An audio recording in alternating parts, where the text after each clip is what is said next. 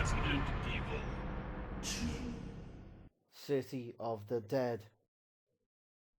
Written by S.D. Perry. Narrated by Craig Fletcher. The in-book quote: "Evil unchecked grows. Evil tolerated poisons the whole system." Jawaharlal Nehru. Prologue. Raccoon Times. August the 26th, 1998. Mayor announces Keep City Safe plan. On the front steps of City Hall, Mayor Harris announced in a press conference yesterday afternoon that the City Council will be hiring at least 10 new police officers to join the Raccoon Police in response to the continued suspension of the Special Tactics and Rescue Service, STARS, in effect since the brutal murders that plagued Raccoon earlier this summer. Joined by Police Chief Brian Irons and all of Raccoon's council members, Harris assured the gathered citizens and reporters that Raccoon City will once again be a safe community in which to live and work, and that the investigation into the 11 cannibal murders and 3 fatal wild animal attacks is far from closed. Just because no one else has been attacked in the last month doesn't mean that the elected officials of this city can relax, Harris stated. The good people of Raccoon deserve to have confidence in their police force and to be secure in the knowledge that their political representatives are doing everything possible to ensure each citizen's safety. As many of you know, the STAR suspension is likely to become permanent. That unit's gross mishandling of the murder investigations and its subsequent disappearance from Raccoon City suggests that they don't care about this community, but I want to assure you that we care. That myself, Chief Irons, and the men and women you see here today want nothing more than to make Raccoon a place in which our children can grow without fear." Harris went on to detail a 3-point plan designed to bolster public confidence and keep Raccoon citizens from falling victim to violence. Besides hiring between 10 and 12 new police officers, the citywide curfew will remain in place through at least September, and Chief Irons will personally head a task force of several officers and detectives to continue searching for the killers who took the lives of 11 people between May and July of this year. Cityside. September the 4th, 1998. Renovation of Umbrella Complex planned.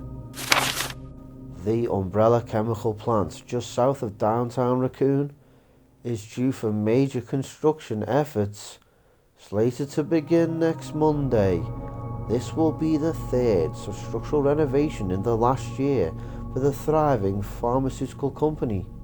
According to Umbrella spokesperson Amanda Whitney, 2 of the laboratories inside the main plant will be fitted with several $1 million worth of new equipment designed for vaccine synthesis, and the building itself will receive a state-of-the-art security system. In addition, all of the connected office buildings will be upgrading computers over the next several weeks. But will this be a problem for downtown traffic? Said Whitney. With the Raccoon Police Building just finishing up yet another one of their renovations, we know that local commuters are getting pretty tired of blocked streets. We're going to do our best not to get in the way of downtown traffic. Most of the construction is internal, and the rest will be doing after business hours. The courtyard in front of the RPD building, our readers may remember, was recently repaved and landscaped after several mysterious cracks appeared in the cement and topsoil. Traffic had to be diverted around 2 blocks of Oak Street for 6 days. When asked why so many overhauls as of late, Whitney replied, "Umbrella has stayed ahead of the competition for as long as it has by keeping up with current technology. It's going to be a busy couple of months, but I think it'll be well worth the effort when we're finally through." Raccoon Weekly Editorial.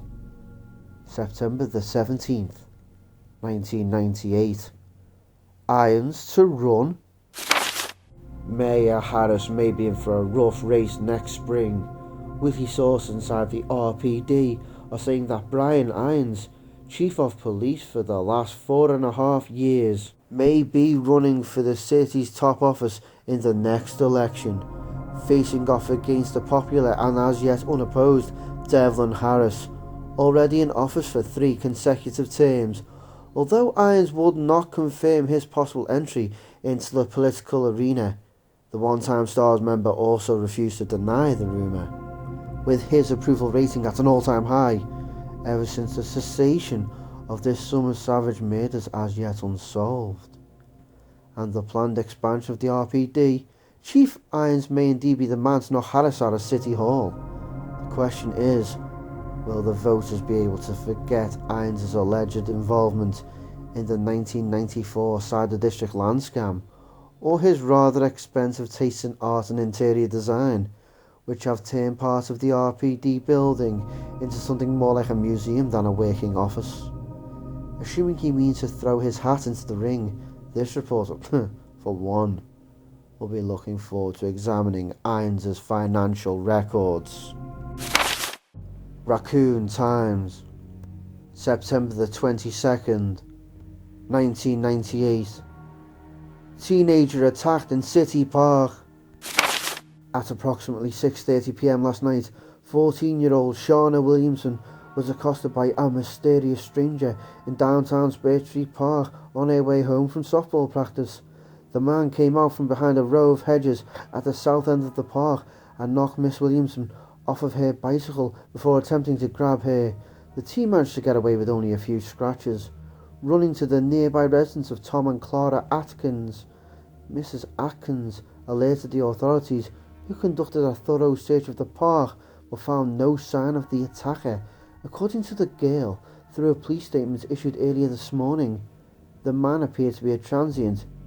His clothes and hair were dirty, and she described a bad odour coming from him, a smell like rotten fruit. She also said that he seemed drunk, staggering and falling after her as she ran. With the plague of cannibalistic murders from May to July still unsolved, the RPD is taking Miss Williamson's encounter very seriously. The assailant bears a striking resemblance to eyewitness reports of the gang members spotted in Victory Park last June. Mayor Harris has called for a press conference for later today, and the police chief Brian Irons has stated already that with the first of the newly hired police officers expected next week, regular patrols will extend their routes to include the downtown park blocks. Chapter 1, September the 26th, 1998. With the guys waiting outside in Barry's truck, Jill did her best to hurry. It wasn't easy. The house had been tossed since the last time she'd been there. The floors were strewn with books and papers, and it was too dark to navigate around the debris easily. That her small home had been violated was upsetting, though not much of a surprise. She figured she should just be thankful that she wasn't really the sentimental type, and that the intruders hadn't managed to find her passport. She grabbed random handfuls of clean socks and underwear in the cramped darkness of the bedroom and stuffed them deep into her weather backpack, wishing she could turn on the lights. Packing a bag in the dark was harder than it sounded. Would be even if one's house hadn't been trashed, but she knew they couldn't afford to take any chances. It was unlikely that Umbrella still had all of their houses staked out, but if there was anyone watching, a light in the window could draw fire. "At least you're getting out. No more hiding." There was that much. They were headed for foreign soil, to storm enemy headquarters and very likely get killed in the process, but at least she wouldn't have to hang out in Raccoon anymore. And from what she'd read in the papers lately, maybe that was for the best. 2 attacks in the last week. Chris and Barry were sceptical about the danger, even knowing what the T-virus did to people. Barry thought it was some kind of PR stunt, that Umbrella would rescue Raccoon before anyone got hurt. Chris agreed, insisting that Umbrella wouldn't crap in their own backyard, so to speak. What with the Spencer estate disaster so recent, but Jill wasn't prepared to assume anything. Umbrella had already proven that they couldn't contain their research, and with what Rebecca and David Trapp's team had faced in Maine. Now wasn't the time to think about that. They had a plane to catch. Jill scooped the flashlight off the dresser and was about to head for the living room when she remembered she only had one bra with her. Scowling, she turned back to the open drawers and started to dig. She had enough clothing already, chosen from what Brad had left behind when he fled Raccoon.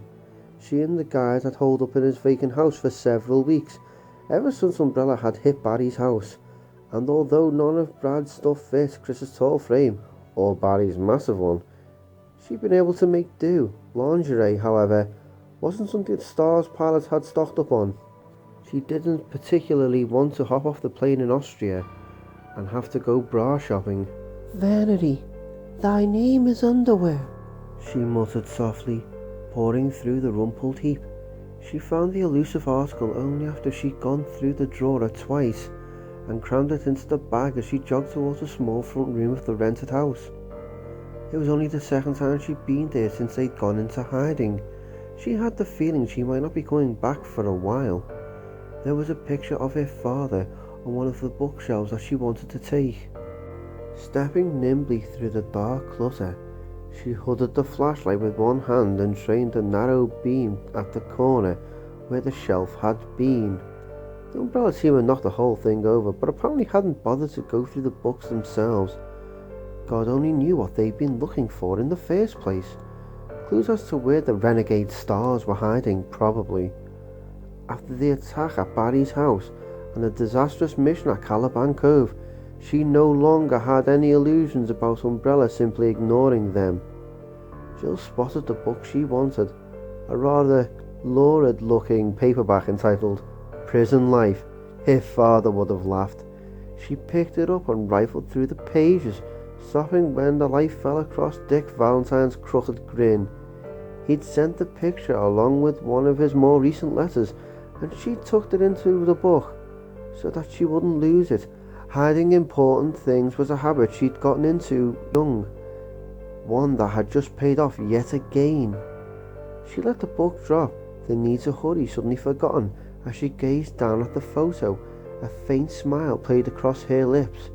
He was probably the only man she knew of who looked good in the bright orange jumpsuit of a maximum security pen. For just a moment, she wondered what he'd think of her current predicament. In a roundabout way, he was responsible, at least for her getting involved with the Stars in the first place. After he'd been sent up, he'd urged her to get out of the business, even saying that he'd been wrong to train her as a thief. "So, I take a legit job, actually working for society instead of against it, and people in Raccoon start dying? The Stars uncover a conspiracy to create bioweapons with a virus that turns living things into monsters? Obviously nobody believes us. The Stars that can't be bought by Umbrella are either discredited or eliminated, so we go underground, try to dig up proof and come up empty-handed. As Umbrella continues to screw around with their dangerous research and more good people are killed, now we're off on what will probably be a suicide mission to Europe to see if we can infiltrate the headquarters of a multi-billion-dollar corporation and stop them from destroying the goddamn planet. What would you think? I wonder, assuming you'd even believe such a fantastic tale, what would you think? You'd be proud of me, Dick," she whispered, scarcely aware that she'd spoken aloud, and not at all sure if it was the truth. Her father wanted to see her in a less perilous line of work, and compared to what she and the other ex-stars were currently up against, burglary was about as dangerous as accounting. After a long moment, she carefully placed the photo into a pocket of the backpack and looked around at the broken remnants of her small home, still thinking about her father and what he'd say about the strange path her life had taken. If things went well, maybe she would be able to ask him in person. Rebecca Chambers and the other survivors of the main mission were still in hiding, quietly networking through the Stars organization for support and waiting to hear what she and Chris and Barry could tell them about the Umbrella's headquarters. The official HQ was in Austria, although they all suspected that the minds behind the T-virus had their own secret complex elsewhere. "Which you won't find out if you don't get your ass in gear. The guys are going to think you stopped to take a nap," Jill shouldered the bag and took a final look around the room before moving toward the back door through the kitchen. There was a lingering scent of rotten fruit in the dark air, coming from a bowl of apples and pears atop of the refrigerator that had long since disintegrated into mush. Even though she knew better, the smell caused a chill to run up her spine. She hurried for the closed door, trying to block out the sudden, vivid flashes of memory of what they'd found at the Spencer estate. Rotting as they walked, reaching out with wet and withered fingers, faces melting with pus and decay. Jill? She barely contained a cry of surprise at the sound of Chris's soft voice just outside. The door opened, Chris silhouetted against the darkness by a distant streetlight.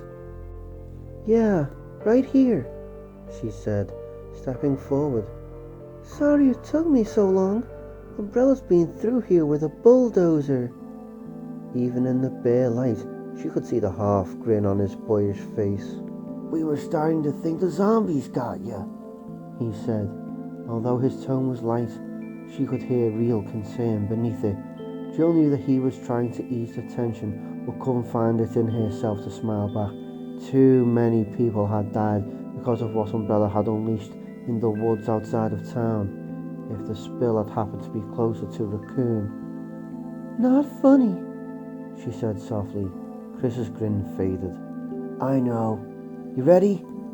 Jill nodded, although she didn't feel particularly ready for what lay ahead.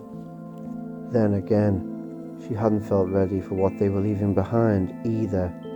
In a matter of weeks, their concept of reality had undergone a massive shift, turning nightmares into the commonplace. Evil corporations, mad scientists, killer viruses, and the walking dead. Yeah, she said finally. I'm ready. Together they stepped outside. As Jill closed the door behind them, she was suddenly struck by a strange and ominous certainty that they would never set foot in the house again. That the three of them wouldn't be coming back to Raccoon City at all. But not because of anything that happens to us. Something will happen, but not to us. Frowning, hand on the doorknob, she hesitated for a moment and tried to make sense of the bizarre thought. If they survived the recon, if they were successful in their fight against Umbrella, why wouldn't they come back to their homes? She didn't know, but the feeling was uncomfortably strong. Something bad was going to happen. Something... Hey, you okay? Jill looked up at Chris, saw the same concern on his youthful face that she'd noticed earlier. They'd gotten pretty close in the last few weeks, although she suspected that Chris might like to get a bit closer. Oh, and you don't? The sense of impending unpleasantries was already fading, other confusions and uncertainties stepping in to take its place. Jill shook herself mentally and nodded at Chris, letting the feelings go. The flight to New York wasn't going to wait for her to indulge in self-analysis or to worry about things that she couldn't control, imagined or otherwise. Still, that feeling. Let's get the hell out of here, she said, and meant it. They moved out into the night, leaving the house dark behind them, as lonely and silent as a tomb. Chapter 2. October the 3rd, 1998. Twilight had settled across the mountains, painting the jagged horizon in shades of purple dusk. The winding blacktop snaked through the gathering darkness, surrounded by shadowed hills that towered into the cloudless sky. Stretching toward the first faint glimmerings of starlight, Leon might have appreciated the majestic view a bit more. If he wasn't so goddamn late, he'd make it to his shift on time, sure, but he'd been hoping to get settled into the new apartment first, take a shower, get something to eat. As it was, he might have time to hit a drive-through on his way to the station. Changing into his uniform back at the last rest stop had saved him a couple of minutes, but basically, he was screwed.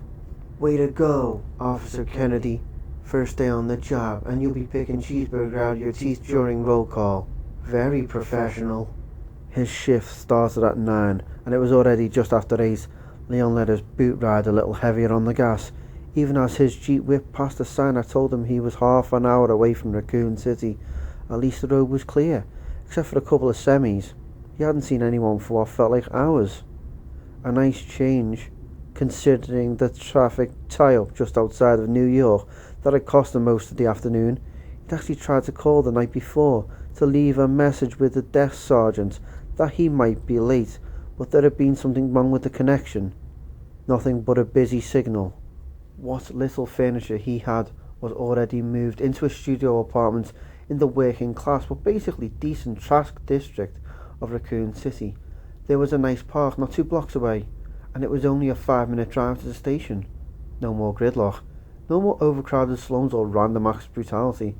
Assuming he could survive the embarrassment of showing up to his first shift as a full-blown officer of the law without having unpacked his bags, he was looking forward to living in the peaceful community. Raccoon is about as far removed from the big apples you can get, thank you very much. Well, except for the last few months. Those murders. In spite of himself, he felt a tiny thrill at the thought. What had happened in Raccoon was horrible, of course, sickening, but the perps had never been caught, and the investigation was really just getting started. And if Irons liked him as much as the heads of the academy had liked him, maybe Leon would get a chance to work on the case. Word had it that Chief Irons was kind of a prick, but Leon knew his training had been top notch. Even a prick would have to be a little impressed. He graduated in the top 10th after all, and it wasn't like he was a stranger to Raccoon City, since he'd spent most of his summers there as a kid when his grandparents were still alive. Back then, the RPD building had been a library, and Umbrella was still several years away from turning the town into an actual city, but in most ways it was still the same quiet place he remembered from his childhood. Once the cannibal killers were finally put away, Raccoon would be ideal again, beautiful, clean, a white-collar community nestled in the mountains like a secret paradise. So I get settled in and a week or 2 passes, and Irons notices how well written my reports are, or sees how good I am on the target range. He asked me to take a look at the case files, just to familiarize myself with the details so I can do some footwork and I see something that no one else has seen. A pattern maybe, or a motive on more than one of the victims. Maybe I run across a witness report that reads wrong. No one else has caught it, because they've lived with it for too long. And this rookie cop just comes along and cracks the case. Not a month out of the academy and Something ran in front of the Jeep. Jesus! Leon hit the brake and swerved, shocked out of his daydream as he struggled for control of the vehicle. The brakes locked and there was a screech of rubber that sounded like a scream. The Jeep half turned to face the darkening trees that lined the road and came to a stop on the shoulder, dying after a final lurching jolt. Heart pounding and stomach in knots, Leon opened the window and craned his neck, scanning the shadows for the animal that had darted across the highway. He hadn't hit it, but it had been close. Some kind of a dog. He didn't get a clear look. A big one anyway. A shepherd, or maybe an oversized Doberman. But it had looked wrong somehow. He'd only seen it for a split second. A flash of glowing red eyes and a lean, wolfish body. And there was something else. It had seemed kind of slimy. No, trick of the light. Or you were just so shit scared that you saw it wrong. You're okay. And you didn't hit it. That's the important thing. Jesus, he said again, softer this time, feeling both relieved and suddenly quite angry as the adrenaline leaked out of his system. People who let their dogs run loose were idiots, claiming they wanted their pets to be free and then acting surprised when Fido got squashed by a car. The Jeep had come to a stop just a few feet away from a road sign that read Raccoon City 10. He could just make out the lettering in the growing shadows. Leon glanced at his watch. He still had almost half an hour to get to the station. Plenty of time, but for some reason, he simply sat for a moment, closing his eyes and breathing deeply. Cool, pine-scented air breezed across his face, the deserted stretch of road seeming almost unnaturally quiet, as if the landscape was holding its breath, waiting. Now that his heart had resumed a more normal pace, he was surprised to find that he still felt unsettled, even anxious. The murders in Raccoon, weren't a few of those people killed by animal attack? Wild dogs or something? Maybe that wasn't someone's pet dog at all. A disturbing thought, and even more disturbing was the sudden feeling he had that the dog was still close by, maybe watching him from the darkness in the trees. Welcome to Raccoon City, Officer Kennedy. Watch out for things that may be watching you. Don't be an asshole, Leon mumbled to himself, and felt a little better at the sound of his no-nonsense adult tone of voice. He often wondered if he would ever outgrow his imagination, daydreaming like a kid about catching bad guys, then inventing killer dog monsters lurking in the woods. Let's try to act our age. Hey Leon, you're a cop for God's sake, a grown-up. He started the engine and backed onto the road, ignoring the strange sense of unease that had somehow managed to take hold of him, in spite of his mind's chiding voice. He had a new job and a nice apartment in a nice little up-and-coming city. He was competent, bright, and decent-looking. As long as he kept his creativity glands in check, everything would be fine. And I'm on my way, he said to himself, forcing a grin that felt out of place, but suddenly very necessary to his peace of mind. He was on his way to Raccoon City, to a promising new life. There was nothing to be uneasy about, nothing at all. Claire was exhausted, both physically and emotionally, and the fact that her butt had been aching for the last couple of hours wasn't helping matters much. The thrum of the Harley's engine seemed to have settled deep into her bones. Physical counterparts of the butterflies in the stomach, and of course, the worst seemed to emanate from her extremely sore and overheated arse. Plus it was getting dark, and like an idiot she wasn't wearing her leathers. Chris would be totally pissed. Please go and yell his head off, and I won't even care. Die. Chris, please be there to scream at me for being such an idiot. The Harley buzzed along the dark road, the sound of the engine echoing back at her from the sloping hills and shadow-laden trees. She took the corners carefully, very aware of how deserted the winding highway was. If she took a spill, it would be a long time before anyone happened by. Like it would matter. Take a spill without your gear on? You'll be scraping pieces of you off the asphalt with a squeegee. It was stupid. She knew it was stupid to have left in such a god-awful hurry, that she couldn't be bothered to suit up, but something had happened to Chris. Hell, something may have happened to the entire city. Over the past couple of weeks, the growing suspicion that her brother was in trouble had become a certainty, and the call she'd made that morning had cinched it for her. Nobody home? Nobody home anywhere. Like Raccoon moved and forgot to leave a forwarding address. It was definitely creepy. Though she could give a shit about Raccoon, what mattered was that Chris was there, and if something bad had happened to him, she wouldn't think that way. Chris was all she had left. Their father had been killed on his construction job when they were both still kids, and when their mother had died in a car crash 3 years ago, Chris had done his best to take on a parental role. Even though he's only a few years older, he helped her pick a college, find a decent therapist. He even sent her a little money each month beyond what the insurance policy paid out, what he called walking around cash. And on top of all that, he called her every couple of weeks like clockwork, except he hadn't called at all in the last month and a half, and hadn't returned any of her calls. She tried to convince herself that she was silly to worry. Maybe he finally met a girl, or something had turned up on the star suspension thing, whatever that was all about. But after 3 unanswered letters and days of waiting for the phone to ring, she finally put in a call to the RPD that very afternoon, hoping against hope that someone there might know what was going on. She'd gotten a busy signal. Sitting in her dorm room, listening to that soulless mechanical bleat, she started to worry for real. Even a small city like Raccoon had a voicemail answering system set up to field calls. The rational part of the mind told her not to panic, that the down line was nothing to get freaky about, but already her emotional self was screaming foul. She'd gone through her address book with trembling hands, dialing the few numbers she had for friends of his, people or places he told her to call if there was ever an emergency and he wasn't home. Barry Burton, Emmy's Diner, some cop she'd never met named David Ford. She even tried Billy Robertson's number, although Chris had told her that he'd disappeared a few months earlier, and with the exception of an overloaded answering machine at David Ford's house, she'd gotten nothing but busy signals. By the time she'd hung up, the worry had transformed into something close to panic, The trip to Raccoon City was only about 6.5 hours from the university. Claire's roommate had borrowed her riding gear to go out with her new biker boyfriend, but Claire had an extra helmet, and with that feeling that was not quite panic spinning through her frightened thoughts, she had simply grabbed the helmet and gone. Stupid? Maybe. Impulsive? Definitely. And if Chris is okay, we can laugh about how ridiculously paranoid I am till the cows come home. And until I find out what's going on, I won't know a moment's peace.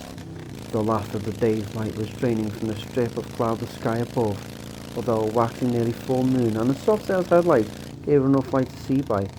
More than enough to see the small sign ahead on her left, Raccoon City 10, telling herself that Chris was fine, and if anything weird happened in Raccoon, somebody would have checked it out by now. Claire forced her concentration back to handling the heavy bike. It would be full dark soon, but she'd be in Raccoon before it was too dark to ride safely. Whether or not Raccoon City would be safe, she'd find out soon enough. Chapter 3. Leon reached the outskirts of town with 20 minutes to spare, but decided that a hot dinner was going to have to wait. From his previous visits to the station, he knew that there were a couple of vending machines he could hit up for something to tide him over. The thought of stale candy and peanuts didn't sit well on his growling stomach, but it was his own damned fault for not taking New York traffic into account. The drive into the city proper did a lot to soothe his still rattled nerves. He passed a few small farms that lay east of town, the fairgrounds and storage sheds, and finally the truck stop that marked the separation of rural Raccoon from urban. Something about knowing that he was going to be patrolling those back roads before long, keeping them safe, gave him a surprising sense of well-being, and not a little pride. The early autumn air from the open window was pleasantly brisk, and the rising moon bathed everything he saw in a silvery glow. He wasn't going to be late after all. Within the hour, he'd officially become one of Raccoon's finest. As Leon turned the jeep down Bybee, heading for one of the main north-south streets that would take him to the RPD building, he got his first hint that something was very wrong. In the first few blocks, he was mildly surprised. By the fifth, he found himself slipping towards a state of shock. It wasn't just strange, it was, well, it was impossible. Bybee was the first real city street coming from the east, where buildings outnumbered empty lots.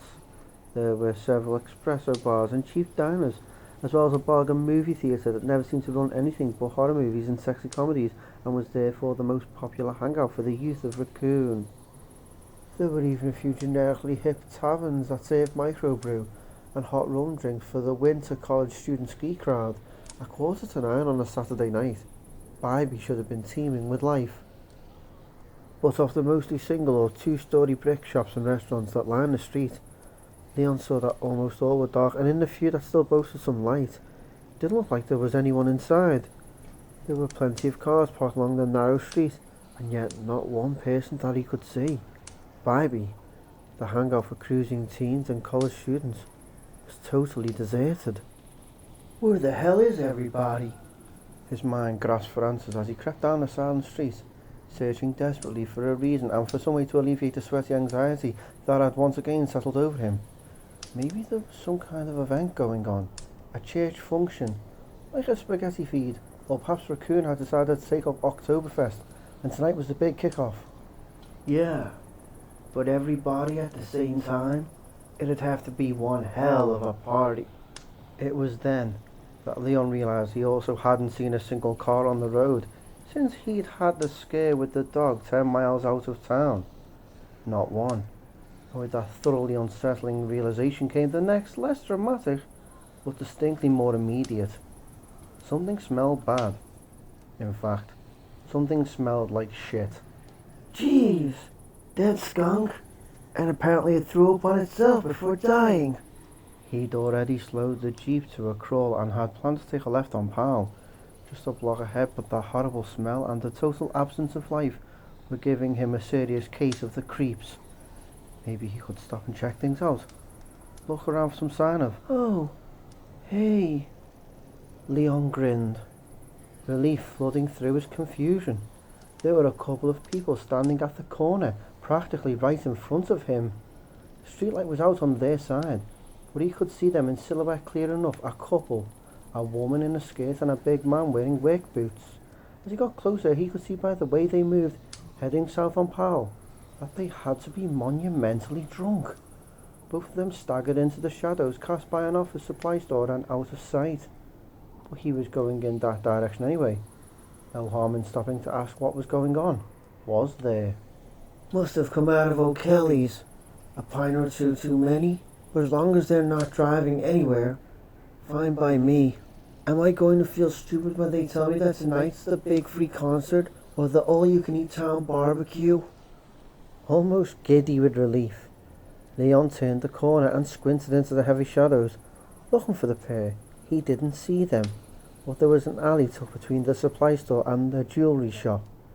Maybe his two drunk friends had ducked in for a bathroom break, or something even less legal. Shit! Leon slammed on the brake as half a dozen dark shapes fluttered up from the street, caught in the Jeep's headlights like giant whirling leaves.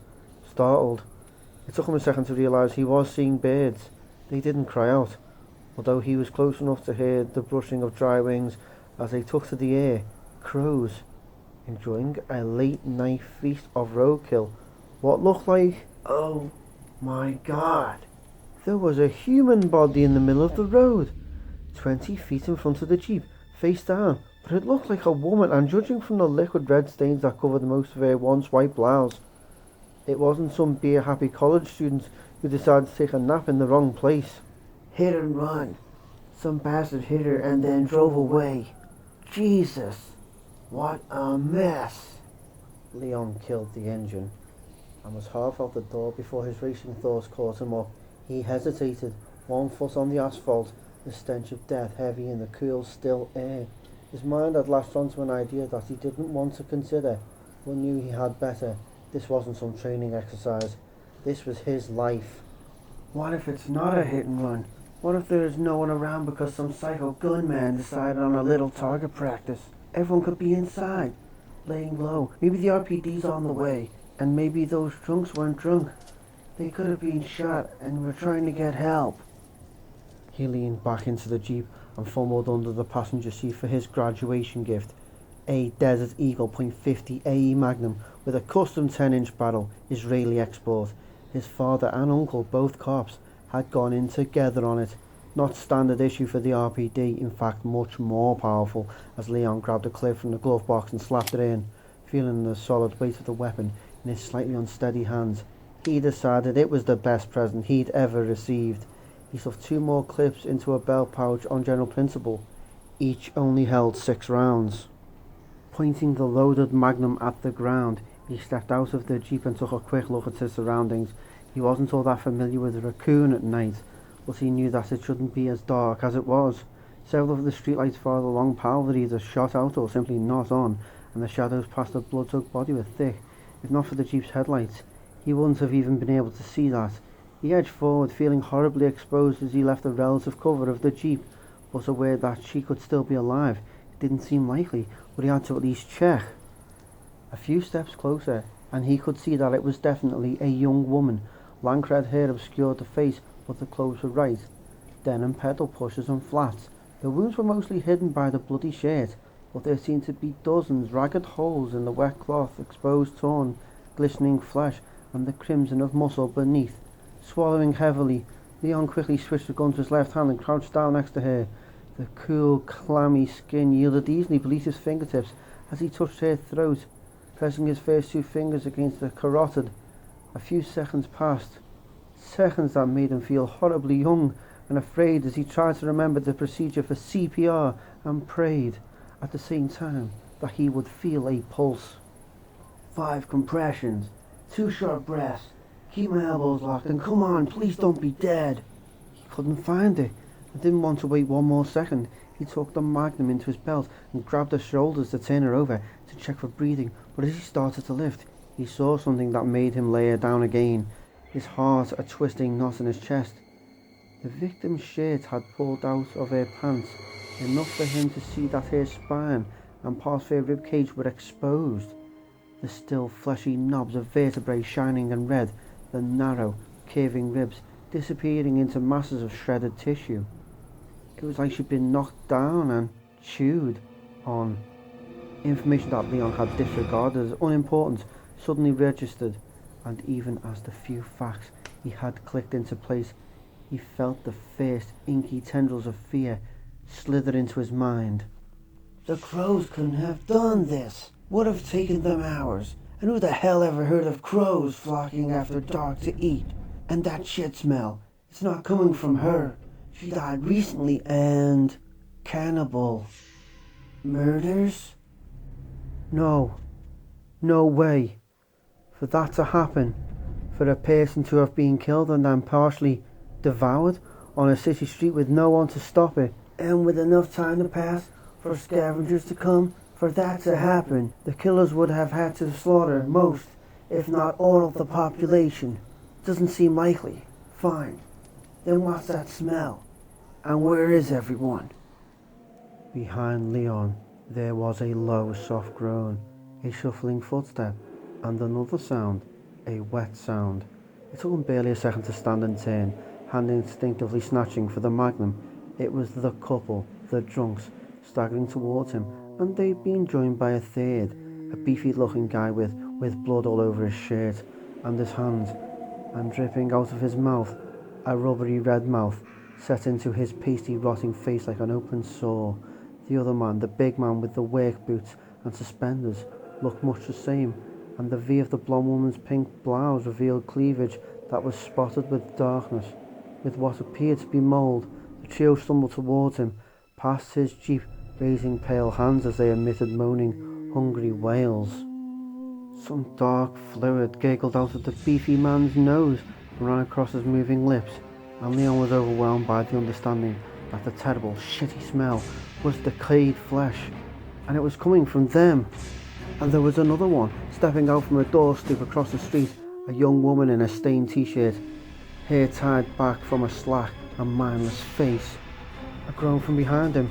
Leon shot a look over his shoulder and saw a youth with dark hair and rotting arms shamble out from the sidewalk darkness of an awning shadow. Leon raised a magnum and aimed at the closest, the man with suspenders.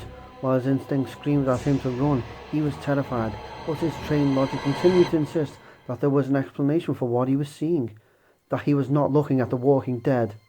Control. Procedure. You're a cop?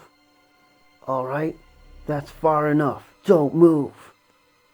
His voice was strong, commanding, and authoritative, and he was wearing his uniform. And God, why wouldn't they stop? The man in suspenders moaned again, blind to the weapon points at his chest, and still flanked by the others, now less than 10 feet away. Don't move! Leon said again, and the sound of his own panic made him back up a step, darting his gaze left and right, seeing that there was still more of the wailing, lurching people coming out of the shadows. Something grabbed his ankle. No! He shouted, whipped the gun around and saw the corpse of the hit-and-run victim was scrabbling at his boot with one blood-crusted hand, working to drag her crippled body closer. Her gasping cry of frantic hunger rose to join those of the others as she tried to bite into his foot, bloody smears of saliva drooling off her abraded chin, dripping onto the leather. Leon fired into her upper back, the sharp explosive crack of the massive weapon loosening her grip, and at such close range, probably obliterating her heart. Spasming, she dropped back to the pavement, and he turned and saw that the others were less than 5 feet away, and he fired twice more, the round splatting red flowers into the chest of the closest. The entry wounds spouted scarlet. The man in suspenders was hardly fazed by the twin gaping holes in his torso. His stagger faltering for only a second, he opened his bloody mouth and gasped out a hissing howl of hunger. Hands raised again, as if to direct him to the source of relief. Must be on something. Firepower like that could drop an elephant. Backing away, Leon fired again, and again, and again. And then the empty clattered the pavement. Another was slammed in, more rounds fired, and still they kept coming, oblivious to the shots that ripped at their stinking flesh. It was a bad dream, a bad movie. It wasn't real, and Leon knew that if he didn't start believing, he was going to die, eaten alive by these. Go ahead, Kennedy. Say it. These zombies. Blocked from his jeep, Leon stumbled away, still firing. Chapter 4. So much for the nightlife. This place is Deadsville. Claire had seen a couple of people wandering around as she pulled into Raccoon, though not nearly as many as there should have been. In fact, the place seemed spectacularly deserted. The helmet blocked out a lot of visual evidence, but there was definitely a lack of business going on at the east end of town. A lack of traffic as well. It struck her as weird, but considering the disaster she'd been imagining all afternoon, not all that ominous. Raccoon still existed at least, and as she headed for the 24-hour diner off Powell, she saw a fairly large group of parties walking down the middle of a side street. Drunken frat boys, if she remembered her last visit clearly. Obnoxious, but hardly the horsemen of the apocalypse. No bombed out ruins, no dime fires, no air raid sirens. So far so good. She'd planned to head straight for Chris's apartment before she realised she'd be passing Emmy's on the way. Chris couldn't cook worth a damn. Consequently, he lived on cereal, cold sandwiches, and dinner at Emmy's about 6 nights a week. Even if he wasn't there, it might be worth it to stop in and ask one of the waitresses if they'd seen him lately. As Claire pulled the Softail to a gentle stop in front of Emmy's, she noticed a couple of rats scurrying for cover from atop a garbage can on the sidewalk. She put down the stand and unstraddled her bike, taking off her helmet and setting it on the warm seat. Shaking out her ponytail, she wrinkled her nose in disgust. From the smell of things, the trash had been sitting out for quite a while. Whatever they were throwing away gave off a seriously toxic stink. Before going in, she chafed her bare legs and arms lightly, as much to warm them as to wipe off the top layer of road grime. Shorts and a vest were no match for the October night, and it reminded her once again of how dumb she'd been to ride bare. Chris would give her one hell of a lecture. But not here. The building's glass front gave her a clear look at the well-lit homey restaurant, from the bolted red stools at the lunch counter to the padded booths lining the walls, and there wasn't a soul in sight. Claire frowned, her initial disappointments giving way to confusion. Having visited Chris pretty regularly over the last few years, she'd been to the diner at all hours of the day and night. They were both night owls, often deciding to go out for cheeseburgers at 3 in the morning, which meant Emmy's every time. There was always someone at Emmy's, chatting with one of the pink polyester-clad waitresses, or hunched over a cup of coffee with a newspaper, no matter what time it was. So, where are they? It's not even 9 o'clock. The sign said open, and she wasn't going to find out standing in the street. With a last glance at her bike, she opened the door and stepped inside. Taking a deep breath, she called out hopefully, "Hello? Anyone here?" Her voice seemed somehow flat in the muted silence of the empty restaurant. Except for the soft hum of the ceiling fans overhead, there wasn't a sound. There was the familiar smell of stale grease in the air, but something else too, a scent that was bitter and yet soft, like rotting flowers. The restaurant was L-shaped, booths stretching off in front of her and to the left. Walking slowly, Claire headed straight. At the end of the lunch counter was the wait station, and past that the kitchen. If Emmy's was open, the staff would probably be hanging out there, maybe as surprised as she was that there was no customers. Except that wouldn't explain the mess, would it? It wasn't a mess exactly. The disorder was subtle enough that she hadn't even noticed it from outside. A few menus on the floor, an overturned water glass on the counter, and a couple of randomly strewn pieces of silverware were the only signs of something amiss. They were enough. To hell with checking out the kitchen. This is too weird. Something is seriously fucked up in this city. Or maybe they got robbed. Or maybe they're setting up for a surprise party. Who cares? Time for you to be elsewhere. From the hidden space at the end of the counter, she heard a gentle sound of movement. A sliding whisper of cloth followed by a muffled grunt. Somebody was there, ducked down, heart thumping loudly. Claire called out again. Hello? For a beat, there was nothing, and then another grunt. A muted moan that raised the hair on the back of her neck. In spite of her misgivings, Claire hurried toward the back, suddenly feeling childish for her desire to leave. Maybe there had been a robbery. Maybe the customers had been tied up and gagged, or even worse, so badly injured that they couldn't cry out. Like it or not, she was involved. Claire reached the end of the counter, pivoted left and froze, eyes wide, feeling as though she'd been physically slapped. Next to a cart loaded with trays was a balding man dressed in cook's white, his back to her. He was crouched over the body of a waitress, but there was something very wrong about her, so wrong that Claire's mind couldn't quite accept it at first. His shocked gaze took in the pink uniform, the walking shoes, even the plastic name tag still pinned to the woman's chest. What looked like Julie or Julia.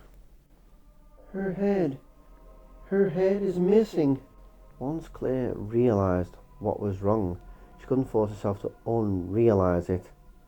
As much as she wanted to, there was only a pool of drying blood where the waitress's head should have been, a sticky puddle surrounded by fragments of skull and dark mashed hair and chunks of miscellaneous gore. The cook had his hands over his face, and as Claire stared in horror at the headless corpse, he let out a low, pitiful wail. Claire opened her mouth, not sure what would come out. To scream, to ask him why, how, to offer to call for help. She honestly didn't know, and as the man turned to look up at her, hands dropping away, she was stunned to hear nothing came out at all. He was eating the waitress. His thick fingers were clotted with dark bits of tissue. The strange and alien face he raised into view was smeared with blood. Zombie! A child of late-night creature features and campfire stories, her mind accepted it in the split second it took for her to think it. She wasn't an idiot. He was deathly pale and ripe with that sickly, sweet sense of decay she'd noticed earlier, his eyes cataracted and gleaming white. Zombies in Raccoon? I never expected that. With that calm, logical realisation came a sudden rush of absolute terror. Claire stumbled backwards, furious panic turning her guts into liquid as the cook continued to turn, rising from his crouch. He was huge, easily a foot over her, 5'3", and as broad as a barn. I'm dead. He's dead and he was eating her. Don't let him get any closer. The cook took a step toward her, his stained hands clenching into fists. Claire backed up faster, almost slipping on a menu. A fork clattered away from beneath one boot. Get out now. I'll be on my way now, she babbled. Really, don't bother to show me out. The cook staggered forward, his blind eyes glowing with dumb hunger. Another step back and Claire reached behind her, felt air, felt nothing, and then the cool metal of the door's handle. A shot of adrenaline triumph bolted through her as she spun, snatched at the handle and screamed. A short, sharp cry of horror. There were 2, 3 more of them outside, their disintegrating flesh pressed to the glass at the front of the diner. One of them had only one eye, a suppurating hole where the other should have been. Another had no upper lip, a ragged, permanent grin scrawled across the lower jaw. They clawed mindlessly at the windows, their ashy, ravaged faces awash with blood, and from the shadows across the street, dark shapes stumbled out into the open. Can't get out! Trap! Jesus, the back door! From the edge of her vision, the glowing green exit sign shone like a beacon. Claire spun again and Billy saw the cook reaching out to her from a few feet away, her full attention fixating on the only hope of escape. She ran.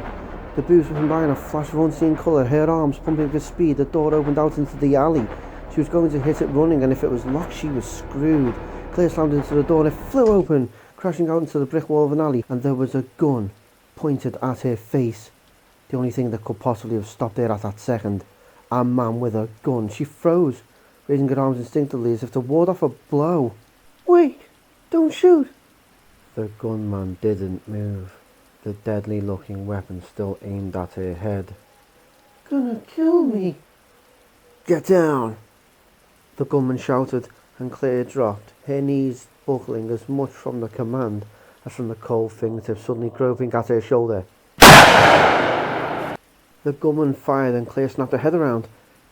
saw the dead cook falling backwards from directly behind her, at least one massive hole now in its forehead. Sluggish spurts of blood jetted from the wound, the white eyes filming over with red. The fallen corpse twitched once, twice, and stopped moving. Claire turned back to the man who'd saved her life, and his uniform registered for the first time. Cop. He was young, tall, and almost as terrified looking as she felt, his upper lip beaded with sweat, his blue eyes wide and unblinking. His voice, at least, was strong and sure as he reached down to help her up. "We can't stay out here. Come with me. We'll be a lot safer at the police station." As he spoke, she could hear the closing chorus of gasping moans from the street, the wails of hunger growing louder. Claire let herself be pulled up, gripping his hand tightly, taking small comfort in the fact that his fingers were as feverish and shaky as hers.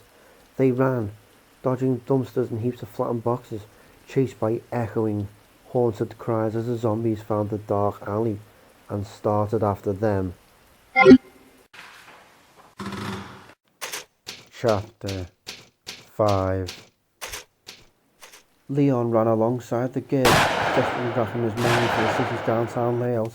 The alley should let out on Ash, not far from Oak, the Arcade Street, but the station was at least another 15 blocks west, unless they could find transportation.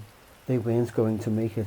He was on his last clip, 4 rounds left, and from the sounds reverberating through the alley, there were dozens, maybe hundreds of creatures at either end.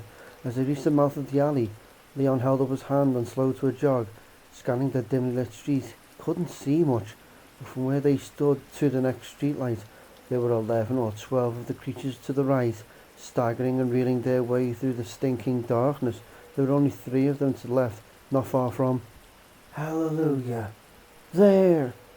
Leon pointed at the squad car parked across the street, feeling a flush of wild hope. There were no officers in sight. That was too much to ask for, but the front doors were standing open, and the 3 moaning things that roamed nearby wouldn't reach it before he and the girl could. Even if there were no keys, there was a radio and the windshield was bulletproof. They could probably hold out against walking corpses until help came. "And it's the only chance you've got. Go!"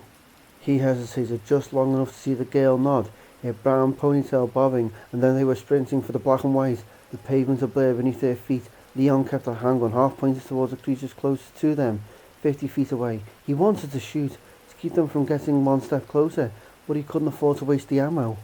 "God, let there be keys." They reached the car at the same time and split, the girl running around to the passenger's side, and Leon realised with a new kind of horror that she probably thought the car was his. He waited for her to slam the door before jumping behind the wheel, a small, deeply frightened person screaming that this was his first day. As he yanked his own door shut, a prayer answered. The keys were in the ignition. Leon dropped a magnum into his lap and grabbed them, feeling that wild hope once again, like there were options besides dying. "Buckle up," he said, barely hearing her assent as he turned the keys and the flashes came on. Ashley's and the creatures that stalked it were bathed in blue and red swirls of pallid colour, shadows changing form and thickness. It was a vision of hell, and he hit the gas, desperate to get away from it as fast as he could. The car spun away from the curb with a squeal. Leon pulled the wheel right and then left, narrowly missing a lurching woman whose scalp had been torn half off. Even through the closed windows, he could hear her frustrated howl as they sped away, joined by the cries of many more. "Back up! Call for backup!" Leon fumbled for the radio, not taking his gaze off of the road. The creatures were scattered but persistent, dark and shambling monsters that staggered out into the street as if drawn to the sound of the speeding car. As the black and white rocketed across Pal and continued on, he had to dodge several more of them. The girl was talking, staring out at the desolate landscape as Leon hit the comm button on the radio, his sense of helplessness rising. No static, no nothing. "What the hell's going on? I arrived in Raccoon and the whole place is insane." "Wait, the radio's out," Leon interrupted, dropping the radio and focusing on the road. The entire city seemed like an alien world, the streets strangely shadowed. There was a dreamlike quality to it, but the smell kept him from believing that he was asleep. The stench of diseased flesh had permeated even the interior of the squad car, making it hard to concentrate on driving. At least there was no traffic and no people. No real people. Except me and the girl. I've got to do my job here. Keep her from getting hurt. Poor kid. She can't be older than 19 or 20. She's probably terrified. I've got to keep it together and shield her from further danger here. Get to the station and... You're a cop, right? The girl's lilting, but somehow sarcastic tone snapped him out of his panicked musings. He shot a look in her direction, noting that while she looked pale, she didn't seem to be quivering on the edge of a breakdown. There was even a trace of humour in her clear grey eyes, and Leon got the sudden strong impression that she wasn't the breakdown type. A very good thing, considering the circumstances. Yeah. First day on the job, great, huh? I'm Leon Kennedy. Claire, she said. Claire Redfield. I came to find my brother, Chris. She trailed off, staring back out at the passing street. Two of the creatures were staggering into the path of the car from either side, but Leon hit the gas and managed to drive between them. The steel mesh screen separating the back compartment was down, giving him a clear look from the rear view mirror. The two shuffling ghouls were now plodding mindlessly after them. Hungry, just like in the movies. For a moment, neither spoke, the obvious question remaining unspoken. Whatever had happened to turn Raccoon into a horror show didn't matter as much as how they were going to survive it. They'd be at the station in a couple of minutes, assuming the road stayed clear. There was an underground parking lot. He tried that first, but if the gates were closed, they'd have to cover a short distance on foot. There was a small courtyard in front of the building, a park area. 4 rounds left, maybe a city full of those things. We need another weapon. Hey, open the glove box, he said. If it was locked, there was a key on the ring that should open it. Claire tapped the button and reached inside, revealing the back of her pink sleeveless vest. The legend, Made in Heaven, was a pleat above a voluptuous posing angel holding a bomb. The outfit suited her. There's a gun inside, she said, and pulled out a sleek semi-automatic. She raised it carefully and checked to see if it was loaded before digging out a couple of clips. It was one of the RPD's old issues, a 9mm Browning HP. Since a slew of recent murders, the Raccoon force had been carrying H&K VP70s. Another 9mm. The difference was the Browning could only hold 13, while the newer issues held 18 rounds, 19 if you kept one chambered. From the way she handled it, Leon could tell that she knew what she was doing. Better take it with you, he said. The RPD kept a decent arsenal, assuming that there were still cops around. He could pick up his assigned weapon and why are you assuming anything? As Leon took the corner of Ash and Third a little too quickly, the realization finally hit him that the station itself might be crawling with corpses. Everything was happening so fast, he just hadn't considered the possibility. He straightened out the car and let up on the gas, trying to come up with an alternate plan as calmly and rationally as he could. Maybe there was an organised defence at the station, but it wasn't easy to feel hopeful with the stink of decay so heavy in the air. We have 3/4 of a tank, more than enough to make it over the mountains. We could be in Latham in less than an hour. They could drive by the station, and if it looked unfriendly, just get the hell out of town. Sounded good to him. He started to tell Claire, see what she thought when the horrible smell of slaughter washed over him, and something lunged out of the back seat. Claire screamed, and the monster that had been in the squad car all along grasped Leon's shoulder with icy hands, its fly-blown breath gusting into his face. It snatched at his right arm, pulling it towards its drooling, slick teeth with inhuman strength. No! Leon shouted as the car veered wildly to the right, jumping the curve and sliding toward a brick building. The creature was unbound, losing some of its grip. Leon jerked the wheel, but too late to avoid the wall completely. Metal shrieked and a brilliant flash of sparks illuminated the groping hands and leading ghoulish grin of the passenger as the speeding car shot back out into the street. The dead thing swung its eager arms at Claire, and without thinking, Leon slammed on the gas and pulled a hard right. The car fished-tailed, the back end crunching against the parked pickup truck, another burst of fiery sparks. The drooling corpse fell back into the padded seat, but immediately pulled itself forward again, gnashing its teeth and clawing for the gale. The squad car sped down third, Leon trying to control the wheel as he grabbed his weapon and half-turned, holding the Magnum by the barrel. He didn't think to take his foot off the gas, couldn't think of anything except that the zombie was about to sink its teeth into Claire's struggling shoulder. He brought the heavy weapon down and across its face, the butt sliding across flesh that peeled away in a thick flap. Blood gushed from the wound as the grips crushed into its nose, cartilage separating from bone with a wet crunch. Gurgling, the creature clutched at its bleeding head, and Leon just had time to feel a second's triumph when Claire screamed, "Look out!" And Leon looked up to see that they were about to crash. She caught just a glimpse of White Knuckles on the wheel, his clenched jaw, and the car was spinning, screeching, buildings and streetlights flashing by so fast that all she saw was a blare, and then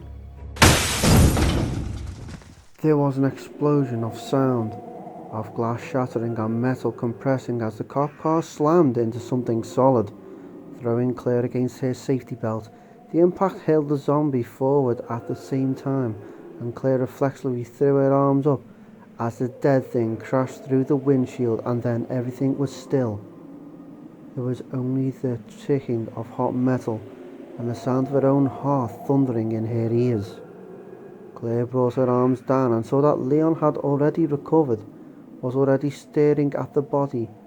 Broken mess sprawled across the hood, its head hanging mercifully out of sight.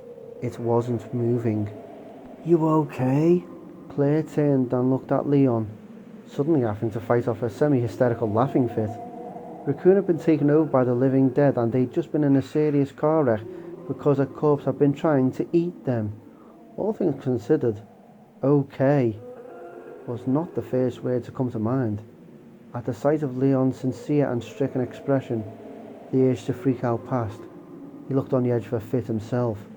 Allowing her devastated nerves free rein wouldn't help anything. "Still in one piece," she managed, and the young cop nodded, seeming relieved. Claire took a deep breath, feeling like it was the first she'd taken in hours, and looked around at where they'd ended up. Leon had managed a complete 180 at the very end of the street where it teed, the obviously totaled squad car facing back the way they'd come. There were no zombies in the immediate vicinity, but Claire had the feeling that they wouldn't have long to find cover. From what she'd seen so far, most if not all of Raccoon had been affected by whatever it was that had happened.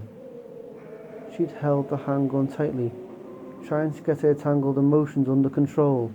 Leon started to say something and then stopped, his eyes widening as he stared at the rear view mirror. Claire looked behind her and for a second could only think at some point since she'd left the university she'd been cursed. Cursed? Somebody wants me dead. That's all there is to it. A semi was barreling down the street, still several blocks away but close enough for them to see that it was out of control. The truck veered back and forth, smashing into a blue pickup parked on one side of the street and then ploughing under a mailbox on the other. Claire realised with numb horror that it was a tanker, and from the way the haul was sliding dangerously at each frantic swerve, the driver had a full load. In the split second that it took to digest that information, she prayed that it wasn't gas or oil. The tanker had halved the distance between them. She could actually see the flames painted across the dark green cab, but even then it wasn't real, so Leon broke the stunned silence. "Maniac's gonna ram us," he breathed, and then they were both stabbing at the seatbelt releases, Claire praying that the crash had unlocked them somehow. The sound of belts letting go were inaudible beneath the rising monolithic growl of the oncoming tanker and the echoing crunch of cars being sideswiped left and right. It was beyond them in a heartbeat. "Run!" Leon shouted, and then she was pushing her way out of the squad car, cool air against her sweaty skin and the scream of the truck's engine blocking out everything else. She took 3 giant running leaps and then felt as much as heard the impact, the asphalt shaking beneath her feet, even as the crash of rending metal thundered behind her. One more flying step and she was being pushed, shoved roughly off her feet by an incredible pressure wave of heat and sound. She managed to kick off against the ground as the tanker's explosion turned night into day in one brilliant instant. An awkward shoulder roll, grip biting into her heat-blasted skin, and she landed behind a parked car in a gasping heap. There was a brief, clashing rain of smoking debris, and Claire was on her feet, stumbling back into the street to search the towering flames for some sign of Leon. Her heart sank. The tanker, squad car, and what had once been a hardware store were all enveloped in an inferno of chemical fire, the street completely blocked by a mass of twisted, burning destruction. "Claire!" Leon's voice, muffled but audible through a wall of curling flame. "Leon!" "I'm okay." he shouted. Head to the station. I'll meet you there. Claire hesitated for a second, staring down at the handgun she still held tightly in one shaky hand. She was afraid, scared of being alone in a city that had turned into a living graveyard, but it wasn't like there was much of a choice. Wishing that circumstances were different was a waste of time. Okay! She turned, trying to get her bearings by the smoking, flickering light of the wreck. The station was close. A couple of blocks away, and there were creatures lurching out of the shadows, from behind cars and inside darkened buildings, with a single-minded purpose. They shambled into the strange light of the blazing accident, making small sounds of hunger as they came. 2, 3, 4 of them. She saw tattered skin and rotting limbs, gaping blackness where eyes should be, and still they came, moving slowly toward her, as if homing in on living flesh. Beyond the fiery wreck, she heard gunfire, 2 shots from perhaps a block away, then nothing. Nothing but the crackle of consuming flame and the soft, helpless cries of the shuffling dead. Leon's on his own now. Move! Claire took a deep breath, spotted an opening within the lethal crowd closing in on her, and ran. Chapter 6. Ada Wong fit the shimmering disc of metal into the slot on the statue, passing it into the opening until it was flush with the marble. As soon as it was in place, she heard the shift of hidden levers and stepped back to see what would happen. Her footfalls echoed through the massive lobby of the RPD building, the sounds reverberating back to her from 3 stories of open room. Another key, one of the sub-basement metals, or perhaps the sample itself, hidden in plain sight. Wouldn't that be a happy surprise? If wishes were horses, the water-bearing nymph made of stone slid forward at a slight angle, the pitcher at her shoulder dropping a slender piece of metal atop the lip of the defunct fountain. The spade key. She sighed, picking it up. She already had the keys. In fact, she had everything she needed to search the station, and most of what she needed to get into the lab. If it wasn't for someone at Umbrella dropping the bomb, the job would have been a walk, easy money. Instead, I get 3-day vacation sans comfort. I get Night of the Living standoff. I get to play put the bullets in the brain and let's find the reporter at the same time. The samples could be anywhere by now, depending on who survived. Assuming I make it out of here with the goods, I'm asking for a big goddamn bonus. No one should have to work in these conditions. Ada slipped the key into her hip pack, then gazed unseeing at the upper balustrade of the impressive hall, mentally checking off the room she'd been through and the one she'd searched more thoroughly. Bertolucci didn't seem to be anywhere on the east side of the building, upstairs or down. She spent what felt like hours staring into dead faces, searching the reeking piles of corpses for his square-jawed and anachronistic ponytail. Of course, he could be moving, but from the information she had on him, it was improbable. The reporter was very much a rabbit, a hider in the face of danger. Speaking of danger, Ada shook herself and got moving, heading back to the door that led into the lower east wing. The lobby was safe enough from the virus carriers. They didn't seem to understand the concept of doorknobs, but there were threats besides the infected. God only knew what Umbrella might send in to clean up, or what had been freed from the laboratory when the leak occurred. Less frightening, but just as bothersome, with alive cops that still might be trooping around, looking for someone to save. She'd heard gunfire, some distant, some not. Every hour or 3 since she'd gone to ground, there were still at least a few uninfected left in the expansive old building, trying to convince a panicky He-Man with a gun that she was alive and didn't want an escort, made facing the undead seem almost appealing. Walking on the balls of her feet to avoid additional noise, Ada slipped through the door and then leaned against it at the end of a long hall, safe to decide on her next move. Although she hadn't checked out the basement yet, and there were still several carriers wandering around in the detective's room, the hall's doors were all closed. If someone or something wanted to get at her, she'd be able to see it coming and get out in time. The exciting life of the freelance agent. Travel the world. Earn money by stealing important things. Fight off the living dead when you haven't showered or eaten a decent meal in 3 days. Impress your friends. She reminded herself again to insist on that bonus. When she arrived in Raccoon less than a week before, she thought she'd been prepared. The maps had been studied, the reporter's files memorised. Her cover story set a young woman looking for her boyfriend, an umbrella scientist. That part was almost true. In fact, it had been her brief relationship with John Howe 10 months before that had landed her the job. More of a one-night stand, actually.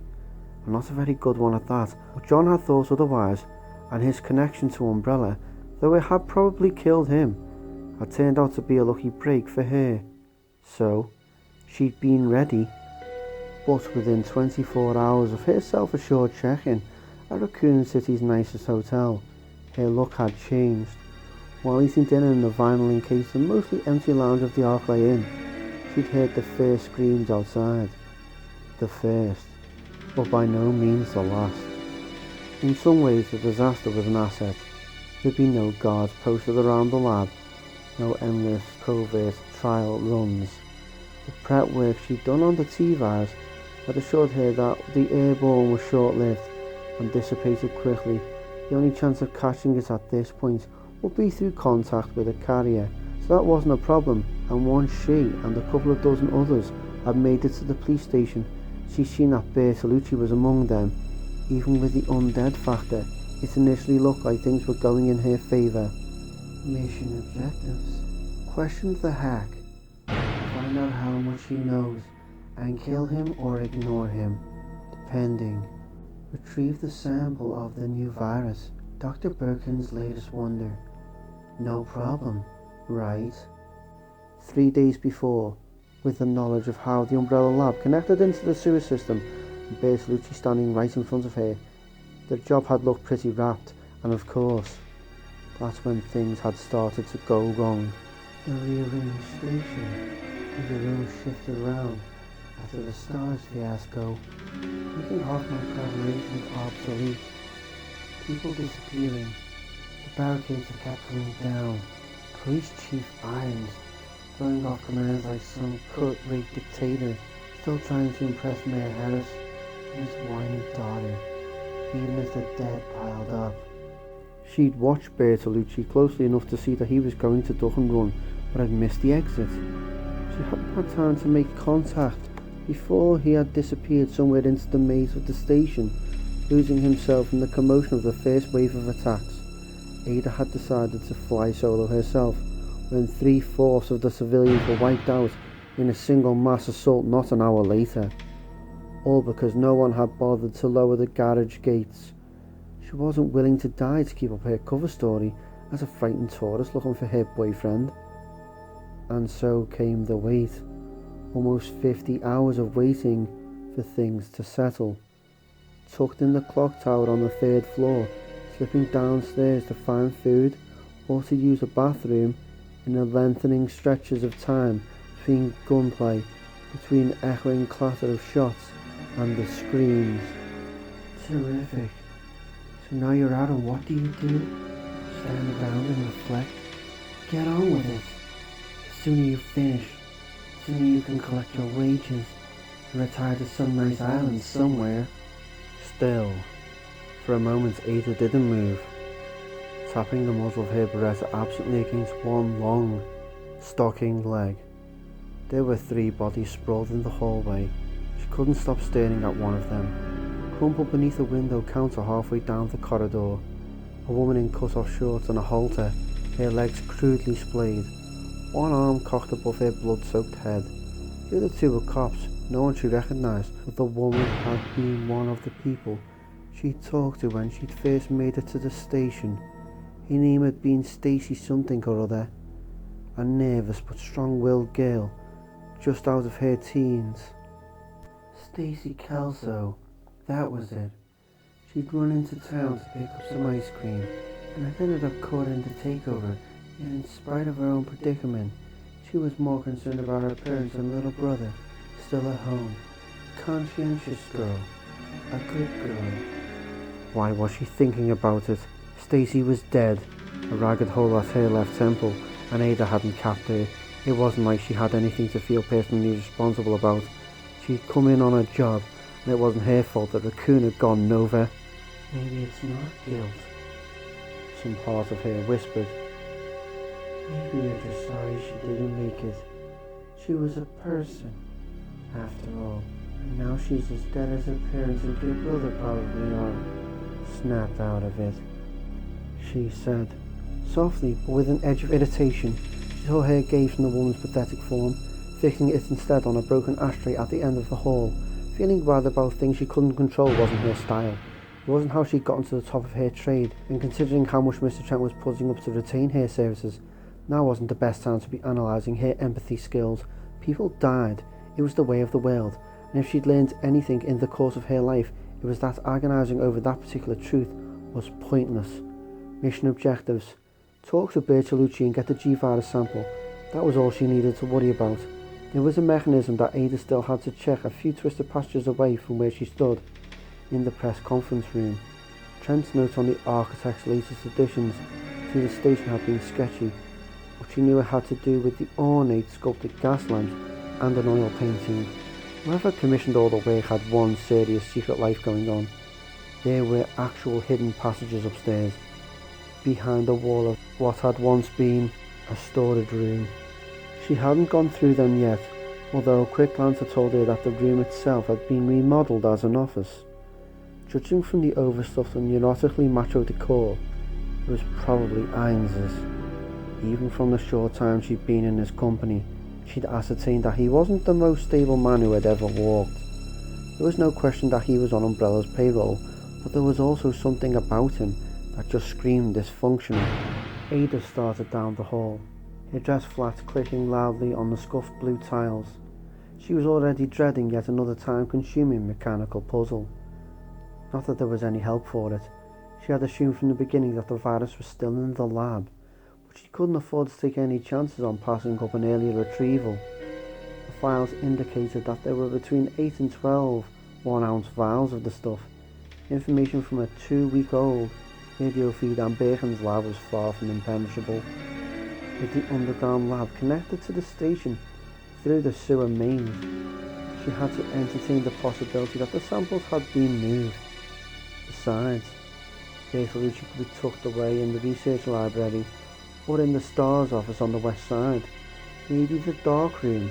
Dead or not, he had to be found, and it would also give her a chance to collect a few more 9mm clips from the fallen RPD.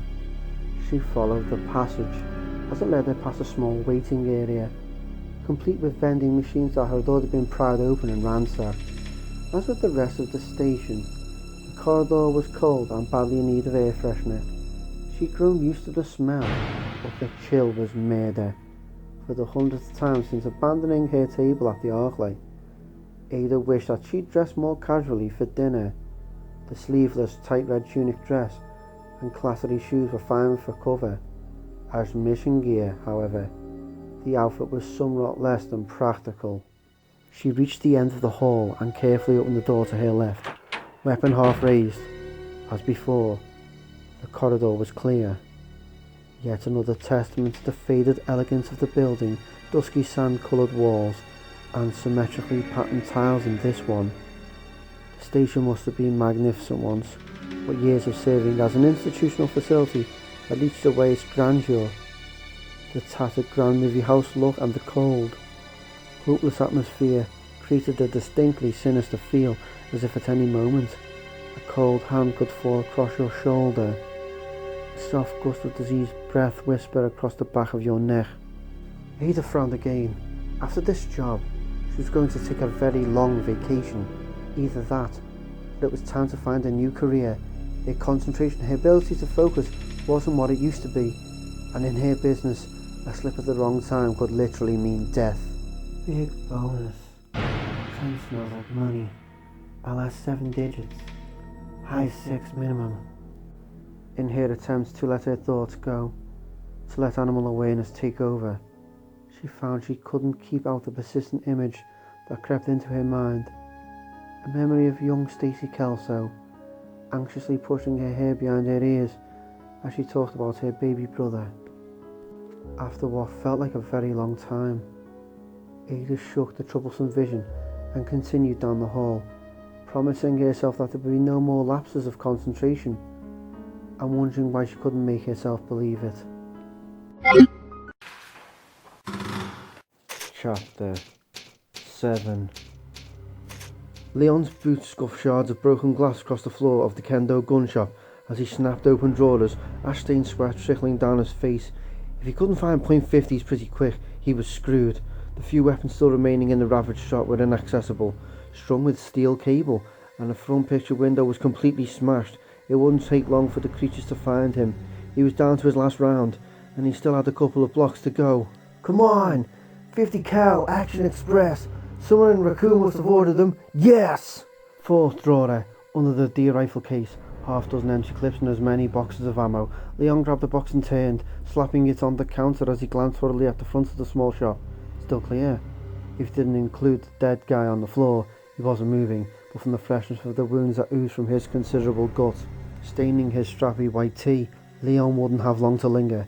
He didn't know how long it took for the freshly dead to stand up, and didn't really want to find out. Gotta do it fast anyway. It's like I'm a beaver for those things, and this place is easy access. Gaze darting between the crashed front wall and his skittering hands, Leon started to load up. He'd looked across the gun dealers, having forgotten entirely about it in the dizzying, nightmarish run from the wreck, when the fastest route to the station had turned out to be blocked by a pile-up. The best detour was through Kendo's. It was a coincidence that had undoubtedly saved his life, even killing 2 of the ex-living on his way. He'd nearly been overwhelmed by the sheer number of them. A ghastly skeletal form staggered out of the street shadows, drunkenly aimed at the front of the shop. Hell, Leon muttered, his fingers somehow managing to go faster. 1 clip down, 1 more and he could take the rest. If he bolted now, he'd be dead before he could make it to the station. Another leprous figure was suddenly standing at the mostly empty frame of the shop's glass entrance, the decay so bad on its legs that Leon could see maggots squirming through the fibrous muscle. 4, 5, done! He snatched up the magnum and ejected the clip, reloading even as the mostly empty hit the floor. The maggoty creature was shouldering its way through the jagged corners of glass still attached to the frame, something liquid in its throat gurgling softly. Bag. He needed a bag. Leon's fevered gaze swept the space behind the counter, stopping on a grease-stained gym bag propped against a stool in the back corner. 2 running steps and he had it, dumping the contents as he ran back to the pile of clips and loose bullets on the counter. Cleaning equipment rattled across the linoleum as Leon swept the clips into the bag, ignoring the scattered rounds in favour of the ammo drawer. The decayed monster was shuffling toward him, stumbling on the body of the pot-bellied dead man, as Leon could smell how rotten it was. He jerked the magnum up and levelled it at the creature's face. The head, just like the 2 outside. With a tremendous, thundering kick, the gurgling, pulpy skull blew apart, thick fluid splattering the shop's walls and display cases in a wet slap. Before the decapitated mess could crumple, Leon spun and dropped into a crouch by the ammo drawer. He shoveled the heavy boxes into the nylon sack, his stomach knotted and shaking from the fear that, even now, the back alley could be filling up with more of them, cutting him off from where he needed to go. 5 clips per box. 5 boxes. Get out already! Pushing off from his crouch, Leon shouldered the bag and ran for the back door. From the corner of his vision, he saw that another creature had made it inside Kendo's. From the crunch of powdering glass, there were more of them filling in just behind it. He opened the exit door and slid through, glancing left and right as the door settled closed, the automatic lock catching with a soft metallic snick. Nothing but garbage cans and recycling bins, overflowing with mildewed waste. From where he stood, the alley stretched off to his left and then hooked left again. If his internal compass was still working, the narrow, cluttered passage would take him straight to Oak, letting out less than a block away from the station. So far, he'd been lucky. All he could do was hope that his fortune would hold out, would let him get to the RPD building alive and in one piece and, God willing, find a heavily armed contingent of people who knew what the hell was going on. And Claire, be safe. Claire Redfield. And if you get there before me, don't lock the door. Leon repositioned the leaden weight of the ammo across his back and started down the dimly lit alley, ready to blow apart anything that got in his way. Claire almost made it without having to shoot. The zombies that trickled out into the streets of Raccoon were relentless but slow, and the adrenaline pumping through her system made it easy enough to dodge them. She figured that they were drawn out by the sound of the wreck, then just followed their noses, or what was left of them. Of the 10 or so that had made it close enough here to get a good look, at least half were in an advanced stage of decay, flesh falling from the bone. She was so busy watching the street and trying to sort through all that had happened, she almost ran right past the police station. She'd been to the RPD building twice before to visit Chris, but had never entered from the back or in the cold and stinking dark, pursued by malignant cannibals. A crashed cop car and a handful of zombified officers had clued her in, sending her through a small parking lot and some kind of equipment shed that opened into a tiny paved courtyard, a courtyard where she and Chris had eaten lunch once. Sitting on the steps that led up to the station's second floor helipad, as simply as that, she'd made it. Weaving past the 2 stumbling, uniformed corpses that wandered aimlessly across the L-shaped yard was easy, and it was such a relief to be somewhere she recognised, to know that she was about to be safe, that she didn't see the woman until it was almost too late, a wailing dead woman with one limply hanging arm and a gore-streaked shredded tank top, who reached out from the shadows at the base of the stairs and brushed Claire's arm with cold, scabby fingers. Claire let out a strangled yelp of surprise, stumbling back from the creature's outstretched hand, and nearly fell into the arms of another one, a tall, broad-shouldered, rotting man who had emerged from beneath the metal stairs, graceless yet silent. She dodged sideways and pointed the 9mm at the man, backed up a step and felt her calf hit the unyielding railing of the back steps to the roof. The woman was 5 feet to her right, the torn, bloody shirt exposing one gouged breast, the hand of her working arm grasping towards Claire. The man was 1 step from reaching distance, and she couldn't back up any further. Claire pulled the trigger and there was a mammoth boom, the gun jerking almost out of her hand. The right half of the tall man's slack and withered face disappeared in a burst of dark liquid streams gushing from his shattered skull. She whipped the gun around, tightening her grip as she aimed for the woman's pallid, moaning face. Another blast of deafening sound and the rising moan was cut off, the waxen forehead imploding in a spray of blood and bone chips. The woman went over backwards, crashing to the pavement like a corpse, which she already was. They won't be walking away from this one. It was as if everything finally caught up to her at once. The reality of her situation driven home when she'd pulled the trigger. For a moment, Claire couldn't move. She stared down at the 2 crumpled sacks of ruined flesh, at the 2 people she'd just shot, and felt like she was only an inch or 2 from losing it. She'd grown up around guns, been to shooting ranges dozens of times, but with a .22 target pistol, firing at pieces of paper, targets that didn't bleed or spew brain matter like the 2 human beings she'd just... No! A cool voice inside of her interrupted. Not human. Not anymore. Don't kid yourself and don't waste time on remorse.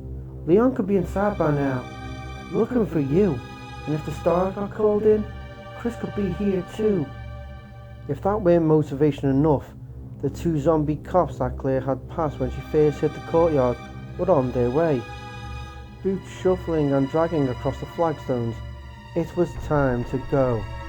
She jogged up the stairs, barely able to hear the clang of her steps over the high-pitched ringing in her ears. The 9mm blast had done a temporary number on her hearing, which explained why she didn't know about the helicopter until she was almost to the roof. Claire hit the second-to-top riser and stopped dead, a whipping wind pounding rhythmically at her bare shoulders as the giant black vehicle hovered into view, half lost in shadow. It was near the ancient water tower that bordered the helipad at the southwest corner, but she couldn't tell if it had just taken off or was coming into land. Couldn't tell and didn't care. "Hey!" she shouted, raising her left hand into the air. "Hey! Over here!" Her words were lost in the blowing dust that swirled across the rooftop, drowned out by the steady chop of the copter's blades. Claire waved wildly, feeling like she'd just hit the lottery. "Somebody came! Thank God! Thank you!" A blaring searchlight snapped on from the midsection of the hovering bird, scrolled across the roof and was going in the wrong direction, away from her. Claire waved more frantically, drawing in breaths to call out again, and saw what the spotlight saw, even as she heard the desperate, mostly unintelligible shout from beneath the copter's roar. A man, a cop, standing at the helipad's corner opposite the stairs, backed against an elevated section of the roof. He held what looked like a machine gun and appeared to be very much alive. "Get over here!" the officer shouted at the helicopter, his voice tinged with panic. Claire saw why and felt her relief evaporate. There were two zombies lurching through the darkness of the helipad, headed for the well-lit target that was the shouting cop. She raised the 9mm, then lowered it helplessly, afraid of hitting the cornered man. The spotlight didn't waver, illuminating the horror with brilliant clarity. The cop didn't seem to realise how close the zombies were until they were grabbing for him, their stringy arms extending into the beam of fixed white light. "Stay back! Don't come any closer!" he cried, and with the pure terror in his voice, Claire heard him perfectly, just like she heard his howling scream as the two decaying figures obscured her view, reaching him at the same time. The sound of his automatic weapon ripped across the helipad, and even over the helicopter's clamour, Claire could hear the whining ting of bullets. Flying wild, she dropped, knees cracking against the top step as the weapon's clashing fire went on, and there was a change in the sound of the copter, a strange hum that rose quickly into a mechanical scream. Claire looked up and saw the giant craft dip down, the back end swinging around in an erratic, jerking arc. Jesus, he hit them! The copter's spotlight was going in all directions at once, flashing across metal pipes and concrete, and the dying struggles of the cop, somehow still firing as the two monsters tore at him, and then the helicopter was coming down, teetering sideways, its blade slamming into the brick of the elevated roof with a tremendous crash. Before Claire could blink, the nose of the crash hit, ploughing across the helipad in a curtain of screeching sparks and flying glass. The explosion happened just as the mammoth machine slid to a stop against the southwest corner, directly on top of the fallen cop and his killers. The rattle of machine gun was finally cut off in a whoosh of flame that sprang up after the initial sputtering boom, littering the rooftop in a burning red glow. At the same instant, something in the roof gave with a rending crunch as the nose of the copter punched through a brick wall and out of sight. Claire stood up on legs she barely felt, staring in disbelief at the leaping fire that dominated almost half of the helipad. It had all happened too fast for her to feel like it had happened at all, and the smoking, burning evidence in front of her only made the sense of unreality greater. An acrid, sickly sweet odour of burning meat wafted over her on a wave of heated air, and in the sudden silence, she could hear the soft groans of the zombies down in the courtyard. She shot a look down the stairs and saw that both of the dead cops were at the foot, blindly and uselessly falling against the bottom step. At least they couldn't climb. Can't climb stairs? Claire turned her frightened glance toward the door that led into the RPD building. Maybe 30 feet from the curling, popping flames that were slowly eating the body of the copter. Except for the stairs, it was the only way onto the roof, and if the zombies couldn't climb, then I'm in some deep shit. The station isn't safe. She stared thoughtfully at the burning wreck, weighing her options. The 9mm held a lot of ammo, and she still had 2 full clips.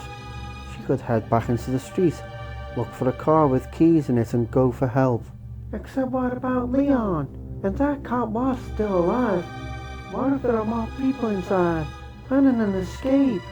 She thought she'd held up pretty well on her own so far, but she also knew she'd feel safer if somebody else were in charge. A riot squad would be okay, though she'd set off some battle-scarred veteran cop with a shitload of guns. Or Chris. Claire didn't know if she'd find him at the station, but she firmly believed that he was still alive. If anyone was equipped to handle himself in a crisis like this one, it was her brother. Whether or not she found anybody, she shouldn't take off without telling Leon. If she didn't, blowing town instead, and he got killed looking for her, decision made. Claire walked for the entrance, carefully skirting the blaze and scanning the flickering shadows for movement. When she reached the door, she closed her eyes for a second, one sweating hand on the latch. "I can do this," she said quietly, and although she didn't sound as confident as she would have liked, at least her voice didn't tremble or break. She opened her eyes, then the door. When nothing jumped out at her from the softly lit hall, she slipped inside.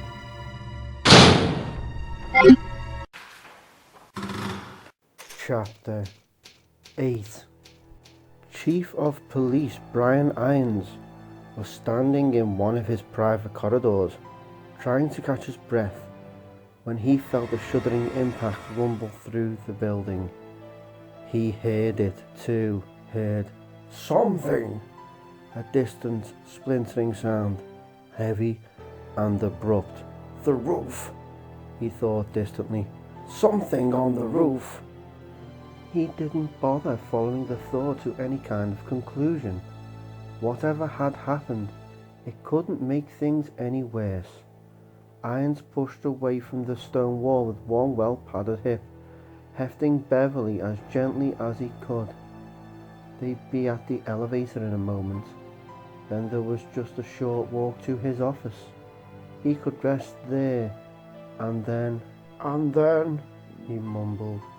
That's the question, isn't it? And then what? Beverly didn't answer. Her perfect features remained still and silent. Her eyes closed, but she seemed to nestle closer to him. Her long, slender body curling against his chest. It was his imagination, surely. Beverly Harris, the mayor's daughter. Youthful, stunning Beverly, who had so often haunted his guilty dreams. With her blonde beauty, Irons hugged her closer and continued toward the elevator, trying not to let his exhaustion show in case she woke up. By the time he reached the lift, his back and arms were aching. He probably should have left her in his private hobby room. The room he'd always thought of as the sanctuary. It was quiet there, and probably one of the safest areas in the station. But when he decided to go to the office to collect his journal and a few personal items, he found that he simply couldn't stand to leave her behind. She'd looked so vulnerable, so innocent. He'd promised Harris that he would watch out for her. And what if she was attacked in his absence? What if he came back from the office and she was just gone? Gone, like everything else. A decade of work, networking, making the connections, careful positioning, all of it, just like that. Irons lowered her to the cold floor and opened the elevator gate, trying desperately not to think about all that he'd lost. Beverly was the important thing now. "Going to keep you safe," he murmured, and did one corner of that perfect mouth rise slightly? Did she know she was safe? That Uncle Brian was taking care of her when she was a child, when he used to frequent the Harrises for dinner. She'd called him that. Uncle Brian. She knows. Of course she knows. He half dragged her into the lift and leaned her in the corner, gazing tenderly at her angelic face. He was suddenly overwhelmed by a rush of almost paternal love for her, and wasn't surprised to feel tears well up in his eyes.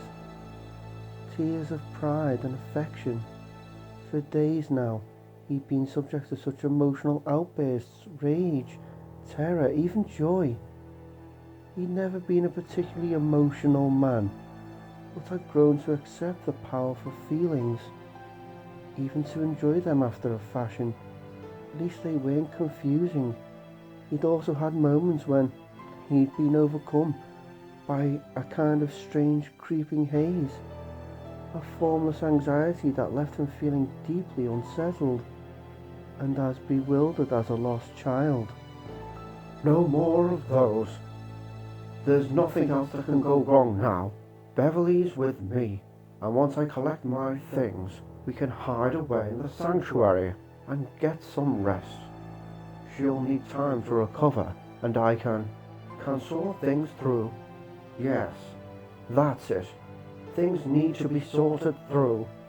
He blinked the already forgotten tears away as the metal cage started to rise, unholstering his sidearm and ejecting the clip to count how many rounds were left. His private rooms were safe, but the office was another story. He wanted to be prepared. The elevator came to a stop and Irons propped open the gate with one leg before lifting the girl, grunting with the exertion. He carried her as he would have carried a sleeping child, her cool, smooth body limp in his arms, her head rolled back and wobbling as he walked.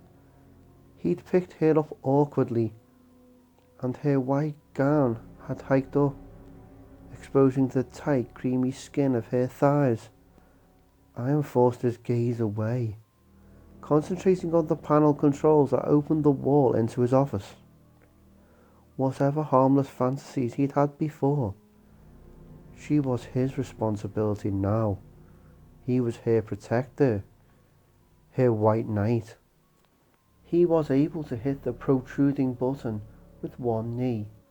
The wall slid open, revealing his plushly decorated and thankfully empty office. Only the blank, glassy stares of his animal trophies greeted them. The massive walnut desk that he'd had imported from Italy was right in front of him, and his stamina was going fast. Beverly was a petite woman, but he wasn't in shape the way he used to be. He quickly laid her on the desk, pushing a cup of pencils to the floor with his elbow. There, he exhaled deeply, smiling down at her. She didn't smile back, but he sensed that she would be awake soon. Like before, he reached under the desk and tapped the wall controls. The panel slid closed behind them. He'd been concerned when he'd first found her asleep next to Officer Scott in the back hall. George Scott was dead, covered with wounds, and when Irons had seen the red splash on Beverly's stomach, he'd been afraid that she was dead too. But when he'd taken her to the sanctuary, to his safe place, she'd whispered to him that she didn't feel well, that she was hurt, that she wanted to go home. Did she? Did she really? Irons frowned, snapped out of the uncertain memory by something Something he'd felt when he'd laid there on his hobby table and straightened her blood-stained gown. Something he couldn't quite recall. It hadn't seemed important at the time, but now, away from the hidden comforts of the sanctuary, it was nagging at him, reminding him that he had suffered one of those confused moments when he'd felt the cold, rubbery jelly of intestine beneath my fingers, touched her. Beverly, he whispered, sitting down behind his desk when his legs went suddenly weak. Beverly kept her silence, and the turbulent flood of emotions hit Irons like a tidal wave, crashing over him, crowding his mind with images and memories and truths that he didn't want to accept, cutting the outside lines after the first attacks. Umbrella and Birkin and the Walking Dead, the slaughter in the garage, when the bright coppery scent of blood had filled the air and Maya Harris had been eaten alive, screaming until the very end, the dwindling numbers of the living through the first long and terrible night, and the cold, brutal realization that had hit him again and again that the city, his city, was no more. After that, the confusion, the strange and hysterical joy that had come when he'd understood that there would be no consequences for his actions. I remember the game he played on the second night, after some of Birkin's pets had found their way to the station and taken out all but a few of the remaining cops.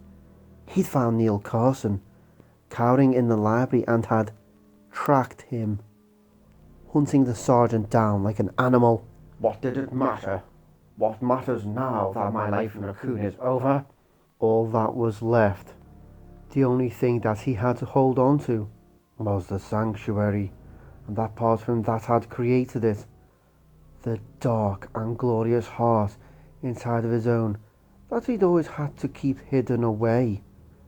That part was free now. Irons looked at the corpse of Beverly Harris, laid out across his desk like some delicate and fragile dream, and felt that he might be torn apart by the feelings of fear and doubt that warred inside of him. Had he killed her? He couldn't remember. Uncle Brian. 10 years ago, I was her, Uncle Brian. What have I become? It was too much. Without taking his gaze from her lifeless face, he pulled a load of VP-70 from its holster and began to rub the barrel with numb fingers. Gentle strokes that reassured him somehow as the weapon turned toward him. When the bore was pressed firmly against his soft belly, he felt that some kind of peace might be within reach.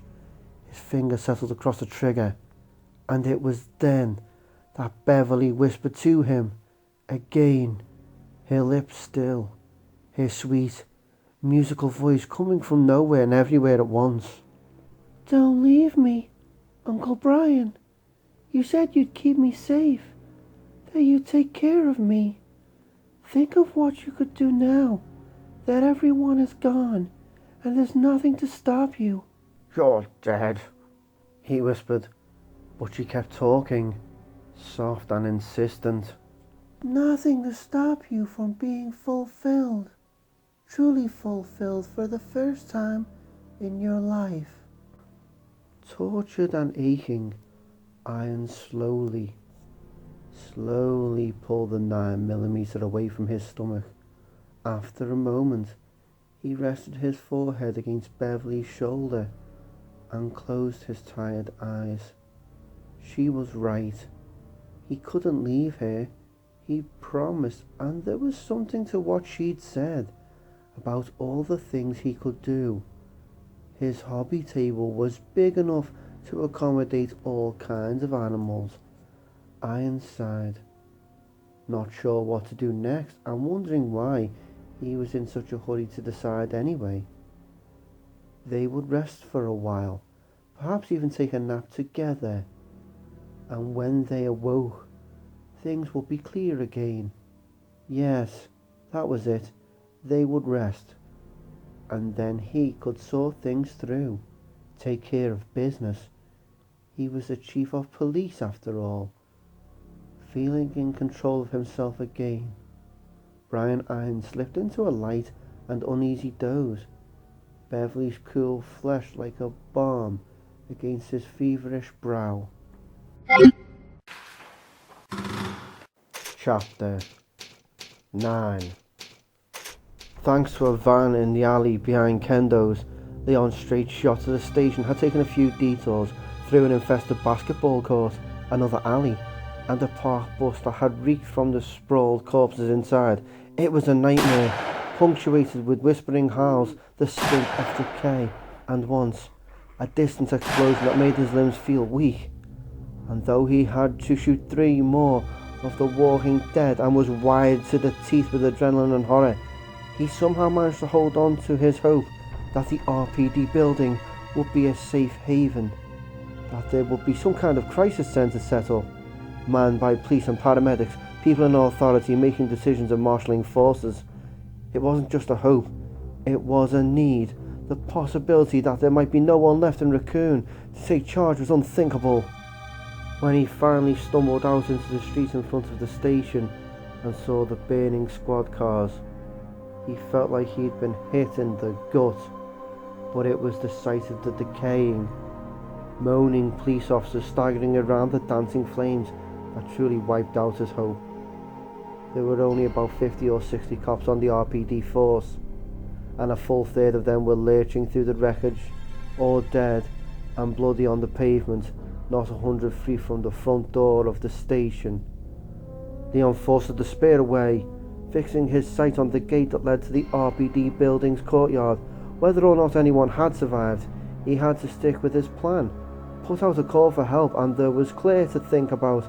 Concentrating on his fears would only make it harder to do whatever needed to be done. He ran for the gate, nimbly dodging a horribly burned uniformed cop with blackened bones for fingers as he clutched the cold metal handle and pushed. He realised that some part of him was growing numb to the tragedy, to the understanding that these things had once been the citizens of Raccoon. The creatures that roamed the streets were no less horrible, but the shock of it all just couldn't be sustained. There were too many of them. Not too many here. Thank God. Leon slammed the gate shut behind him. He brushed his sweaty hair off his brow, taking a deep breath of the almost fresh air as he scanned the courtyard. The small, grassy park to his right was well lit enough for him to see that there were only a few of the once human creatures, and none close enough to be a threat. He could see the 2 flags that adorned the front of the station house, hanging limp in the still shadows, and the sight re-sparked the hope that he thought he'd lost. Whatever else happened, he'd at least made it to some place he knew, and it had to be safer than the streets. He hurried past a blindly reeling trio of the dead, easily avoiding them, 2 men and a woman. All 3 could have passed for normal, if not for their mournful, hungry cries and uncoordinated staggers. They must have died recently. But they're not dead. Dead people don't gush blood when you shoot them, not to mention the walking around and trying to eat people thing. Dead people didn't walk, and living people tended to fall down after they'd been shot a few times with .50 caliber slugs, and didn't put up with their flesh rotting on their bones. Questions he hadn't yet had time to ask himself flooded through his mind as he jogged up the front steps to the station. Questions he didn't have answers for, but he would soon. He was sure of it. The door wasn't locked, but Leon didn't allow himself to feel surprise. With all he'd been through since he hit town, he figured that it would be best to keep his expectations to a minimum. He pushed it open and stepped inside, magnum raised and his finger on the trigger. Empty. There was no sign of life in the grand old lobby of the RPD building, and no sign of the disaster that had overtaken Raccoon. Leon gave up on not feeling surprised, closing the door behind him and stepping down into the sunken lobby. Hello? Leon kept his voice low, but it carried, echoing back to him in a whisper. Everything looked just as he remembered it. 3 floors of classically styled architecture in oak and marble. There was a stone statue of a woman carrying a water pitcher in the lower part of the large room, a ramp on either side leading up to the receptionist station, the RPD seal set into the floor in front of the statue gleamed softly in the diffused light from the wall lamps, as if it had just been polished. No bodies, no blood, not even a shell casing. If there was an attack here, where the hell's the evidence? Uneasy at the profound silence of the huge chamber, Leon walked up the ramp to his left, stopping at the counter of the reception desk and leaning over it. Except for the fact that it was unmanned, nothing seemed to be out of place. There was a phone on the desk below the counter. Leon picked up the receiver and cradled it between his head and shoulder, tapping at the buttons with fingers that felt cold and distant. Not even a dial tone. All he heard was the sound of his own heavily thumping heart. He put the phone down and turned to face the empty room, trying to decide on where to go first. As much as he wanted to find Claire, he also desperately wanted to hook up with some other cops. He'd received a copy of an RPD memo just a couple of weeks before, stating that several of the departments were going to be relocated. But that didn't really matter. If there were cops hiding in the building, they probably weren't concerned with sticking close to their desks. There were 3 doors leading away from the lobby to different parts of the sprawling station, 2 on the west side and the other on the east. Of the 2 on the west, one led through a series of halls towards the back of the building, past a couple of filing officers and a briefing room. The second opened into the uniformed officer squad room and lockers, which then connected into one of the corridors near the stairs to the second floor. The east door, in fact the whole east side of the first floor, was primarily for the detectives' offices, interrogation and the press room. There was also access to the basement and another set of stairs on the outside of the building. Claire probably came in through the garage or through the back lot to the roof. Or she could have circled around and come through the same door he had, assuming she even made it to the station. She could be anywhere, and considering the building took up almost an entire city block, that was a lot of ground to cover. Finally deciding that he had to start somewhere, he walked toward the squad room for the beat cops, where his own locker would be. A random choice, but he'd spent more time there than anywhere else in the station, interviewing and working through scheduling. Besides, it was closest, and the tomb-like silence of the oversized lobby was giving him the creeps. The door wasn't locked, and Leon pushed it open slowly, holding his breath and hoping that the room would be as undisturbed and orderly as the lobby. What he saw instead was the confirmation of his earlier fears. The creatures had been here with a vengeance. The long room had been trashed. Tables and chairs splintered and overturned everywhere he looked. Smears of dry blood decorated the walls, splashes of it in tacky, trailing puddles on the floor, leading toward... Oh, man! The cop was sitting against the lockers to his left, his legs splayed, half hidden by a smashed table. At the sound of Leon's voice, he weakly raised one shaken arm, pointed the weapon vaguely in Leon's direction, then lowered it again. Seemingly exhausted by the effort, his midsection was awash with oozing blood, his dark features contorted with pain. Leon was crouching at his side in 2 steps, gently touching his shoulder. He couldn't see the wound, but there was so much blood that he knew it was bad. "Who are you?" the cop whispered. The soft, almost dreamy tone of his voice scared Leon as much as the still oozing wound and the glassy look in his dark eyes. The man was slipping, fast. They'd never formally met, but Leon had seen him before. The young African-American beat cop had been pointed out to him as sharp, on the fast track to detective. Marvin Branagh. "I'm Kennedy. What happened here?" Leon asked, his hand still on Branagh's shoulder. A sticky heat radiated through the officer's ragged shirt. "About 2 months ago," Branagh rasped. "The cannibal murders. The stars found zombies out at this mansion in the woods." "Oh." He coughed weakly, and Leon saw a small bubble of blood form at the corner of his mouth. Leon started to tell him to be still, to rest, but Branner's faraway gaze had fixed on his own. The cop seemed determined to tell the story, whatever it was costing him. Chris and the others discovered that Umbrella was behind the whole thing. Risked their lives, and no one believed them. Then this. Chris Redfield, Claire's brother. Leon hadn't made the connection before. Although he'd known something about the trouble with the stars, he'd only heard bits and pieces of the story, the suspension of the Special Tactics and Rescue Service after their alleged mishandling of the murder cases had been the reason the RPD'd been hiring new cops. He'd even read the names of the infamous STARS members in some local paper, listed along with some fairly impressive career records. An Umbrella runs this town. Some kind of a chemical leak. Something that they tried to cover up by getting rid of the stars. All of this went through his mind in a split second, then Branagh coughed again. Oh, a sound even weaker than before.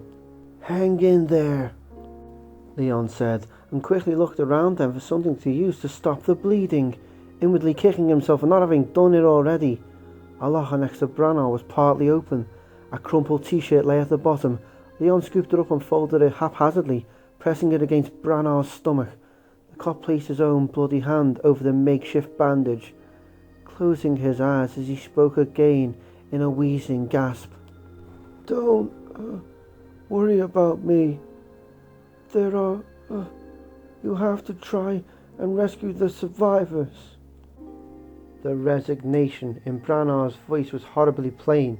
Leon shook his head, wanting to deny the truth, wanting to do something to ease Branagh's pain, but the wounded cop was dying, and there was no one to call for help. Not fair. It's not fair. Go.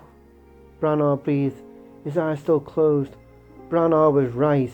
There was nothing else Leon could do, but he couldn't move for a moment, until Branagh raised his weapon again, pointing it at him with a sudden burst of energy that strengthened his voice to a rough shout. Just go! Branagh commanded, and Leon stood up, wondering if he would be as selfless in the same situation, working to convince himself that Branagh would make it somehow. I'll be back, Leon said firmly, but Branagh's arm was already drooping, his head settling against his heaving chest. Rescue the survivors.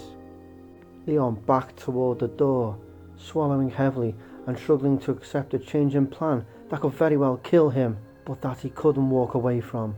Official or no, he was a cop. If there were any other survivors, it was his moral and civic duty to try and help them. There was a weapons store in the basement near the parking garage.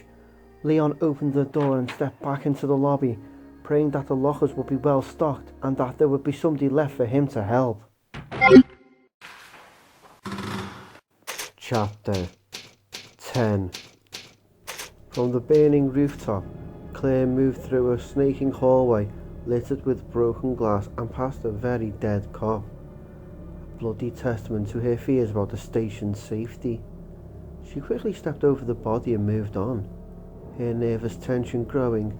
A cool breeze ruffled through the shattered windows that lined the hall, making the darkness alive.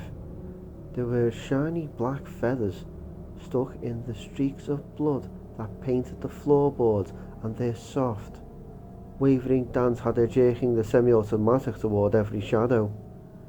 She passed a door that she thought led back outside to a set of external stairs, but she kept going, taking a right toward the centre of the building. The way the helicopter had buried itself in the rooftop was gnawing at her, inspiring visions of the old station going up in flames. From the look of things, maybe that's not such a bad idea. Dead bodies and bloody handprints on the walls. Claire wasn't happy about the idea of touring the station. Still, death by fire didn't carry much appeal either. She needed to see how bad it was before she went looking for Leon. The corridor dead-ended at a door that felt cool to the touch. Mentally crossing her fingers, Claire opened it and stumbled back as a wave of acrid smoke washed over her. The smell of burnt metal and wood thickened the heated air. She dropped to her crouch and edged forward again, peering down the hall that stretched off to her right.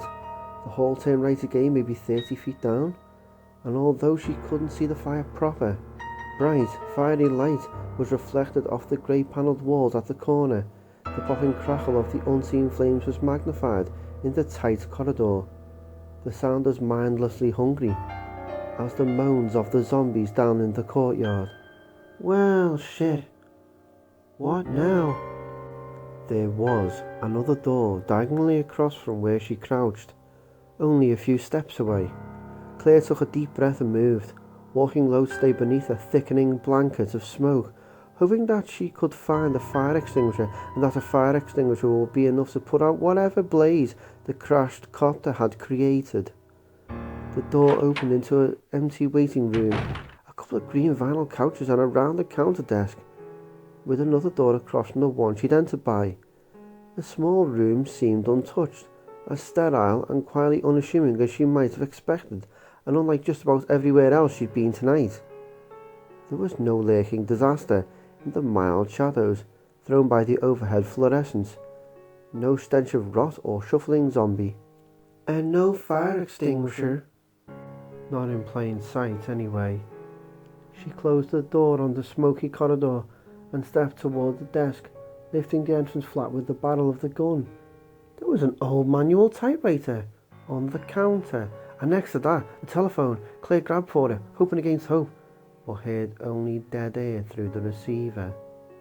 Sighing, she dropped it and ducked down to check out the shelves beneath the counter. A phone booth, a few stacks of papers, and then, half hidden by a woman's purse on the bottom shelf, was the familiar red shape she'd been hoping to find, coated with a thin layer of dust. There you are, she murmured, and paused just long enough to stick the 9mm into her vest before hefting the heavy cylinder. She'd never used one before, but it looked simple enough, a metal handle with a locking pin, a black rubber nozzle hooked to the side.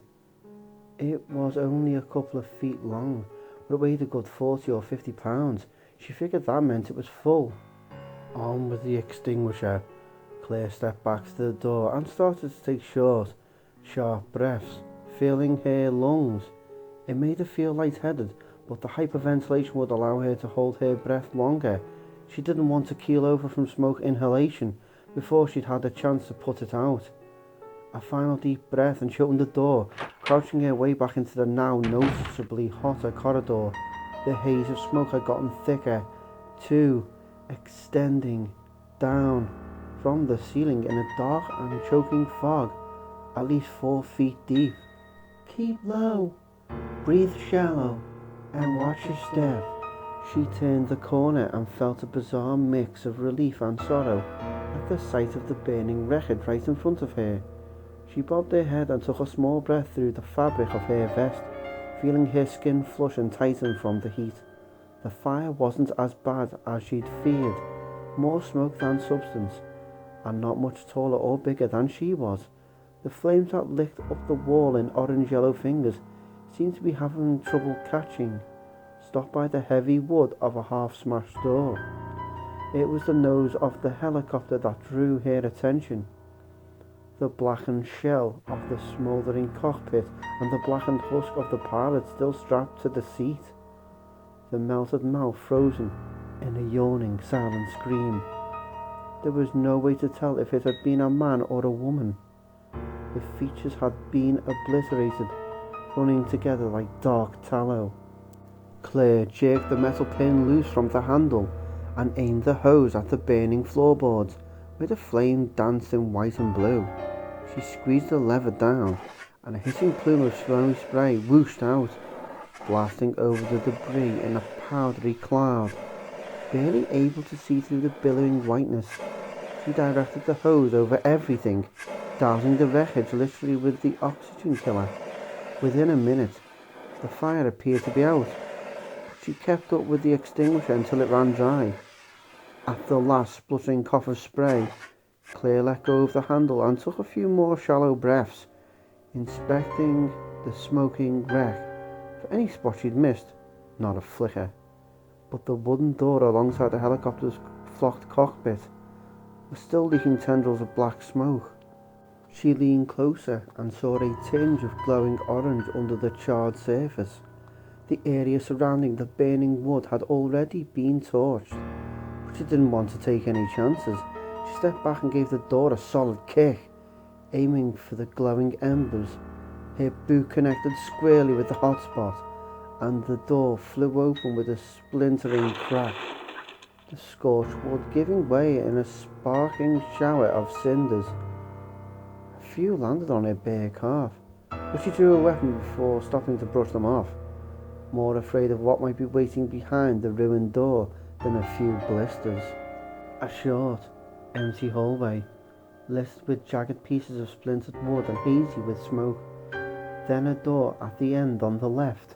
Claire moved toward it, as much to get some fresh air out, to see where it led. With the immediate threat of the fire over with, she had to start looking for Leon and thinking about what they'd need to survive. If she could check out a few of the rooms along the way, maybe she'd be able to find stuff they could use. A phone that works. Car keys. Hell, a couple of machine guns or a flamethrower would be nice, but I'll take what I can get. The plain door at the end of the hall was unlocked. Claire pushed it open, ready to fire at anything that moved, and stopped, feeling mildly shocked by the bizarre atmosphere of the lavish room. It was like some parody of a men's club from the 50s, a large office decorated with an extravagance that bordered on the ridiculous. The walls were lined with heavy mahogany bookshelves and matching tables, surrounding a kind of sitting area made up of padded leather chairs and a low marble table. Also set atop an obviously expensive oriental rug. An elaborate chandelier hung from the ceiling, casting a rich, mellow light over it all. Framed pictures and delicate vases were situated throughout, but their classic designs were overwhelmed by the stuffed animal heads and poised lifeless birds that dominated the room, most gathered around a massive desk at the far side. "Oh Jesus!" Laid out across the desk, like some character from a gothic horror story, was a beautiful young woman in a flowing white gown. Her guts ripped to bloody shreds. The corpse was like a centipede. The dried and dusty animal stared down at her with dead glass eyes. There was a falcon and what looked like an eagle, their ratty wings spread in simulated flight, as well as a couple of mounted deer heads, and that of a nappy-furred moose. The effect was so creepy and surreal that for a moment Claire couldn't breathe, and when the high-backed chair behind the desk shriveled around suddenly, she barely held back a shriek of superstitious terror, half expecting to see some vision of dark and grinning death. It was only a man, but a man with a gun, pointed at her. Twice in one there. What are the odds? For a second, neither of them moved, and then the man lowered his weapon, a sickly half smile playing across his pudgy face. "I'm terribly sorry," he said, his voice as oily and false as a bad politician's. "I thought you were another one of those zombies." He smoothed his bristly moustache with one thick finger as he spoke, and although Claire had never met him before, she suddenly knew who he was. Chris had bitched about him often enough. Fat, mustachioed, and as slick as a snake oil salesman, it's the police chief, Irons. He didn't look good. His cheeks flushed with high colour, and his porcelain eyes rimmed with puffed white flesh. The way his gaze darted around the room was unsettling, as if he was in the grip of some kind of heavy paranoia. In fact, he looked unbalanced, like he wasn't all that connected to reality. "Are you Chief Irons?" she asked, trying to sound pleasantly respectful as she stepped closer to the desk. "Yes, that's me," he said smoothly. "And just who are you?" Before she could speak, Irons went on, confirming Claire's suspicions with what he said next, and with the bitter, petulant tone in which he said it. "No, don't bother telling me. It makes no difference. You'll end up like all the others." He trailed off, staring down at the dead woman in front of him with some emotion that Claire couldn't place. She felt bad for him, in spite of all that Chris had told her about his rotten personality and professional incompetence. God only knew what horrors he'd witnessed, or what he'd had to do to survive. Is it any wonder he's having trouble with reality? Leon and I wandered into this horror show in the last reel. Irons was here for the previews. which probably included watching his friends die.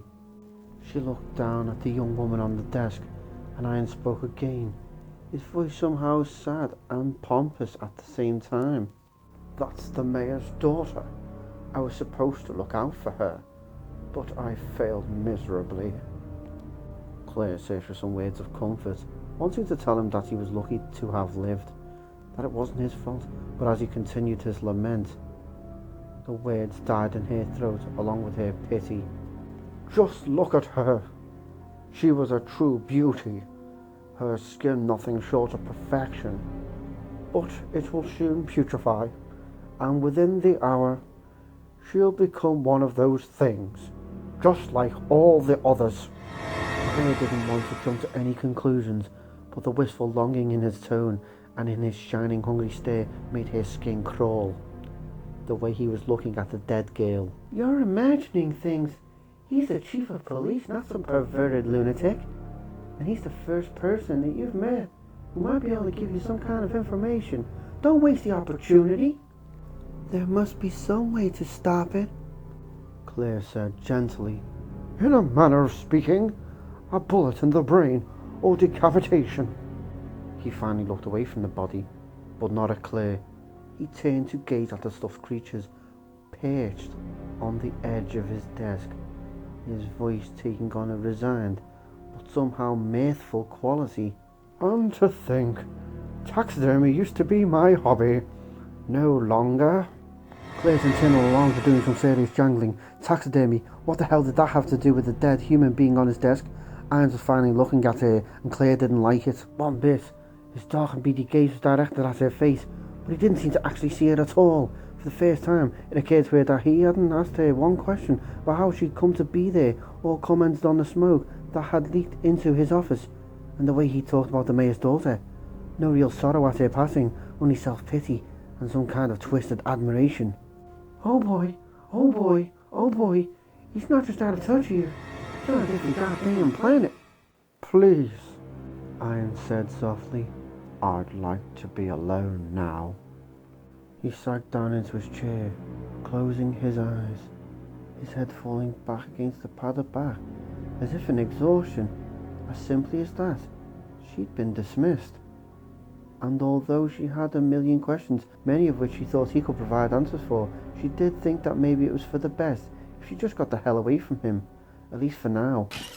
A soft creaking sound behind her and to the left, so quiet that she wasn't even sure she'd heard it at all. Claire turned, frowning, and saw that there was a second door to the office. She hadn't noticed it before, and the soft, stealthy sound had come from behind it. Another zombie? Or maybe somebody hiding?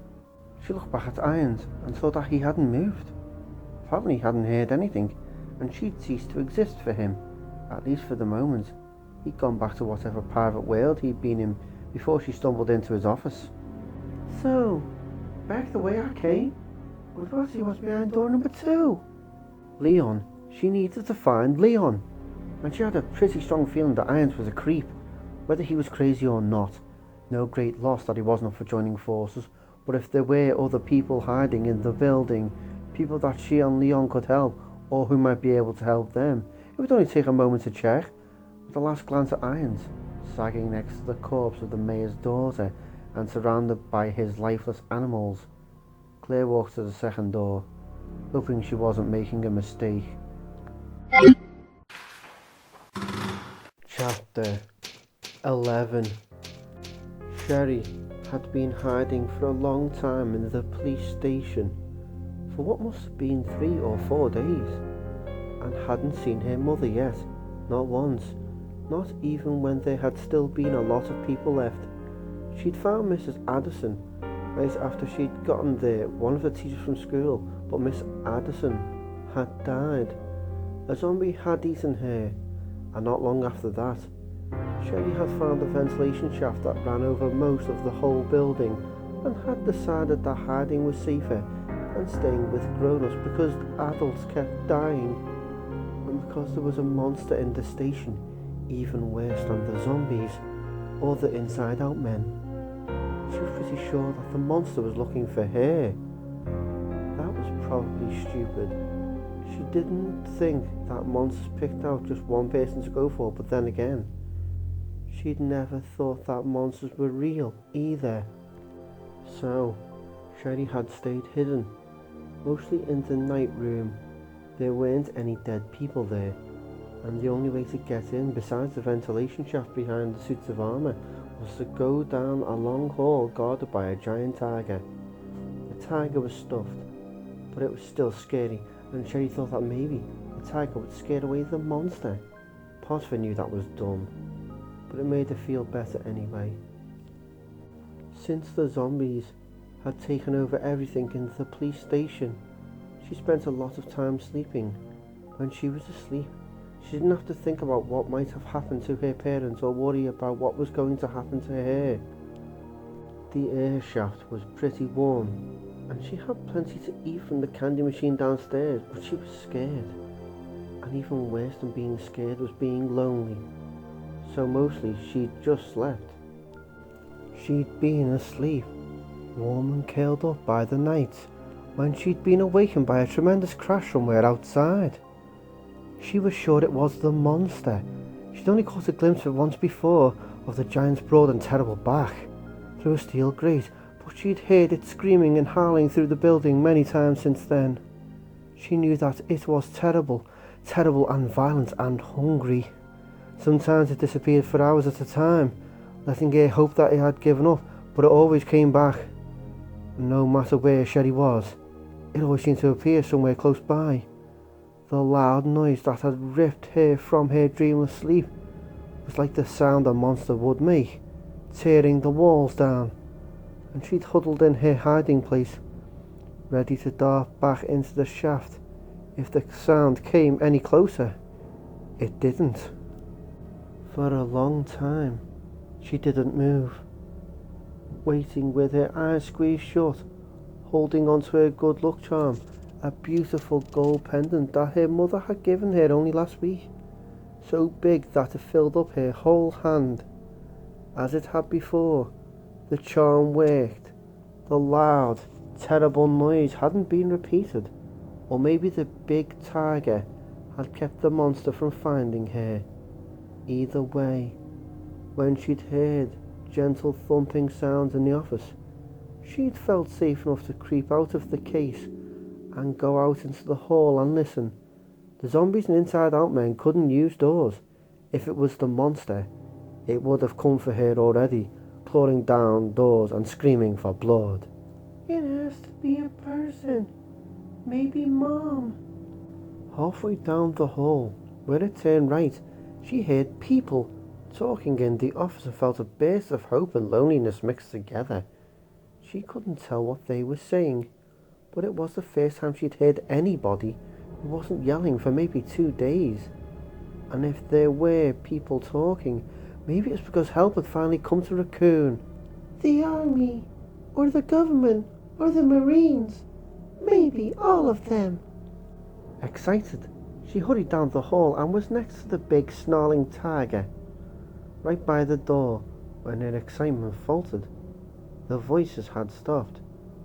Sherry stood very still, suddenly anxious. If people had come to Raccoon to help, wouldn't she have heard the planes and trucks? Wouldn't there be shooting and bombs and men with loudspeakers telling everybody to come out? Maybe those voices aren't army people at all. Maybe those voices are bad people. Crazy. Like that one man. Not long after Sherry had gone into hiding, she'd seen a terrible thing through a grating that led into a locker room. A tall man with red hair had been in the room, talking to himself and rocking back and forth in a chair. At first, Sherry had thought about asking him for help to find her parents, but something about the way he was talking and giggling and gently swaying back and forth made her wary. So she'd watched him for a while. From the safe darkness of the air shaft, he'd been holding a big knife, and after a long time, still laughing and mumbling and rocking, he'd stabbed himself in the stomach. Sherry had been more scared by that man than by the zombies, because it didn't make sense. He'd been crazy, and he'd killed himself, and she crawled away crying, because it just didn't make any sense. She didn't want to meet anyone else like that, and even if the people in the office were okay, they might take her away from her safe place and try to protect her, and that would mean her death, because the monster surely wasn't afraid of adults. It felt awful to turn away, but there was no other choice. Sherry started back for the armour room and froze as the floor shifted underfoot. The sound of the creaking board seemed incredibly loud, and she held her breath, clutching her pendant and praying that the door wouldn't come flying open behind her, that some crazy wouldn't charge in and get her. She didn't hear anything, but felt sure the pounding of her heart would give her away. It was so loud. After a full 10 seconds, she carefully started back down the hall, stepping as lightly as she could, feeling like she was creeping out of a cave filled with sleeping snakes. The hall back to the armour room seemed like it was a mile long, and she had to use all of her willpower not to run once she reached the turn. But if there was one thing she'd learned from the movies and TV, it was that running from danger always meant a horrible death. When she finally reached the entrance back to the armour room, she felt like she might just collapse from relief. She was safe again. She could snuggle back into the old blanket that Miss Addison had found for her, and just the door from the office opened and closed, and a second later there were footsteps coming for her. Sherry flew into the armour room, no longer thinking about anything at all in the bright and trembling crush of panic that swept through her. She sprinted past the three knights, forgetting her safe place, because all she knew was that she had to get away, get as far away as possible. There was a dark, tiny chamber past the glass case in the middle of the room, and darkness was what she needed, a shadow to disappear into, and she could hear the running footsteps somewhere behind her, pounding over wood as she hurtled into the dark room and into the farthest corner. Sherry crouched down between the dusty brick of the room's fireplace and the padded chair beside it, and tried to make herself as small as possible, hugging her knees and hiding her face. Please, please, please don't come out. Don't see me. I'm not here. The running footsteps had come into the armour room and was slow now, hesitant, moving around the big glass case in the middle. Sherry thought of her safe place, the mouth of the ventilation shaft that could have taken her away, and struggled to hold back hot tears of self-condemnation. The fireplace room had no escape. She was trapped. Each hollow thumping step brought the stranger closer to the dark room in which Sherry hid. She scrunched herself tighter, making promises that she would do anything at all, if only the stranger would go away.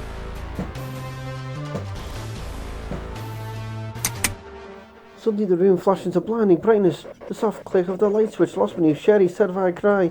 She pushed away from her corner and ran, screaming and unseeing, hoping to get past the stranger and back to the air shaft. And a warm hand grabbed her arm, tight, keeping her from going one more step. She screamed again, jerking as hard as she could, but the stranger was strong. Wait! It was a lady, the voice almost as frantic as Sherry's hammering heart.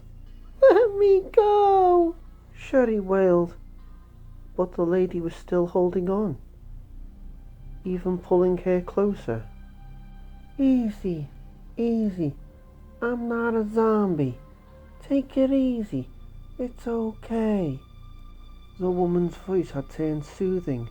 The words crooned gently. The hand on Sherry's wrist, warm and strong, the sweet musical voice repeated the gentle words again and again. Easy. It's okay. I'm not going to hurt you. You're safe now. Sherry finally looked at the lady and saw how pretty she was, how her eyes were soft with concern and sympathy, and just like that, Sherry stopped trying to get away and felt the hot tears trickle down her face. Tears that she'd been holding back ever since she'd seen the red-haired man commit suicide. She instinctively hugged the young, pretty stranger, and the lady hugged her back. her slender arms tight across Sherry's trembling shoulders. Sherry cried for a couple of minutes, letting the woman stroke her hair and whisper soothing words to her, and at last she felt like the worst was over. As much as she wanted to crawl into the lady's arms and forget all of her fears, to believe that she was safe, she knew better, and besides, she wasn't a baby anymore. She turned 12 last month. With an effort, Sherry stepped away from the woman and wiped her eyes, looking up into her pretty face. The woman wasn't that old, maybe only 20 or so, and was dressed really cool. Boots and a cut-off pink denim shorts and a matching vest with no sleeves. She wore her shiny brown hair in a ponytail, and when she smiled, she looked like a movie star. The woman crouched down right in front of her, still smiling gently. "My name's Claire. What's yours?" Sherry felt shy suddenly, embarrassed for running and then trying to get away from such a nice lady. Her parents had often told her that she acted like an emotional baby, that she was too imaginative for her own good, and here was proof. Claire wasn't going to hurt her. She could tell. "Sherry Birkin," she said, and smiled at Claire, hoping that Claire wasn't mad at her. She didn't look mad. In fact, she looked pleased with Sherry's answer. "Do you know where your parents are?" Claire asked, in the same sweet tone. "They work at the Umbrella chemical plant, just outside of town," Sherry said. "Chemical plant? Then what are you doing here?" "My mom called and told me to go to the PlayStation. She said it was too dangerous to stay at home." Claire nodded. From the look of things, she was probably right, but it's dangerous here as well. Claire frowned thoughtfully, then smiled again. "You'd better come with me." Sherry felt a cold knot tighten in her stomach and shook her head, wondering how to explain to Claire that it wasn't a good idea, that it was a very bad idea. She wanted more than anything not to be alone anymore, but it just wasn't safe. "If I go with her and the monster finds us," Claire would be killed, and although Claire was thin, Sherry was pretty sure that she wouldn't be able to fit in the ventilation shaft. "There's something out there," she said finally. "I saw it. It's bigger than the zombies, and it's coming after me." Claire shook her head, opening her mouth to say something, probably to try and talk her into changing her mind, when a terrible, furious sound filled the room, echoing in violent waves from somewhere in the building, somewhere close. Sherry felt her blood turn to ice. Claire's eyes went wide, her skin paling. "What was that?" Sherry backed away, breathless, in her mind already running for the safe place behind the 3 suits of armour. "That's what I was telling you," she gasped out, and before Claire could stop her, she turned and ran. "Sherry!" Sherry ignored the shouted police, sprinting past the glass exhibit case for the safety of the air shaft. She leapt nimbly over the nice pedestal and dropped to her hands and knees, ducking her head and scrambling into the ancient stone hole set into the base of the wall. Her only chance, Claire's only chance, was for Sherry to get as far away from her as possible. Maybe they would find each other again when the monster had gone. As Sherry crawled quickly through the tight and winding darkness, she hoped it wasn't already too late. Chapter 12. Ada sat on the edge of the cluttered desk in the office of the Chief of Detectives, resting her aching feet and staring blankly at the empty steel safe in the corner. Her patience was wearing thin. Not only was the G-virus sample nowhere to be found, she was starting to think that Bertolucci had flown the coop. She'd gone through the break room, the STARS office, the library. In fact, she was pretty sure she'd covered just about everywhere the reporter would have had easy access to, and had used 2 full clips to do it. It wasn't that she was low on ammo, it was the waste of time that the bullets represented. 26 rounds and no results. except that there were a dozen more virus-riddled corpses lying around, and two of Umbrella's freak hybrids. Ada shuddered, remembering the warped red flesh and trumpeting shrieks of the bizarre creatures that she'd capped in the press room. She'd never been particularly bothered by greed, corporate or otherwise, but Umbrella had been up to some seriously immoral experimentation. Trent had warned her about the tyrant's retrievers, which thankfully hadn't put in an appearance yet, but the long-tongued, clawed, bloody humanoids were an affront to even her sensibilities, not to mention a lot harder to kill than the virus carriers. If they were T-Virus products, she'd have to keep her fingers crossed that Birkin hadn't done anything with his newest creation. According to Trent, the G-Virus hadn't been put to use yet, but it was supposed to be twice as potent. Ada let her gaze wander, taking in the plain, functional office. It wasn't the most inspiring environment to take a break in, but at least it was reasonably gore-free. With the door closed, she could hardly smell the officers in the main part of the room. They'd been pretty far gone when she put them down, that bonelessly wet stage that apparently preceded total collapse. Not that it matters if I can smell them. My hair and clothes have absorbed the goddamn smell. When they start to go bad, it seems to happen with a bang. She wished she'd bothered to learn more on the science end. She knew what the T-Virus was used for, but hadn't thought it necessary to research the physiochemical effects. Why bother, when she had no reason to think that Umbrella had been planning to spill a shitload of it in their hometown? She was getting plenty of first-hand information about how well it worked, but it would have been nice to know exactly what happened in the infected party's body and mind. What turned them from a person into a mindless flesh eater? Instead, she could only file away her observations and make guesses at the truth. From what she'd seen, it took less than an hour for someone infected to turn zombie. Sometimes the victim went into a kind of fever coma first, which presumably burnt out parts of the brain and only added to the impression that they were walking from the dead when they stood up and started looking for fresh meat. The symptoms of the virus were the same for everyone, but not the progression rate. She'd seen at least 3 cases where the victim had turned bloodthirsty within a couple of moments of being infected. The stage she started to think of as going cataract.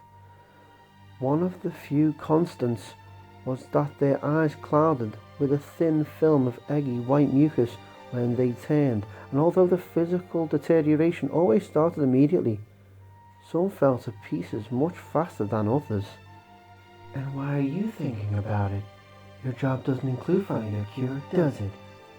She sighed, bending over to rub her toes. True enough. Still, it was something to think about.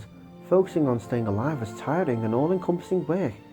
She didn't have a chance to consider the subtleties of the circumstances while clearing out corridors. She was on break, and she needed to let her brain run around a bit, ponder a few of the job's more puzzling aspects. And there are about 1,000 to mull over. Trent, what Bertolucci should or shouldn't know. And the stars, what the hell had happened to that merry crew? From the articles that Trent had included in the info packet, she knew about the star's suspension, and considering what they'd been investigating, it didn't take a genius to figure out that they'd been railroaded by Umbrella from covering part, if not all, of the bioweapon operations. Umbrella had probably off them by now, if they hadn't gone into hiding, and she had to wonder if Trent had played any part in the star's little misadventure, or if he'd tried to contact them before or after. Not that he would have told her. Trent was an enigma, to be sure. She'd only had one actual meeting with him, although he'd contacted her several times prior to her leaving for Raccoon, mostly by phone, and although she'd always prided herself on her ability to read people, she knew absolutely nothing about where his interest lay, why he wanted the G-Virus, or what his gripe with Umbrella was about. It was obvious that he had some inside connection. He knew too much about the company's workings, but if that was the case, why not just pick up his own goddamn sample and then quit? Hiding an outside agent was the act of someone trying to avoid implication, but implication of what? Ours is not to question why. A good principle to live by. She also wasn't getting paid to figure out Trent. She doubted she'd be able to even if she was getting paid for it. She'd never met such a supremely self-controlled man as Mr. Trent. In every interaction they'd had, she'd gotten the feeling that he had been smiling inside, as if he knew some intensely pleasurable secret that no one else was privy to, and yet somehow he hadn't come across as arrogant or overblown. He was a cool one, his geniality so natural that she'd been vaguely intimidated. She might not have been able to pick up on his motives, but she'd seen that calm humour before. It was the real face of true power, of a man with a plan and the means to implement it. So, has the spill upset his plans, whatever they are, or was he prepared for this contingency? He may not have planned it, but I can't imagine that caught unawares is anywhere in Trent's vocabulary. Ada leaned back, rolling her head tiredly before pushing herself off the desk and stepping back into her uncomfortable shoes. Enough downtime. She couldn't spare headaches and pains more than a few minutes, and didn't expect to figure out much of anything until she was well away from Raccoon. She still had a couple of areas to check for Bertolucci before heading into the sewers, and she'd noticed that some of the first floor window barricades weren't as solid as she might have hoped. She didn't want to end up blocked out of a path by a new group of carriers from outside. There were the secret passages on the east side and the holding cells downstairs past the parking garage. If she couldn't find him in either of those places, she'd have to assume he'd left the station and concentrate her efforts on obtaining the sample. She decided to try the basement first. It seemed unlikely that he'd stumbled across the hidden corridors. From what she'd read of his work, he wasn't a good enough reporter to find his own ass. And if he was hiding in or near the holding cells, she wouldn't have to spend any more time roaming the station, facing the inevitable invasion. The entrance into the sub-basement was downstairs, so barring any complications, she could head straight for the lab. Ada walked out of the office, wrinkling her nose at the fresh burst of rotting smell that pushed at her by the lazily spinning ceiling fans. There had to be 7 or 8 bodies in the desk-filled room, all of them cops, and at least 3 that she'd shot had been fairly rank. And didn't I leave 5 carriers still walking around in here when I came through before? Ada paused just outside the large and open room, looking back in from the narrow connecting corridor that led back to the stairs. Had there been 5? She knew she'd capped a couple on her first visit. The rest had been too slow to hassle with, and she thought there'd been 5 of them, and yet she'd only had to knock off 3 when she had returned for her impromptu break. There were 5. I may not be a peak, but I can still count. She wasn't in the habit of doubting her ability to keep track of such things, and the fact that she'd only just noticed was a sign of how tired she was. 2 days ago, she would have made the observation immediately. There was no way to tell if the additional corpses had been shot or had simply disintegrated on their own without exposing herself to contact. They were too messed up, but it would be wisest to assume that there were still a few survivors wandering around. Not for long, one way or another. Whether or not the zombies managed to break through, Umbrella would act soon if they hadn't already. What had happened in Raccoon was a shareholder's worst nightmare, and Umbrella certainly wasn't going to ignore the problem. They probably already worked up a fail-safe disaster and prepared their own spin to feed to the press, and it was a foregone conclusion that they'd try to salvage Bacon's synthesis before putting their fail-safe into effect, which meant that she'd have to be very careful. Bacon had apparently been somewhat secretive about his work, and Trent had relayed that Umbrella would eventually send in a retrieval team. With Raccoon in ashes, that eventuality had probably been moved forward a few notches. A team of human beings. Hopefully, I can handle that. A tyrant, though? I don't need that kind of pain. Ada turned away from the room, walking toward the closed door that would lead her to the basement steps. Tyrant was the code name for a particular series in Umbrella's organic weapons research, a series that embodied the most destructive applications of the T-virus. According to Trent, the White Umbrella scientists, the ones working in the secret labs, had just started tests on a kind of humanoid bloodhound, designed to hunt down any assigned scent or substance it had been encoded for with relentless and inhuman capabilities. A Tyrant Retriever, a nearly indestructible construct of infected flesh and surgically implanted wiring, just the kind of thing that they might send in to find, say, a sample of the G-virus. Once she collected Trent's sample, she was history, bathing drinking margaritas on a beach somewhere, and anything she might or might not feel about it. About how many innocents had died, or what Trent wanted the G-virus for. It was just one more thing to put on her list of things the job didn't call for. Her defense is safely in place. Ada started for the basement to see if she couldn't find the troublesome reporter. Leon stood in the ransacked basement weapons locker, adjusting the holster straps and thinking about where Claire might be. From what little he'd seen so far, the station wasn't too bad. Cold and dim and stinking of the bodies heaped in the hallways, but not as actively dangerous as the streets. It wasn't much to be grateful for, but he'd take what he could get. He killed 2 of his fellow officers and a woman in the tatters of a traffic patrol uniform on his way to the basement. The cops upstairs and the woman just outside the morgue, a few yards from the small room that housed the RPD armament.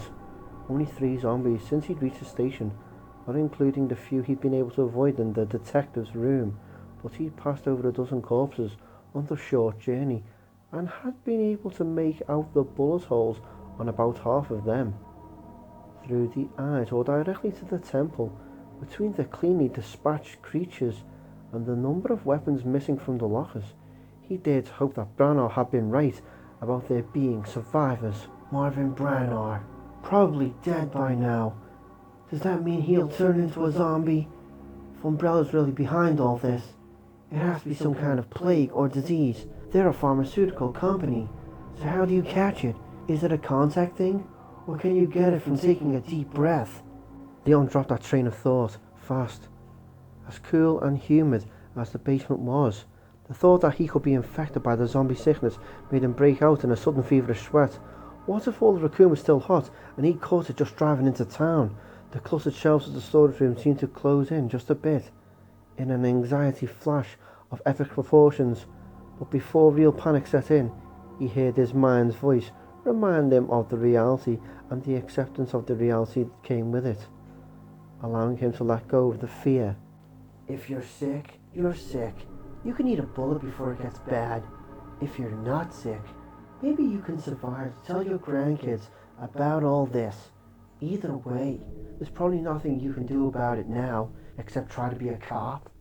Leon nodded to himself, sighing. A better plan than worrying about it, and he now had the equipment to boost his chances.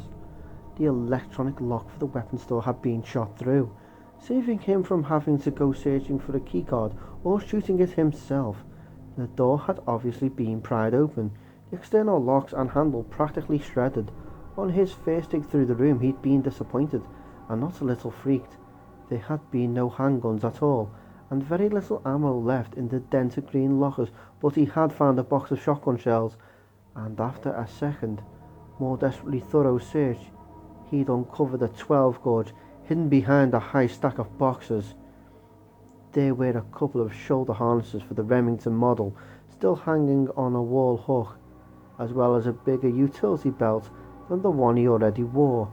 It even had a side pack deep enough to hold all of the loaded Magnum clips. With a final cinch on the harness, he decided it would be best to start searching the most obvious places first. Every connecting corridor from every possible entrance. He'd head back to the lobby first, find something to leave a note on. Shots fired, close, and the echoing tone said it was the garage just down the hall. Leon yanked the Magnum out and ran for the door, precious seconds wasted as he fumbled at the mangled handle. The hall was clear, except for the dead traffic cop on the floor to his right.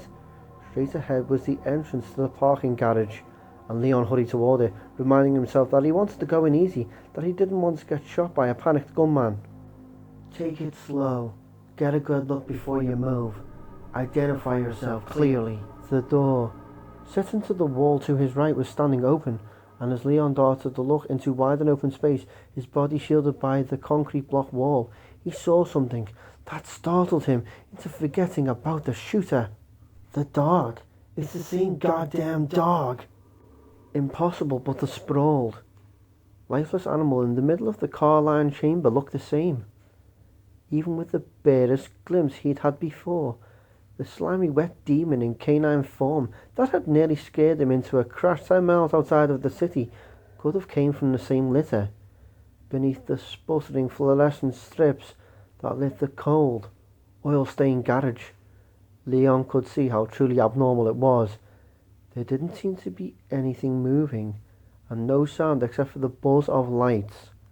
Still holding the magnum ready, Leon stepped into the garage, determined to get a closer look at the creature, and saw a second one next to a parked squad car, apparently just as dead as the first. Both lay in sticky red pools of their own blood, their long, skinned-looking limbs splayed brokenly. Umbrella, the wild animal tax, the disease. How long has this shit been going on? And how did they manage to keep it quiet after all those murders? What was even more confusing was why Raccoon wasn't crawling with support services already. Umbrella may have been able to keep their involvement with the cannibal murders silent, but how could they keep Raccoon citizens from calling for help from outside the city? And these dogs, like carbon copies, something else that Umbrella made up in their labs? He took another step toward the fallen dog things, frowning, not liking the dark conspiracy theories that were forming in his thoughts, but unable to ignore them. What he liked even less was the look of the oil stains on the concrete floor. They were rust-coloured, and there were too many of the dried splotches for him to count. He bent down to get a closer look, so intent on putting to rest a sudden terrible suspicion that he didn't register the shot until he heard the high, singing whine when it blew past his head. Leon spun left, bringing the magnum up and shouting at the same time, "Hold your fire!" and saw the shooter lowering her weapon. A woman in a short red dress and black leggings, standing by a fan against the far wall. She started walking toward him, her slender hips rolling smoothly, her head high and shoulders back, as if they were at a cocktail party. Leon felt a rush of anger, that she could seem so calm after very nearly killing him, but as she got closer, he found himself wanting to forgive her. She was beautiful and wore an expression of genuine pleasure at seeing him, a welcome sight after so much death. "Sorry about that," she said. "When I saw the uniform, I thought you were another zombie." She was Asian American, fine-boned but tall, her short hair a thick and glossy black.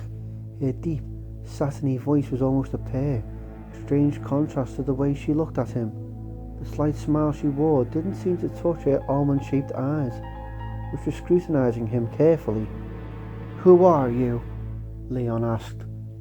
"Ada Wong." That throaty purr again. She tilted her head, still smiling. "I'm Leon Kennedy," he said reflexively, not sure what to ask or where to start. What are you doing down here?"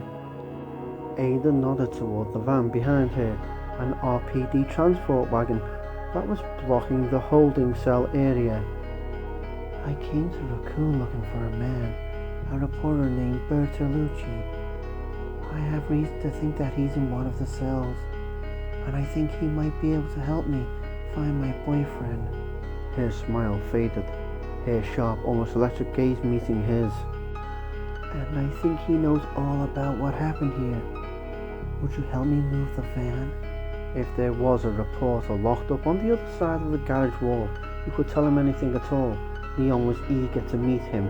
He wasn't sure what to make of Ada's story, but he couldn't imagine why she would lie about anything. The station wasn't safe, and she was looking for survivors, just as he was. "Yeah, okay," she said, feeling caught off guard by her smoothly direct manner. It felt like she had taken control of their meeting, some subtle but deliberate manipulation. That had put her in charge, and from the casual way she turned and walked back to the van, as if there was no question that he would follow, he thought she knew it. Don't be paranoid. Strong women do exist, and the more people we can find, the more help I can get to look for Claire. Maybe it was time to stop making plans and just try to keep up. They unholstered the Magnum and went after her, hoping that the reporter was where Ada thought he was and that things would start making sense sooner rather than later. Chapter 13. Sherry Birkin was gone, and Claire couldn't fit herself into the ventilation duct to go after her. Whatever or whoever had screamed and scared the little girl so badly hadn't put in an appearance, but Sherry was history, maybe still crawling frantically through some dark and dusty tunnel. She had apparently been hiding by the duct for a while. There were empty candy bar wrappers and a musty old blanket stuffed in the opening. The pathetic little hideaway tucked behind 3 standing suits of armour. Once she realised that Sherry wasn't coming back, Claire had hurried back to Iron's office, hoping that he might be able to tell her where the duct led out, but Irons was gone, along with the body of the mayor's daughter. Claire stood in the office, washed over by the dull glass eyes of the morbid decor, and felt really uncertain for the first time since she'd hit town. She started out to find Chris, a goal that had expanded to include worries about zombie dodging, hooking up with Leon, and avoiding creepy Chief Irons, pretty much in that order. But in the few moments between meeting the little girl and that strange howling scream, her priorities had shifted dramatically. A child was caught up in this nightmare, a sweet little kid who believed that there was a monster stalking her. Maybe there is. If I can accept that Raccoon's got zombies, why not monsters? Hell, why not vampires or killer robots? She wanted to find Sherry, and she didn't know how to start. She wanted her big brother, who was just as clueless as to where he might be, and she had begun to wonder if he knew anything about what had happened to Raccoon. The last time she talked to him, he'd avoided her questions about why the stars had been suspended, insisting that it wasn't anything to worry about and that he and the team had run into some political trouble at the office and it was all going to be sorted out.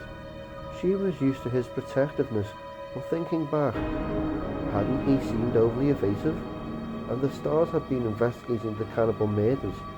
It wasn't much of a stretch to connect the past flesh-eating activity with the current. Which means what? That Chris uncovered some evil plot and was hiding it? She didn't know. All that she knew was that she didn't believe he was dead, and that for how finding Chris or Leon would have to take a back seat to finding Sherry. As bad as things were, Claire had defences, she had a gun, she had at least a little emotional maturity, and after nearly 2 years of daily 5-mile runs, she was in excellent shape. But Sherry Birkin couldn't be older than 11 or 12, and seemed frail in every sense of the word, from the dirt in her pixie blonde hair to the desperate anxiety in her wide blue eyes. She had inspired all of Claire's protective instincts. A heavy, hollow vibration rattled through the ceiling, making the intricate chandelier in Iron's office tremble. Claire reflexively looked up, gripping her handgun. There was nothing to see but wood and plaster, and the sound didn't repeat itself.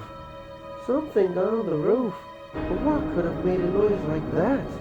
An elephant being airdropped? Maybe it was Sherry's monster.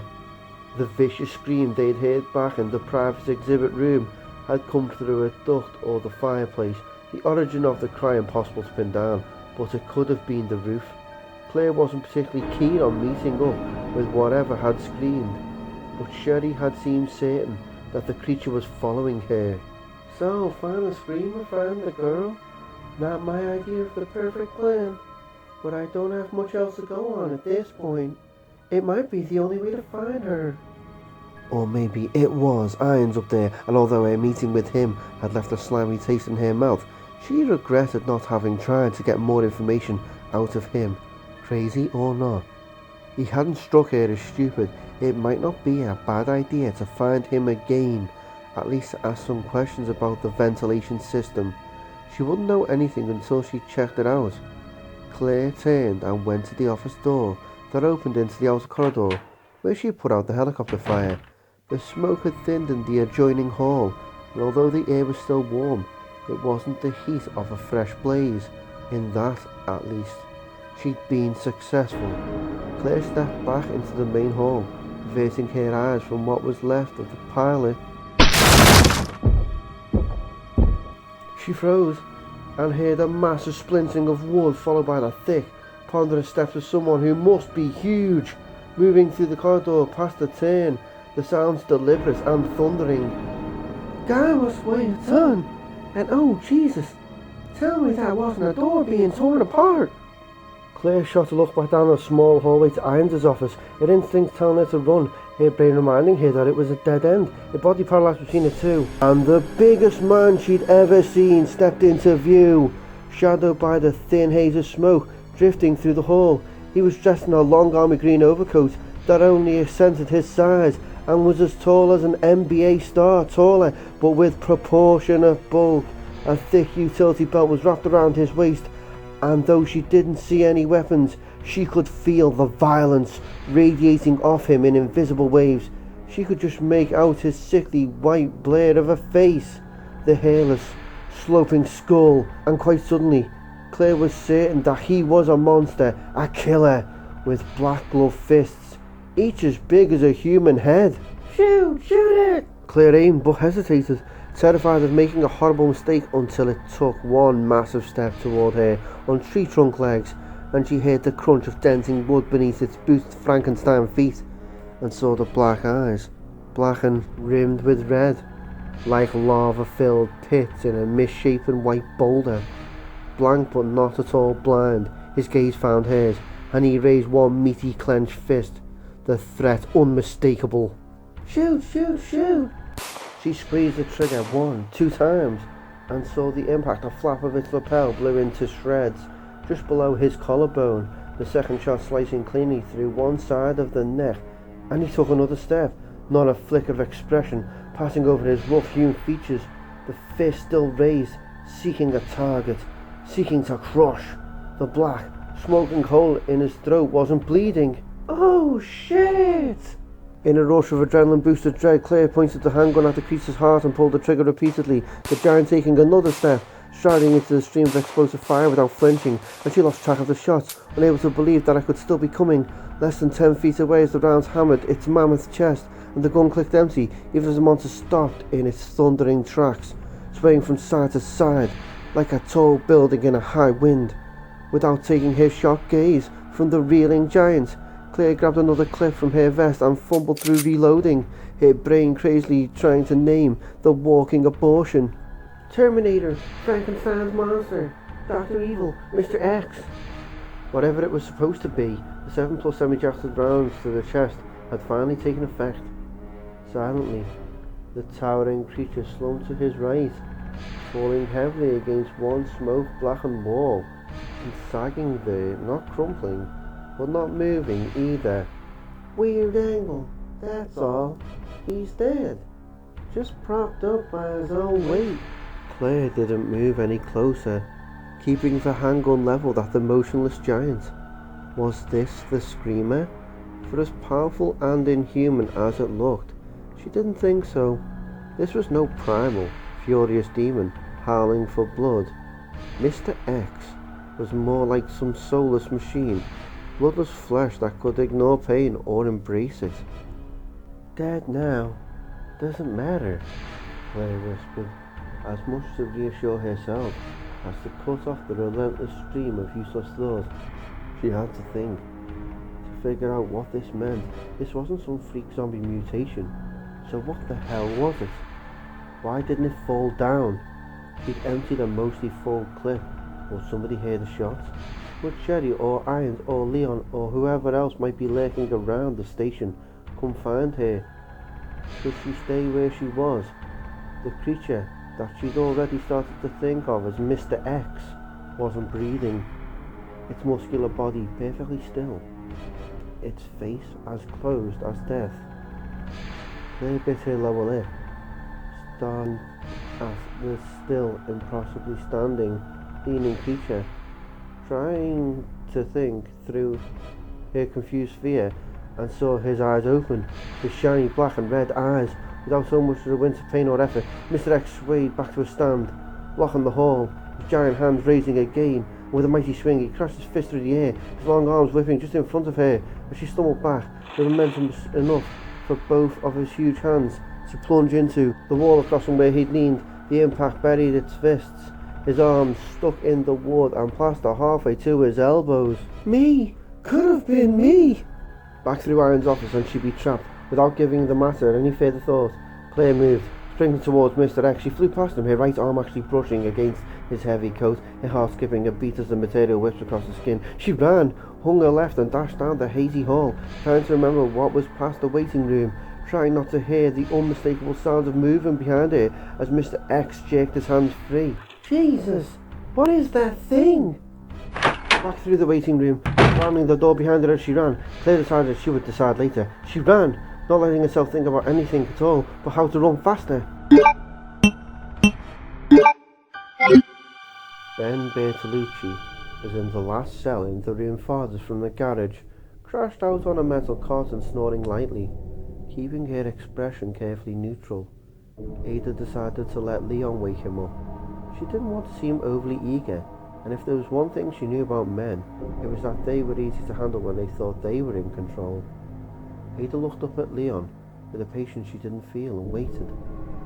They checked out an empty kennel and a winding concrete hall before finding him, and though the cold, dank air reeked of blood and virus decay, they hadn't come across any bodies, which was strange considering the slaughter that Ada knew had occurred in the dank garage. She thought about asking Leon if he knew what had happened, but decided that the less they spoke, the better. There was no point in letting him get used to having her around. She'd seen the manhole in the kennel rusting and set into a dark corner, and had been gratified to see a crowbar on an open shelf nearby. With Bertolucci snoozing in front of them, Ada felt like things were finally starting to pick up. "Let me guess," Leon said loudly, and reached out to thump on the metal bars with the butt of his gun. "You must be Bertolucci, right? Get up, now!" Bertolucci groaned and sat up slowly, rubbing at his stubbled jaw. Ada wanted to smile, watching him frown wearily in their direction. He looked like shit, his clothes rumpled, his lank ponytail frazzled. "Still wearing his tie though. The poor slob probably thinks it makes him look more like a real reporter." "What do you want? I'm trying to sleep here." He sounded grouchy, and again Ada had to suppress a smile. It served him right for being so difficult to find. Leon glanced at Ada, looking a trifle uncertain. "Is this the guy?" She nodded, realizing that Leon probably thought Bertolucci was a prisoner. Their conversation would dispel that particular notion pretty fast, but she didn't want Leon to know more than he had to. She'd have to choose her words carefully. "Ben," she said, letting her voice carry a hint of desperation. "You told the city officials that you knew something about what's been going on, didn't you? What did you tell them?"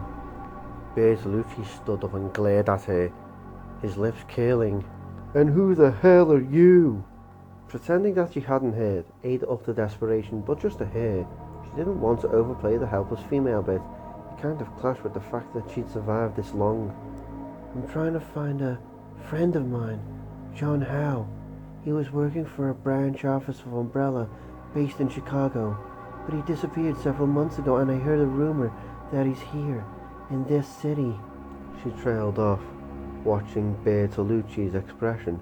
He knew something, no question, but she didn't think he was going to give it up.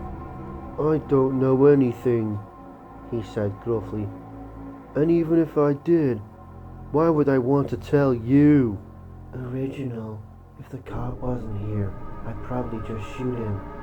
Actually, She probably wouldn't. Ada wasn't into killing for the fun of it, and I thought that she could probably get it out of him using one of her more persuasive methods. If her feminine charms didn't work, there was always a shot to the kneecap. Unfortunately, she couldn't do anything with Officer Leon hanging around. She hadn't planned on their encounter, but for the moment, she was stuck with him. The cop obviously wasn't happy with the reporter's responses. "Okay, I say we leave him in there." Bertolucci half smiled, reaching into one pocket and pulling out a set of silver cell keys on a thick ring. Ada wasn't surprised, but Leon looked even more pissed off. "Fine by me," Bertolucci said smugly. "I'm not about to leave this cell, anyway. It's the safest place in the building. There are more than just zombies running around here. Believe you me." From the way he said it, Ada thought she'd probably have to kill him after all. Trent's instructions had been clear. If Bertolucci knew anything about Bacon's work on the G virus, he was to be disposed of. Why exactly, she wasn't sure, but that was the job. If she could just get a few moments alone with him, she'd be able to ascertain how much he actually knew. The question was, how? She didn't want to shoot Leon. As a rule, she didn't kill innocents, and besides, she liked cops. Not necessarily the brightest lot, but anyone who took a job that required putting his or her life on the line had her respect, and he had a great taste in weaponry. The Desert Eagle was top of the line. So why rationalize? I ditch him first and then circle back. Doesn't mean I'm going soft. A violent, inhuman shriek pierced the tense silence. Ada snapped her Beretta around, aiming at the open gate that led through the empty cell block area. Whatever it was somewhere in the basement. What was that? Leon breathed from behind her, and Ada wished she knew the answer. The still resonating echo of that furious scream was like nothing she'd heard before, and nothing she expected to hear, even knowing about Umbrella's research. "Like I said, I'm not leaving this cell," Bertolucci said, his voice breaking slightly. "Now get out of here before you lead it right to me." Sniveling coward. "Look, I may be the only cop left alive in this building," Leon said, and something about the combination of fear and strength in his tone made Ada shoot to look back at him. The officer's gaze was fixed on Bertolucci, his blue eyes sharp and unyielding. "So if you want to live, you're going to have to come with us." "Forget it," Bertolucci snapped. "I'm staying here till the cavalry shows up, and if you're smart, you'll do the same thing." Leon shook his head. "It could be days before anyone comes. Our best chance is to find a way out of Raccoon, and you heard that scream. Do you really want to get a visit from whatever made it?" She was impressed. Some Umbrella freak could be lurching its way toward them even now, and Leon was actually trying to save the reporter's worthless hide. "I'll take that risk," said Bertolucci. "And good luck getting out. You're gonna need it." The rumpled reporter stepped up to the bars, looking back and forth between them, running a hand over his greasy hair. "Look," he said, his voice softening. "There's a kennel in the back of the building, with a manhole in it. You can get to the sewers from there. It's probably the fastest way out of the city." Ada sighed inwardly. Terrific. So much for her hidden route to the lab. If she dumped Leon now, it would take him about 5 minutes to find her. "You can always kill him, if it comes to that, or you can get him lost in the sewers and come back for Bertolucci while he's clearing the path for you."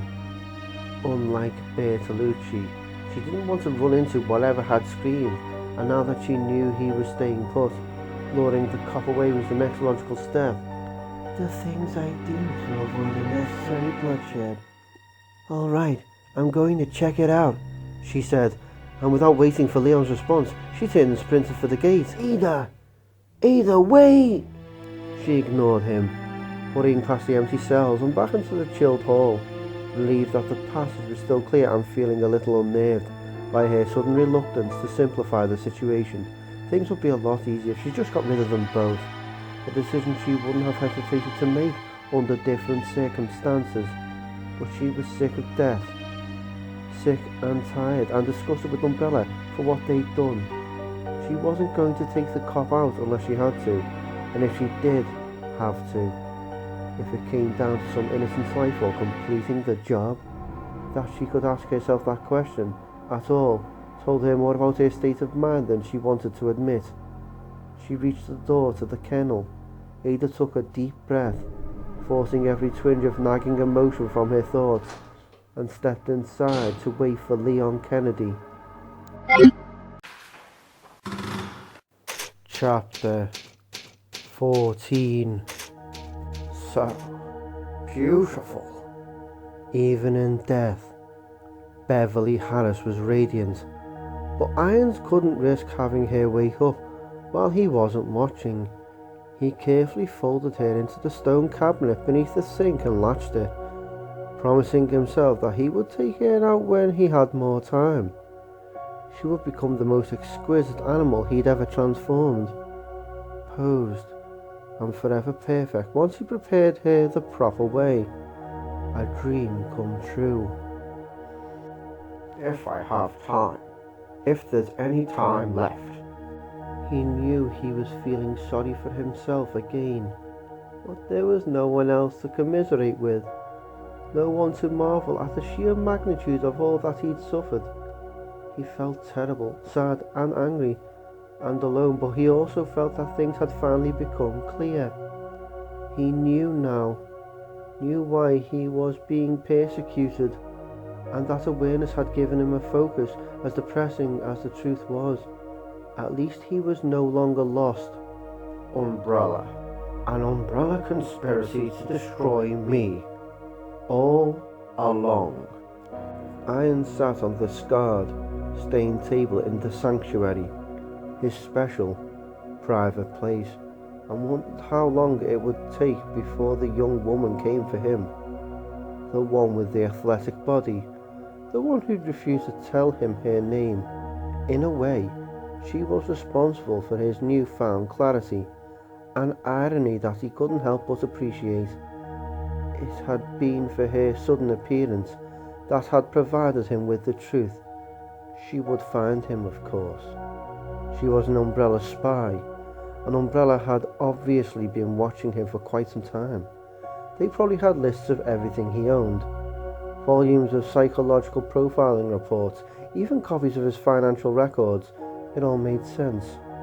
Now that he'd had some time to think, he was the most powerful man in Raccoon, and Umbrella had designed his downfall, tailored each vicious backstab to cause him the most acute agony possible. Iron stared at his treasures, the tools and trophies that sat on the shelves in front of him, but felt none of the pride they usually inspired. The polished bones were simply something to look at as his mind worked, absorbed with Umbrella's treachery. Years before, when he'd started taking money to turn a blind eye to the company's doings, things had been different. Then it had been a matter of politics, of finding himself a niche in the power structure that really controlled Raccoon, and things had worked smoothly for a long time. His career had progressed on schedule. He'd earned the respect of officials and citizens alike, and for the most part, his investments had paid off. Life had been good. And then there was Birkin, William Birkin, and his neurotic wife and their brat daughter. After the Spencer estate spill, he'd almost convinced himself that Stars and goddamn Captain Wesker had been responsible for all the trouble. But he could see now that it was the arrival of Birkin and his family, nearly a year before, that had started the ball rolling. The destruction of the Spencer lab had only hurried things along. Umbrella had probably started monitoring him the day he'd had the misfortune to meet Birkin at first, just watching, planting bugs, and installing cameras. The spies would have come later. The Birkins had come to Raccoon so that William could concentrate on developing a superior synthesis on the T-virus based on the research being done at the Spencer lab. As quirky and unpleasant as William could sometimes be, Irons had liked him. Right from the start, The male Bacon had been Umbrella's boy genius, but like Irons, he wasn't the type to brag about his position. William was a humble man, only interested in fulfilling his own potential. They've both been too busy to have much of a friendship, but there had been a mutual respect between them, and had often felt that William looked up to him. And my mistake was to allow it, to allow my regard for him to cloud my instincts, to keep me from noticing that I was being watched all along. The loss of the Spencer lab sent some big ripples through Umbrella's hierarchy, and only days after the explosion, Irons had been approached by Annette Bacon with a message from her husband, a message and a request for a favour. Bacon had been worried that Umbrella was going to demand a new synthesis, the G-Virus, before it was ready. Apparently he'd been most dissatisfied with the application of his previous work. Something about how Umbrella hadn't let him perfect the replication process. Irons couldn't remember exactly, and with Umbrella looking to recover from the financial blow of the Spencer loss, Bacon had been concerned that they might compromise the integrity of the untested virus. Through Annette, Bacon had asked for assistance and offered him a little extra incentive to keep things fair. For $100,000, all Irons had to do was help keep the G-Virus under wraps. In short, watch out for the Umbrella spies and keep an eye on the surviving stars, making sure they didn't do any more discovering of Umbrella's research. That was it. $100,000, and I was already watching my city and keeping tabs on that rebellious little pack of troublemakers. Easy money, and more to be made if everything went as planned, except it was a trap, an Umbrella trap. Irons had walked right into it, and that was when Umbrella had started plotting against him, using the information they'd gathered to seal his fate. How else could things have gone so wrong so quickly? The stars had disappeared, then Bacon, and before he'd even had a chance to assess the situation, the attacks had started up again. He'd barely had time to seal Raccoon off before everything had fallen to shit. And all because I was helping a friend, for the greater good of the company, no less. Tragic. Irons stood up and walked around the cutting table, idly tracing the dents and scars in the wood with his fingertips.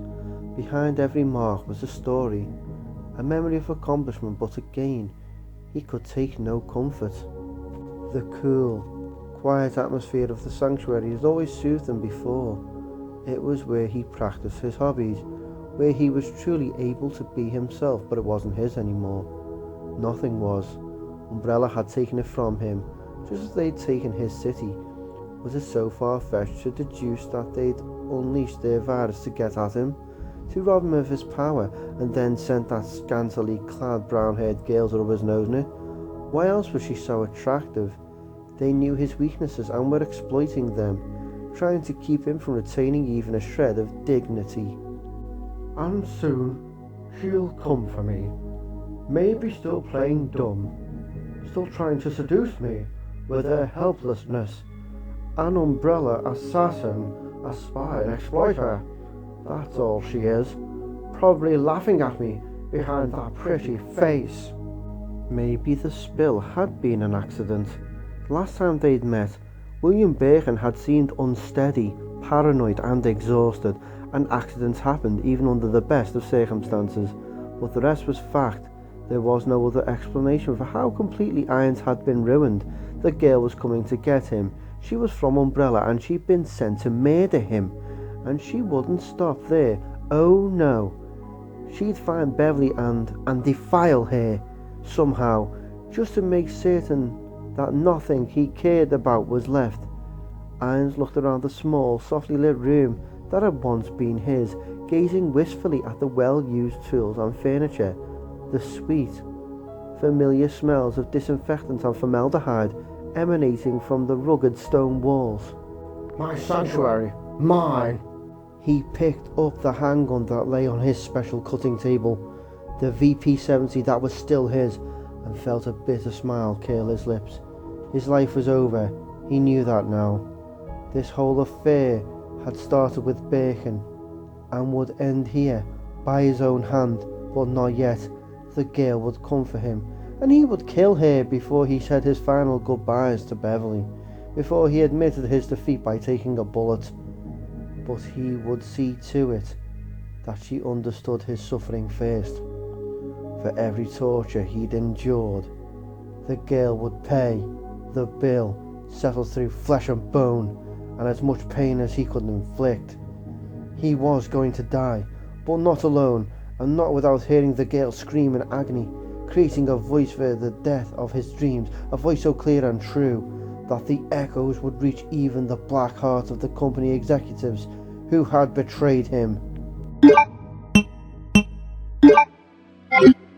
The Star's office was empty, cluttered and cold and layered with dust, but Claire was reluctant to leave. After her stumbling, frightened flight through the body-strewn halls of the second floor, finding the place where her brother had spent his working days, had left her feeling weak with relief. Mr. X hadn't followed her, and although she was still anxious to help Sherry and find Leon, she found herself lingering, afraid to step back into the lifeless halls and hesitant to leave the one place that felt like Chris. "Where are you, big brother? And what am I going to do? Zombies? Fire? Death? You're weird, Chief Irons, and that lost little girl, and when I thought things couldn't get any more insane, I'd get to face off with the thing that would not die. The freak to end all freaks. How am I going to get through this?" She sat at Chris's desk, gazing at the small strip of black and white pictures that she found tucked in the bottom drawer. The 4 shots were of the 2 of them, grinning and making faces. A photo booth memento of the week they'd spent in New York last Christmas. Finding the strip had made her want to cry at first, all of the fear and confusion that she'd been holding back finally surging to the front at the sight of his well-loved smile.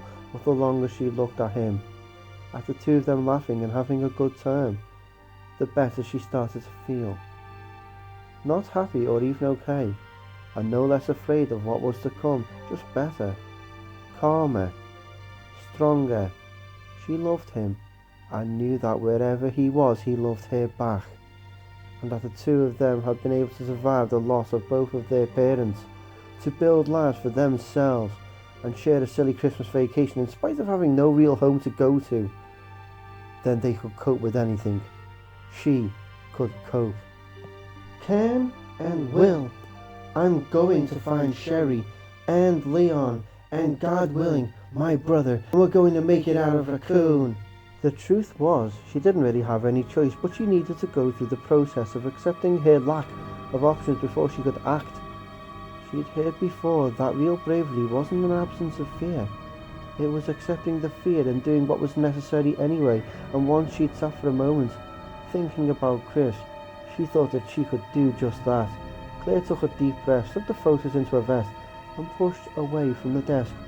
She didn't know where Mr. X had been headed, but he hadn't seemed like the waiting around type. She would head back to Iron's office and see if Sherry had come back, or Irons for that matter. If X was still there, she could always run. Besides, I should have searched his office, tried to find something about the stars. There's nothing here that can tell me anything. Standing, she took a last look around, wishing that the Star's office had offered a little more in the way of supplies or information. All she found of any use was a discarded fanny pack in the desk behind Chris's, according to the expired library card in one of the pouches. It had belonged to Jill Valentine. Claire had never met her, but Chris had mentioned her a couple of times.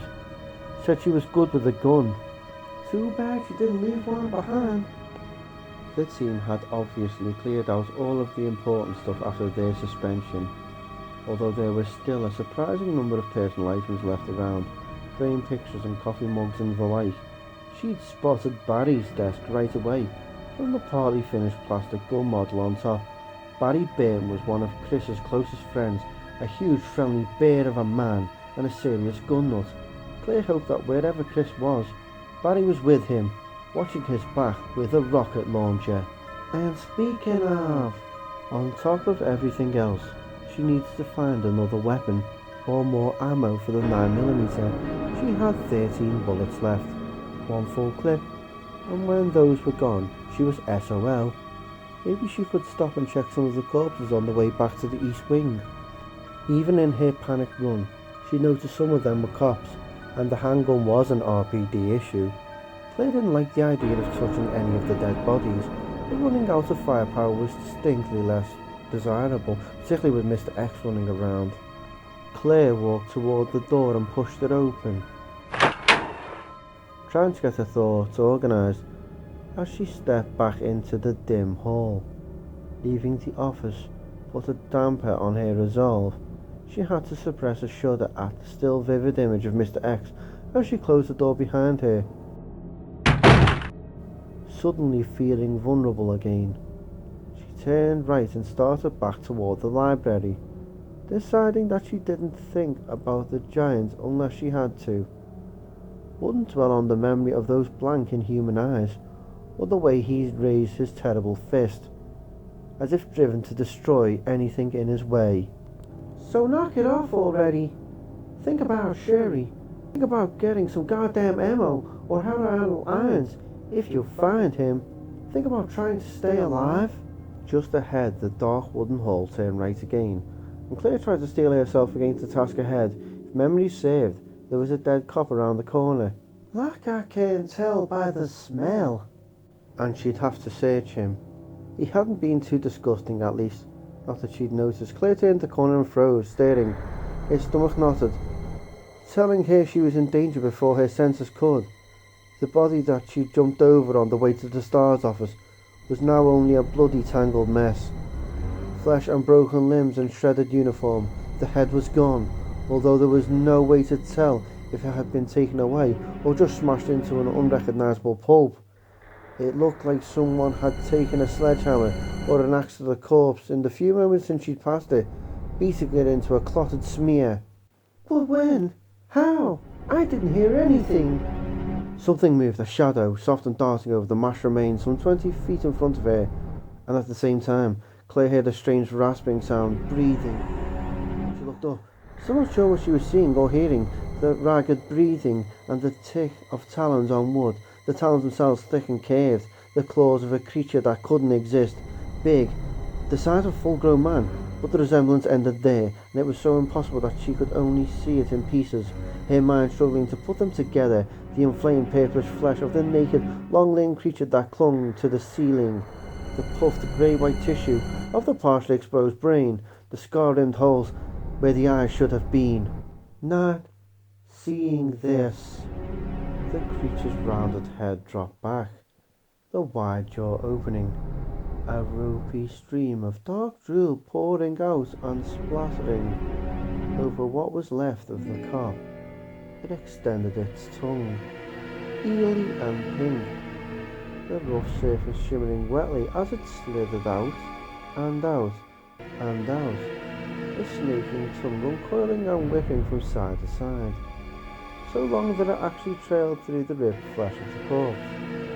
Still frozen, Claire watched in horrified disbelief as the incredible tongue snapped back up, flicking droplets of blood through the shadowy air. The entire process had taken only a second, but time had slowed to a crawl.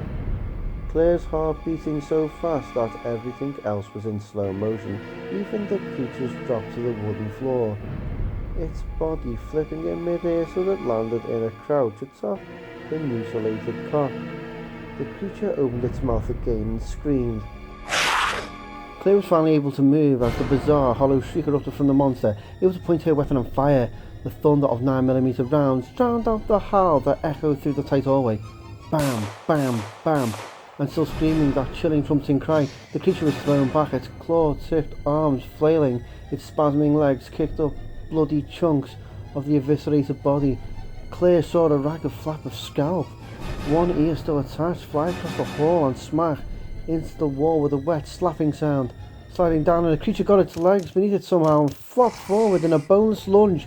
It spidered toward her, lightning fast, gripping the wood floor with its terrible claws and howling. Claire fired again, unaware that she was also screaming as 3 more rounds hit the scuttling thing, ripping through the grey matter that protruded from its open skull.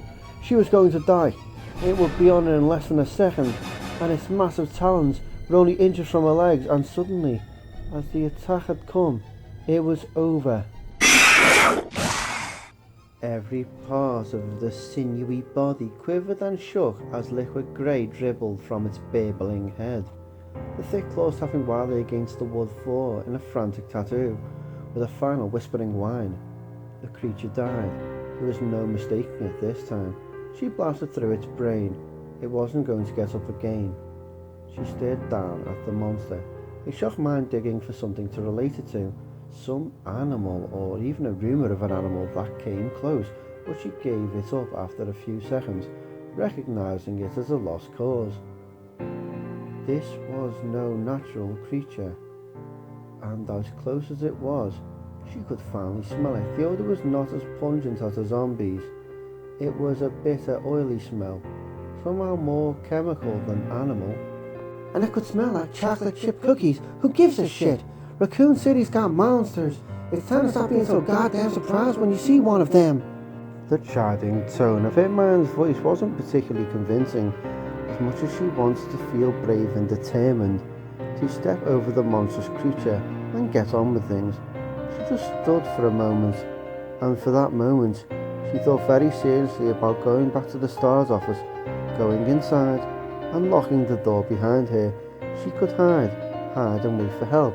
She could be safe. Decide then. Do something, one way or another.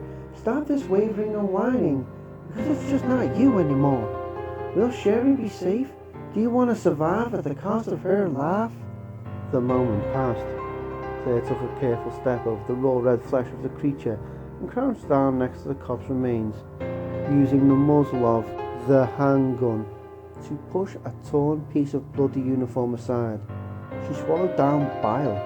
She poked through the rotten flesh and bone, making not to think about who the cop had been or how he had died. Nothing. She now had only 7 bullets left, but she refused to panic, letting the disappointment fuel her determination instead. If she could search one bloody mess, she could search another. With a last look at the dead animal thing, Claire stood and walked quickly toward the end of the corridor. Her decision made. No hiding and no more running from fear. At the very least, she could take a few of the monsters with her, raising Sherry's chances of escape. It would be better to die trying than not to try at all.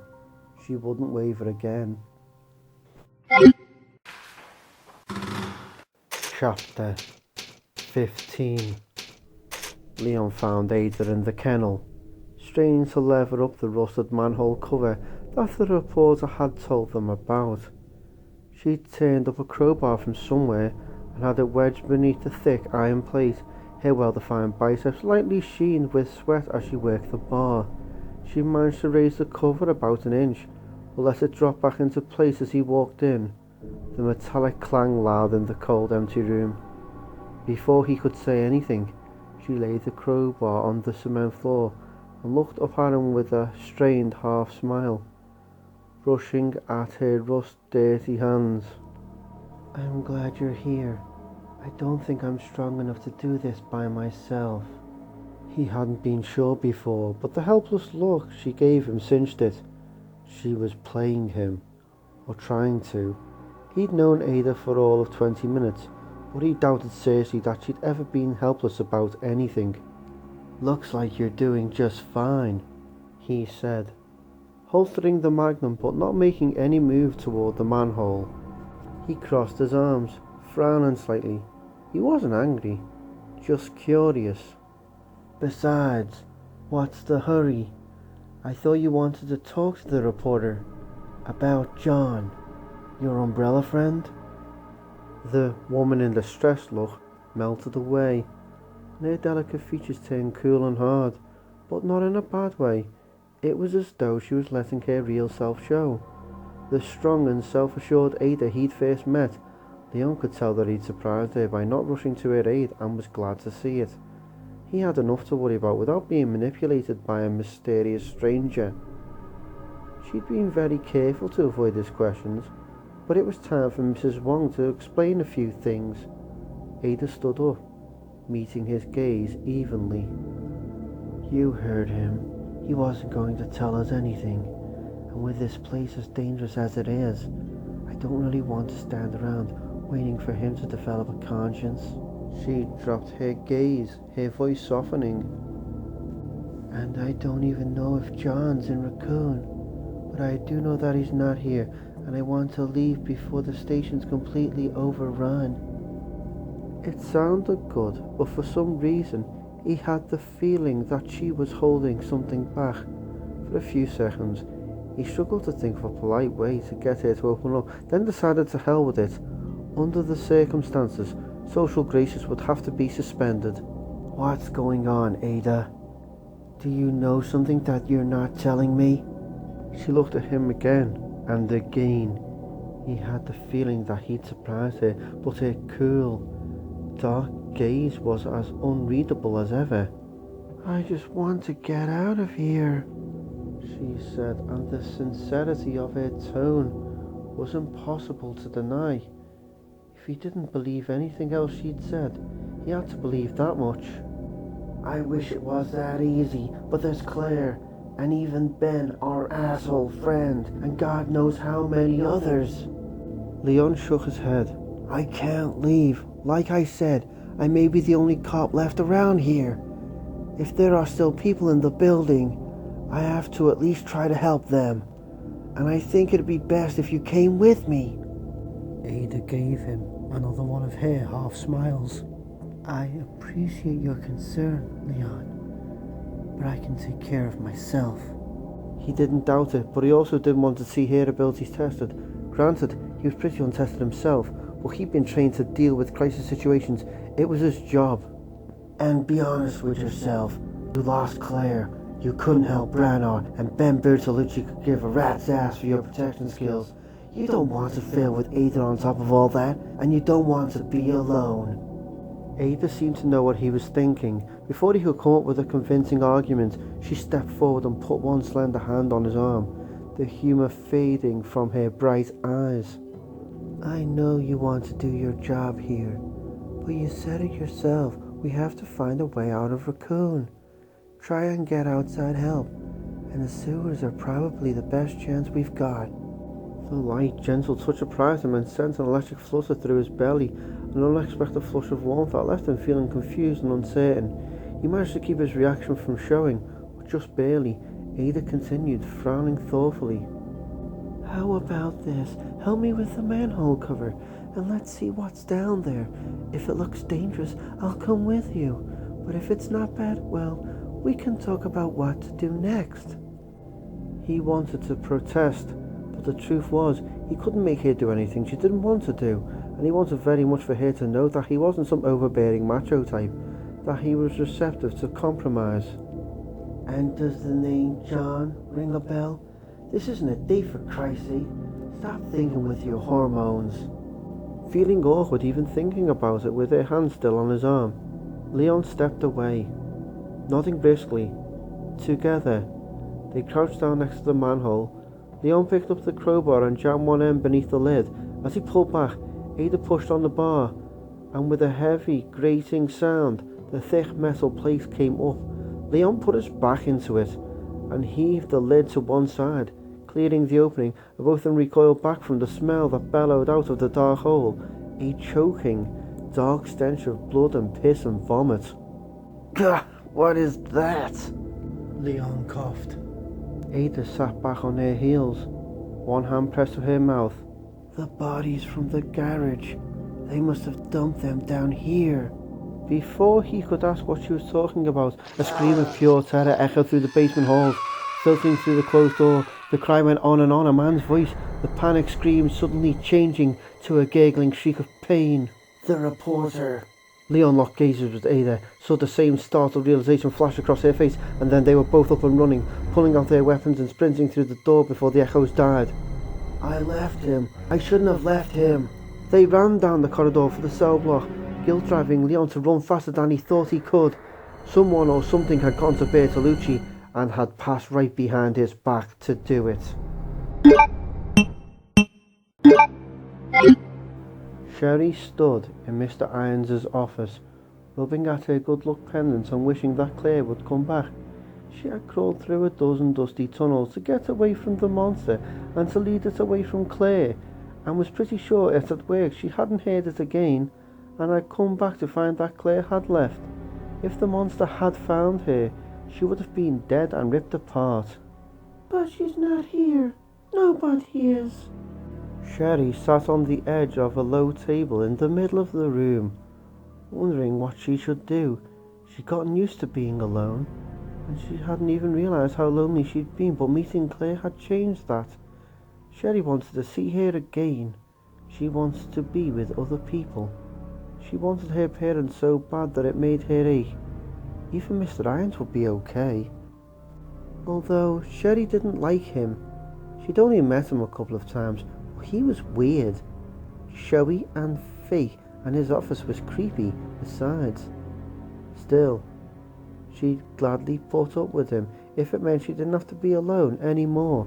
Footsteps in the hall outside of the office. Sherry stood up and ran to the open door that led back to the armour room, hoping it was clear and ready to sprint for cover if it wasn't. She ducked around the door frame and held her breath, staring at the stuffed tiger in the hall and silently praying. The outer door opened and closed, muffled steps on the carpet moving slowly, and she tensed to run, at the same time trying to muster up enough courage to sneak a look. Sherry! Claire! I'm here! She ran back into the office, and there was Claire, her whole face lit up with a beaming smile. Sherry flew into her open arms, so happy to see her that she wanted to cry. I was looking for you, Claire said, holding her tightly. Don't run off like that again, okay? Claire knelt in front of her, still smiling, but Sherry could see the worry behind the smile and in her cool grey eyes. I'm sorry, Sherry said. I had to, or the monster would have come. What does it look like? Claire asked, her smile fading. Does it look kind of red, with claws? Sherry swallowed heavily. The Inside Out Man. You saw one, didn't you? Incredibly, Claire grinned, shaking her head. Yeah, that's exactly what I saw. An Inside Out Man. Good description. She looked at Sherry more seriously, frowning. Men? There are more of them? Yes, but they aren't anything like the monster. I only saw him once, from behind, but he's a man, a giant man. Claire seemed excited. Bald? Wearing a long coat? No, he had hair, brown hair, and one of his arms was all screwed up, a lot longer than the other one. Claire sighed. Terrific. Raccoon's got something for everyone, sounds like. She reached out and took Sherry's hand, squeezing it. And that's all the more reason you should stay with me. You've done a real good job of taking care of yourself, and you've been very brave, but until we find your parents, I feel like it's my job for now to watch out for you. And if the monster comes, I'll kick its ass, okay? Sherry laughed, surprised into it. She liked that Claire didn't talk down to her. She nodded, and Claire squeezed her hand again. Good. So we've got zombies, Inside Out Men, and a monster, and a big bald guy. Sherry, do you know what happened to Raccoon? How this all got started? Anything you can tell me, anything at all. It could be important. Sherry frowned, thinking. Well, there were a bunch of murders last May, or June, I think. Like 10 people got killed, and then they stopped. But then maybe a week ago, somebody got attacked. Claire nodded encouragingly. Okay, did people start getting attacked? Or what did the police do? Sherry shook her head, wishing she could be more helpful. I don't know. Right before that girl got attacked, my mother called from work really upset and told me that I couldn't leave the house. Mrs. Willis, that's our next door neighbor, she came over and cooked dinner for me. And that's how I heard about that girl. Mom called again the next day and told me that she and Dad were stuck at the plant and wouldn't be home for a while. And then like 3 days ago, she called again and told me to come here. I went to see if Mrs. Willis would come with me, but her house was dark and empty. I guess things had gotten pretty bad by then. Claire was staring at her intently. You were alone all that time? Even before you got to the station? Sherry nodded. Well, yeah, but I stay alone a lot. My parents are both scientists. Their work is important, and sometimes they can't stop in the middle of what they're doing. And my mother says that I am very self-sufficient when I want to be. Do you know what kind of work your parents do at Umbrella? Claire was still watching her closely. They develop cures for things, for diseases, Sherry said proudly, and make medicines like serums that hospitals use. She trailed off, noticing that Claire seemed distracted suddenly, her gaze far away. It was a look she had seen plenty of times before on both of her parents' faces, and it meant that they weren't really listening anymore. But as soon as she stopped talking, Claire refocused on her, reaching out to pat her on the shoulder, and for some stupid reason that made Sherry want to cry again. Because she's listening to me, because she wants to watch out for me now. Your mother's right, Claire said gently. You're very self-sufficient, and that you've made it this far means that you're also very strong. That's good, because we're both going to have to be strong to make it out of here. Sherry felt her eyes go wide. What do you mean? Leave the station? But there are zombies all over the place, and I don't know where my parents are. What if they need help, or they're looking for me? Sweetie, I'm sure your folks are just fine, Claire said quickly. They're probably still at the plant, hiding and safe. Just like you were, waiting for people to come outside of the city to make everything better. You mean kill everything? Sherry said.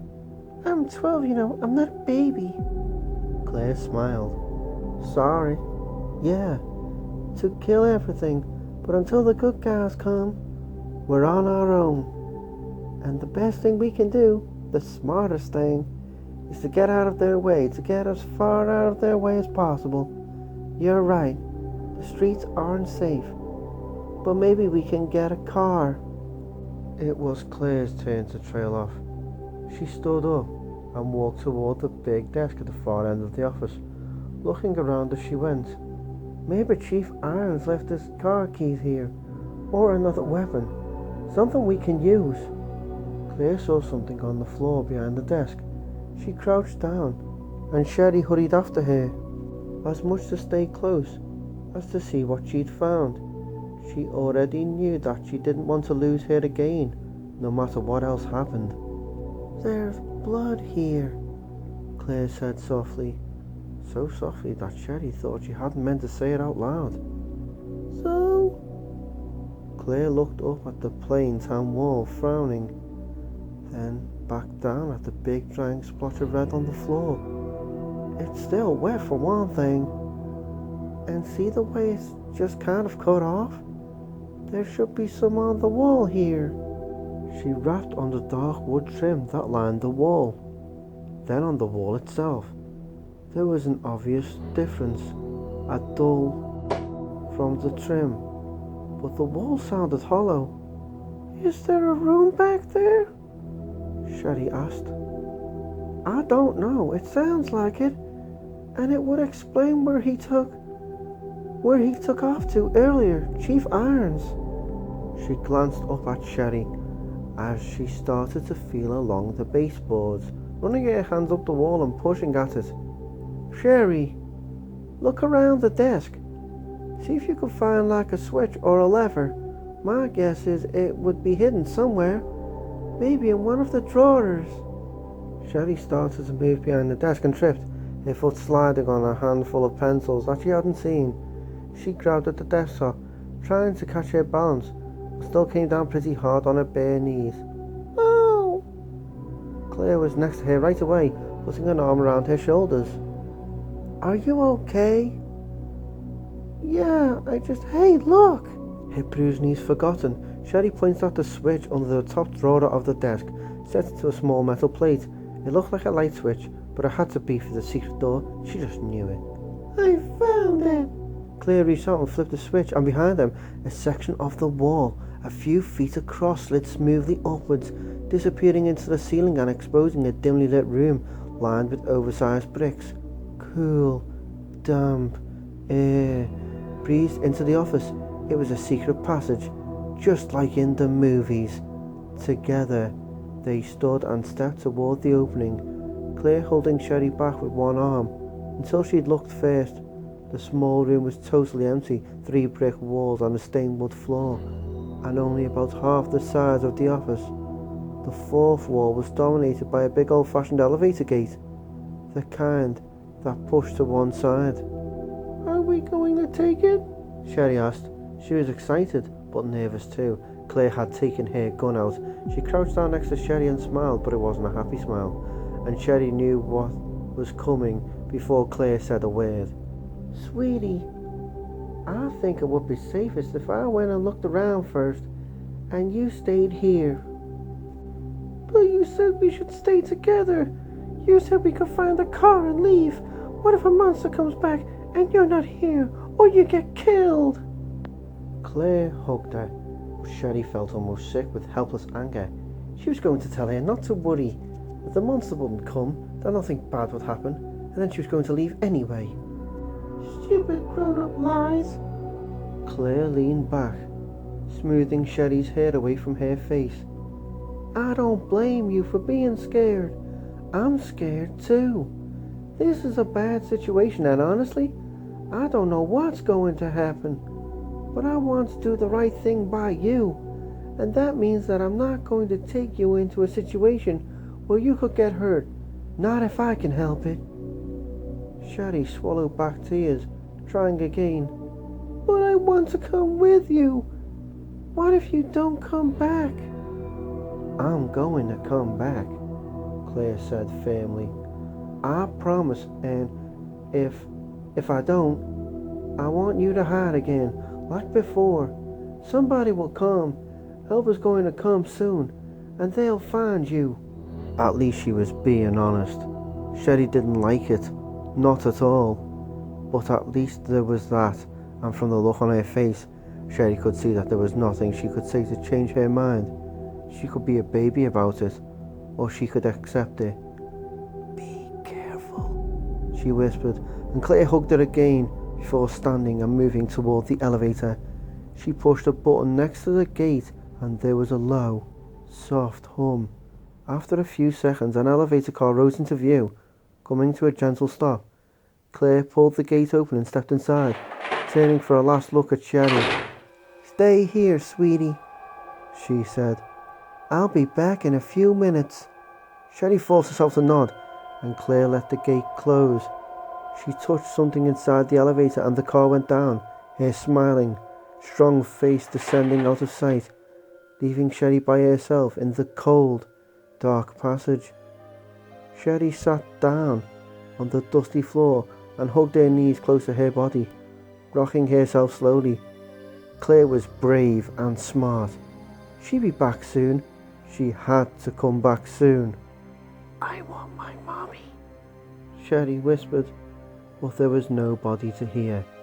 She was alone again, the thing she wanted least of all. But I'm strong, and I can't wait. She rested her chin on one knee, touching the necklace her mother had given her for good luck, and started to wait for Claire to come back. Chapter 16. Annette Birkin sat in the laboratory monitor room, exhausted, staring up at the wall of video screens centered over the surveillance console. She'd been there for what felt like years, waiting for William to appear, and was starting to think that he never would. She'd give it a little longer, but if she didn't see him soon, she'd have to do another search. Goddamn technology! It was a brand new system, less than a month old, 25 screens with a channel control that should have allowed her to see any and every part of the facility. Brilliant security advance, except only 11 of the screens still worked at all, and over half of those would only show static, an endless dance of electric snow. Of the 5 she could still get a clear picture from, all she could see, or there was to see, were dead, rotting bodies and the occasional RE3, either feasting or sleeping. Lickers. You call them lickers because of their tongues. She thought she'd been past the worst of the pain, but the lonely sound of her own voice in the cold, cavernous chamber, and the realization that there would be no answer, that there would never be an answer again, brought on a fresh, knifing wave of grief. William was gone. He was gone, and she was talking to no one at all. Annette lowered her head to the console, closing her weary eyes.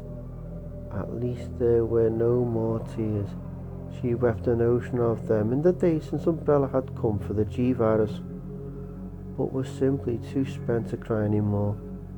Now there was only pain, interspersed with fits of violence, helpless fury over what Umbrella had done. Another month, maybe 2, and we would have given it to them.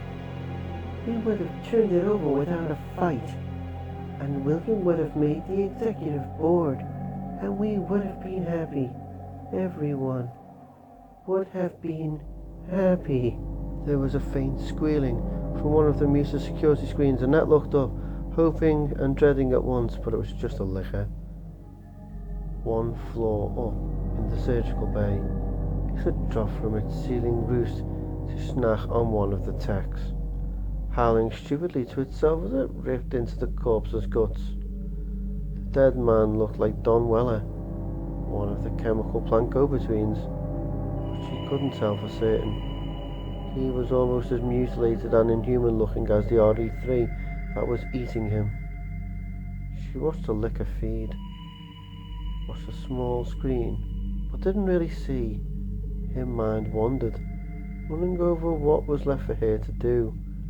She'd already wiped all of the computers and locked in the countdown codes.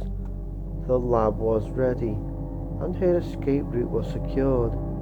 But she couldn't finish things until she saw him again, saw that he was back in the Umbrella facility. Destroying the lab wouldn't solve anything if he wasn't in the blast zone. They would find him and extract the virus from his blood. And Umbrella won't have it. I'll die before I let them have it, so help me God.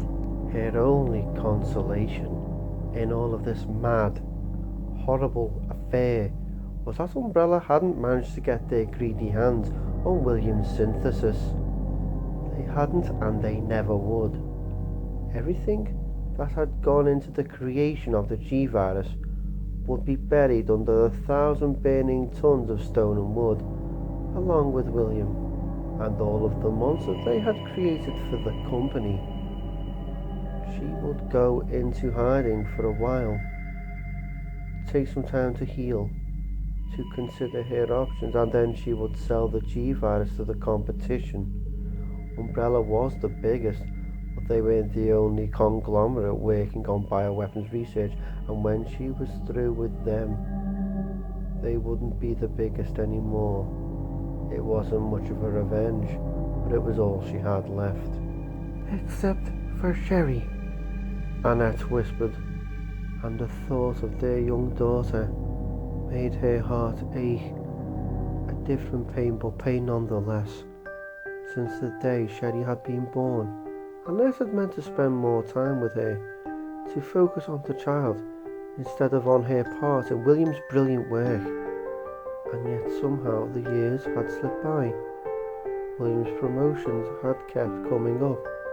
The work had grown ever more interesting and valuable, and although both she and William had made promises to themselves and each other that they would make more of an effort to develop their family life, they had continued to put it off.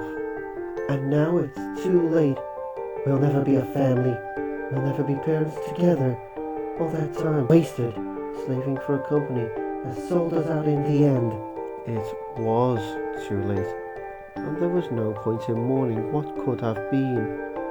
All she could do now was make sure that Umbrella wouldn't get anything else from the Bacon family. William was gone, but there was still Sherry. That part of him would go on, and Annette meant to finally become the mother she should have been all along. Of course, she'd have to wait until things cooled down before she could collect Sherry. At least a few months, but the girl would be safe. The cops would send her to live with William's sister. It was in both of their wills. Unless Irons is still alive, that fat, greedy bastard could find a way to screw even that up, given half a chance. She hoped he was dead, even if he wasn't directly responsible for Umbrella's awareness of the G-virus. Brian Irons was a disgusting, arrogant man with the morals of a sea slug. After years of loyalty to the company, he'd been bought out for a measly $100,000. Even William had been surprised, and he had an even lower opinion of the police chief than she had. On the screen, the RE3 had finished its meal. All that was left of the dead man was an empty shell, arched, bloody ribs, and the faceless cup of skull. The surely vibrant colours lost to the video's flat shades of grey. The liquor scrabbled out of view, trailing sticky fluids in its wake. Thanks to the T-virus, all of the Reptile series were efficient killers. Although the threes had design flaws, the protruding cerebrum was the most obvious, but they also had a ridiculously high metabolic rate. Keeping them fed had been a constant hassle. Not a problem anymore. Plenty of carrion to go around, and lucky them, they'll get a chance for a hot dinner soon enough. Annette felt drained of energy and didn't want to go back out into the facility, but she couldn't just keep hoping that William would happen by one of the working cameras. She'd heard him up on level 3, perhaps 2 days before, but hadn't seen him in almost twice as long, and she couldn't keep waiting. Umbrella's people were probably already working on their way in. Even with the mainframe wiped, there were other ways to get past the doors. And William may have found a way out. I can't keep denying it, no matter how much I want to. There was an abandoned factory west of the lab, a shipping company that had been bought up by Umbrella to ensure that the underground levels would stay secret. It was how Umbrella had managed to build the complex in the first place without arousing suspicion, hiding equipment and materials in the factory's warehouses and using the heavy machinery lift to transport them. Although the entrances from the factory had still been sealed off the last time she checked, there was a slim chance that William had gotten through, and if he could get to the factory, he could get into the sewers. Annette forced herself to stand up, ignoring the cramps in her legs and back as she picked up the handgun on the console. She didn't know much about guns, although she'd figured out how to use one quickly enough after they came for the G-virus, the men in the gas masks, shooting and running, and William, poor William, dying in a puddle of blood. I didn't see the syringe until it was too late. She took a deep, shuddering breath, trying to push that terrible memory aside, trying to forget about the incident that had taken William from her and turned Raccoon City into a city of the dead. didn't matter anymore. The journey ahead wouldn't be a pleasant one, and she had to concentrate. Escaped RE3's first hand and second stage infected humans, the botany experiments, the arachnid series. She could run into any kind of the T-virus carriers, not to mention whomever Umbrella had managed to send. And William, my husband, my beloved, the first human T-virus carrier, who isn't really human anymore. She'd been wrong to think that she had no more tears inside. Annette stood in the middle of the vast sterile room, 5 floors beneath the surface of the Raccoon, and wept lost, dragging sobs. Didn't even begin to touch the pain of her loneliness. Umbrella would be sorry. Once she could be sure that William was beyond their reach, she was going to destroy their precious facility. She was going to take the G-virus and run. She was going to make sure that they understood how badly they'd screwed up, and God help anyone who tried to stop her. Chapter 17. Ada ran into the cell block only a step behind Leon, just in time to see the reporter stumble out of his cage and fall to the floor. "Help him!" Leon shouted, and ran past Bertolucci to check out the cell. Ada stopped in front of the gasping reporter, but ignored the command, waiting to see if whatever had gotten to him was going to spring out of the open cell. He was behind bars. How did this happen? She waited, weapon pointed after Leon as he left in front of the open cell, her heart pounding, and saw the bewilderment on his youthful face, the open surprise. The way his gaze searched the cell told her that it was empty, unless the tackle was invisible. Not a chance. Don't even start thinking like that. Don't let it get to you. Ada knelt next to the reporter, taking in immediately that he was in a bad way, dying bad. He'd crumpled into a half-sitting position, his head against the bars of the cell adjacent to his. He was still breathing, but it wouldn't be long before he stopped. Ada had seen the look before, the far-seeing gaze and the trembling, the pallor, but what she didn't see was how, and that scared her. There were no wounds. It had to be a heart attack, maybe a stroke. But that scream... Ben, what happened? His flickering gaze fixed on her face, and she saw that the corners of his mouth were cracked and bleeding. He opened his mouth to speak, but all that came out was a rasping, unintelligible croak. Leon crouched down next to them, looking as confused as she felt. He shook his head at her, an unspoken answer to her unasked question. There was apparently no sign of what had happened. Ada looked down at Bertolucci and tried again. What was it? Ben, can you tell us what happened? The reporter's shaking hands crawled up his body. Resting across his chest with a visible effort, he managed to whisper a single word. Window. Ada wasn't reassured. The cell's window was hardly a foot across, maybe 6 inches wide, and set 8 feet off the floor, nothing more than a ventilation hole that opened up into the parking garage. Nothing could have gotten through, at least nothing that she'd heard of or read about, and that meant that there were dangers she wasn't prepared against. Bertolucci was still trying to speak. Both Ada and Leon leaned closer, straining to catch his painful whispers. Chest burns. It burns. Ada relaxed just a bit. He'd seen or heard something outside of the wall, something that had kicked off a massive coronary. That she could accept. A pisser for the journalist, but it would save her the trouble of killing him herself. He reached out suddenly and grasped her forearm, staring up at her with an intensity that surprised her. His grip was weak, but there was desperation in his wet eyes, desperation and some frustrated sorrow. but inspired not a little guilt for what she'd been thinking.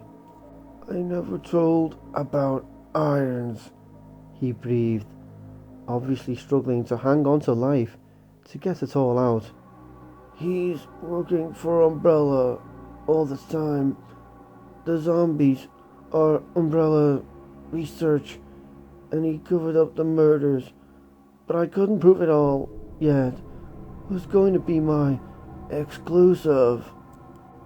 Bertolucci closed his bruised-looking eyelids, breathing shallowly as his fingers fell away from her arm, and she felt a surge of pity for him, in spite of herself. The poor dumb jerk. His big secret was that Umbrella was into bioweapons, and that Irons was on the take. It would have been a big scoop too, but apparently he hadn't even been able to get any hard evidence. He doesn't know dick about the G-Virus. He never did, and he's going to die regardless. Talk about a shit deal. Jesus, Leon said softly. Chief Irons. Ada had all but forgotten how clueless the young cop was. He was obviously new, but a couple of times he seemed so perceptive that she'd been taken aback. The kid wasn't just a testosterone case. There was definitely something going on upstairs. Knock it off already. He's not much younger than you. The reporter's about to kick, and you need to be on your way. Not worrying about Officer Friendly. Bertolucci spasmed suddenly, his hands clutching at his chest as he moaned, a sharp, tortured cry of agony. His back arched, his fingers hooked into claws, and the moan went liquid as blood started to stream from his mouth in a burbling gout. Choking and shaking, Bertolucci's limbs convulsed violently. Droplets of crimson sprang out with each racking cough, and Ada saw the red blossom across his rumpled white shirt beneath his scrabbling hands, and heard the thick, wet crack of breaking bone. She leapt back as Leon grabbed for the reporter's hands, not sure what was happening, but absolutely positive that it was not a heart attack. Holy Christ, what is this? All at once, Bertolucci went limp, his eyes rolled back and fixed, sightless. Blood still oozed from his cracked lips, and there was a sound, a horrible sound, of meat being torn, and under the stained fabric of his shirt, something moved. Get back! Ada shouted, pointing her beretta at the dead reporter, and in the split second it took her to aim, a thing erupted from Bertolucci's bloody chest, a thing the size of a big man's fist, a gore-drenched thing that opened a tiny black hole of a mouth and squealed shrilly, revealing nubs of sharp red teeth. It wriggled out of the corpse with a whipping mantis tail, splashing the cold cement with shreds of wet tissue and gut.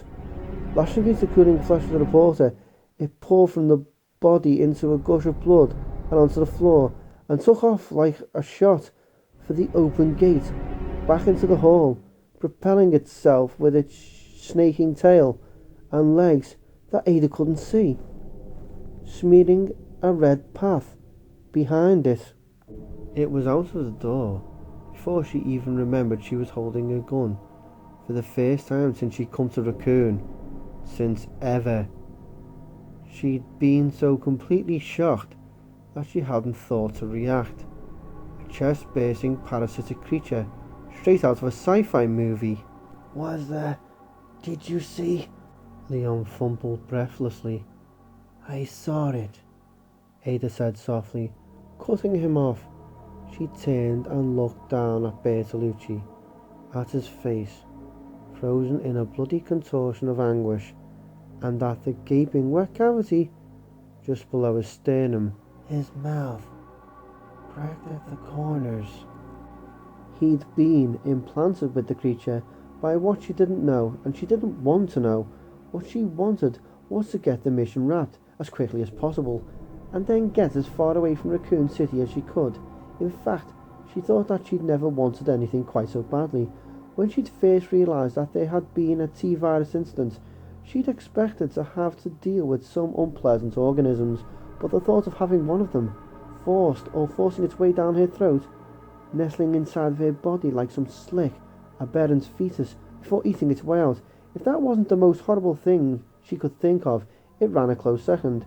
She looked at Leon, giving up any pretense of trying to be reasonable. She was going to the lab, and it wasn't open for discussion. "I'm getting out of here," she said. Without waiting for a response, she turned and walked briskly towards the gate, careful not to step on the glistening trail of blood that the tiny monster had created. "Wait! Look, I think... Ada? Hey!" She stepped out into the corridor, weapon raised, but the creature was gone. The blood trail petered out less than halfway down the hall, but she saw that they'd left the door to the kennel open. "And the manhole cover's off. Terrific." Leon caught up to her before she'd gone more than a few steps. He stood in front of her, blocking her path, and for just a moment Ada thought he was going to try to physically stop her. "Don't do it. I don't want to hurt you, but I will if I have to." "Ada, please don't go," Leon said, not a command but a plea. When I got to Raccoon, I met this girl, and I think she's still in the station somewhere. If you could help me find her, the three of us could leave together. We'd stand a much better chance." "Sorry, Leon, but it's a free goddamn country. You do what you have to, and good luck, but I'm not staying. I've had enough.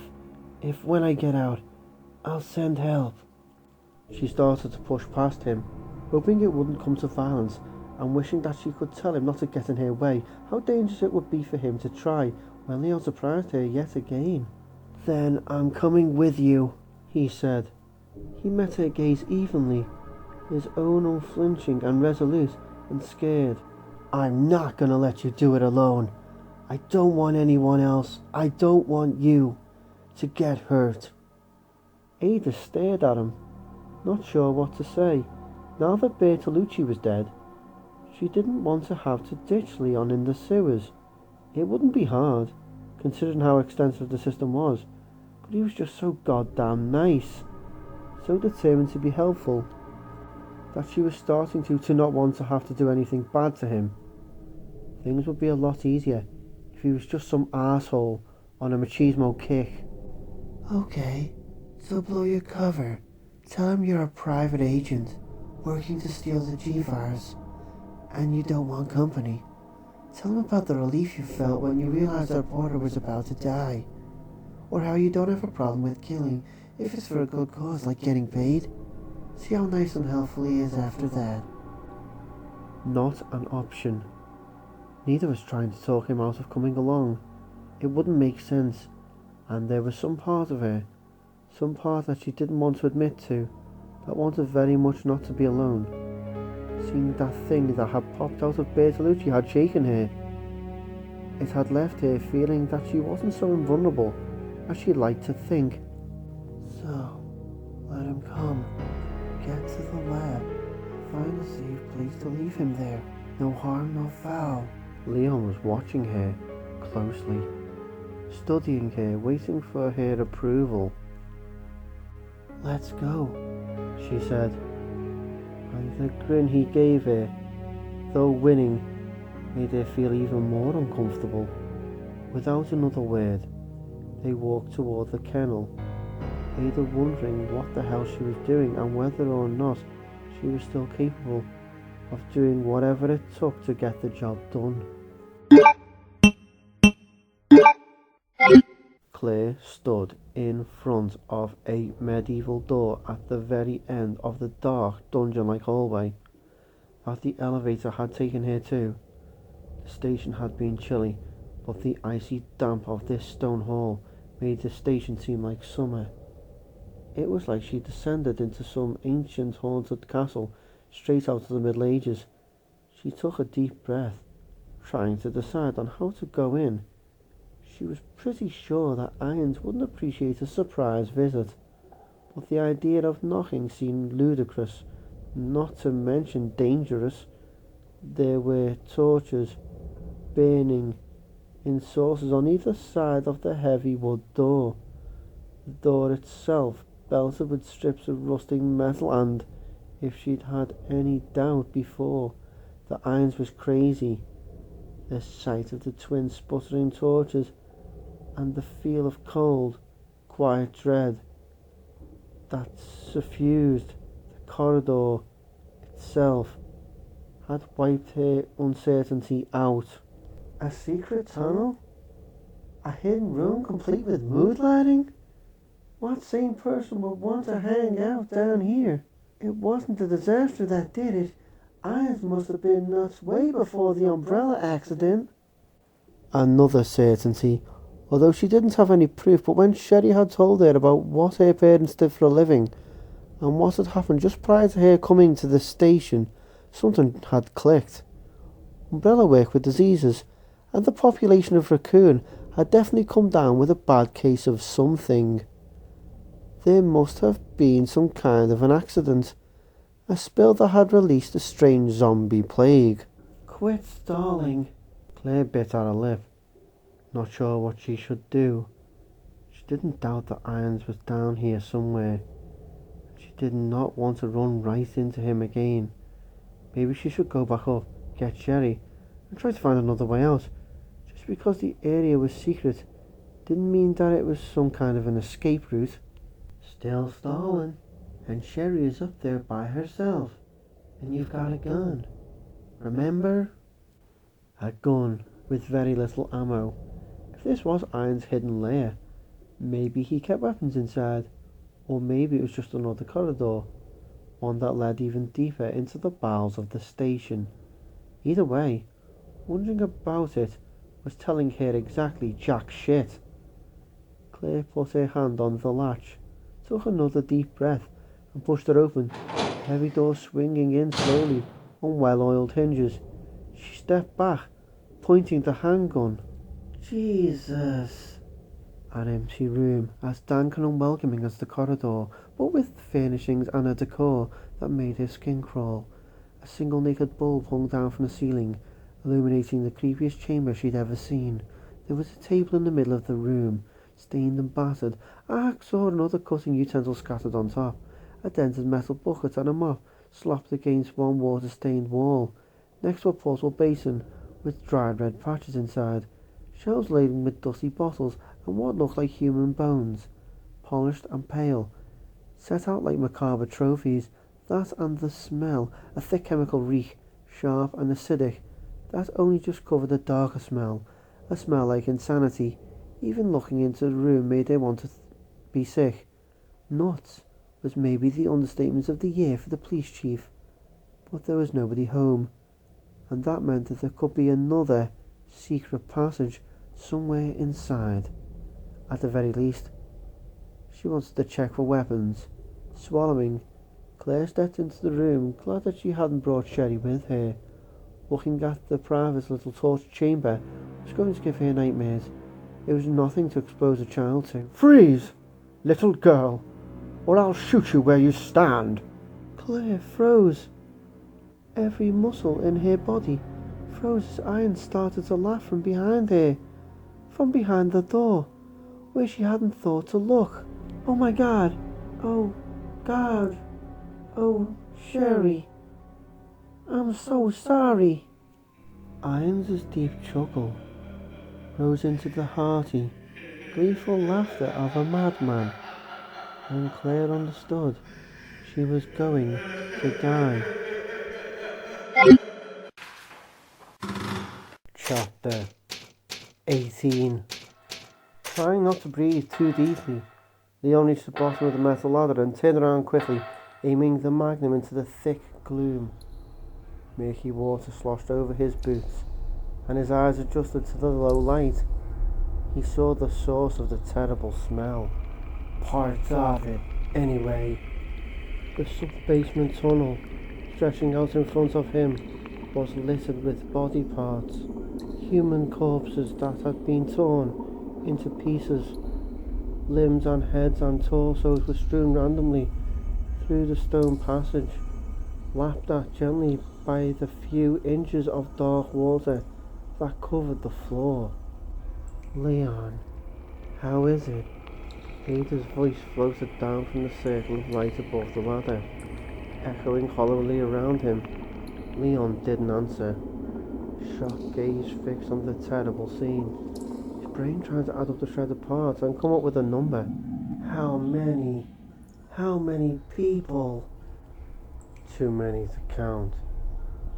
He saw the faceless head, the long hair streaming around in a cloud, a heavy woman's decapitated trunk, one breast bobbing above the rippling darkness, an arm encased in the tatters of a cop's dress shirt, a bare leg, still wearing a sneaker, a curled hand, the fingers slick and white. A dozen? 20? Leon. Ada's tone had sharpened. It looks okay, he called, struggling to keep his voice from cracking. Nothing moving. I'm coming down. He stepped away from the ladder to give her room, remembering something she'd said before, something about bodies being dumped. Ada stepped off the bottom rung, splashing into the dark tunnel. His eyes had adjusted well enough to see the look of disgust across her delicate features. Disgust, and something like sadness. There was an attack in the garage, she said softly. 14 or 15 people died. She trailed off, frowning, and took a step past him to get a closer look at the severed and mutilated remains. When she spoke again, she sounded worried. I didn't see the attack, but I don't think they were torn up like this. She looked up, scanning the roof of the tunnel, gripping her 9mm tightly. Leon followed her gaze, but only saw algae-thick stone. Ada shook her head, looking back down at the gently rippling sea of broken flesh. The zombies didn't do this. Something got to these people after they were killed. Leon felt a chill go up his spine. That was about the last thing he wanted to hear, standing in the humid, stinking dark and surrounded by savage bodies. So it's not safe down here. We should head back up and... Ada started forward, stepping through the tangled limbs, the sound of her careful, sloshing movements seeming very loud in the otherwise silent tunnel. Damn, does she ignore everybody, or is it just me? Watching his step, Leon followed, reaching out with his free hand to touch her shoulder. At least let me go first, okay? Fine, she said, sounding almost but not quite exasperated. Lead the way. He stepped in front of her, and they started forward again, Leon trying to divide his attention between the darkness ahead and the sodden pieces of flesh and bone underfoot. Just ahead, the tunnel turned to the right, and there was some light reflected off of the oily surface of the water. The passage was clearer too, with not as many bodies. Leon paused just long enough to unshoulder the Remington, checking to make sure he chambered the round. Whatever had gotten to the corpses didn't seem to be around, but he didn't want to be unprepared if it came back.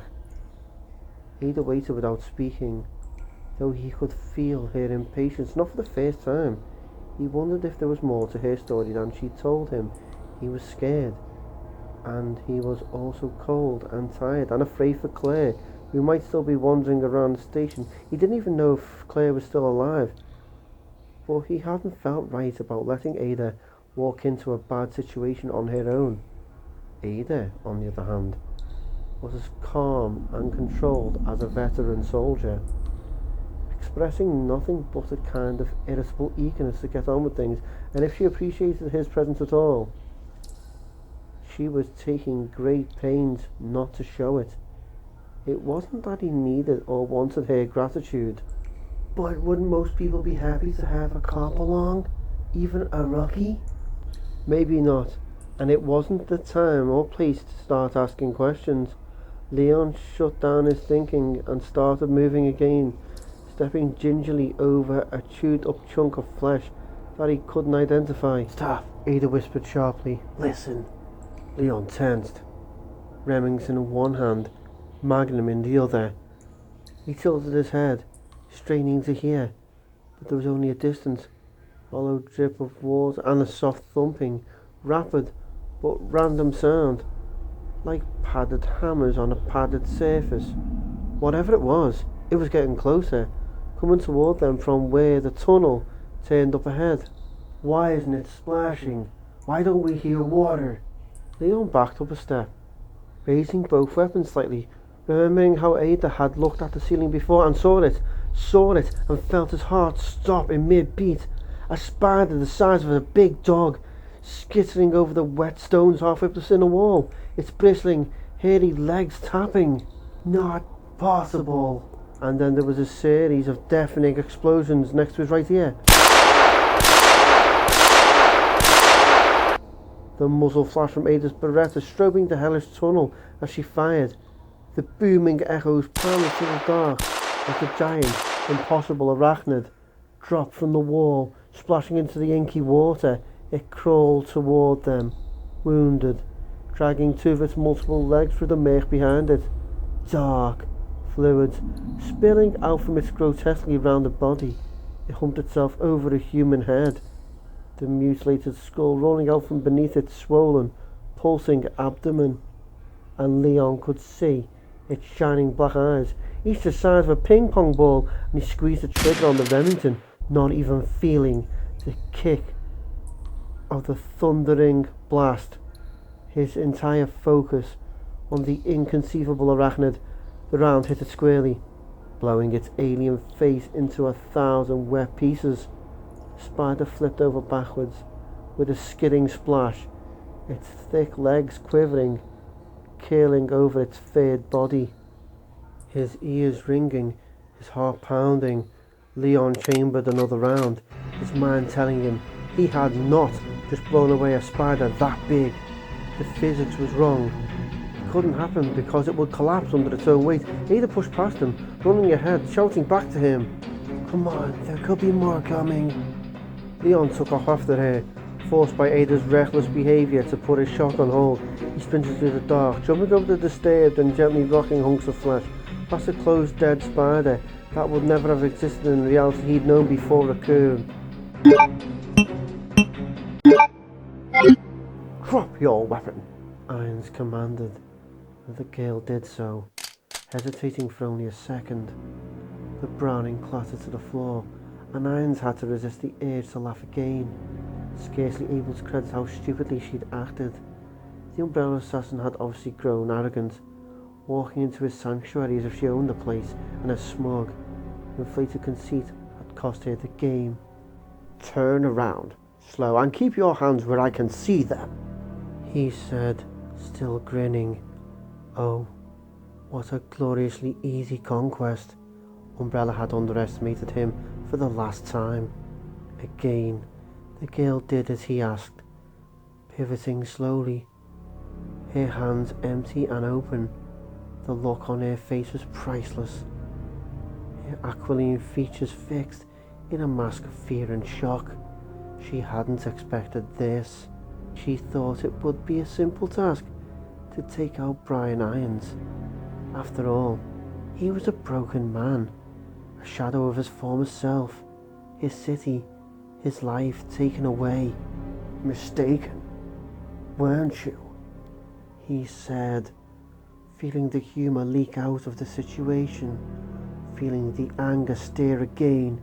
He kept the VP-70 trained on her ridiculously young face, insulting that they'd sent a child in to do their dirty work, even such a pretty one.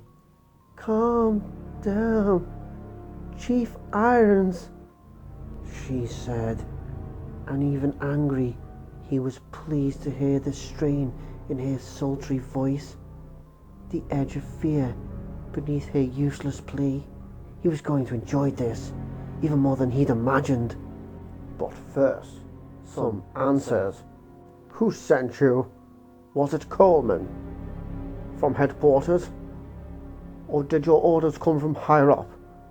Someone on the board, perhaps? There's no point in lying. Not anymore.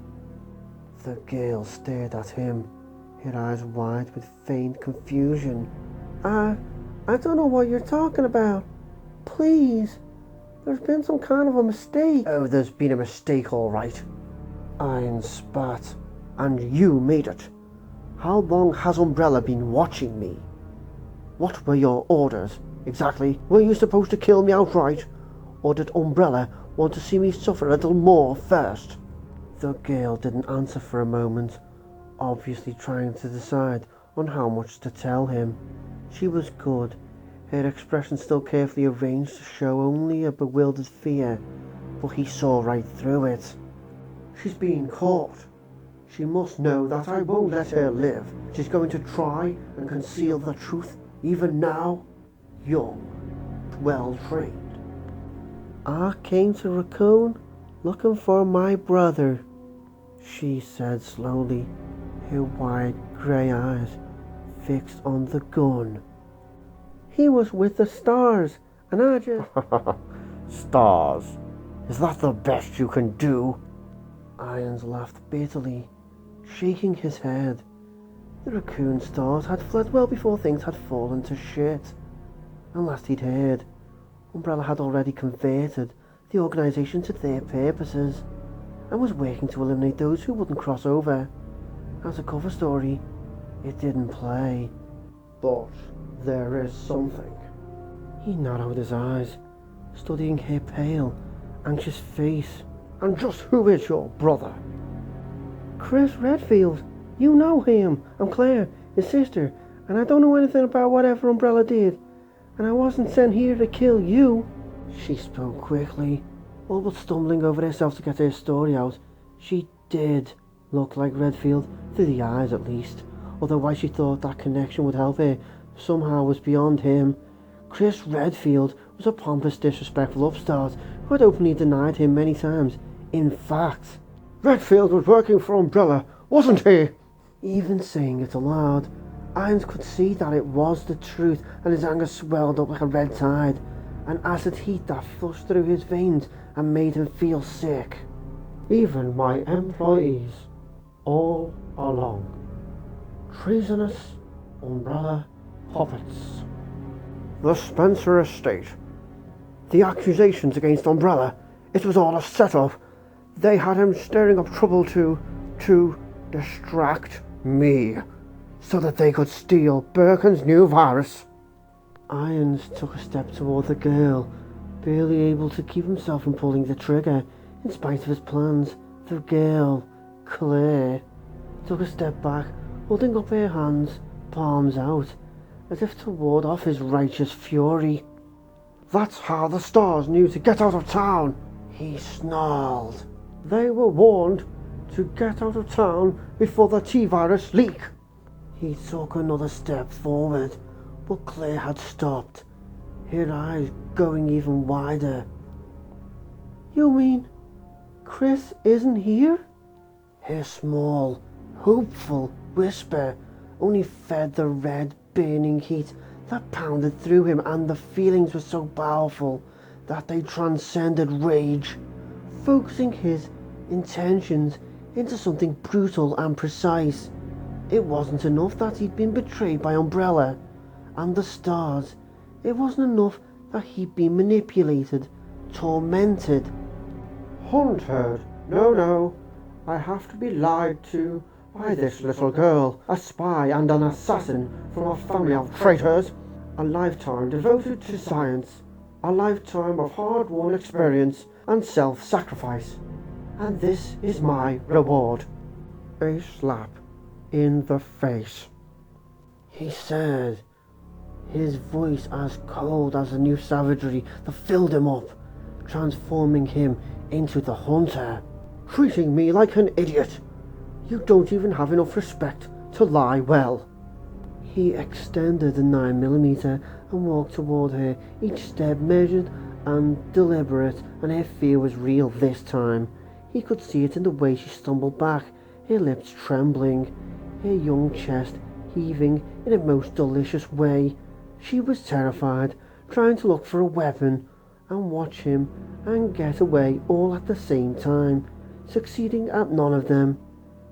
As he marched forward, I have the power, he said. This is my sanctuary, this is my domain. You are the intruder, you are the liar, you are the evil, and I'm going to skin you alive. I'm going to make you scream, you bitch. I'm going to make you wish you were never born. Whatever they paid you, it wasn't enough. She backed against one of the shelves, tripping over the leg of the work table, almost falling on top of the covered trap door in the corner. Irons followed, feeling that beautiful, exciting power course through him, feeling excited by her helplessness. Please, you don't want to do this. I'm not who you think I am. Her pathetic entreaties made him stop and laugh, wanting to add to her terror, wanting for her to know that his control was absolute. She was wedged between a trophy shelf and the covered pit, and Iron stayed a safe distance away, enjoying the look in her glistening, over-bright eyes, the panic of a trapped animal, a soft, warm, powerless animal of tender, pliable flesh. Irons licked his lips, his hungry gaze travelling over her limber, smooth, cowering form. Another trophy, another body to transform, and it was time to get down to business, What the? The board that covered the sub-basement entrance flew into the air, splitting with a tremendous crack, one jagged piece hitting Irons' hip. He staggered, not understanding he was in control, and yet something had gone horribly, horribly wrong. Something wrapped round his ankle, something that squeezed so tight he heard the bone being crushed, felt incredible, spiking pain travelled up his leg, and he locked gazes with the girl, her eyes bright with a new terror. And in that instant of contact, of clarity, he wanted to tell her so much, wanted to tell her that he was a good man, a man who'd never deserved any of what had happened to him. And the vice-like grip jerked, and Irons was falling, dropping the gun, pulled into the pit by the screaming and the pain and the beast that waited for him below. Chapter 19. 1 minute, Irons was standing in front of her, staring into her eyes with a terrible, wrenching sorrow, and in the next, he was gone, yanked into a hole in the floor by an arm that she only caught a glimpse of. A muscular, dripping arm, foot-long claws. It whipped out of sight, taking Irons with it into the darkness below. There was another scream from the creature, a powerful, lusty howl that was matched and then surpassed by the intensity of Irons' terrified shriek. Frozen by the piercing screams, Claire could only listen. Shock and relief and fear for herself battling through her as a horrible cry swept up through the open hole, pounding her ears in the cold, dismal dungeon that Irons had created until his cries babbled to a stop. Only a second or two later, and the slurping, meaty, wet noises began. Claire moved.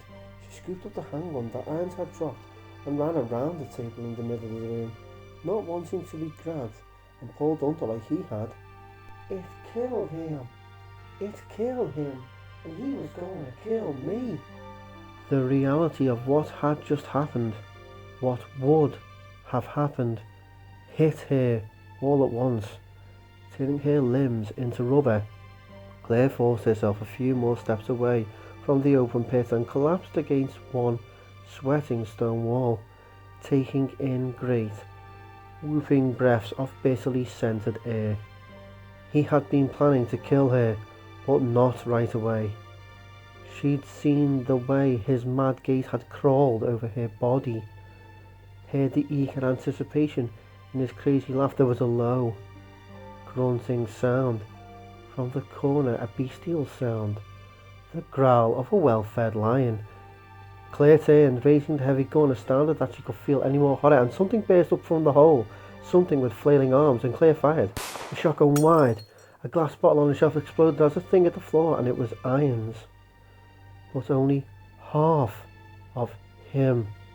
He had been neatly bisected, cut in two by the thing that had snatched him. everything below the fleshy waist was gone. Trails of torn skin and muscle hanging down over the oozing pool of blood that had replaced his legs. Claire backed toward the door, the weapon still trained on the opening, and heard the creature, the monster, scream again, an echoing howl that had faded away, falling away into some distance that she couldn't imagine. A second later, she couldn't hear it at all. It was gone. Sherry's monster! That was Sherry's monster! She edged slowly towards the mangled corpse of Chief Irons, toward the empty, yawning blackness of the hole, but it wasn't all blackness.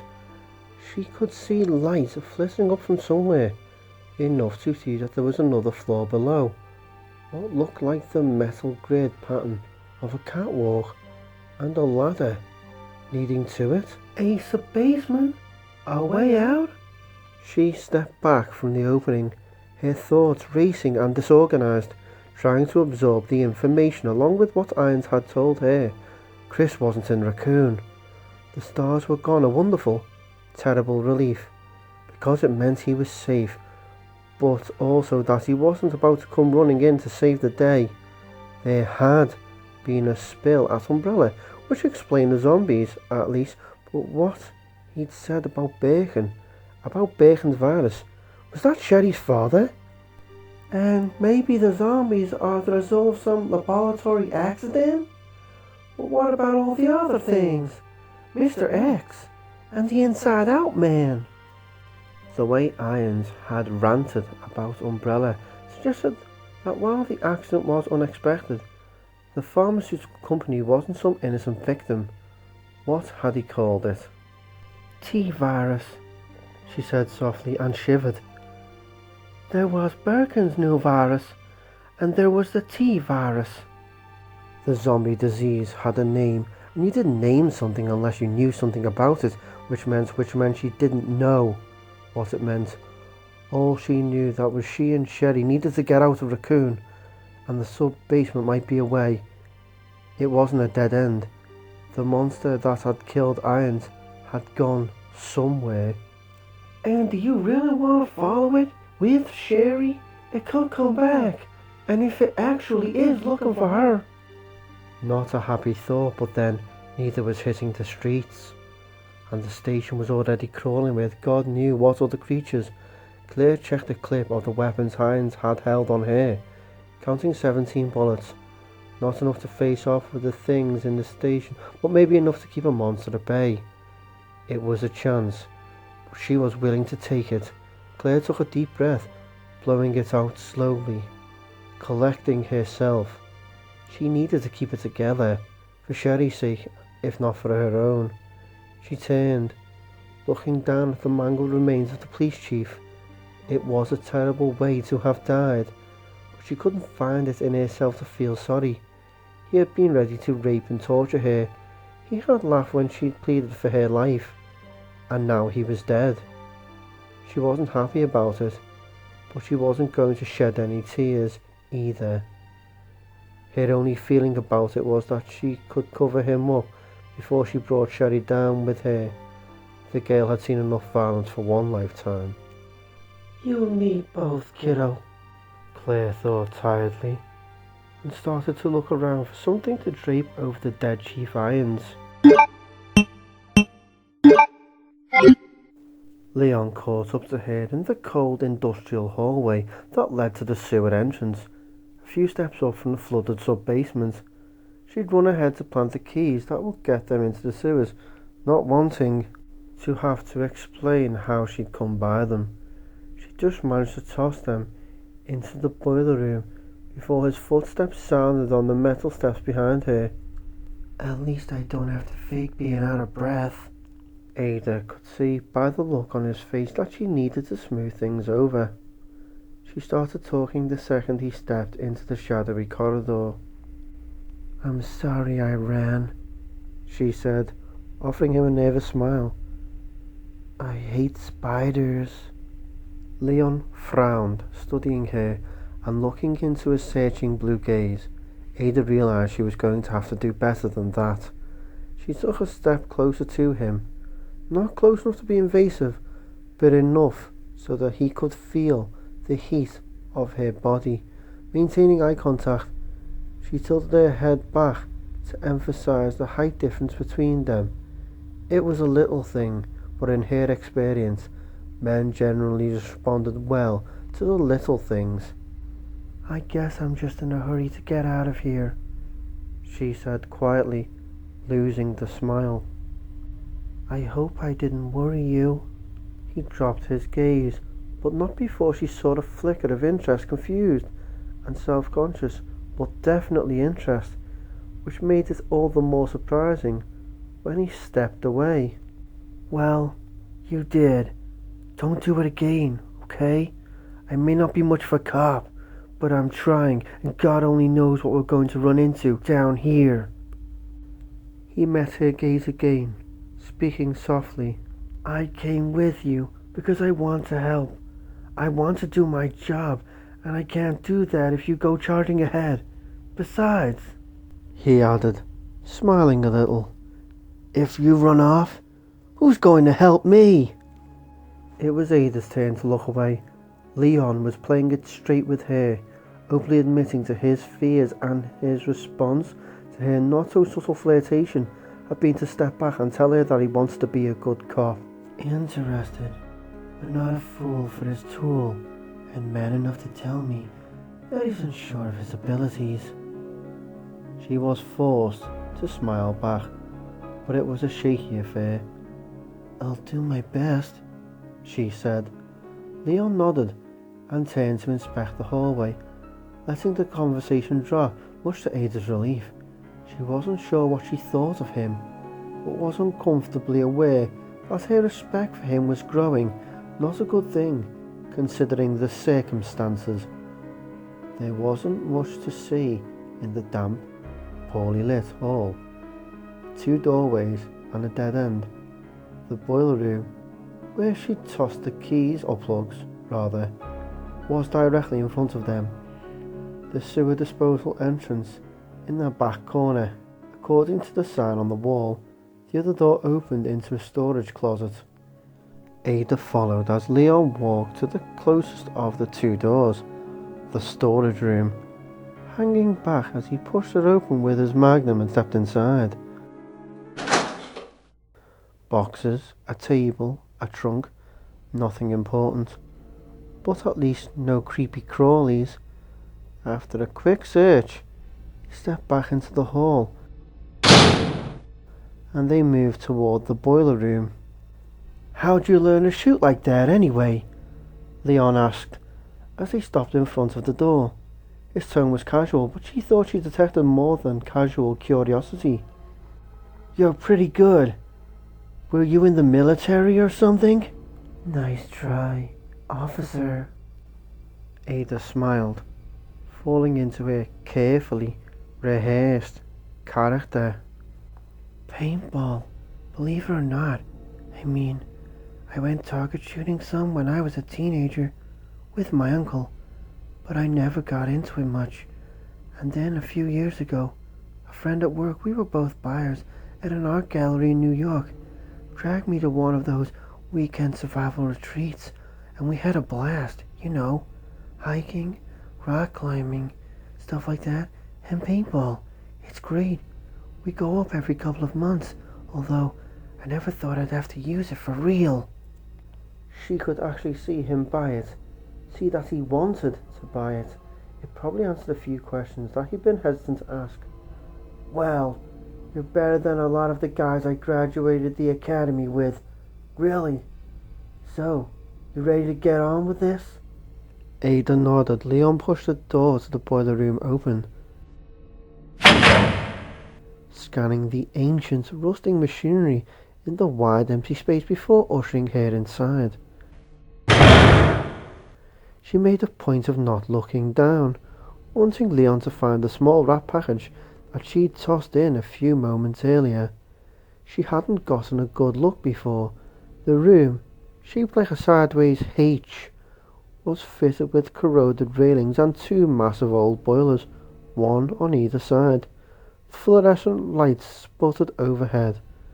The few that still worked, casting strange shadows across the metal pipes that ran down the watermark walls.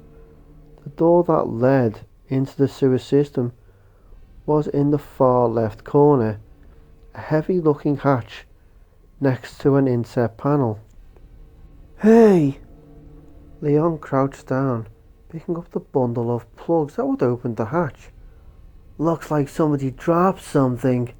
Before Ada could go through the charade of asking him what he'd found, she heard a noise, a soft, slithery noise, coming from the area in the right back corner, neatly blocked from view by one of the boilers.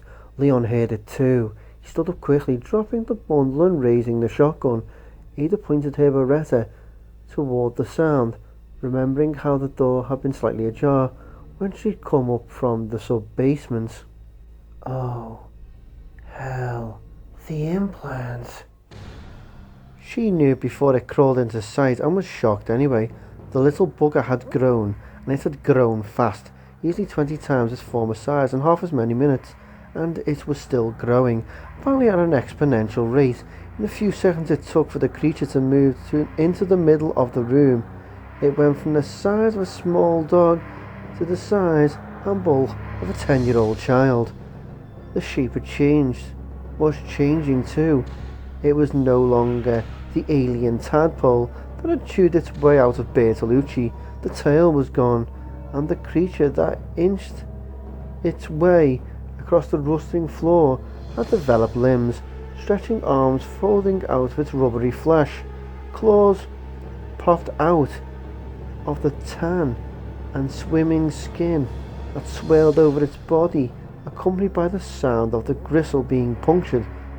Muscular legs unfurled, liquid that snapped into sinewy shape as its stuttering crawl became smoother, almost feline. The shotgun and Beretta sounded at the same time, a string of massive blasts, peppered with the higher whine of the 9mm. The creature was still shifting, standing, mutating into a humanoid shape, and its response to the booming shots that smacked into its twisting flesh was to open its mouth and vomit, a grunting projectile scream of rotten green bile that hit the floor and started moving. The stream that gushed from its wide, flat face was alive, and the dozen or so crab-like creatures that tumbled out of the monster's gaping mouth like liquid seemed to know exactly where the threat was to their fetid, mutant womb. The skittering, multi-legged animals swarmed toward Ada and Leon in a silent wave as the implant monster took one massive step forward, pulsing cord standing out on its impossibly long, thick neck. Leon had the heavier firepower. "Got him!" Ada shouted, already targeting and shooting at the closest of the tiny, bilious green crabs. They were fast, but she was faster.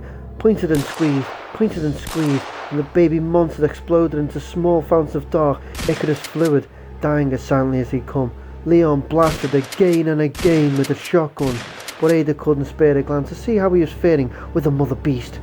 5 of the crawling babies left, 3 more rounds, and she'd be dry, and she heard the shotgun clatter to the floor, heard the deeper but less powerful fire of the .50 AE rounds resounding through the metal room as she picked off 2 more of the spidering creatures, and her weapon clicked empty. Without waiting or stopping to think, Ada let go of the Beretta and dropped to the floor. She grabbed the shotgun by the barrel, rolling up into a crouch beneath Leon's line of fire, and swung the weapon down hard.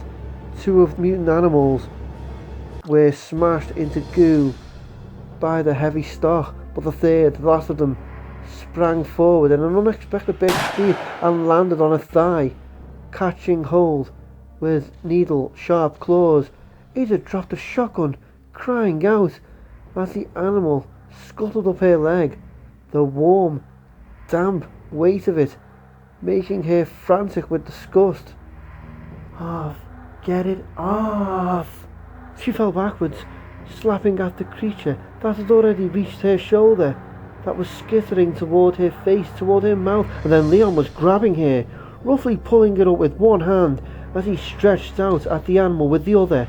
Ada stumbled against him, clutching at his waist to keep from falling. The bug clung tenaciously to the tight fabric of her dress, but Leon had a good grip. He tore it away, shouting as he flung the flailing thing across the room. The Magnum! The weapon was stuck in Leon's belt. Ada jerked it free, saw the creature land near the giant, motionless heap that had birthed it, blasted to death by Leon, and fired, managing to get a clean shot despite how off balance she was, how deeply unnerved she was by how close she'd come to being implanted. The heavy round clanged against the floor, rust chips spattering up, and the creature was blown into an ugly stain against the back wall, obliterated. Nothing moved, and the two of them just stood for a moment, leaning against each other, like the survivors of some sudden terrible accident, which in a way they were.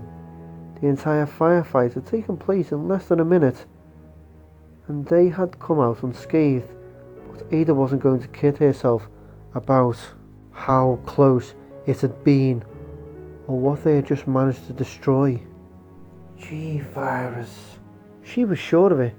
The T-Virus couldn't have created such a complicated creature, not without a team of surgeons, and they'd seen it growing. How big, how powerful would the creature have become if they hadn't walked in when they had?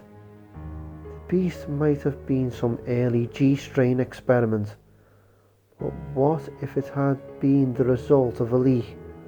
What if there were more of them? The sewers, the factory, the underground levels, dark, shadowy places, secret places where anything could be growing.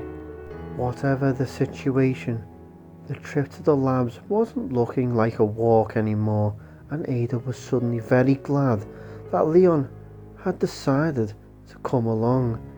Since he was so goddamn insistent on going first, if something attacked, she'd have a better chance of surviving. Are you okay? Did it hurt you? Leon, one arm still supporting her, looking into her eyes with a heartfelt concern, Ada realised that she could smell him. A clean, soapy smell. Pushed herself away.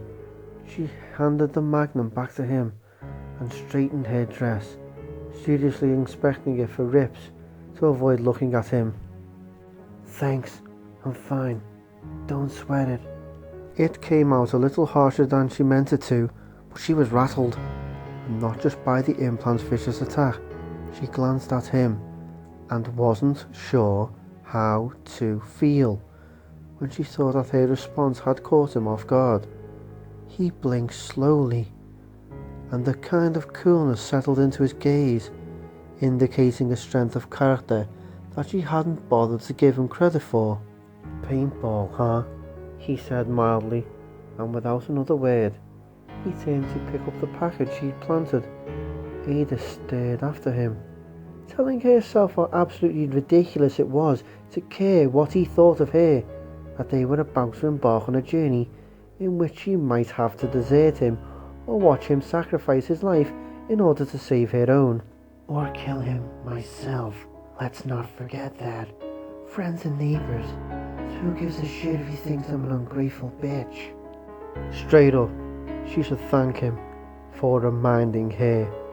Ada stooped down to retrieve the shotgun, feeling like she needed to do a better job of keeping her priorities straight, and feeling an emptiness inside that she hadn't noticed in a long time. Chapter 20.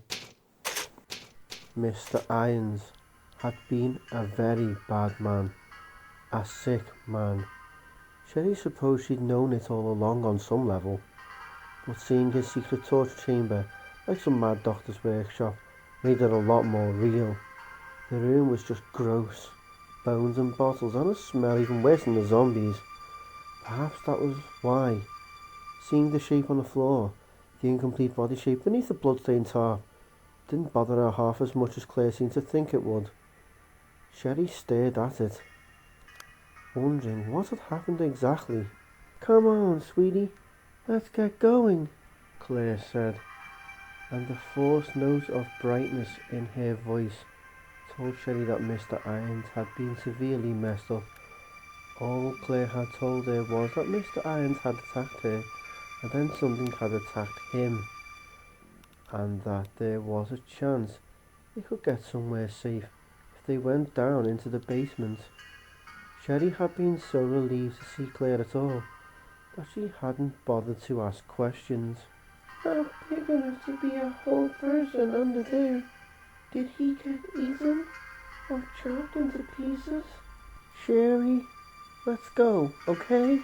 Claire laid a hand on her shoulder, gently pulling her away from what was left of the police chief. Sherry let herself be led toward the dark hole in the corner, deciding that it was best to keep her questions to herself. She thought about saying that she didn't care that Mr. Irons was dead. She didn't want to appear rude or disrespectful. Besides which, Claire was trying to take care of her, and Sherry didn't mind that at all.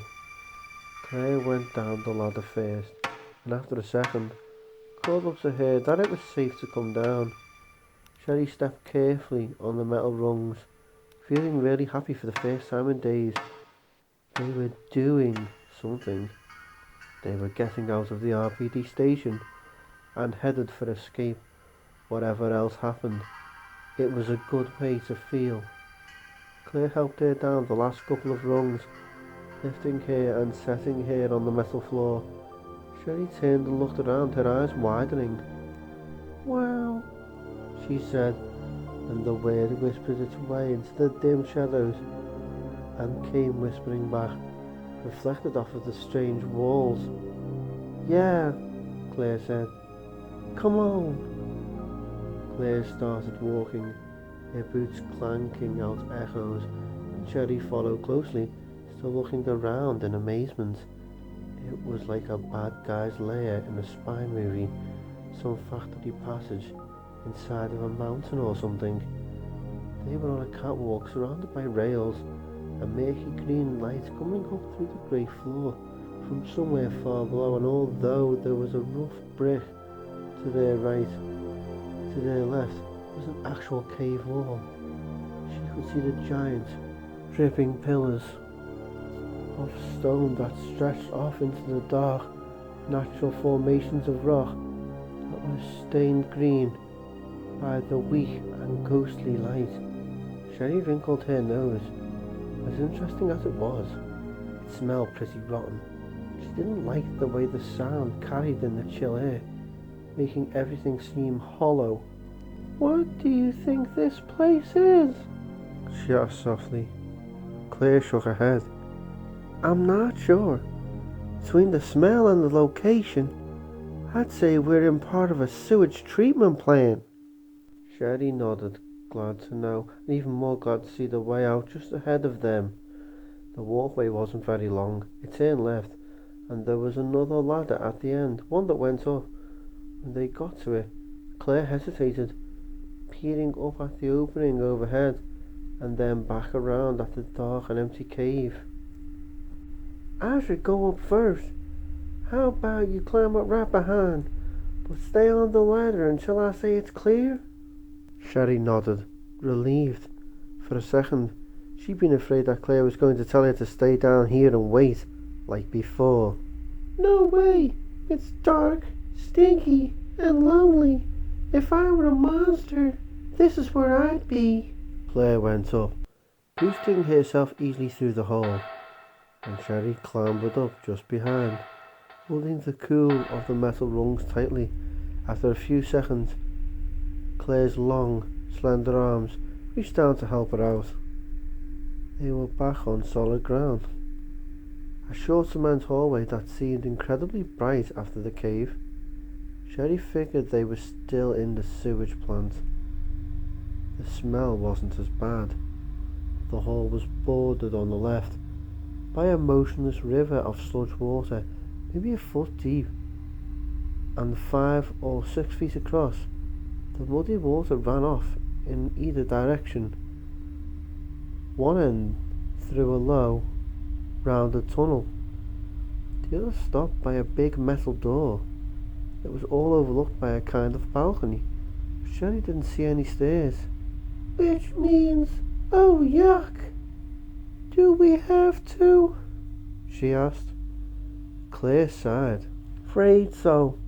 But look at the bright side. No sane monster would follow us through that. Sherry smiled. It wasn't particularly funny, but she appreciated what Claire was trying to do. It was the same as covering up Mr. Irons' body, or telling her that her parents were probably safe. She's trying to shield me from how bad things really are. Sherry liked that, so much so that she was already dreading the moment when Claire would leave her for good.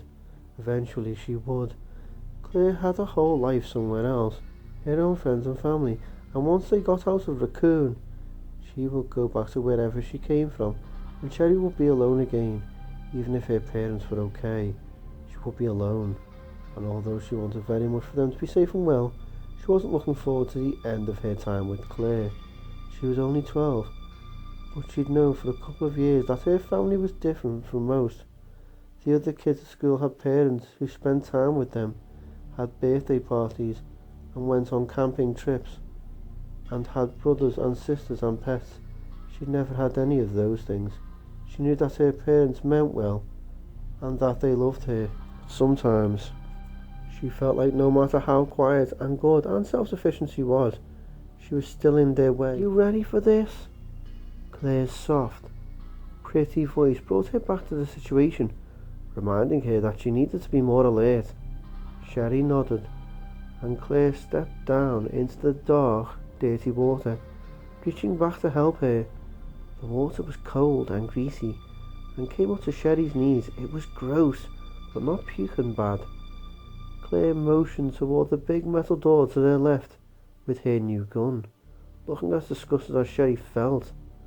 Looks like we're going to...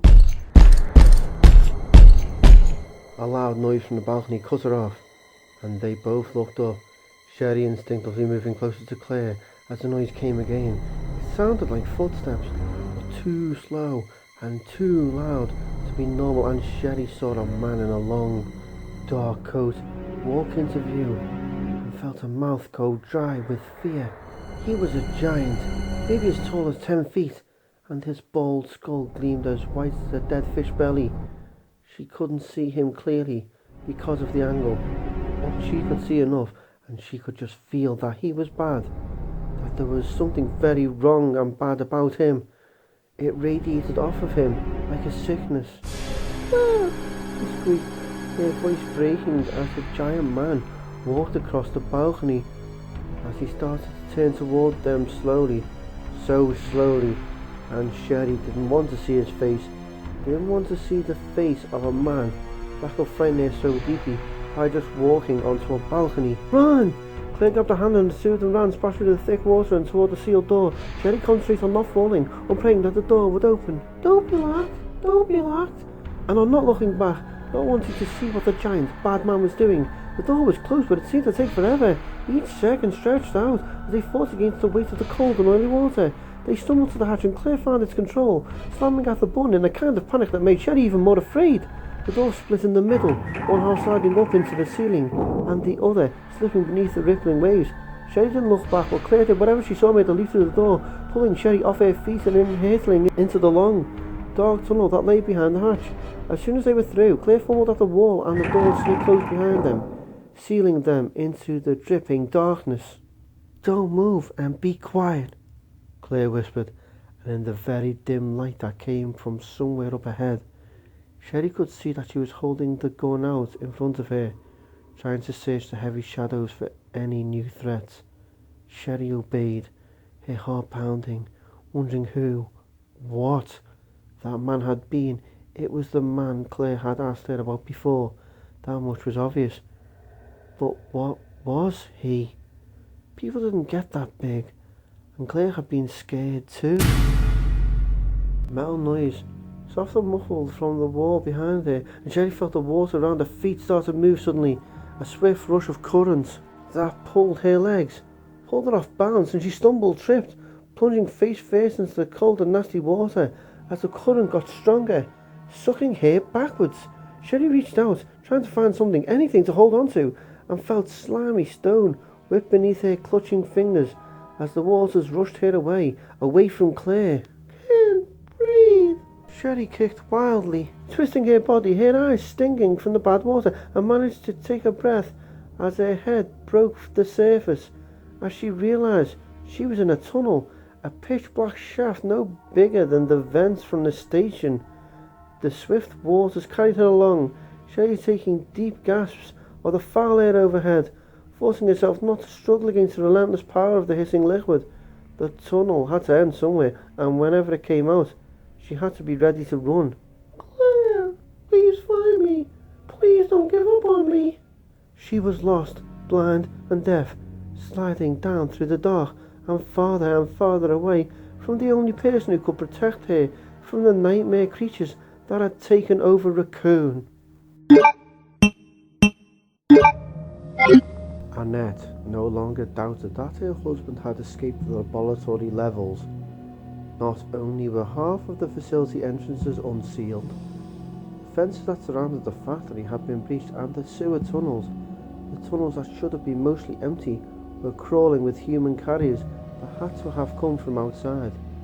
Even as advanced as they'd been in terms of cellular deterioration, she had to shoot down 5 of them just to clear a path from the train to the sewage operation room. After what seemed an eternity of trudging through the semi-treated, inky waters of the labyrinthian system, she came to the platform she'd been looking for. Annette stepped up into the concrete tunnel, gazing warily at the closed door a few meters in front of her.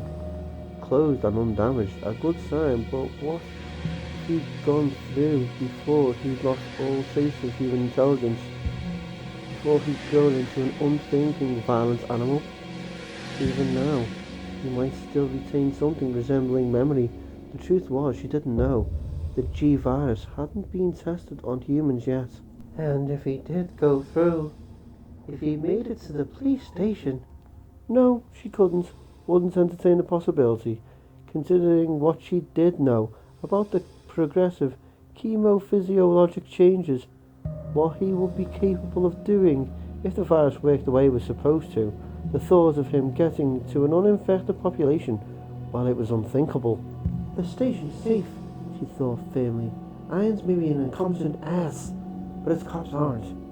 Wherever William is, he couldn't have gotten past them. She couldn't afford to believe anything else. Sherry was there. If she'd done what she was supposed to do, besides being her own flesh and blood, which she reminded herself was reason enough, Sherry played a very important role in her future plans. Annette leaned against one cold and sweating wall, aware that time was running out, but simply unable to go on without resting for a moment. She'd been counting on the encoded territorial instinct to keep him close to the lab, and had been so sure that she would find him, that her live human scent would lure him to her. But she was almost at the end of the contained area, and all she'd found were a dozen ways in which he could have escaped. And Umbrella will be here soon. I have to get back. I have to activate the failsafe before they can stop me. William deserved to be at peace, but beyond that, destroying the creature that had once been her husband would eradicate all of her doubts about the success of her objective. What if she blew the lab and escaped only to find that Umbrella had captured him? All of her struggles, all of his work, for nothing. Annette closed her eyes, wishing that there was an easy way to make the decision that had to be made. The fact was, William's death simply wasn't as crucial as getting rid of the lab, and there was a good chance that they wouldn't find him, that they weren't even aware of his transformation. And it's not as though I have a choice. He's not here. He's not anywhere. She pushed away from the wall, walking slowly toward the door. She would check the last few tunnels, perhaps see if the conference rooms showed any signs of damage, and then would go back and finish what Umbrella had started. Annette pushed the door open and heard footsteps, echoing through the lonely corridor from somewhere up ahead. The hall was shaped like a T, the sounds melting into themselves, making it impossible to tell in which direction they were coming, but they were the strong, sure footsteps of an uninfected human, perhaps more than one, and that could only mean one thing. Umbrella, they finally come. Rage boiled up through her, making her hands shake. Her lips curled back from gritted teeth. It had to be them. It had to be one of those murdering spies. Besides Irons and a few of the city officials, only Umbrella knew that these tunnels were still in use and that they led to the underground facility. The possibility that it was some innocent survivor of the spill didn't cross her mind, and neither did running. She raised the handgun and waited for the heartless, murdering bastard to appear. A figure stepped into sight, a woman in red, and Annette fired. But she was trembling, screaming inside, and the shot went high. It ricocheted off the cement wall with a whining, zipping sound, and the woman was raising a weapon of her own, and Annette fired again. But suddenly there was another one, a blade flying sheep that leapt in front of the woman, knocking her out of the wall. All of it happening at once, and Annette heard the cry of pain, a man's cry, and felt a burst of roaring triumph. Got him! I got him! But there could be more. She hadn't hit the woman, and they were trained killers. Annette turned and ran, her dirty lab coat flying, her wet shoes slapping against the cement. She had to get back to the lab fast. Time had run out.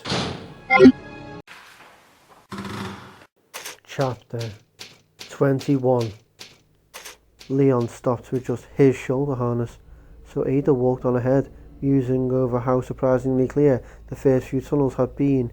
If memory served, this corridor let out right next to a sewage treatment ops. Past that was the tram to the factory, and then the machine lift to the underground. Conditions would probably get worse the closer they got to the labs, but with the trek as trouble-free as it had been so far, she was feeling optimistic.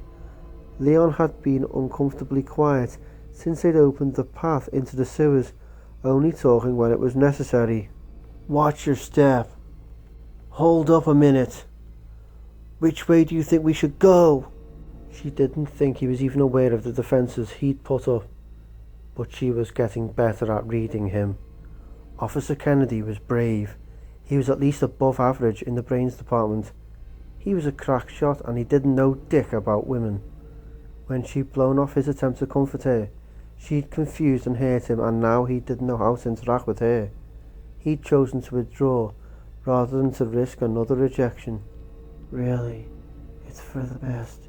No point in leading him on when it's not necessary, and it saves me the trouble of ego stroking. She stepped into the intersection of the empty hall, thinking about the easiest place to part company with their escorts, and saw the woman just as she fired. Ada felt the chips of concrete spray across her bare shoulders as she brought the Beretta up, a blur of emotions and realizations flashing through her in the instant it took to react. She wouldn't be able to return fire in time. The woman's next shot would kill her. Anger at herself for being so stupid, and recognition. Again. She heard the second shot, and then she was hit, shoved out of the way and falling to the cold floor as Leon cried out in pain and surprise, his warm bulk landing on top of her. Ada took a deep breath, shocked and amazed as she understood what had happened. As Leon rolled off of her and clutched at his arm, she heard running footsteps and Leon's harsh pouting, and sat up. Oh my god, no shit. He'd taken a bullet for her. Ada stumbled to her feet, bending over him. Leon? He looked up at her, jaw clenched against the pain. Blood seeped through the fingers of his hand, pressed against his left armpit. I'm okay, he gasped, and although his face was pale, his eyes clouded with suffering. She thought he was probably right. It undoubtedly hurt like a son of a bitch, but it shouldn't kill him. It would have killed me. Leon saved my life. And on the tail of that thought, Annette Birkin, still alive. That woman, she blurted, the guilt hitting her even as she turned to run. I have to talk to her. Ada took off, sprinting around the corner and down the hall. The door at the end standing open. Leon would live. He would be fine. And if she could catch up to Annette, this whole goddamn nightmare would be over. She'd studied the file photos. She knew it was Birken's wife, and if, by chance, the woman wasn't carrying a sample, she'd sure as hell know where one was. She ran through the door and stopped short of jumping into yet another water-filled tunnel, pausing just long enough to listen, to scan the surface of the rippling murk. No splashing sounds, and there were still lapping waves to the left, and a ladder bolted to the wall, leading up to a fan shaft. Goes to operations. Ada plunged into the water and made for the ladder. There was a hallway farther along, but it was a dead end. Annette would surely have opted for escape.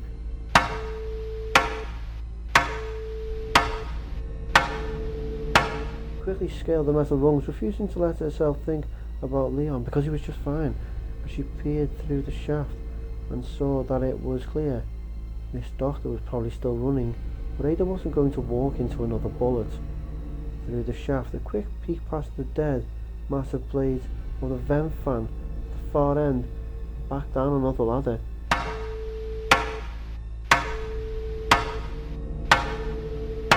Giant two-story chamber.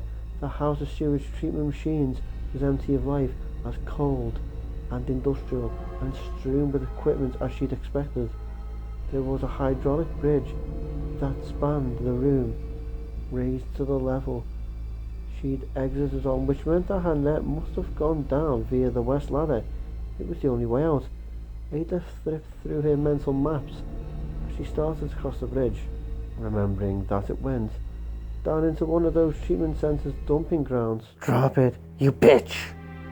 Behind her, Ada halted, feeling a pain inside, the pain of a hearty slap to the ego, the second time she'd screwed up badly in as many minutes, but there was no way she was going to obey Annette's hysterical command. The woman's aim was for shit, and Ada tensed, preparing to drop, to spin and fire. The shot hit the floor next to Ada's right foot, glancing off the rusting bridge. Annette had her. Ada dropped the Beretta, raising her hand slowly, turning to face the scientist. Jesus, I deserve to die for this.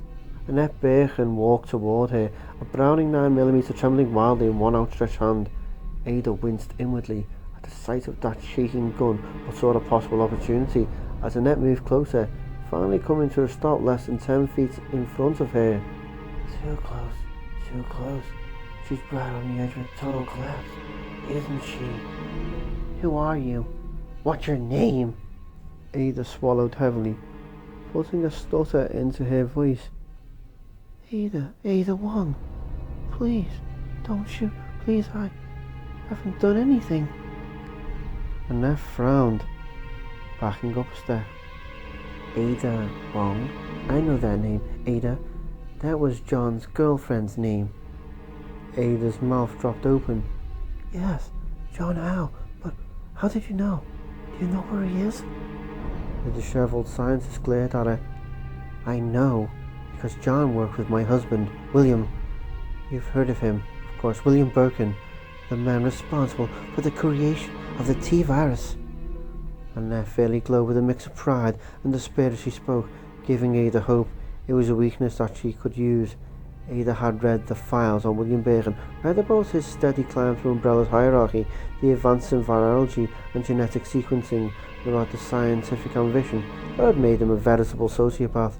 It looked as though his wife was operating on a similar plane, which meant that the missus would have no problem pulling the trigger. Wait, don't give her a reason to doubt it. T-virus? What? Ada blinked, then widened her eyes. Dr. Birkin? Wait, the Dr. Birkin? The biochemist? She saw a flash of pleasure cross Annette's face, but then it was gone.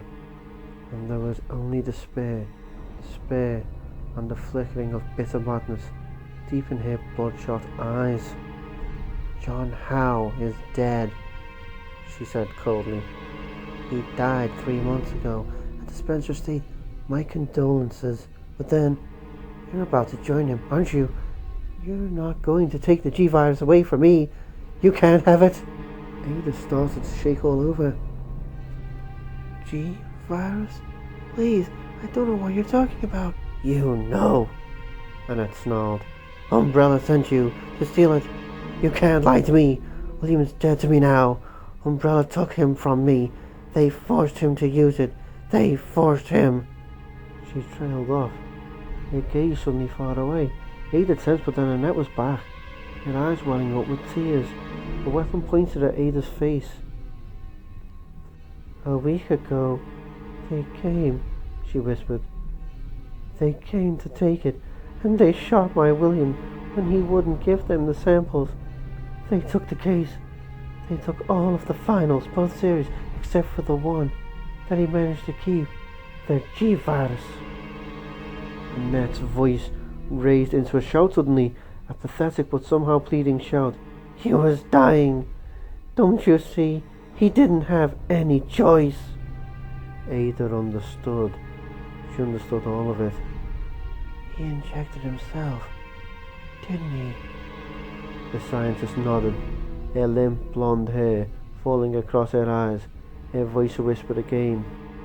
It revitalizes cellular function. It changed him. I didn't see what he did, but I saw the bodies of the men who tried to kill him afterwards, and I heard the screams.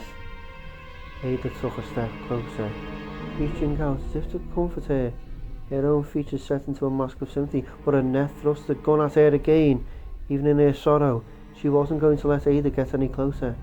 But it's almost close enough. I'm so sorry, Ada said, lowering her arms. So, the G-Virus, it leaked? It changed all of Raccoon? Annette shook her head. No. When the Umbrella Assassins were stopped, the case was broken. The T-Virus leaked. The lab workers hit by the airborne were contained, but there were rats, you see. Rats in the sewers. She paused, her lips trembling. Unless William, my sweet William, has started to reproduce, implanting embryos, replicating. It shouldn't be time for that yet, but She broke off, her eyes narrowing, the madness sweeping over her again as visibly as a crashing wave. High colour flared in her pale cheeks, her red-rimmed eyes glossy with paranoia. Get ready. You can't have it! Annette screamed, spittle flying from her cracked lips. He gave his life to keep it from you. You're a spy, and you can't have it. Ada ducked and leapt, piercing both of her arms beneath Annette's, shoving the gun up and away from both of them. The Browning discharge, sending around, clanging off the ceiling as they fought for control of the weapon. Annette was physically weaker, but she was driven by the demons of hatred and loss, the edge of insanity lending her strength. But no sense. Ada let go of the gun suddenly, and Annette stumbled, not prepared for the unexpected move. She crashed against the railing of the bridge, and Ada charged, diving her elbow into Annette's lower belly, hitting her beneath the centre of balance, and Annette half turned, her mouth an open darkness of surprise, her arms pinwheeling for balance, and she plummeted over the railing silently, not a sound until a dull thump as her body hit the floor, some 20 feet below. Shit, Ada hissed, stepping to the rail and looking down. She lay there, face down and motionless, the gun still clutched in one thin white hand. That's just great. Walk into an ambush, not once but twice for hell's sake, then kill the one crazy bitch who can tell you where the samples are. A low moan floated up from Annette Bacon's body, and she moved, hunching her back, trying to roll onto her side. Shit. Ada turned and ran across the bridge, scooping up the breath as she hurried for what looked like a control panel next to the fan shaft ladder. She'd have to lower the bridge, get to Annette before she could crawl away, except the panel was for the fan. And as another painful moan, a slightly louder moan, echoed up from the chamber, Ada knew she didn't have much time. The dump. I can go through the dump, so go back around through one of the tunnels. Even as she thought it, she was jogging for the west ladder, hoping that the pitiful scientist was injured enough to stay down for a minute or two. There was a small balcony at the end of the bridge that looked over the dump, and the metal ladder hung down from the opening at the far right. Ada lowered herself down as quickly as she could, dropping the last several feet onto a cement landing. The dumping area was a large boxy room, the walls heaped with industrial debris, smashed crates, rusting pipes, wiring crusted panels, and rotting cardboard. She stepped off the landing and into almost 3 feet of black sludge, the cold, gooey muck rising up to her thighs. She didn't care. She only wanted to get to the Lady Bacon to bring an end to her time in Raccoon. Except something moved beneath the opaque and stinking liquid. Something big moved. Ada saw what might have been a reptilian spine sliced through the murk in front of her. Saw and heard a stack of boards topple into the water some 10 feet away in the same instant. You gotta be kidding me. Whatever it was big enough to change her mind about the hurry she was in to get to Annette. Ada backed to the platform and boosted herself up, never taking her gaze from the indeterminate shape as it curled back through the lapping sludge and rose up in a sudden, violent spray of darkness coming straight at her. Ada raised her Beretta and started to fire. There was a tiny elevator platform in one corner of the empty conference room, a square of metal that apparently went down. Claire hurried toward it, fetid water dripping from her clothes, feeling horribly lost and anxious to keep moving to find Sherry. Please be alive, baby, please. She'd found the drainage hole, but no Sherry, and after agonizingly long moments of screaming into the rushing water, of trying to squeeze into the tiny hole, she'd forced herself to abandon the effort. Sherry was gone. Maybe drowned, maybe not, but unless the flow of water suddenly decided to reverse itself, she wasn't coming back. Claire found the controls for the one-man lift and punched the button. A hidden motor wired, and the lift descended, inching down through the floor, probably taking her to some other empty hall, some other blank and unknown room, or worse, directly into the path of yet another unnatural creature. She clenched her damp hands in frustration as the lift slid slowly down, wishing that it was faster, as there was some way to speed up her search. She felt like she was running blind, taking whatever path was in front of her. From the tunnel where Sherry had been lost, she found a dimly lit corridor, and then an unadorned and somehow sterile conference room. It was like an endless funhouse, sans fun, and she was feeling pretty shitty for bringing Sherry into it. If the girl was dead, it would be her fault. She shut down the futile thinking before it got any farther, making herself focus. Self-reclamation was a killer, and she couldn't afford it. The elevator was lowering into a hall, and she crouched down, pointing Irons' heavy gun in front of her as her new surroundings rose into view.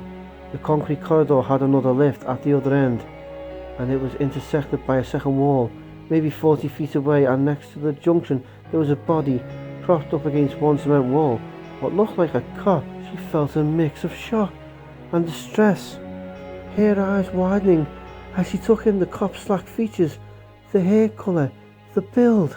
That's Leon! Before the lift hit the floor, Claire jumped off and ran toward the crumpled figure. It was Leon, and he wasn't moving, either unconscious or dead, but no, he was breathing. And as she crouched in front of him, his eyes flickered open, his hand high on his left arm, his fingers wet with blood. Claire? His blue eyes seemed clear, tired but aware. Leon, what happened? Are you okay? I got shot. Must have blacked out for a minute. He carefully took his hand away, exposing a small, ragged hole just above his armpit, oozing red. It looked painful, but at least it wasn't gushing, wincing. Leon pulled the shredded fabric of his uniform over the hole and put his hand back over it. Hurts like all hell, but I think I'll survive. Ada! Where's Ada? The last was delivered almost frantically, Leon struggling to push himself away from the wall. With a soft groan he fell back obviously in no shape to move. Lie still. Just rest for a minute, Claire said. Who's Ada? I met her at the station, he said. I couldn't find you, and we heard that you can get out of Raccoon through the sewers. The city's not safe. There was some kind of a leak at the Umbrella lab, and Ada wanted to leave right away. Somebody shot at us, and I got hit. Ada went after the shooter down that hall. She said it was a woman. He shook his head as if to clear it, then frowned up at her. I have to find her. I don't know how long I was out, but no more than a couple of minutes. She can't have gone far. He started to sit forward again, and Claire stopped him, pushing him back gently. I'll go. I was with this little girl, and she's lost somewhere in the sewers. Maybe I can find both of them. Leon hesitated, then nodded, resigning himself to his injury. How's your ammo? 7 in this one. She patted the weapon that she'd taken from the squad car, tucked into her belt. It suddenly felt like a million years ago, that wild ride. And 17 in this one. She held up Irons' gun, and Leon nodded again, his head rolling back tiredly. Okay, that's good. I should be able to follow in a few minutes. Be careful, alright? And good luck. Claire stood up, wishing that they had more time. She wanted to tell him about Chris, about Irons, about Mr. X and the T-Virus. She wanted to find out what he knew about Umbrella, what if he knew the way out of the sewers. But this Ada might be facing down a sniper right now. And Sherry could be anywhere at all. Leon had closed his eyes. Claire turned and started down the intersecting hall, wondering if any of them had a chance to make it out of this madness alive.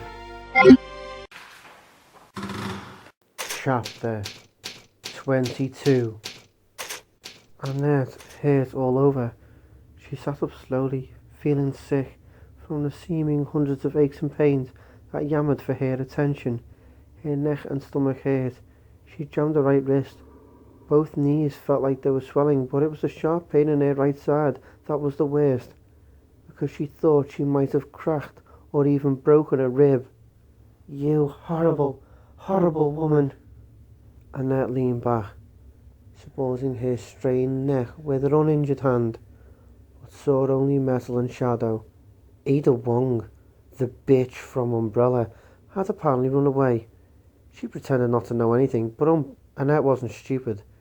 Ada was probably already on her way to the lab, or coming after her, anxious to finish her off. Umbrella did this. Annette crawled to her feet, using the rage to overcome the pain. She had to get out, to get to the laboratory before the spies did. Oh, she hurt so very much. The stabbing sensation in her gut was terrible. A knife sawing at her insides, and the lab seemed a million miles away. Can't let them steal his work. She staggered toward the door to the cavernous room, one arm wrapped around her burning chest, and stopped, tilting her head to one side, listening. Shots echoing through the chill air, coming from the adjacent dumping grounds, and a second later she heard a thundering hiss, more shots splashing. Annette grinned, a tight, humorless grin. Perhaps she'd get to the lab first, after all. The bridge. Lower the bridge. Don't let her escape. Tired and aching, Annette stumbled to the hydraulics controls and activated the span's descent. The powerful hum of the bridge's motors drowned out the noises of whatever battle was being waged. The platform rotating down and locking into place with a heavy clang. Annette pushed herself away from the wall, falling against the console by the door. She found the switches for the ventilation fan and flicked them up, still smiling grimly as the whining startup high overhead grew into a dull roar. Ada had run into trouble in the dump. and Annette wasn't going to let her just climb back out of it. With the bridge lowered and the shaft blocked, Miss Wong would have to fight her way through. Hope it's a pack of lickers, you bitch! I hope they're turning you to pieces in there! Annette turned away from the console and fell, the pain and dizziness too much. Her bruised and swelling knees hitting the floor and sending fresh needles of agony through her legs. When the door in front of her opened, Annette raised the gun but wasn't able to aim, expending what was left of her strength just to keep from screaming in suffering and frustration. William, it hurts so bad. I'm sorry, but I can't. A young woman crouched in front of her, a look of weary concern on her smudged face.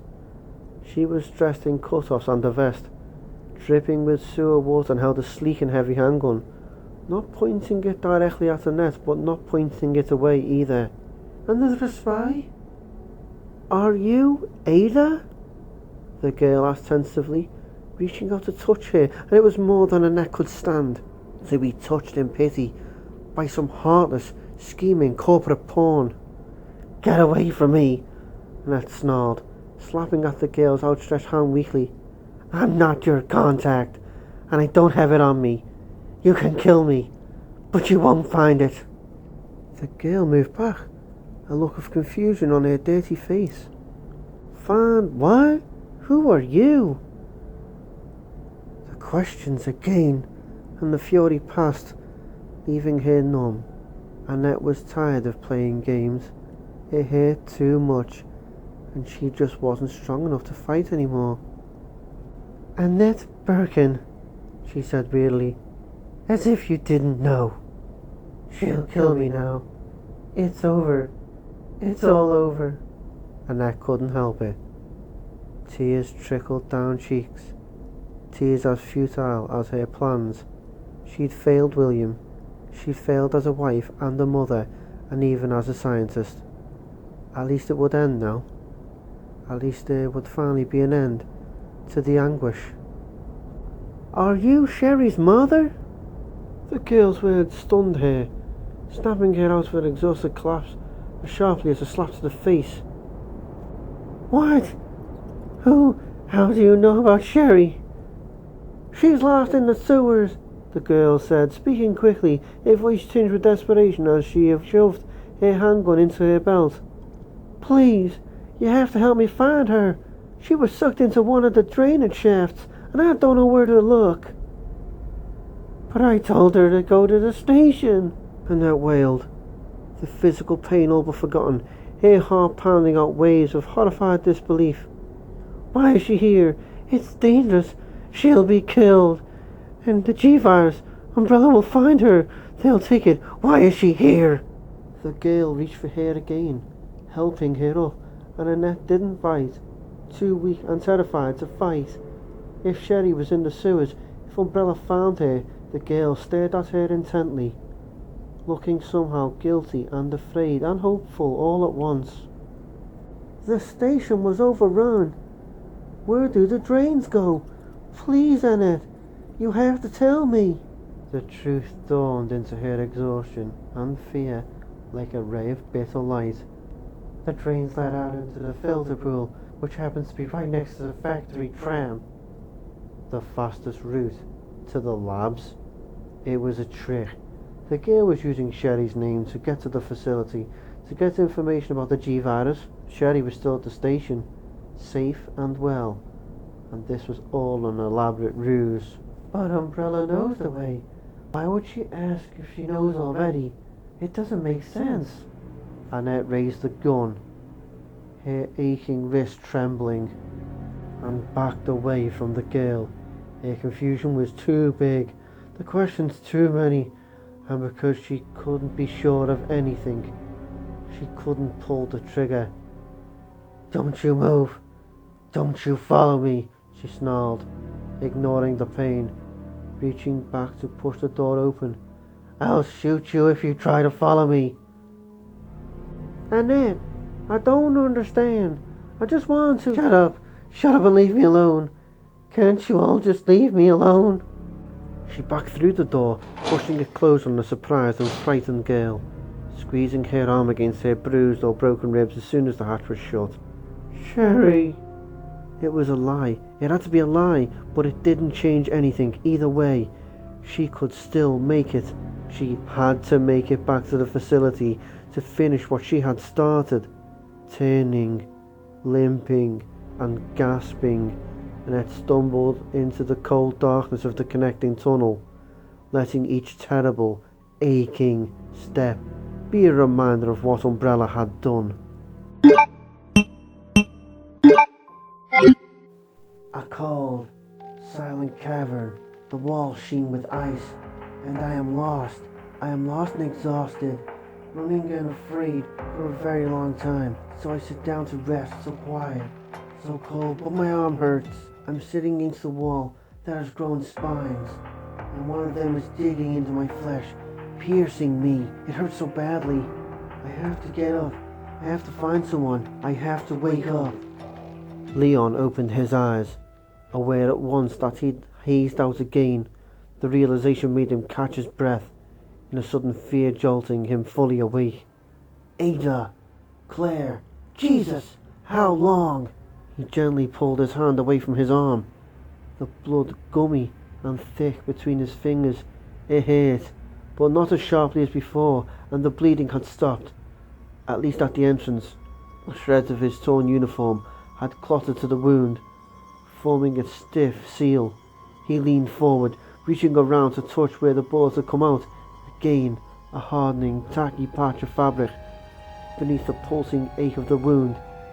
He couldn't be positive, but he thought that the bullets had gone straight through the flesh, missing the bone completely, which meant he was extremely goddamn lucky.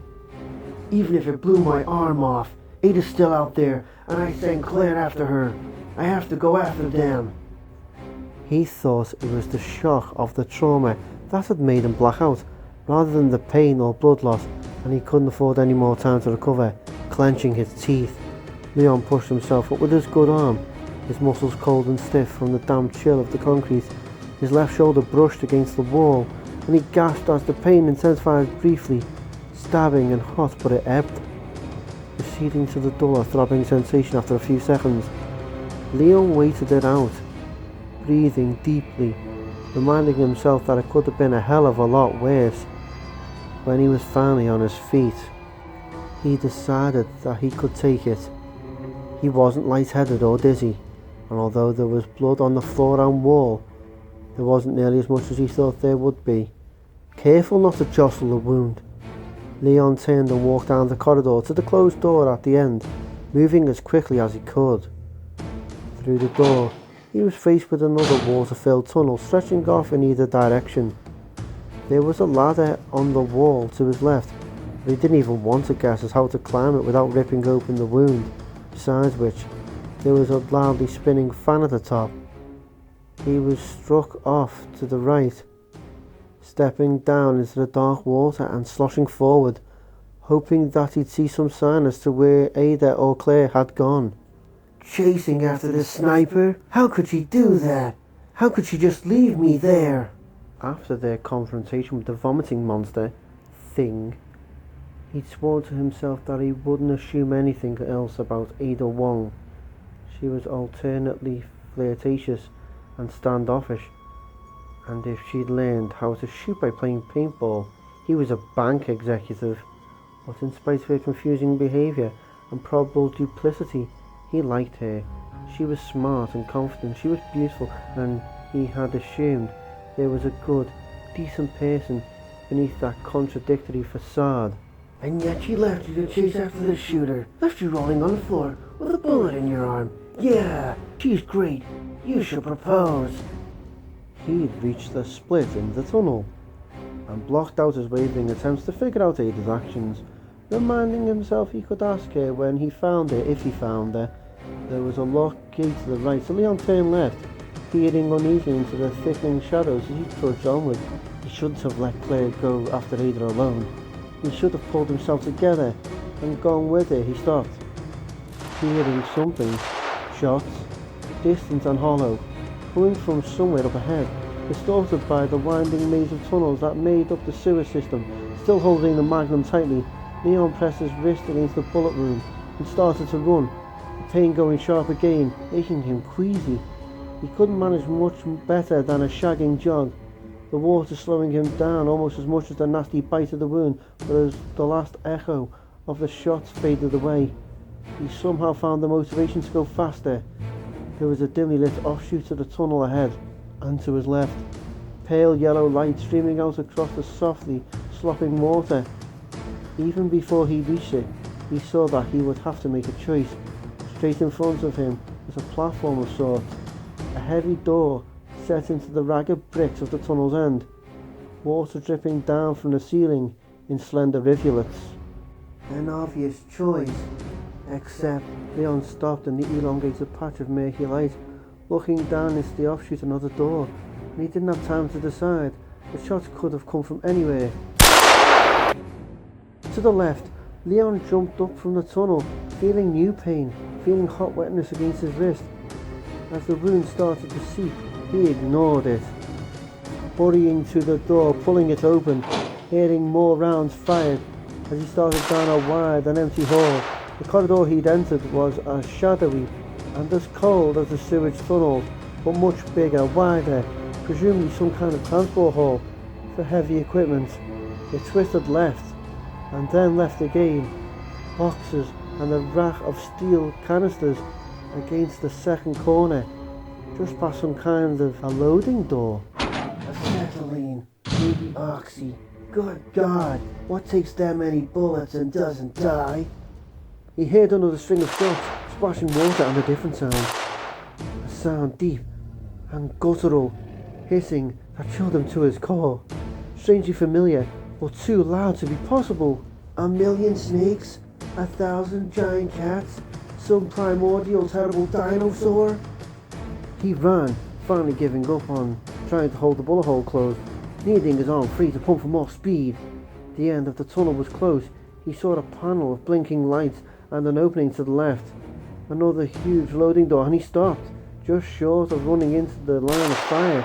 Another rapid succession of shots sounded as a thundering crash of water sprayed out, water raining down on the floor in a thick sheet. "Stop! I'm coming in!" he shouted, and heard Ada's voice and felt a sweeping relief in spite of whatever horror was ahead. "Leon, she's alive!" Magnum raised, his wound bleeding freely now. He stepped in front of the open door and saw Ada across a lake of churning muck, boxes and broken boards swimming through the turbulent liquid. She was standing on a small ledge of concrete beneath a ladder, her Beretta pointed into the thrashing pool. "Ada, what?"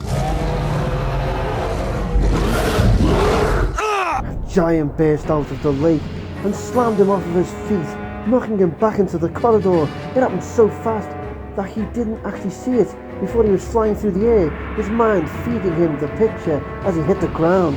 He fell on his injured arm and cried out, as much from the shock of what he'd seen as from the stinging blast of pain. "Crocodile?" Leon was on his feet and stumbling away before he even knew he could get up, and the giant lizard, that croc that was 30 feet long if it was an inch, stepped into the corridor behind him with a mighty bellowing roar. The cement trembled as the mammoth reptile crawled up from the waters of its home, gallons of black water streaming from its toothy grinning jaws. "Jaws as big as me, bigger!" Leon ran. There was no pain, his heart hammering in a primal panic. It would eat him. It would shred him into 100 screaming bloody chunks, and the beast roared again, an impossibly low bellow that rattled his bones, that urged sweat to burst from every quaking pore, and Leon shot to look back and saw that he was much, much faster than the grinning lizard. It was still climbing through the loading door, its tree-trunk legs short and squat, its incredible bulk too huge to maneuver so easily. Leon swapped weapons in a daze of terror, his wound shrieking as he chambered around into the Remington. He sidled backwards in an uneven gait, reaching a turn in the hall, and unloaded all 5 of the shells as quickly as he could pump them the heavy round blasting the monster crocodile's hideous snout. It roared, swinging its head from side to side, blood erupting from its grinning face in buckets, but still it came, lumbering forward, dragging its armored tail from the pool of slime behind it. Not enough power. Leon turned and ran again, horrified at having to retreat, afraid of what would happen to Ada when he left the crocodile behind, but knowing that it would take another 50 rounds to stop it, that or a nuclear blast. And why was he still thinking? He needed to get away and then worry about what to do. Hang on, Ada. The booming steps of the giant filled his ears as he ran past the boxes, past the row of steel cylinders, and stopped running. His instincts cried out for sanity, but he had an idea, and as the terrible lizard took another twisting, thundering step, Leon turned and went back. Let this work.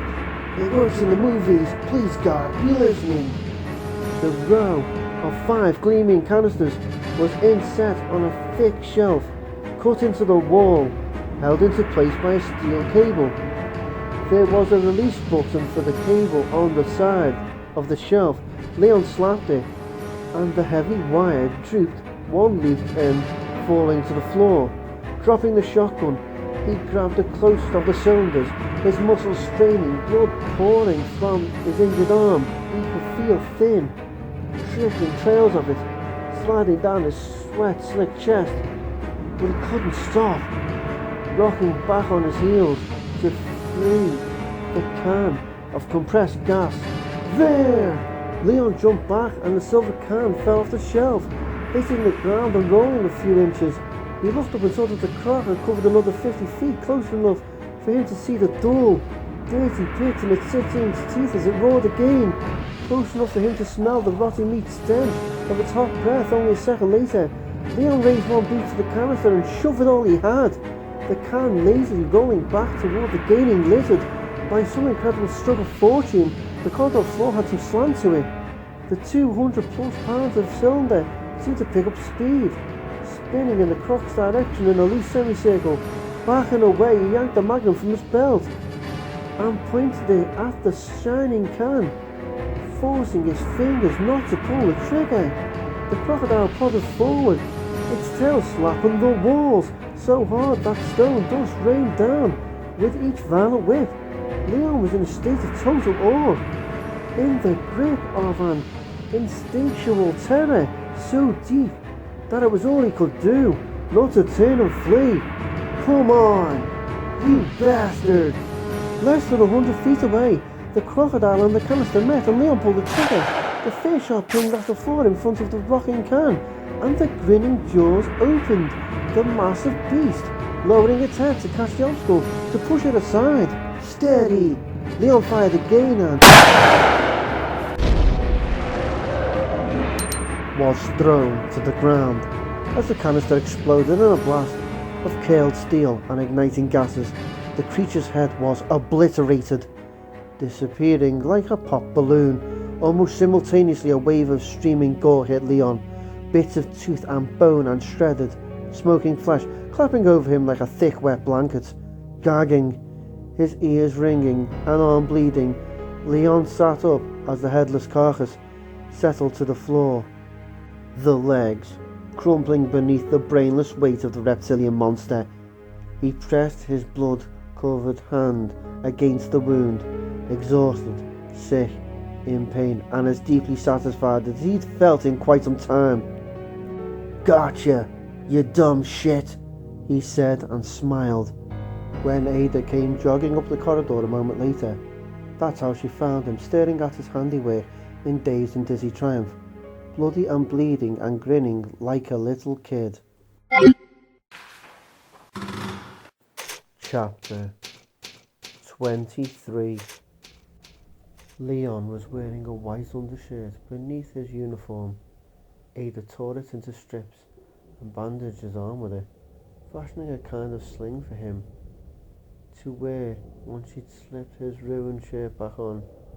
He'd lost enough blood to be dazed, almost helpless, and Ada used his mild shock to explain herself as she tended to him. feeling mildly shocked herself by the complex emotions that warred inside of her. And I thought she looked familiar. I thought I'd met her through John, and I almost caught up to her, but she must have slipped past me. I got lost in the tunnels, trying to find my way back. Nothing of truth, but Leon didn't seem to notice, just as he didn't seem to notice the gentle, careful way she touched him, or the very slight tremor of her voice as she apologized for a third time for leaving him behind. He saved my life, again, and all I have to give him in return are lies, calculated deceit in exchange for his selflessness. Something had changed for her when he'd taken the bullet in her stead, and she didn't know how to change it back. Even worse, she didn't know that she wanted to change it back. It was like the birth of a new feeling, some emotion that she couldn't name, but that seemed to fill it up.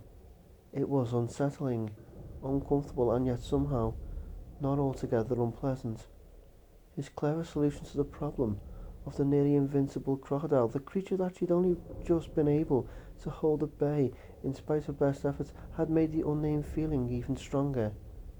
The hole in his arm was only a flesh wound, but from the streaks of fresh blood across his smooth chest and stomach, she knew that it had been hurting bad, draining him, killing him, as he'd worked to save her ass. Get rid of him, now, Her mind hissed. leave him. Don't let this affect the job, Ada, the mission, your life. She knew it was what she had to do, that it was the only thing to do, but when he was fixed up as best as she could manage, and a pathetic cover story had been told, she conveniently forgot to listen to herself. Ada helped him to his feet and led him away from the gut-splattered scene of the monster reptile's demise, spouting off some nonsense about having to find what looked like an exit when she'd been lost. Annette Birkin was gone. As soon as Leon had led the crocodile out of the dump, she'd scaled the ladder and checked and seen that Annette had retained enough sense to start up the fans and lower the bridge before running, effectively blowing Ada's other options for escape. The woman was possibly psychotic, but not a moron, and although she'd been wrong about Ada's source of purpose, she'd been dead on as to the purpose itself. To wrap the mission, Ada would have to get to the lab as quickly as she could before Annette could do anything final, and Leon, silent and stumbling Leon, would add to her time by half. Drop him, lose the weight. You're not a nursemaid, for Christ's sake. This isn't you. Ada, I'm thirsty, Leon whispered, his breath warm across her neck. She looked up into his gore-stained, blinking face and found that the voice inside was easiest to ignore this time. She'd have to leave him, of course. In the end, there would have to be a parting of the ways. but not yet. Then we'll have to find you some water, she said, and steered him gently in the direction she needed to go.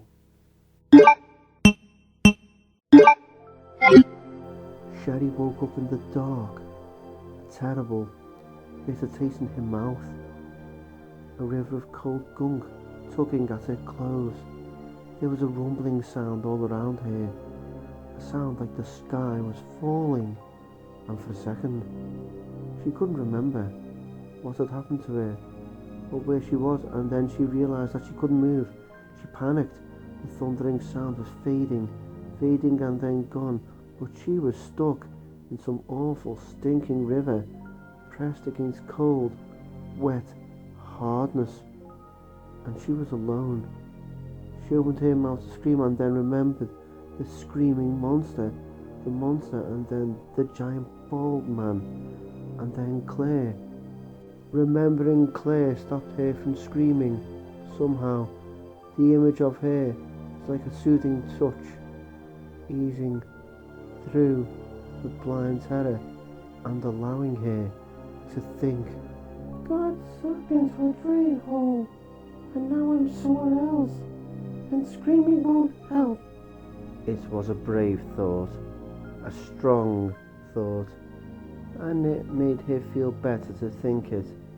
She pushed herself away from the hardness at her back, treading the dark water, and discovered that she wasn't stuck at all. She had been up against a row of bars or openings in the rock, and the force of the current had held her, probably saved her from drowning. The disgusting goop flowing around her, tinkling and burbling like a regular old stream. Not nearly as strong as before, and the bad taste in her mouth meant that she must have swallowed some of it. Thinking that opened up the rest of her memory. She'd been floating along and had gotten twisted somehow, and had gulped some of the horrible chemical tasting liquid and freaked out, passed out, she thought. At least the noise had stopped, whatever that had been. A sound like moving rain, or a giant truck roaring away. And now that she was more awake, she realised that she could see, not very much, but enough to know that she was in a big room filled with water, and there was a tiny, feeble shaft of light coming down from high above. There has to be a way out. Somebody built this place. They had to have a way out. Sherry swam a little farther into the big room, and kicking, she felt the toes of her shoes glance off against something hard and flat. Feeling stupid for not thinking it already, she took a deep breath, lowered her legs, and stood up.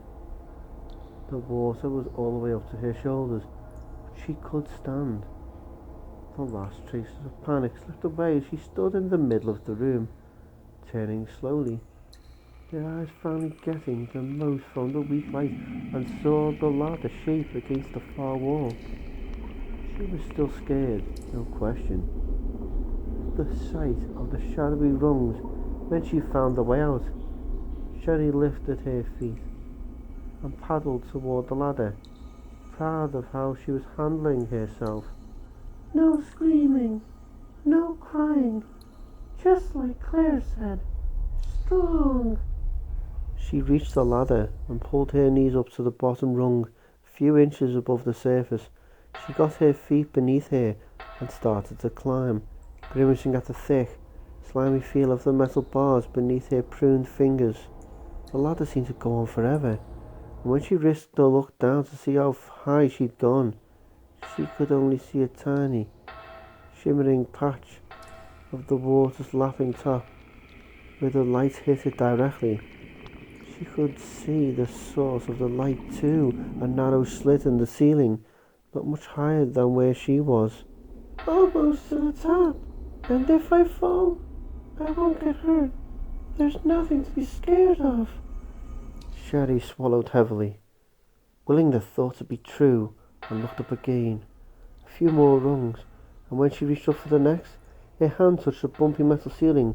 She felt a burst of accomplishment, pushing at it with one hand, and it didn't move, not at all. "Shit," she whispered, but it didn't sound annoyed, the way she'd hoped. The word sounded small and lonely, almost like a plea. Sherry hooked an elbow through the rung she was holding, touched the pendant for luck, and tried again, really pushing this time, straining with all of her might. She thought she felt it give, just a little, but not anywhere near enough. She lowered her hand, cursing silently this time. She was trapped. Several minutes she didn't move, not wanting to go back down into the water, not wanting to believe that she really was stuck, but her arms were getting tired. She didn't want to jump either. Finally, she started down, much more slowly than she'd come up. Each step lower was like admitting defeat. She was perhaps a third of the way back to the water when she heard the footsteps overhead, a light thumping at first, more of a vibration than anything, but then quickly redefined into separate steps, getting louder, then closer and getting louder still. Approaching the top of the pit where she'd awakened, Sherry gave about a second's thought, ignoring the footsteps, then scrambled up the ladder, deciding that it was worth the risk. It might not be Claire, or even anyone who meant it well, but it would be her only chance at escape. She started shouting before she got back to the top. Hello? Help! Can you hear me? Hello? Hello? The footsteps seemed to pause, and as she reached the ceiling again, still calling out, she hit the metal several times with a fist. Hello? Hello? Hello? Another smack with a sadly sore hand, and suddenly she was hitting air, and the blinding light was in her face. Sherry! Oh my God, sweetie, I'm so glad you're okay. Claire. It was Claire, and Sherry couldn't see her. Was nearly overwhelmed with delight at the sound of her voice. Strong, warm hands held her up. Warm, damp arms were hugging her tightly. Sherry blinked and squinted and started to be able to make out the features of a vast room through the brilliant white haze. How did you know it was me? Claire asked, still holding her. I didn't, but I couldn't get out by myself, and I heard walking. Sherry looked around at the big room that Claire had pulled her into, feeling stunned amazement that Claire had heard her at all. The room was huge, spanned by a series of thin metal catwalks laid out in diagonals, and the section of floor that she'd come out of was at the farthest corner of the darkest part of the room. The panel Claire had lifted, only a couple of feet across. Man, if I had not, or she'd been going any faster. I'm very glad it's you, Sherry said firmly, and Claire grinned, looking just as happy and amazed as Sherry felt. Claire knelt in front of her, her smile fading a little. Sherry, I saw your mom. She's okay, she's alive. Where is she? Sherry blurted, excited by the news, but feeling a kind of nervous uncertainty, tensing her muscles suddenly, making it hard to breathe. She looked into Claire's worried grey eyes and saw that she was thinking about lying again, that she was trying to figure out the best way to tell her something unpleasant. Even a few hours ago, Sherry might have let her do it, too. But not anymore. Strong and brave, we have to be. Tell me, Claire. Tell me the truth. Claire sighed, shaking her head. I don't know where she went. She was scared of me, Sherry. I think she thought I was someone else, someone bad or crazy. She ran away from me, but I'm pretty sure she came this way. And I was trying to find her again when I heard you calling. Sherry nodded slowly, struggling to accept the idea that her mother had been acting weird enough for Claire to try and sugarcoat it. And you think she came in here? Sherry asked finally. I can't be positive. I also ran into this cop, Leon. Before I saw your mother, I met him when I first got to the city, and he was in one of the tunnels I went through. After you disappeared, he was hurt. He couldn't come with me to look for you, so after your mom took off, I went back to get him, but he was gone. Dead? Claire shook her head. Nope, just gone, so I backtracked, and as far as I can tell, this is the only way your mum could have gone. But like I said, I'm not sure. She hesitated, frowning, gazing at Sherry thoughtfully. Did your mom ever tell you about something called the G-virus? G-virus? I don't think so. Did she ever give you anything to hold on to? Like a little glass container? Something like that? Sherry frowned back at her. No, nothing. Why? Claire stood up, putting her hand on Sherry's shoulder and shrugging at the same time. It's not really important. Sherry narrowed her eyes. Claire smiled again. Really? Come on. Let's see if we can figure out where your mom went. I bet she's looking for you. Sherry let Claire lead the way, wondering why she was suddenly sure, almost certain in fact, that Claire didn't believe what she was saying, and wondering why she couldn't find it in herself to ask any more questions about it. The factory machine lift, like the tram, was exactly where Annette had left it. The margin had surely tightened, but she was still ahead of the spies, of Ada Wong and her ragged little friend. Lies, telling me lies, like they all tell lies, as if losing William, suffering such pain and loss, isn't enough to shame them. She fumbled the control key out of her torn lab coat pocket, leaning heavily against the mounted controls. As she inserted the key and turned it, her shaking fingers touched the activation switch, and a trail of light appeared on the console, too bright even in the moon-filled darkness. Cool autumn air brushed over her aching body, a friendly, secret wind that smelled like fire and disease. Like Halloween, like bonfires in the dark, when they brought out their dead, burning the pestilent flesh of the plague-riddled bodies. Four squealing, blaring honks sounded into the night sky, the massive elevator room telling her that it was time to go. Annette staggered up the grey and yellow steps, unable to remember what she'd been thinking about before. It was time to go, but she was so tired. How long had it been since she'd slept? She couldn't remember that either. Hit my head, yes, or just sleepy, mayhaps. She'd been exhausted before, but the relentless pain of her injuries had sent her to some delirious place that she'd never imagined could exist. Her thoughts came in spiralling, uneasy bursts of feeling that she couldn't seem to sort through, at least not to her satisfaction. She knew what had to be done, the triggering system, the subway gate opening, the hiding in the shadows and waiting to heal, but the rest had become some strange, disjointed grouping of free association, as if she'd taken some drug that had overloaded her senses and would only let her think a bit at a time. It was almost over. That was something she could hold on to, one of the only constants in her muddled mind, a positive and somehow magical phrase that she could still see, no matter how blind she became on her way through the factory. She'd coughed and coughed and then vomited from the pain, a thin and acidic string of bile that had made dark bubbles burst in front of her eyes, the darkness staying for so long that she thought she might actually lose her sight. It's almost over, clutching the thought like a lost love. She found the latch to the metal room and went inside. The controls pushed, movement and sound of movement engulfing her as she lay across one soft metal bench and closed her eyes. A few moments of rest, and it was almost over.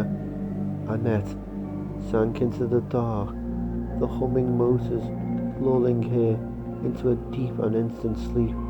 She was going down, her muscles relaxing, her aches and miseries loosening their hold, and for some endless reach of time, she found the silence until a howling, terrible scream knifed into her darkness, a shriek of such fury and pain that it spoke for her heart, and she jerked back to life, panting and afraid, and realised what had snapped her out of her dreamless sleep, and her thoughts came together, giving her one more clear and constant thing to hold on to. It was William. William had come home. He had followed her, and Umbrella would have nothing, because the thing that had been her husband had come back into the blast radius. The scream sounded again, this time echoing away into one of the lab's many secret places as the lift went down and down. Annette closed her eyes again, the new thought joining her lost love from before, the two of them together making her happy at last. William has come home. It's almost over. The third followed naturally, added as she slipped back into the silence, knowing that she had to get up too soon to begin the final journey. When the lift stopped, she'd wake up and be ready. Umbrella will suffer for what they've done, and everybody dies at the very end. She smiled and fell asleep, dreaming of William. Chapter 24. Leon finally started to feel like himself again. Sitting in the control room where Ada had left him, she'd found a med kit in one of the dust-covered cabinets, along with a bottle of water. She'd only been gone for about 10 minutes, but the aspirin was starting to kick in, and the water had worked wonders. He sat in front of a switch-covered console, trying to piece together what had happened after the explosion in the sewers. The last thing he really remembered clearly was seeing the headless crocodile collapse and then being overwhelmed by a lightheaded weakness. Ada had managed to bandage him up and then led him through tunnels and a subway. We were on a subway for a minute or two, and finally to this room where she told him to rest while she went to check on something. Leon had protested, reminding her that it wasn't safe, but had been too fuzzy to do much more than sit where she'd put him. He'd never felt so helpless or so totally dependent on another person. Once he gulped about half a gallon jug of water though, he started to snap out of it. Apparently, blood loss tended to dehydrate. So, she gave me the water and then went to check on what exactly? And how did she know to come this way? He'd barely been able to walk, let alone ask any questions, but even in his delirium, he'd noticed how certain she was, how she'd chosen their path with unwavering precision. How could she know? She was an art buyer from New York. How could she know anything about the sewer system of Raccoon City? And where is she? Why hasn't she come back? She'd helped him. She'd most probably saved his life, but he couldn't just keep believing she was who she said she was. He wanted to know what she was doing, and he wanted to know now. And not just because she'd been keeping secrets. Claire was still somewhere in the sewers, and if Ada knew the way out of the city, Leon owed it to her to try and find out. Leon stood up slowly, holding onto the back of the chair, and took a deep breath. Still weak, but no dizziness. And his arm didn't hurt as badly either. The aspirin, perhaps? He drew his magnum and walked to the door of the small, dusty room, promising himself that he wasn't going to accept any more vague answers or smiling brush-offs.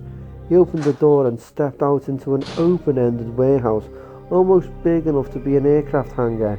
It was empty, decrepit, and heavily shadowed, but the brisk night air that breezed through made it almost pleasant. And there was Ada, stepping onto a raised platform just outside of the hangar, disappearing behind what looked like a section of a train. It was an industrial transport lift, and from the well-oiled look of the rails that ran through the warehouse, it was one partially abandoned factory that hadn't been completely abandoned. Ada! Keeping his wounded arm tightly pressed to his body, Leon ran toward the lift and felt dull anger as he heard the rising thrum of the transport's engines, the heavily mechanical sound spilling out into the clear night sky. Ada was leaving. She hadn't gone to check on anything. But she's not going anywhere until she tells me why. Leon ran out into the moonlit open, hearing the door to the transport slam shut as he skirted a control console and stepped up to the vibrating metal platform, nearly tripping on the brightly painted steps. Before he could catch his balance, the transport started its descent. 3-foot-high panels of corrugated metal rose all the way around the train, containing the large platform as it slid smoothly down into the ground.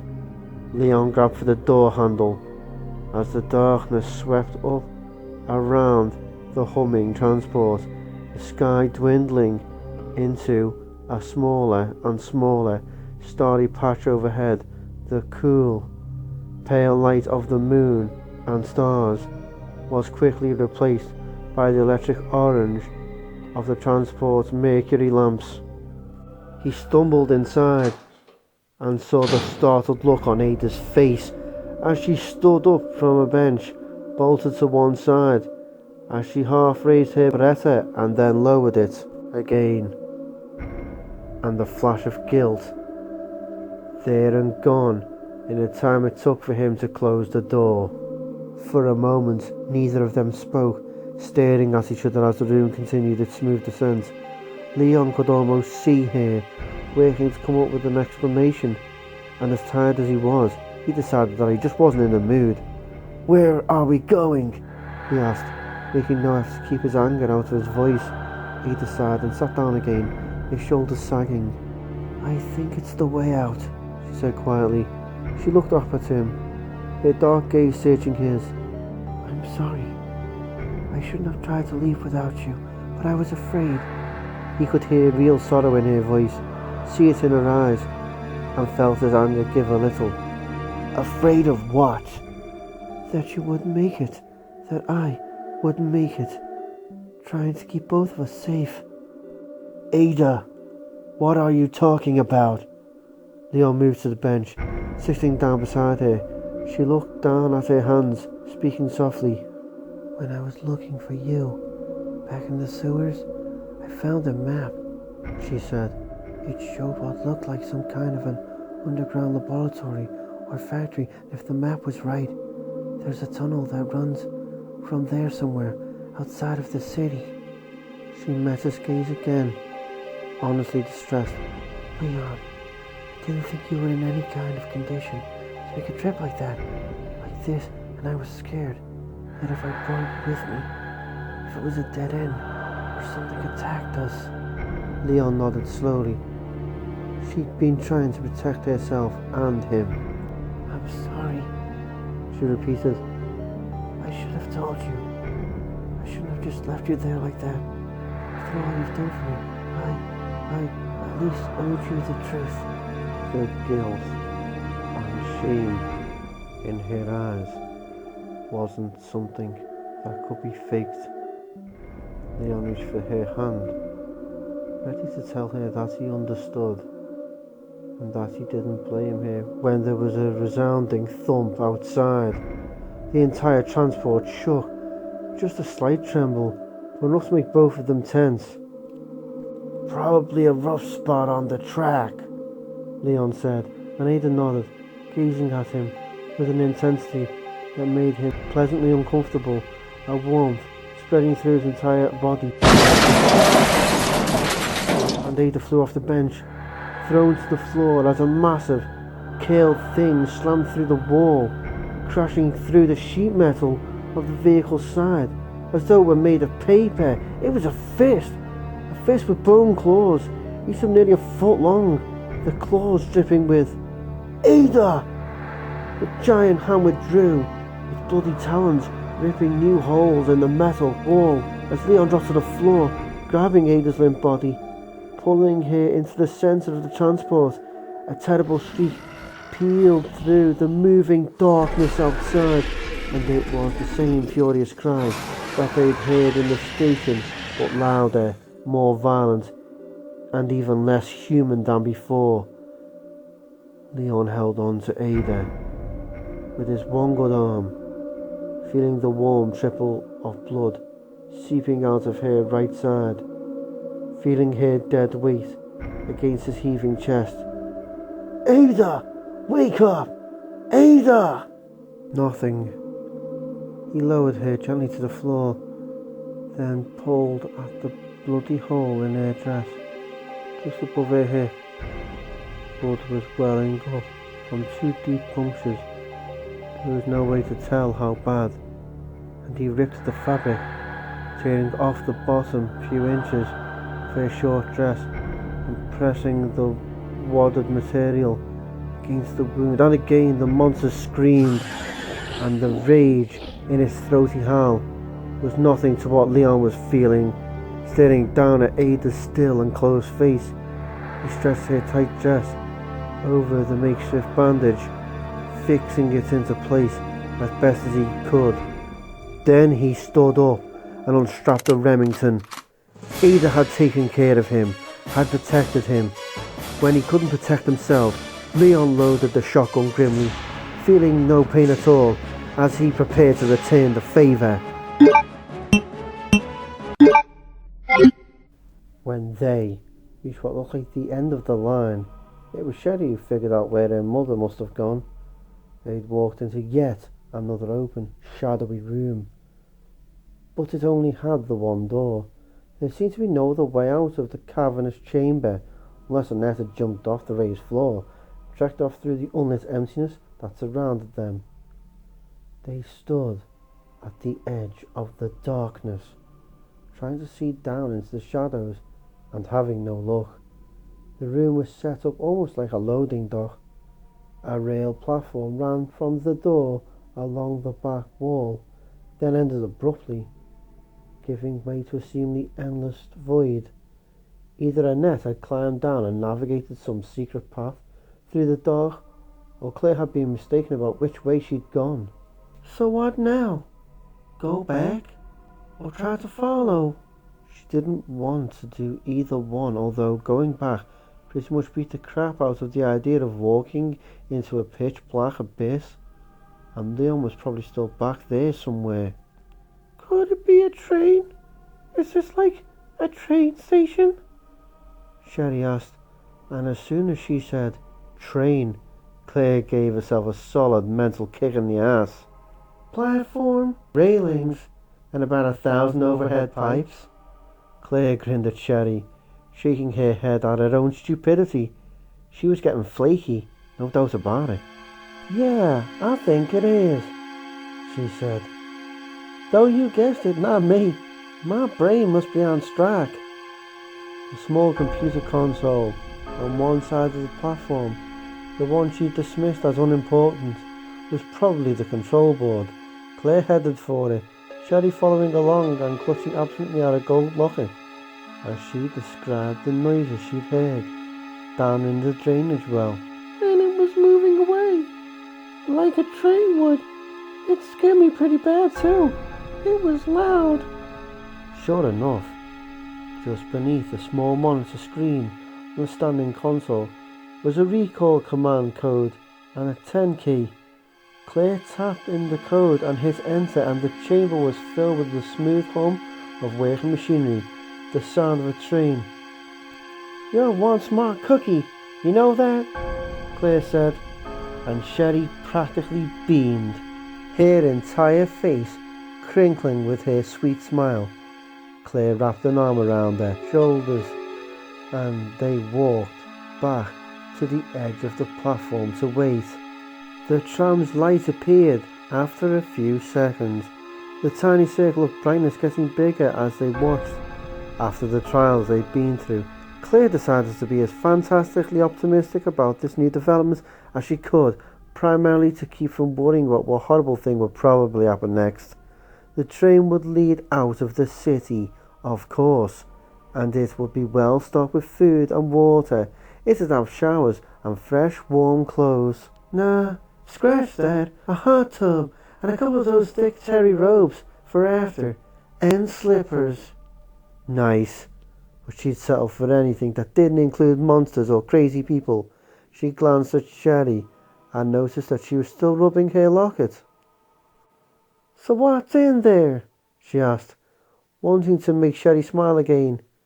You got a picture of your boyfriend or what? Inside?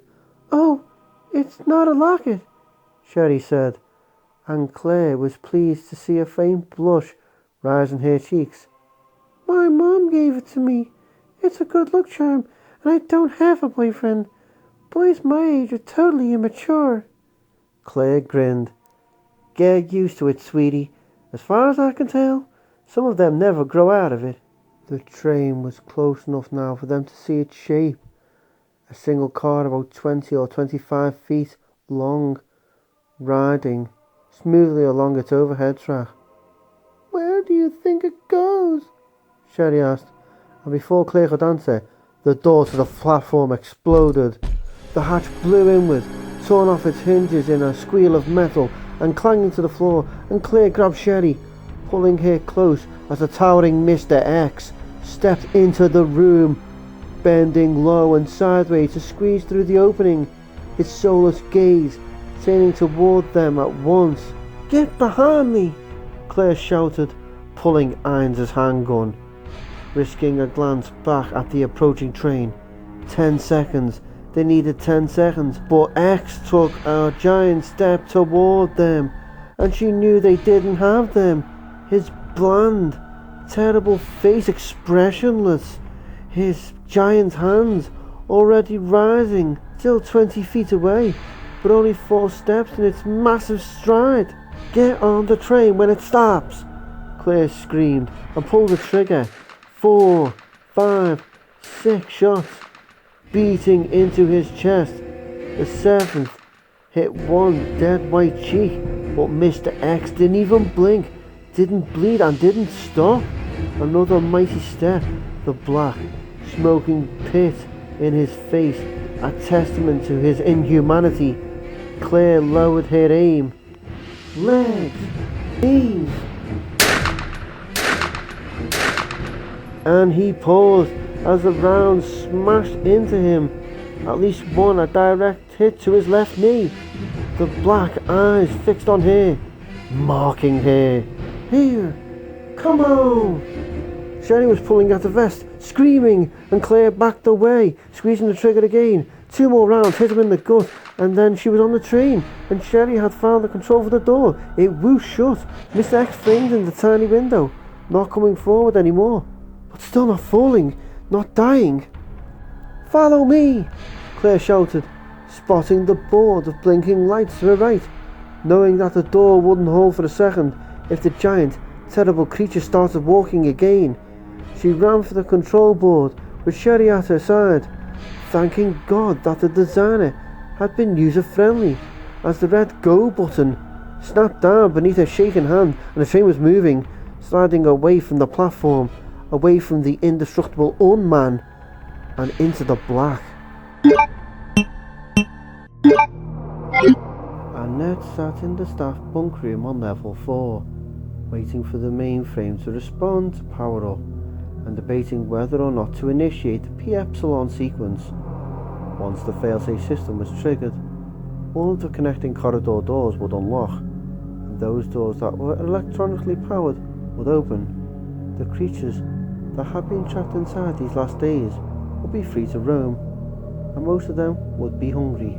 Hungry and hot, bleeding pure virus from their clotted flesh. She didn't want to run into any unpleasantries upon her departure, but as the first lines of code spilled across the screen, she decided against running the sequence. The P-Epsilon gas was an experiment anyway, something a couple of the microbiologist techs had worked up on to appease the Umbrella damage control staff.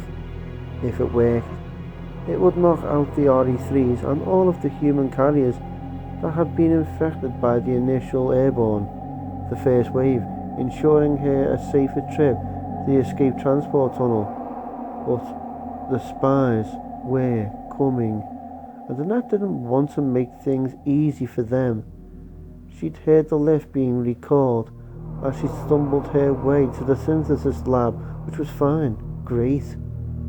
They'd be just in time for the finale, and she wanted them fighting for their lives as she sped away from the facility, away from the brilliant explosion that would consume the multi-billion-dollar facility. And it'll burn, it'll all burn, and I'll be free of this nightmare. Endgame, and I win. Umbrella loaded, once and for all, the sneaking, murdering animal bastards. She felt good, awake and aware, and in very little pain. She meant to go straight to the nearest computer outlet upon her return to activate the failsafe, even before collecting the sample, but she'd been barely able to see straight as she'd stumbled off the lift. She'd been afraid of forgetting something or worse, of falling and being unable to get up again. A trip to the meds locker in the synthesis lab had fixed all that already. The terrible pain was a distant memory, along with the bizarre, deluded thought processes that had made it so hard to concentrate. When her little cocktail shot wore off, she prayed for the temporary reprieve. For the next couple of hours, at least, she was as good. She was better than new. Epinephrine, endorphin, amphetamine. Oh my. Annette knew she was high, that she shouldn't overestimate her abilities. Why shouldn't she feel happy? She grinned at the small computer in front of her and started to tap in the codes, her fingers flying over the keys, feeling like her teeth would crack as the synthetic adrenaline pounded through her diluted veins. She'd make it back to the lab. William had come back, and the sample, the very last viable G-virus sample in the facility, was tucked into her pocket. She'd hidden it in one of the fuse cases before she'd gone looking for William, and picked it up on the way to the staff room. 76E, 43L, 17A, failsafe time, 20, Vulcan warning dash power cut, 10, personal authorization, 0001, Birkin. And that was it. Annette couldn't stop grinning, didn't want to stop, as she lightly stroked the enter key. The triumph and hot and liquid joy spinning through her numb and tattered flesh. One touch, and there was nothing on earth that could stop it. In 10 minutes, the taped warnings would start to run, and the transport lift would shut down, cutting the facility off from the surface. In 15, the audio would begin the countdown. 5 minutes to reach minimum safe distance by train. Another 5 and boom! 20 minutes before the explosion. More than enough time to get to the tunnel and power up the train. No matter what is loosed, enough time to speed away from the ticking clock.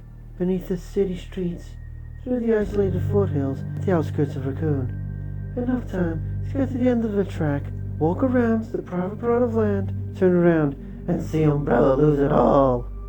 As the clock ticked to 0, the plastic fail-safe charges in the laboratory central power core would be activated. Even if all but one of the 12 explosive packets failed, the one blast would be enough to set off the secondary charges that were built into the walls themselves. Umbrella's fail-safe system had been designed to take it all down. The lab would become an inferno, blasting up into the dead city, visible for miles, and she'd be there to see it, to know that she'd done what she could to make things right. This is for you, William. The thought was bittersweet. For some time, they hadn't enjoyed their relationship as husband and wife. William was so brilliant, so devoted to the work, that the pleasures of synthesis and development had taken the place of the perks of married life. She had come to recognize his genius, to learn the joy of supporting him without the nuisance of relationship struggles. But now, her finger resting on the end to it all, she found herself suddenly wishing very much that there had been more between them in the last few years, more than her adoration for his incredible gifts, his appreciation of her assistance. This is our last kiss, my love. This is my contribution to the work, my final loving act for what we shared. Yes, that was right. That was the feeling. Annette pressed the key, her heart singing, and saw the locked code flash across the monitor in glowing green. I respectfully tender my resignation, she said softly, and started to laugh. Chapter 25. The dark slipped past the moving platform. Metal darkness bathed in murky orange light, and whatever had punched through the wall of the transport was gone. Leon had edged his way around the enclosed room twice, seen nothing at all, heard nothing. The smooth hum of the working motors when the creature finally howled from the shadows atop the roof and Leon snapped the shotgun up. What he saw actually made him freeze. In a second it took him to really see it. His vengeful fury blew away like so much dust, replaced by an absolute bone-chilling awe. Holy shit! The thing was still shrieking, its head thrown back, the brutal, gurgling scream like a voice of hell in the moving dark.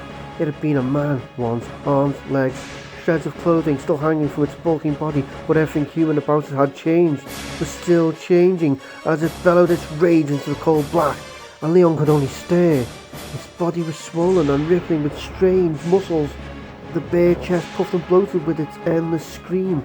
The right arm was 6 inches longer than the left, stained bone claws jutting from the pulsing hand, and the bulbous moving tumour in its right bicep looked like nothing so much as an eyeball the size of a dinner plate, jerking wetly from side to side, as if searching, and the scream was changing too, getting deeper, rougher, the shaggy face falling forward and melting into its chest like hot wax. Like a moving effect, the creature's head flowed into its upper body, disappearing smoothly into the inflamed and greedy skin, and at the same time another face was forming, growing, rising up from the back of its neck with a horrible snapping sound, like fingers being broken, slitted eyes cracked open, a bony red hole of a mouth forming, taking up the furious cry with a new voice, and Leon squeezed the trigger, in denial, a denial of the monster's unholy existence. It shot at his chest, and a thick, painless blood sprayed out, cutting off the creature's scream, but that was all it did. The monster's new face angled toward Leon, his domed head tilting, and it hopped down onto the platform, landing in a half crouch on legs as big around as Leon's chest. It took one jumping, crooked step forward, and was close enough for Leon to smell the strange, chemical musk that poured from its glistening skin, and see that the wound on his chest had stopped bleeding, that the strange flesh was eating tiny holes. The creature raised its mighty claw, and Leon stumbled backwards, pumping another round and firing as the talons came down, and sparks flew from the metal rail as the shot blasted into the creature's stomach, more paper's fluid splatting from its body. The almost point-blank range of the heavy round barely phased a towering monster. It took another step, and Leon backed away, pumping another round, and he tripped on the steps that led back up to the transport room. Tripped and fell on his ass, the round going high over the creature's bullet-shaped head. One more step and it would be on him, dead. Except it didn't take the step. Instead, it turned toward the railing, its bizarre head tilting, the pits of its rudimentary nostrils flaring, and silently, almost gracefully, it leapt over the edge of the platform, out into the passing darkness. For a moment, Leon didn't move. He couldn't. He was too busy trying to understand that the monster hadn't killed him. It had smelled or sensed something. It had broken off the attack that it most certainly would have won, and had jumped off the moving transport. I'm not dead. It's gone. And I'm not dead. Why? He didn't know. He couldn't begin to guess. Accepting that he was alive was enough, and a short time later, maybe no more than a few seconds, his knotted thoughts and senses told him that the transport was slowing down, that the shaft was getting lighter, the blackness washing to grey. Leon crawled to his feet and went to check on Ada. Sherry had heard the monster from far away, from somewhere deep in the giant's hole, and felt even more scared than she had when the giant, Mr. X Claire called him, had come into the train station. Claire had said it probably wasn't even the monster, that it was most likely some machine problem, but Sherry wasn't convinced. The sound was so distant and strange that it could have been something else. But what if it isn't? What if Claire's wrong? They stood outside our warehouse in the chill of the dark, stood over the big hole in the ground, and waited for the mechanical noises to stop. The almost full moon was low in the sky, and Sherry could tell by the deep blue light of the horizon that it was very early in the morning. She didn't feel tired though. She felt scared and anxious, and even with Claire holding her hand, she didn't want to go down into the black hole where the monster could be. After what seemed like a long time, the humming noise of the machinery stopped, and Claire stepped back from the hole of the transport shaft, she said, and turned back toward the warehouse. Let's go see if we can recall the... Sherry? Sherry hadn't moved to follow her. She stared down into the hole, holding her charm, wishing that she was brave like Claire, but she wasn't. She knew she wasn't, and she didn't want to go down into the dark. I can't go down there. I'm not like Claire, and I don't care if that's where my mom went. I don't care at all. Sherry felt the warmth across her back and looked up, startled, to see that Claire had taken off her vest and was slipping it over her shoulders.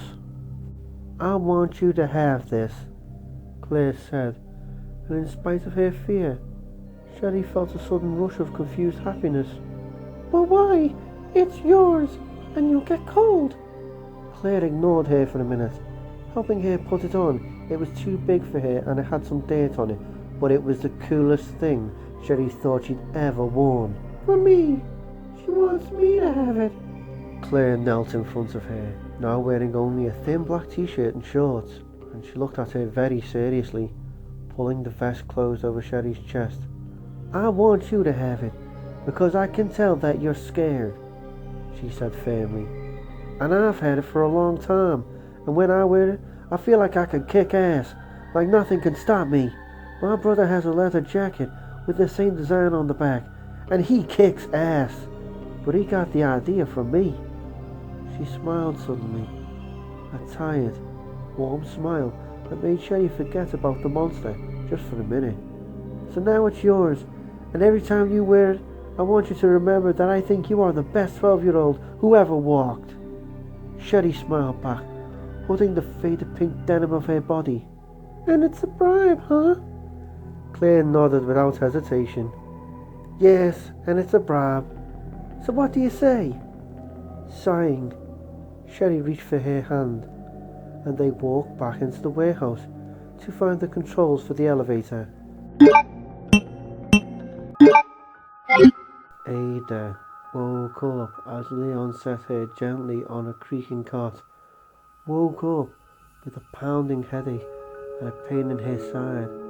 Her first thought was that she'd been shot, but as she opened her eyes, and Leon's worried, pale face swam into focus, she remembered. He was going to kiss me, I think.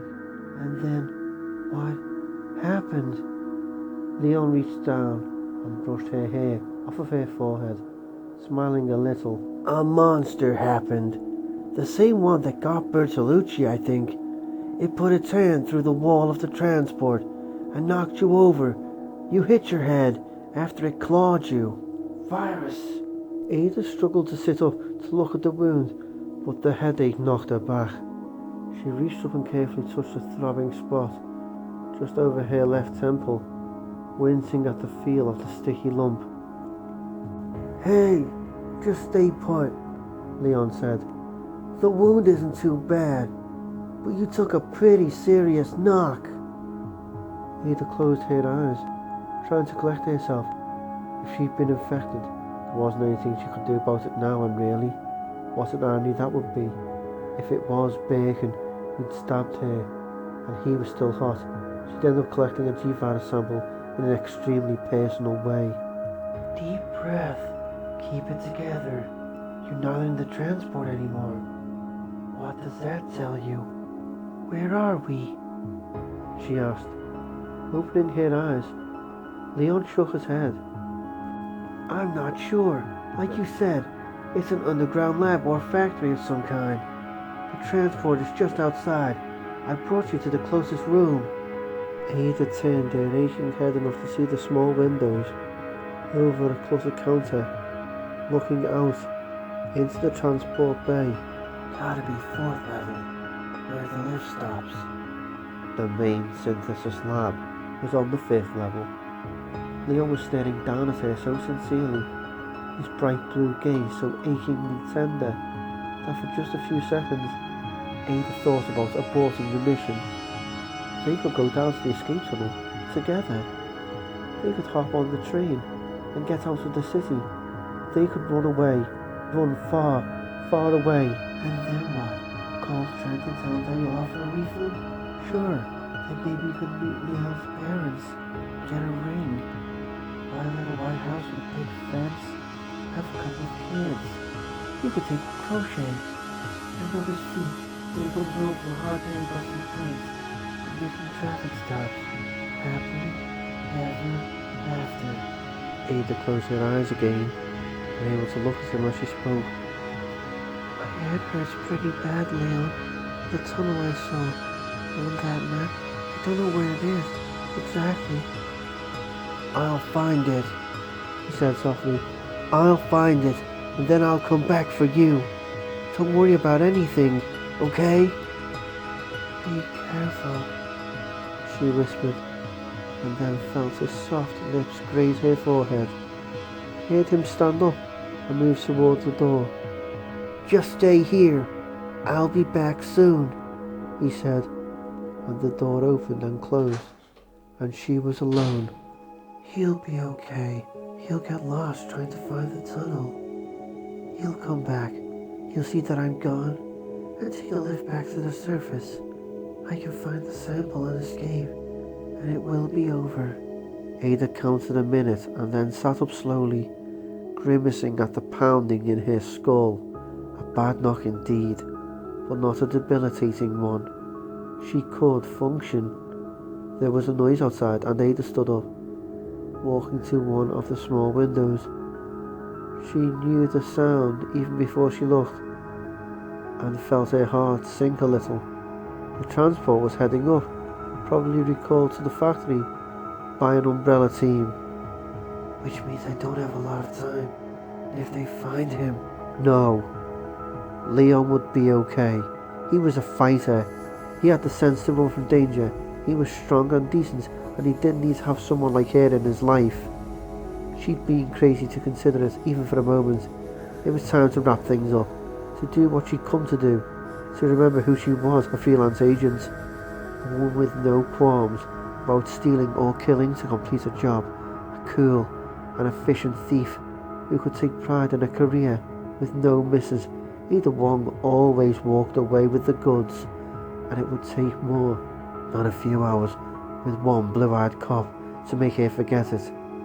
Ada pulled the key card and master from her pouch and opened the door, telling herself that she was doing the right thing and hopeful that in time she'd come to believe it.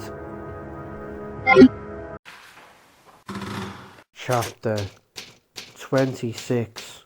Annette had run into some trouble. The trip down to the cargo room hadn't been bad. She'd only run across one carrier, one of the first stages, and had blown a hole into its ashy withered skull with the first shot. She passed under a sleeping RE2, but it hadn't stirred from its ceiling bed, and it seemed that the other creatures still lurking in the facility shadows hadn't yet figured out that they were free.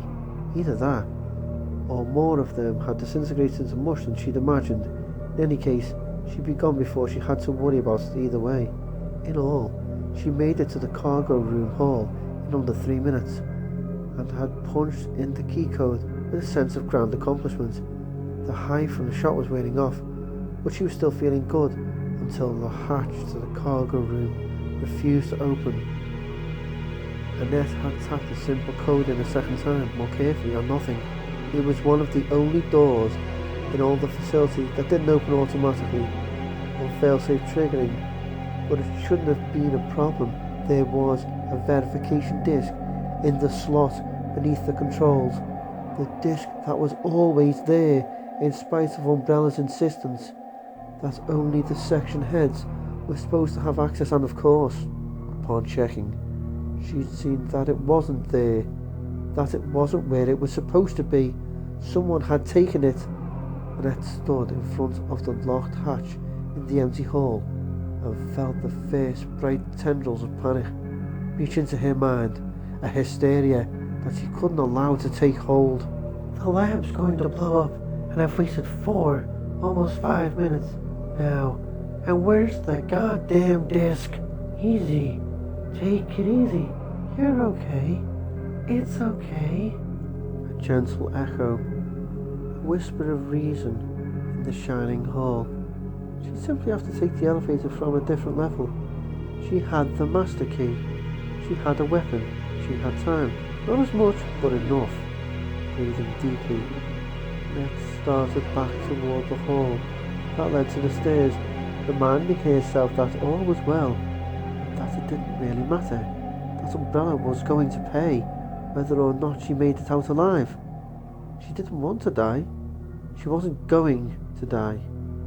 But the gleaming, blood-splattered corridors, once dead-out lamps, were going to burn either way.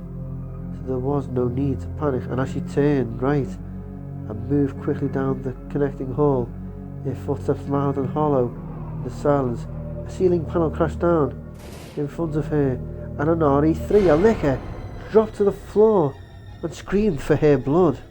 No! Annette fired, but only hit its scrabbling shoulder as it darted forward. Reaching out with one deformed claw to swipe her, she felt a sharp red pain in her forearm and fired again, shocked and disbelieving, and the second one caught it in the throat, and it screamed, blood spraying from its torn neck. Its trumpeting shriek, a garbled and spitting cry. As it lunged at her again, the third shot blew into the grey jelly of its brain, and it flopped into a spasming stop just inches from her trembling legs.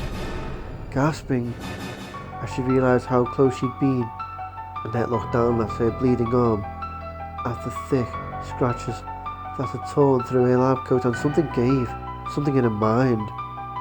Her racing mind, her pounding heart, the blood and the liquor, William's liquor, dead on the floor in front of her. All of these things whirled and danced, spinning into a circle that came together and focused into a single, stunningly simple thought, a thought that made sense of it all. It isn't theirs. It was so clear, so crystal clear. She couldn't run from pain, because pain would find her wherever she ran. She had proof, dripping down her arm.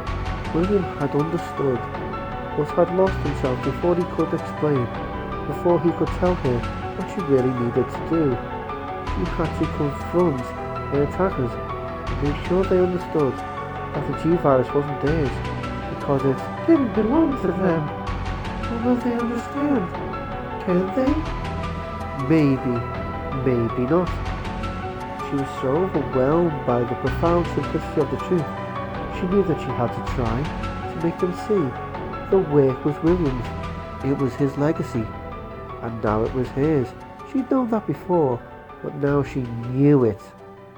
A ray of light in her mind that made everything else trivial. Not theirs. Mine. She'd have to find them, tell them, and once they accepted the truth of it, they would have to leave her alone, and then, if there was still time, she could go her own way. But first, she needed another shot. Smiling, her eyes wide and starry, Annette stepped over the liquor and started for the stairs. Leon thought he heard shots. He was in some kind of a surgical bay, the first room at the end of the first passage that he'd taken after leaving Ada. And he looked up from the pile of crumpled papers he'd found, listening, but the distant cracks didn't repeat. So he went back to his search. He rifled quickly through the pages, desperate to find anything besides the endless lists of numbers and letters beneath the umbrella letterhead. Come on! There must be something useful in all this. He wanted out. He wanted to get Ada and get the hell out. The disemboweled corpse slumped in the corner was reason enough, but it was more than that. The very air of the room, of the hall outside the room, and he was willing to bet, of every room in the facility, was just wrong. It stank like death. But worse, there was an atmosphere of something darker, something amoral, evil. They performed experiments here. They ran tests, and God knows what else, here, and they'd created a zombie plague. They'd created the monstrous demon that attacked Ada. They'd murdered an entire city, whatever they meant to do. They were practicing evil. Evil on a grand scale. Transport had taken them into a secret umbrella facility, and it was a big one. From the numbers on the walls, He knew he was on the 4th floor, whatever that meant, and the catwalk he'd taken to get to the strange operating room, only one of 3 choices, had stretched over what had to be 60 or 70 feet of open space. The bottom to it lost in shadow. He didn't know how deep he and Ada had come, and he didn't really care. What he wanted was a map, like the one she'd found in the sewers, a clear and simple diagram with an arrow pointing to out. And it ain't here. Frustrated, Leon pushed the useless papers aside and saw there was a computer disk lying on the steel table that had been hidden beneath a stack of chemical readouts. He picked it up, frowning. For cargo room verification was printed on the label in smudged block letters. Sighing, Leon slipped it into his pocket and rubbed at his aching eyes with his right hand. His left arm basically useless again after carrying Ada from the lift. He didn't want to look for the computer to see what was on the disk. He didn't want to go wandering from room to room, looking for the exit, seeing what atrocities Umbrella had played with before they'd shut themselves down. He was tired and in pain and worried about Ada, and he decided as he walked back to the door that he should go back and talk to her. He'd wanted to ease her mind, saying that he would find a way out, but the place was just too goddamn huge. If she even knew the direction or could remember the floor number. Leon opened the door and stepped into the hall, and a woman with a gun was standing in front of him, a 9mm pointed at his chest. She was bleeding, thin streams of crimson pouring from one arm and dripping down her dirty white lab coat, and the look on her face, the strange, wide-eyed, glassy look that played across her features, told him that making any sudden moves would be a very bad idea. Oh, Jesus! What is this? You murdered my husband, she said. You, and your partner, and the girl too, all of you. You wanted to dance on his grave, but I have news for you. She was high on something. He could hear it in her high, trembling voice, and see it by the way her skin twitched and ticked. He kept his hands at his sides, kept his voice low and calm. Ma'am, I'm a police officer, and I'm here to help, okay? I don't want to hurt you. The woman dipped her bloody hand into her pocket and held up something, a glass tube full of some purple fluid. She grinned wildly, raising it over her head, the gun still trained on his chest. Here it is. It's what you want, isn't it? Listen to me. Do you hear me? It isn't yours. Do you understand what I'm saying? William made it, and I helped him, and it doesn't belong to you. Leon nodded, speaking slowly. It doesn't belong to me. You're right. It's yours. Absolutely. The woman wasn't even listening.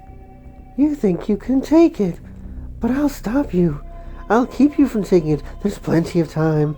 Time for me to kill you, and Ada, and anyone else who tries to take it. Ada! What do you know about Ada? Leon barked, taking a half step toward the mad woman, no longer feeling so calm. Did you hurt her? Tell me! The woman laughed, a humorless, insane cackle. Umbrella sent her, you stupid shit! Ada Wong, Miss Loveman Leave herself.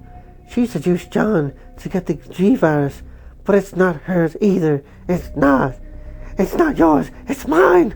A massive shock rocked the floor, pitching Leon to the ground, a rumbling vibration that shook the walls and crash. Pipes and plaster rained from the ceiling, a thick beam striking the woman down with a dull thump. Leon covered his head as bits of concrete and white chunks of drywall slapped at him, and it was over. Leon sat up, staring at the woman in shock, not sure what had happened. She wasn't moving. The metal beam that had struck her still hanging from the ceiling. One of her arms pinned beneath her, and a cool, clear voice suddenly blared from the hidden speakers somewhere in the walls, female, calm and punctuated by the rhythmic bleat of a honking alarm. The self-destruct sequence has been activated. Repeat, the self-destruct sequence has been activated. This sequence may not be aborted.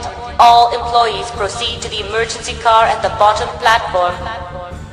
Leon scrambled to his feet, took one running step toward the fallen woman, then reached down and plucked the glass cylinder from her outstretched hand, shoving it into his utility pack. He didn't know who she was, but she was too crazy to be holding anything in a test tube. Ada! He had to get Ada, and they had to get out. The throbbing, screeching alarms blasted through the echoing walls, chasing him through the doors to the catwalk, along with the indifferent-sounding female's repeating message of imminent destruction. The recorded voice didn't say how long they had, but Leon felt quite certain that he didn't want to be around when the clock ran out. Chapter 27. The cool, dark ride down through the elevator shaft ended in a squeal of hydraulic brakes and then silence as the engine shut down and trapped them somewhere in the seemingly endless tunnel. Claire? What? Claire held a finger to her lips, hushing Sherry, and heard what sounded like an alarm from somewhere outside, a repeating, muffled bleat of honking noise. They seemed to be talking too, but Claire could only make out the faintest mumble. Come on, sweetie, I think the ride's over. Let's see where we ended up, okay? And stay close. They moved out of the transport room and onto the platform. The distant sounds, not so distant anymore, and there was light coming from somewhere behind the lift. Claire took Sherry's hand as they walked quickly around, not wanting to worry the girl, feeling pretty sure that it was an alarm they were hearing. There was definitely someone speaking over the rhythmic squeals too, and Claire wanted to know what they were saying. The lift had stopped only a few feet down from some kind of a service tunnel. The light she'd seen coming from a cage bulb that hung down from the tunnel ceiling. There wasn't a door, but there was a decent sized crawl space at the end of the short passage. It would have to do. It's either there or climb back to the surface. Probably only a mile or so up. Not a chance. Claire boosted Sherry up, then climbed after her, moving to the front and then crouched walking to the dark hole. The bleating sound got louder the closer she got to the crawl space, the mumble transforming into a woman's voice. She strained to hear the words, hoping that she'd catch elevator malfunction and temporary, but she still couldn't make it out. They'd have to abandon the lift and hope that they were leaving it for something better. Claire swiveled around, sighing. Looks like crawl time for me and thee, kiddo. I'll go first and then... Sherry shrieked as something landed on the roof of the transport behind them, crashing through the top in a thundering clap of rending metal. Claire grabbed her, pulling her close, her breath caught in her throat, and a hand, 2 hands, appeared through the hole in the roof. 2 thick arms clad in shadow and the gleaming white of Mr. X's enormous skull rose up from the destroyed lift like a dead moon on a starless night. Claire turned and pushed Sherry toward the darkness of the crawl space, her heart hammering, her body suddenly slick with sweat. Go, go, I'm right behind you. Sherry disappeared into the curving black, darting out of sight like a frightened mouse, and Claire didn't look back, was too scared shitless to look back, as she followed Sherry into the hole, their relentless stalker surely climbing through the shattered elevator to continue his determined and unfathomable hunt. Ada had heard pieces of Annette's screaming rant from the shadows of the catwalk hub where the 3 metal spans joined. She'd forced herself not to rush to Leon's aid, promising herself that if she heard shots she'd reconsider, but then the laboratory facility had been violently shaken and the bland voice of the recording started its loop. Shit! Ada staggered to her feet, furious at the woman scientist, part of her aching for Leon, knowing what this meant. Annette had triggered the failsafe. which meant they probably had less than 10 minutes to get the hell out of Dodge. And Leon doesn't know the way. No, not important. If she was going to collect a sample, which Annette surely had on her, she needed to do it now. Leon wasn't her problem. He'd never been her problem, and she couldn't quit now. Not after the hell she'd been through to get Trent's precious virus.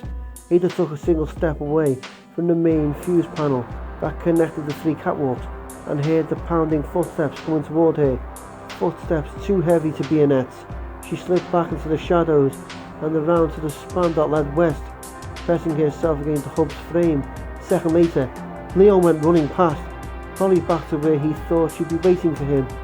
Ada took a deep breath, blowing it out, as she swept Leon from her mind and hurried across the southern bridge to find Annette.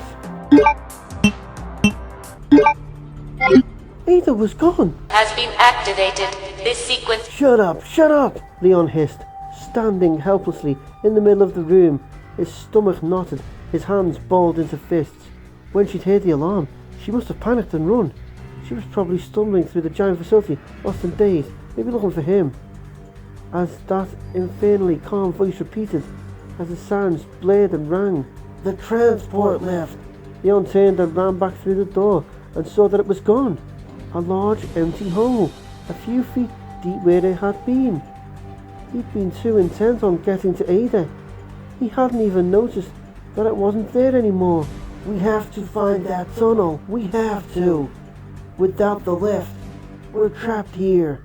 With a silent howl of frustration, Leon turned and ran back toward the catwalks, praying that he would find her before it was too late.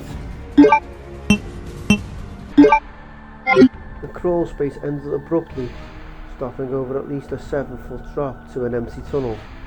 Her ears ringing, her mouth dry as dust, Sherry grabbed the edges of the square hole, closed her eyes and jumped. She swung out over the hall and let go as soon as she was straight up and down, landing crooked and falling.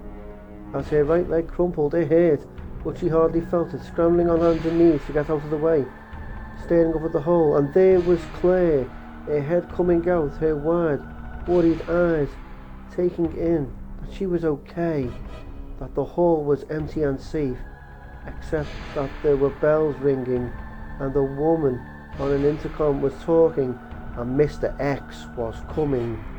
Claire stretched her arm down as far as she could with the gun. "Sherry, I need you to hold this. I can't turn around." Sherry stood and reached up, grabbing the barrel, amazed how heavy the gun was, as Claire let go.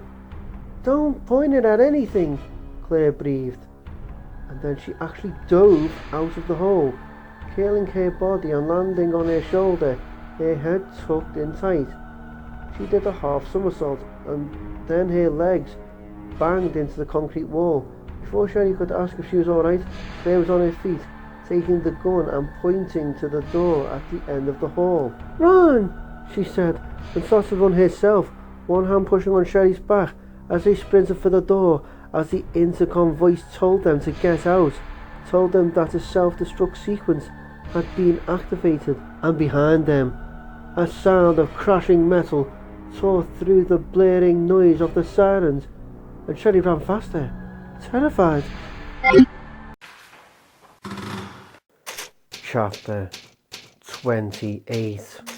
Annette Birkin crawled out from beneath the crushing weight of the cold metal, still holding the gun, the G-virus gone, as she opened her mouth to scream her fury, to rail the gods at the injustice of her terrible plight. Blood dribbled out across her lips in a thick streamer of clotted drool. Mine. Somehow, she made it to her feet. Ada told herself that she didn't deserve Leon Kennedy's good opinion anyway. She'd never deserved it. "Forgive me."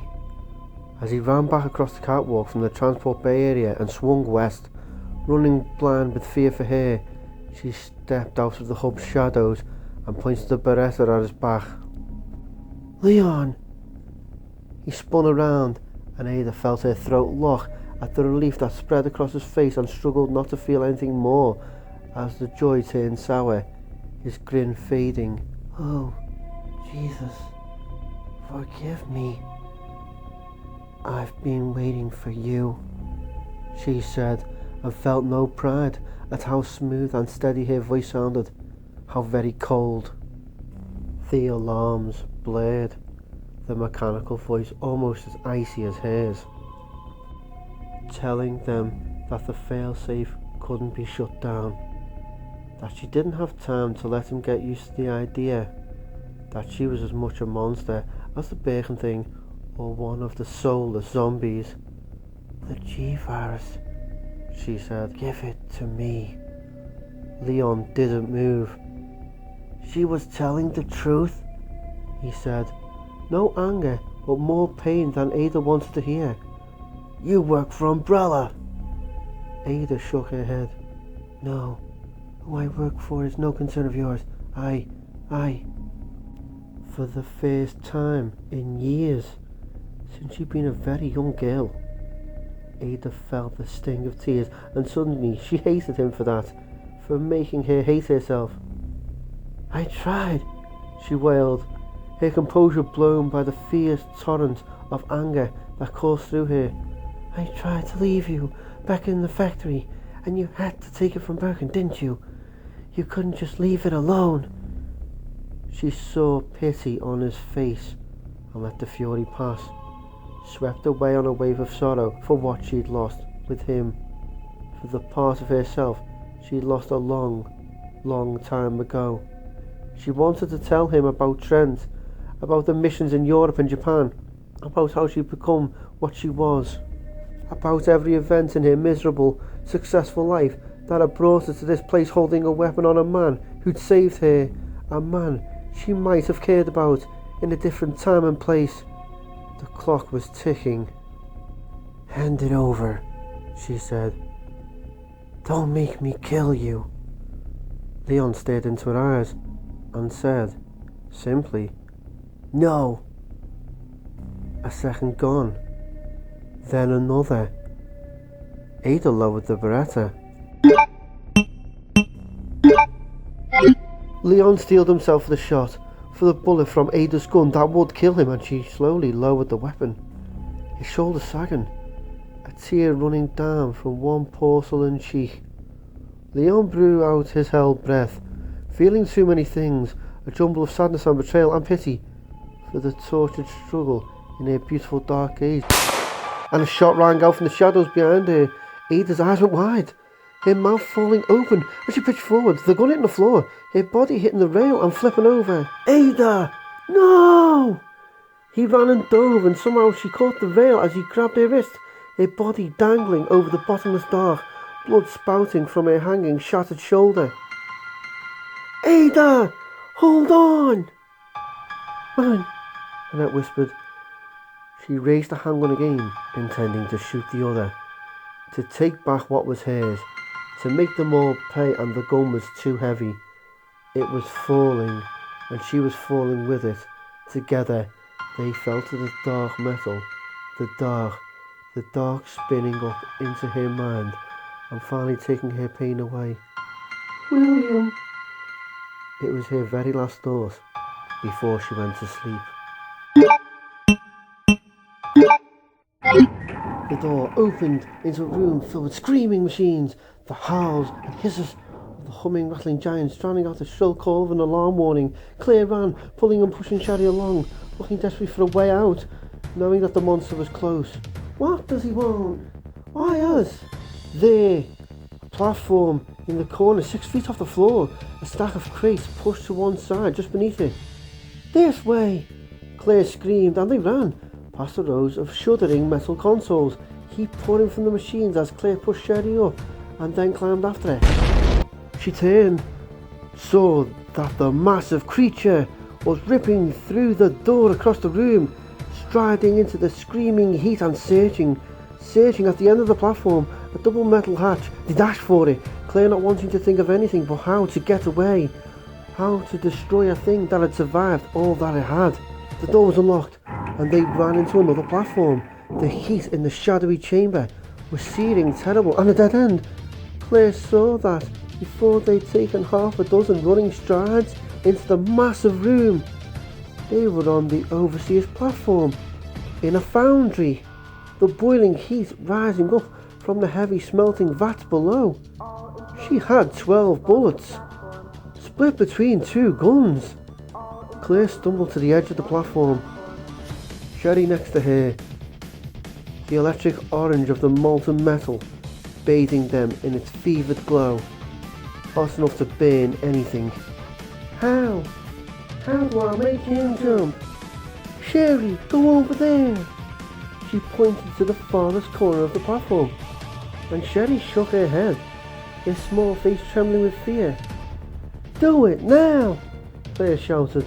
With a cry of terror, Sherry ran, her locket banging against the open flask of denim vest. Not a locket! And Sherry screamed.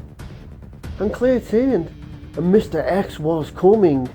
He walked into the chamber, as stiff and huge and impossible as when she'd first seen him, the eerie orange light turning him even more of a nightmare. Claire stood her ground, jamming Irons' gun into her shorts, the half-formed plan running through her frightened mind. It probably wouldn't work, but she had to try. He reaches for me. I jump over the railing. I grab on. He falls. Mr. X turned his blank gaze toward her as he took his floor-shaking, measured steps. The black bullet holes in his face and throat, just pockets of shadow in the smooth, terrible pumpkin light. And he turned toward Sherry and raised his fists and started for her. Hey, I'm here, Claire screamed, and he didn't hear her, didn't see her, his entire monstrous form being focused on the cowering, sobbing girl huddled against the far wall, clutching her locket. And Claire knew what he wanted. The half-remembered phrases from both Sherry and Annette came together in a flash of awareness, forming the answer. G-Virus, rip her apart. Good luck charm. Not a locket. Sherry, he wants the necklace. Throw it to me. If she was wrong, they were both dead. Mr. X closed in on the girl, blocking her from Claire's view, and the pendant, the G-Virus pendant that Annette Bacon had inflicted on her young daughter, came flying through the heat of dark, hitting the floor in front of Claire's feet. Mr. X reeled around, following the path of the thrown pendant with his black eyes, forgetting Sherry the second the necklace left her grasp. It was true. Good girl. Claire scooped it up, waving it at the monster, feeling a rush of incredible anger and malicious glee as the bloated giant started toward her with unwavering intent, fist raising again, his lifeless features fixed on the glittering pendant. You want this? Claire taunted, the words spilling out of the fury for the wasted bullets, for the fear that she and Sherry had suffered. Yeah? Then come and get it, you miserable mindless freak! The monster was less than 5 feet away when Claire turned and threw it into the bubbling, burning hot pool, the necklace disappearing into the melted iron, and the Superman creature that had terrorized them throughout the endless night walked straight into the rail, the metal bar snapping in his all-powerful weight, and plunged silently into the giant vat. A great wave of sizzling metal sloshing over the blackened sides, spontaneous eruptions of flame dancing up from the dark shape of his body as he disappeared beneath the surface of the molten lake. Triumph, sweet and wonderful, and then the cool voice of the recording changed suddenly, wiping away the joy of seeing Mr. X take a lava bath. Over the shrill blast of the mechanical sirens, 5 minutes until detonation. all remaining personnel should evacuate immediately. Proceed to the emergency car at the bottom platform. Repeat, proceed to the emergency car at the bottom platform. Repeat. Sherry was out of sight, and Claire grabbed her hand, and they ran. The pain was incredible, and Ada closed her eyes, wondering if she would die from it. Ada, hang on, just hang on. I'll pull you up. through the throbbing, pounding silence that assaulted her ears. Ada heard the countdown for the failsafe start to run. 5 minutes. He tries to save me. We both die. Leon's grip was strong, the determination in his panicked, pleading voice almost as strong as her own will. Almost. But not quite. Ada turned her face up to his, saw that in spite of it all, he still wanted her to survive. He wanted to help her up and carry her away to the safety of escape. Not this time. Not for me. Her life had been about selfishness, about ego and greed. She'd seen a lot of good people die, and somewhere along the way, she'd lost the ability to care, telling herself that even the effort was a waste of time and a sign of weakness. And I was wrong. I was selfish and wrong, and now it's too late. Not too late. Whatever waited beneath her, the decision was made.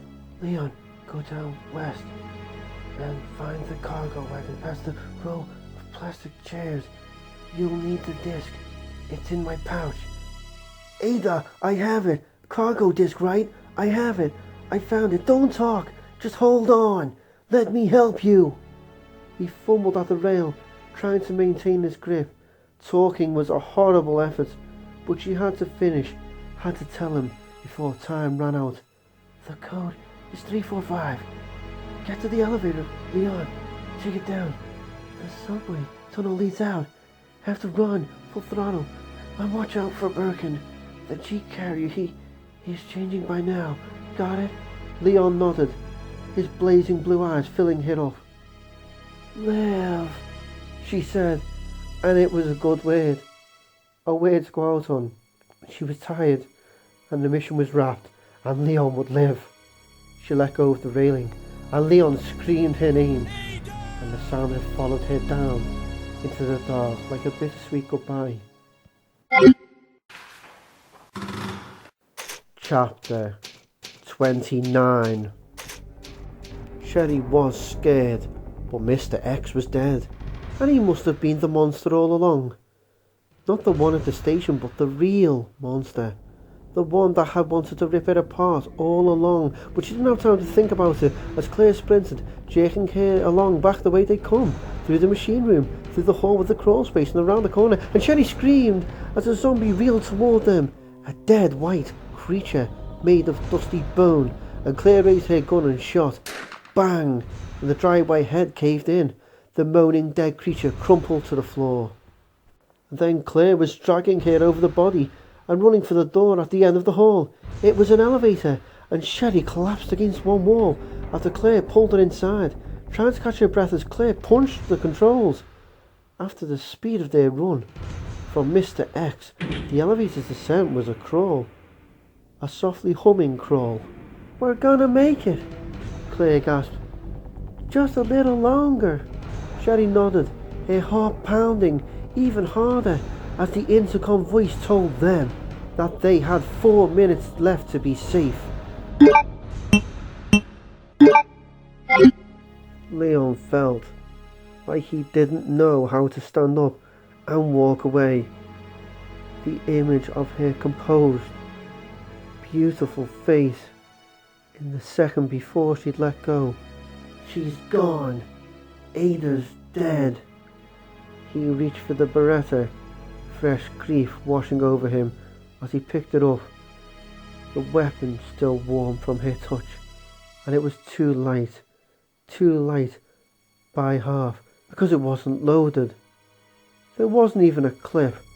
She'd never meant to hurt him. She'd lied all along, but she'd never meant to hurt him at all. Our 4 minutes to reach minimum safe distance. All employees proceed to the emergency car at the bottom platform. 4 minutes. He had 4 minutes to get as far away to fulfill Ada's last request. He stood up and turned for the door and stopped, reaching into his pocket, pulling out the tiny glass tube full of purple fluid. He knew he didn't have time to spare, but it only took a second to pull his arm back and throw the sample as hard as he could. wanting it as far away from him as possible. If the laboratory responsible for so much death was going to burn, let the G-Virus burn with it. Yes! The elevator door opened and there was a train, a secret subway train in shining silver. It was silent and dark, not the powered up thrumming machine that Claire had hoped to see, but it was still the most beautiful escape vehicle that she'd ever laid eyes on, hands down. Sherry holding onto her arm, they ran to the door at the front of the 3-car subway, the bleating alarm still sounding, echoing through the concrete tunnel. The woman's bland voice, the voice that Claire had started to hate long moments ago, informed them that they had 3 minutes to get to the minimum safe distance. They hurried aboard, Claire noticing and not caring that there weren't any seats, just a wide, empty space for the passengers to stand in. The control booth was to the left. "Let's get this show on the road," Claire said, and the bright and radiant look of hope on Sherry's dirty, tired face made Claire's heart break just a little. "Oh, baby." Claire looked quickly away, hopping up the steps to the control room, making a silent promise to herself that if the train didn't work, she'd carry Sherry through the tunnel herself, whatever it took to see that the fragile hope in her eyes wasn't broken.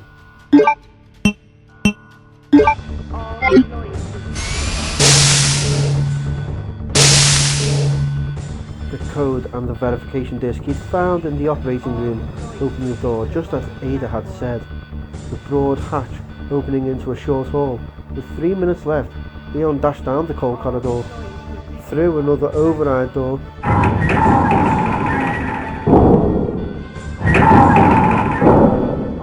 biohazard symbol emblazoned across the front. He found himself in the cargo room. He didn't have time to stop and get a good look. His focus was on getting to the elevator before the recording told him he couldn't possibly get out of the facility alive. Leon ran to the back of the wide, strangely red-tinted room, found the control for the large warehouse-type elevator, and slapped the button for down, ready to jump in and go, and nothing happened, except that a row of tiny lights, perhaps 20 tiny lights, over the elevator door, started to flash in descending order, slowly. Leon reached forward and slapped the button again, feeling something like numb disbelief, as the elevator crept down, pausing for what seemed like minutes between floors. As the alarms blared and the countdown to the lab's destruction ticked closer and closer to the end. Jesus! He turned around, feeling like he'd scream if he had to wait much longer, and for the first time got a clear look at the room he was in. The 2 tall wide shelves that ran the length of the chamber held a very specific kind of cargo, and although the half-dozen giant glass containers that lined each shelf held nothing but clear red fluid, Leon felt a chill just looking at them. Each cylinder was large enough to hold a full-grown man, and that made him wonder what they'd been built for. Doesn't matter. They're gonna be blown to shit in a matter of minutes, and so am I if this goddamn thing doesn't hurry up. He turned back to the elevator, almost got to be angry, frustrated, to have something to feel besides loss, and the ceiling over the elevator started to shake and rattle. Leon backed away, pointing his magnum at the solid metal ceiling panel as it crashed down and out, and the monster from the transport lift landed in front of him, the same demonic creature that had hurt Ada, that should have killed him. Again? And from the way it threw back its strange head and howled, the vicious, feral sound, drowning out the buzz of the alarms. He could tell it had come to finish the job. The subway was ready. It was powered up and ready to go, except it seemed that the tunnel gate release had malfunctioned. A console full of green lights and a single red dot that insisted the gate needed to be opened manually. 2 minutes to safe minimum distance. Won't make it. We'll never make it. Stay here, Claire said, and went outside to find the release, praying that it was nothing. Leon turned and ran as the monster started walking toward him, each powerful stride thundering through the chamber, the echoes of its terrible shriek still spinning through the room. Think! The powerful shotgun hadn't been enough. He had to hit it someplace vulnerable. The eyes. Use the magnum. Leon was back at the door. He spun and fired, aiming the magnum at the creature's face, except that the face was changing again, the jaw dropping, falling away as it screamed. Great jagged spikes of tooth or claw slid out from what was left of the mouth, from out of the top of its pulsating chest, and as another scream burst out of its mutating throat, Leon saw two new arms unfurled from its sides. The limb snapped into place and was locking, thick worms of taloned fingers growing from the tips. The shops grew tight, blowing into the thin stretched skin over its slitted left eye. The monster roared, this time in pain, and Leon saw new shards of bone, and pus purple fluid splattered out, a small stream of dark blood obscuring the yellow ball of its eye. It shook its head back and forth, flinging more liquid, squatting down on its haunches like a mutant frog, and it leapt into the air, springing up and right, landing on one of the 7-foot-high shelves with an animal grunt. Oh shit, how did it do that? He couldn't see its eyes. He couldn't see anything but its back as it slumped down. But it was changing again. He could hear the wet snapping sound, see the knobs of spine rising up through the purple flesh of its back. He didn't want to see what it was becoming, but the elevator hadn't landed yet, and he had 2 goddamn minutes. Leon grabbed another clip and slapped it home, then fired at what he could see, a shape with 6 legs, a shape that no longer looked anything human. The shot hit one of its muscular shoulders, and the creature jumped like some wild spidering beast, and leapt back to the floor, landing a few feet in front of him. The chest had become a wall of strange teeth, of spikes that opened and closed as it panted, and when it screamed again, the sound was a demon cry, like nothing he'd ever heard, like the dying screams of 1,000 damned souls. Leon got 2 shots off into the cluster of the moving teeth and stumbled away, and beneath the constant blare of the sirens, he heard the bright and cheery ping of the elevator's arrival. Claire ran to the front of the train, looking at the series of levers and switches set into the tunnel wall, frowning, finding the red and white handle in less than 10 seconds and slamming it down. She heard the grating of metal somewhere in front of the train, and turned to run back to the door when she heard metal again. The ripping, tearing, sounds of steel being bent, hammered out of shape, coming from somewhere behind the subway, from somewhere in the back of the tunnel. No way! She stared toward the back of the train, past the metal bars of a closed gate that led back into shadows, and heard a sound like bone on concrete, a grinding heavy noise that repeated, and again. Footsteps. Claire ran for the door, knowing that it couldn't be X. Absolutely could not. He was melted, gone, and they didn't have the G-Virus anymore, and she caught a glimpse of movement past the bars of the shadows from 30 feet away, a glimpse of something tall, whiffs of smoke curling through the darkness, and the bitter, choking stench of something burned. It stepped out of shadow, stepped toward the back of the train car, raising charred, massive fists, and the car actually rocked as Claire realised that it was Mr. X, or what was left of him, and that it was surely a demon straight from hell. She'd combined the clips on their elevator ride. 11 rounds left. There was no way it would be enough, but it was all they had. Claire raised Iron's gun, wondering if this was the end. Leon ran the shelf to his right, heading back to the elevator, and there was a galloping, thundering footstep right behind. He couldn't stop. Another turn, back through the middle of the room, and he was hit in the back, propelled forward and down as the beast rammed him, hot, rubbery flesh slamming into the floor. Leon rolled, and it was on top of him, its dripping teeth poised to drive right through his skull, its thick legs pinning him down. The tumour, like an eye, was still there, opening out of the shoulder, looking at him. He jammed the barrel of his weapon against the drooling chin and pulled the trigger, screaming, emptying the heavy rounds into its thrashing head. The beast shrieked, flailing, falling sideways off Leon. In a flash he was up, running straight for the open elevator. The enormous, freakish animal still howling as Leon sprinted into the lift and turned, hitting the controller mark down, and saw the beast shuddering, changing, screaming, and spitting chunks of bone and flesh and blood as it also turned and started for the elevator. It picked up speed with each staggering step, but the door closing slowly. The terrible creature was almost flying now, and Leon had a shotgun in his hands, pumped and shot and squeezed. The blast hit his barrel chest, knocking it back, and the door closed. Leon was going down, and there was only 1 minute left. Chapter 30. Sherry felt the train rock violently all around her. Claire! She ran to the door, remembering that Claire said not to leave, and not caring. She didn't know what it was, or what she could do to help, but she couldn't just stand there. And the car shifted again, another loud banging crash blasting through the stable air, the floor trembling beneath her feet. Sherry reached the door and hit the open switch, her heart hammering, sweat dribbling through the dirt on her face. The door stood open, and there was Claire, pointing her gun at something Sherry couldn't see, something at the back of the car. Claire's glaze flickered to her, and her shouted words quaked with fear and panic. Don't come out! Shut the door!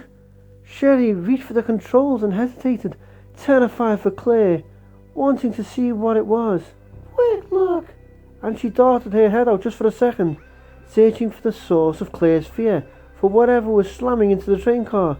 A smell like chemicals and burnt meat had filled the dimly lit platform, coming from Sherry's scream when she saw it. When she saw the tattered, charred monster that was rocking the subway. Just past the wall of metal bars, she saw its giant fist pound the steel wall of the train. But it was the monster's face that she couldn't look away from. Mr. X! The skin was burnt away from his face, from his whole body. Smoke drifted up from the black and melted lump of his skull, but his eyes were still alive, red and black, and steaming with acrid smoke, but still very much alive. Sherry, do it! No! Claire screamed, not taking her gaze from the smoker monster, from its terrible giant body coated with red metallic muscle, as red and burnt as its awful eyes. Sherry hit the controls, the door closing as Claire started to fire. The elevator did go down, though not as Leon had expected, and not nearly as fast as he needed it to go. The wide platform slipped down an angled tunnel, like a slide. Neon gridwork on black walls coming past, slowly. Now, 40 seconds to reach minimum safe distance.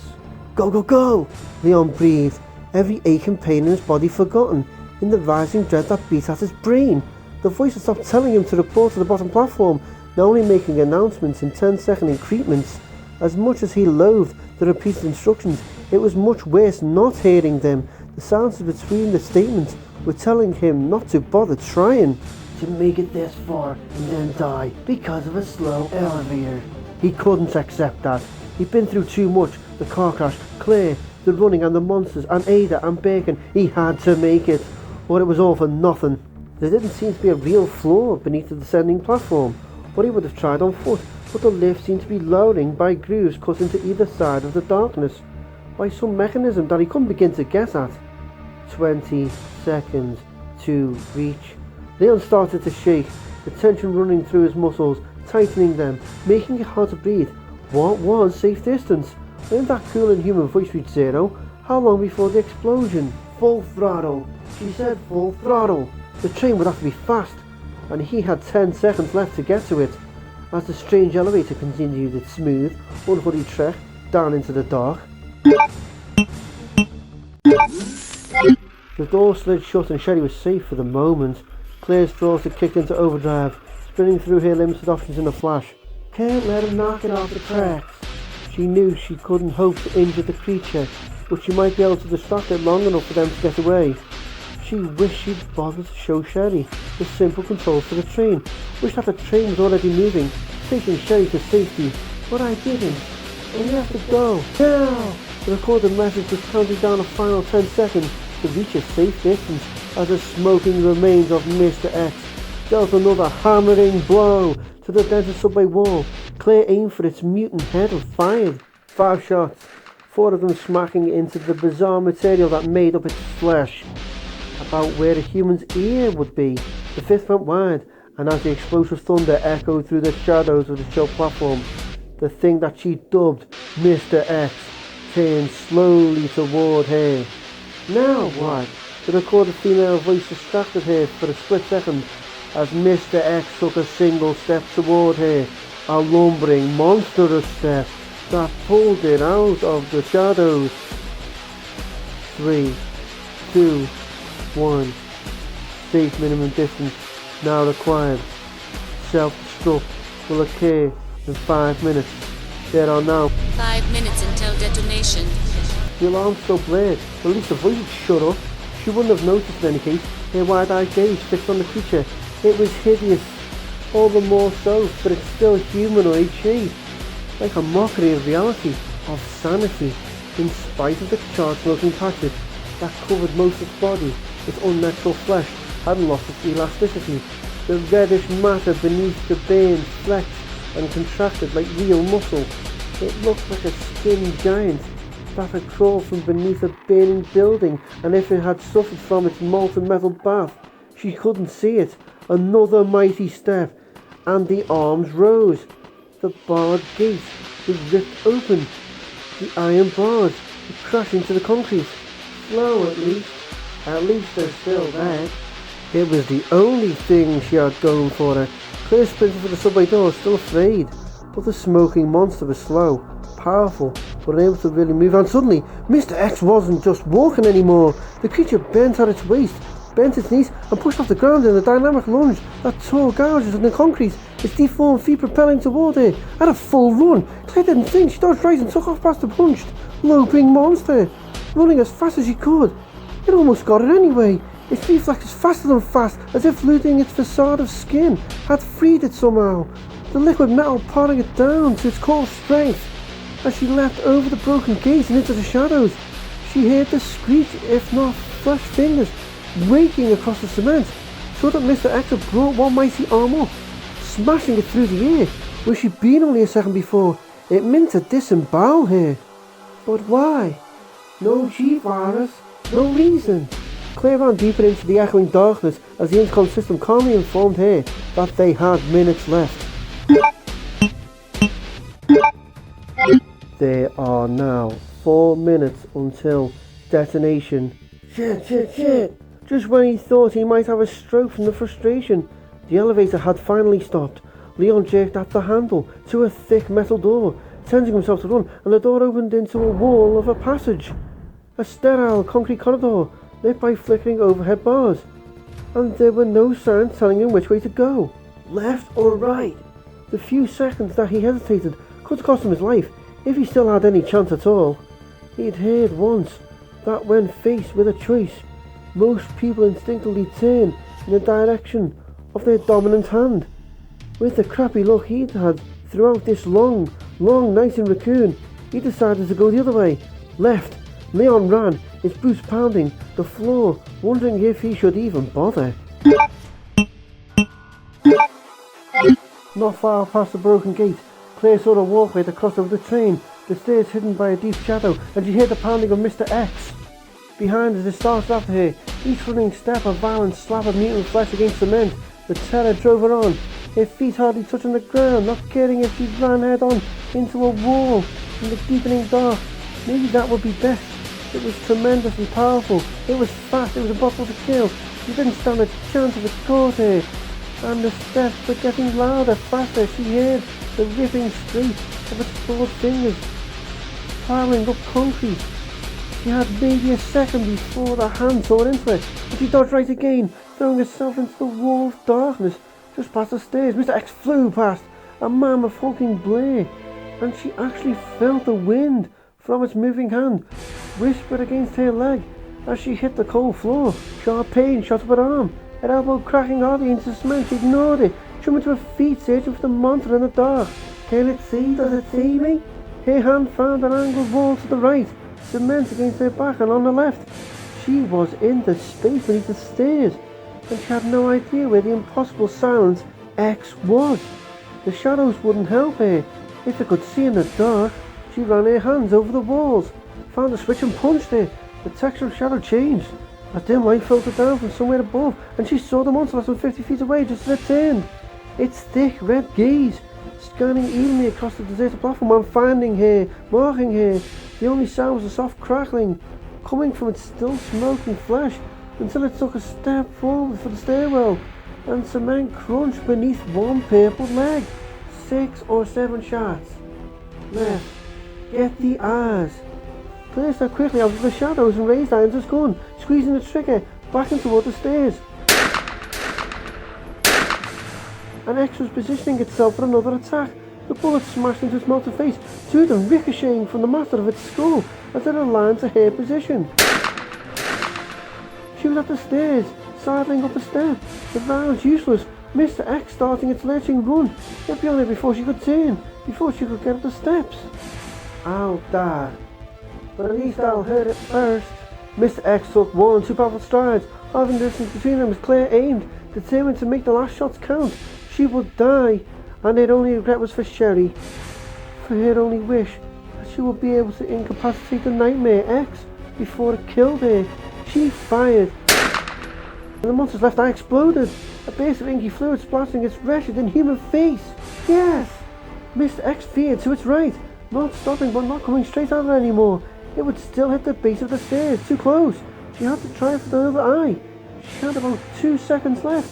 Claire aimed, found a marking, and there were no bullets left, and the monster was slamming into the base of the steps, the smell of roasted meat washing over her, as it raised its giant hand up, and its giant terrible body was all she could see. Claire rolled down the concrete stairs, hunching herself into a ball, and screamed as Mr. X's clawed fingers raked across her left thigh, and a distant voice told her that they had 3 minutes left. Chapter 31. He'd gone the wrong way.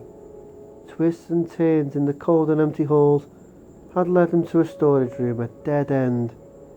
There are now 3 minutes until detonation. Leon turned back the way he'd come, and with what felt like the very last of his strength, forced himself into a stumbling run. He was too exhausted to feel disappointed, to worry about his impending death, to wish that things were different. It took all of his energy just to keep moving. He'd make it, or he wouldn't. Either way, he didn't think he'd be surprised. Claire hit the floor at the base of the stairs and leapt to her feet, blood running down her leg and a hot pulse of sting and pain. She staggered away. Nothing broken, but she knew the clawed leg was just the beginning of what it would do to her, a prelude to the real pain. Mr. X was still bent over the railing of the steps, but as she hurried away, back toward the broken gate of the platform, the monster pushed itself off. It turned its immense body in her direction. The open blackness was empty eye sockets, drilling out some dark and ichorous liquid. It would compensate for its altered senses. She was sure it would compensate, realign, run its head again, and would slaughter her like the merciless machine it was. There was nothing she could do to stop it. At least I'll die in the explosion. Claire slipped on the metal bars of the gate, barely catching herself, blood passing to the ground, and she staggered another step. Please, let it be quick. Here, use this. Claire spun, so that Mr. X was positioning itself for its killing strike, and saw a silhouette high above, on the walkway over the train. A woman's voice, a woman's shape, the shadowed figure throwing something. Who? That clattered across the concrete, landing between her and Mr. X. It was metal, it was silver. She'd seen it in the movies. It was a machine gun. And Claire ran for it. Another final hope, another chance, and however slim, that she and Sherry would survive. She reached the weapon, dropped, saw X pushing itself toward her. The thunder of its steps shaking the ground. She scooped up the heavy gun, kicking against the floor and rolling onto her back. Her shaking hand finding the trigger, her body moving to accommodate the weapon, stuck on the ground. arms twisted around the cold metal, aiming. Please, please. The monster was only a step away when the spray of bullets crashed out of the gun. A clattering, rattling string of tiny explosions that shook Claire's entire body and whammed into the gut of the beast. The sheer force of so many rounds, stopping it in mid-stride and pushing it back.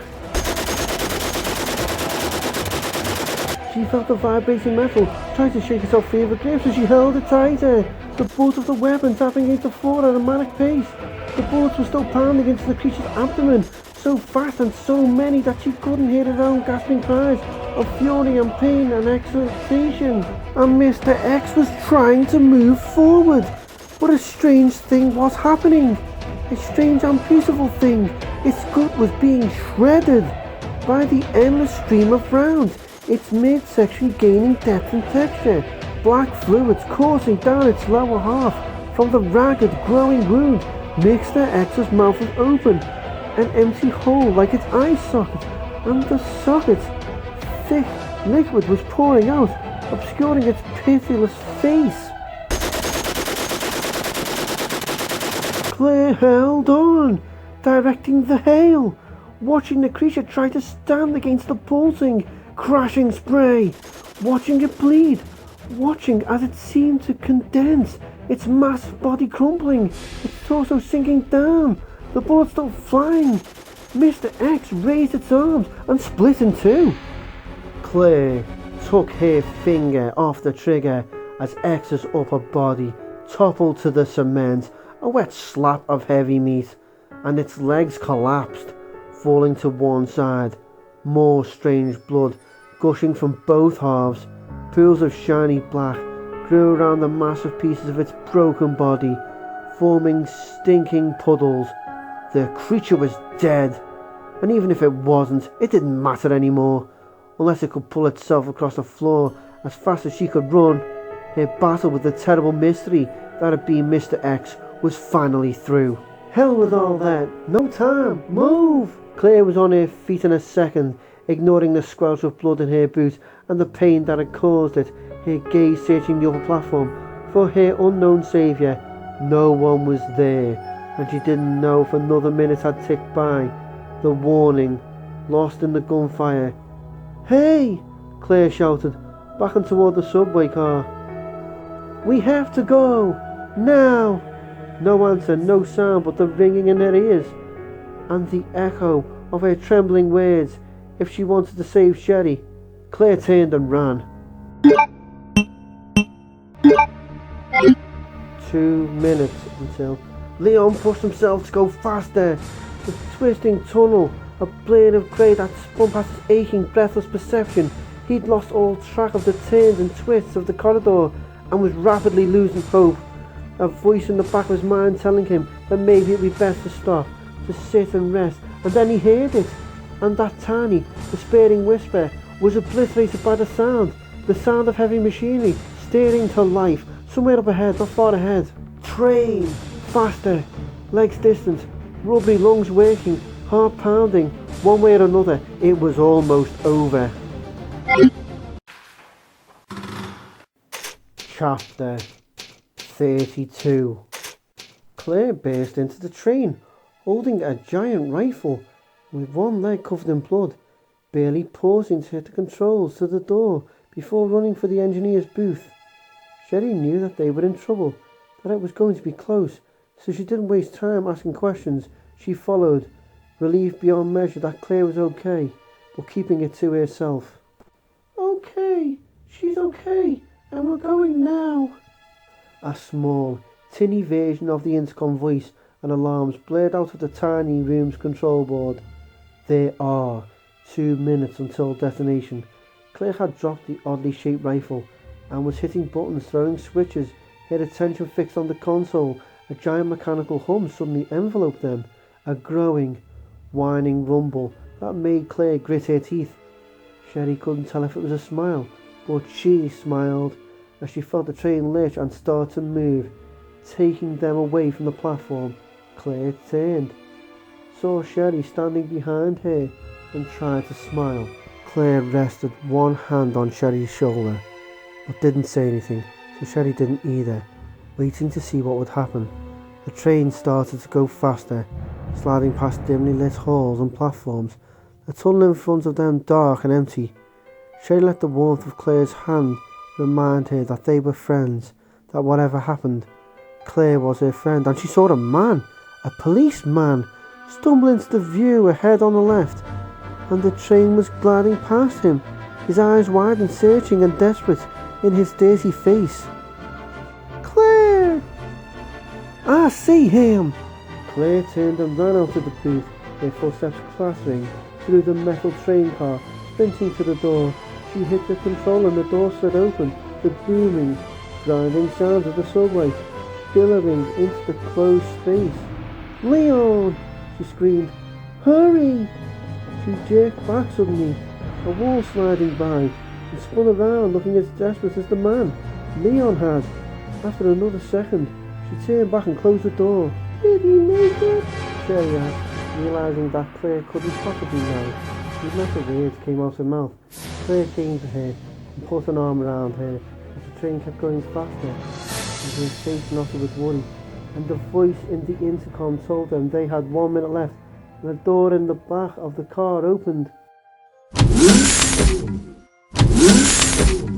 In stumbled Leon, his arm wrapped with a shredded stained bandage, his hair matted with dark, dry goo, his eyes bright and blue in the mask of dirt. "Full throttle!" he shouted. Claire nodded, and Leon blew out a heavy breath. He staggered toward them, the train shifting back and forth, speeding now, rocketing through the tunnel. He put his arm around Claire, and Claire hugged him tightly. "Ada?" Claire whispered. "And the scientist?" Leon shook his head, and Sherry saw that he might cry. "No, I didn't know." 30 seconds until detonation. 29, 28. The woman's voice kept counting down. The numbers seemed to come twice as fast as they should, and Sherry buried her face in Claire's warm side, thinking about her mum and dad. She had hoped that they'd gotten out, that they were safe somewhere. But they're probably not. They're probably dead. Sherry could hear Claire's heart pounding, and she hugged her friend tighter, thinking that she should think about it later. 5, 4, 3, 2, 1. Sequence complete. Detonation. For a second, there was no sound at all. The alarms had finally stopped, and the clattering movement of the racing train was all there was to hear, and then there was an explosion, a muffled scream, a shriek sound that kept going, growing, becoming huge. Sherry closed her eyes, and the train rocked suddenly horribly. They were all thrown to the metal floor as bright burning light flickered through the window, as the sounds of a car crash blasted all around them, heavy thumps raining over the roof. And the train kept going, it kept going, and the light went away, and they weren't dead. The blinding flash dissipated, faded, and Leon felt the tension leaking out of his body. He rolled onto his side and saw Claire sitting up, reaching for the hand of the young girl next to her. "Okay?" Claire asked the girl, and the child nodded. Both of them turned to him, their faces expressing what he felt: shock, exhaustion, disbelief, hope. "Leon Kennedy, this is Sherry Birkin," Claire said, saying the words carefully, the slightest accent on Birkin. He got the message even without the intensity of her gaze, nodding his understanding before smiling at the girl. "Sherry, this is Leon," Claire continued. "I met him when I had just gotten to Raccoon." Sherry returned his smile, a weary, too adult smile that seemed out of place. She was too young to smile like that. One more rotten deed to lay at Umbrella's door. Innocence stolen from a child.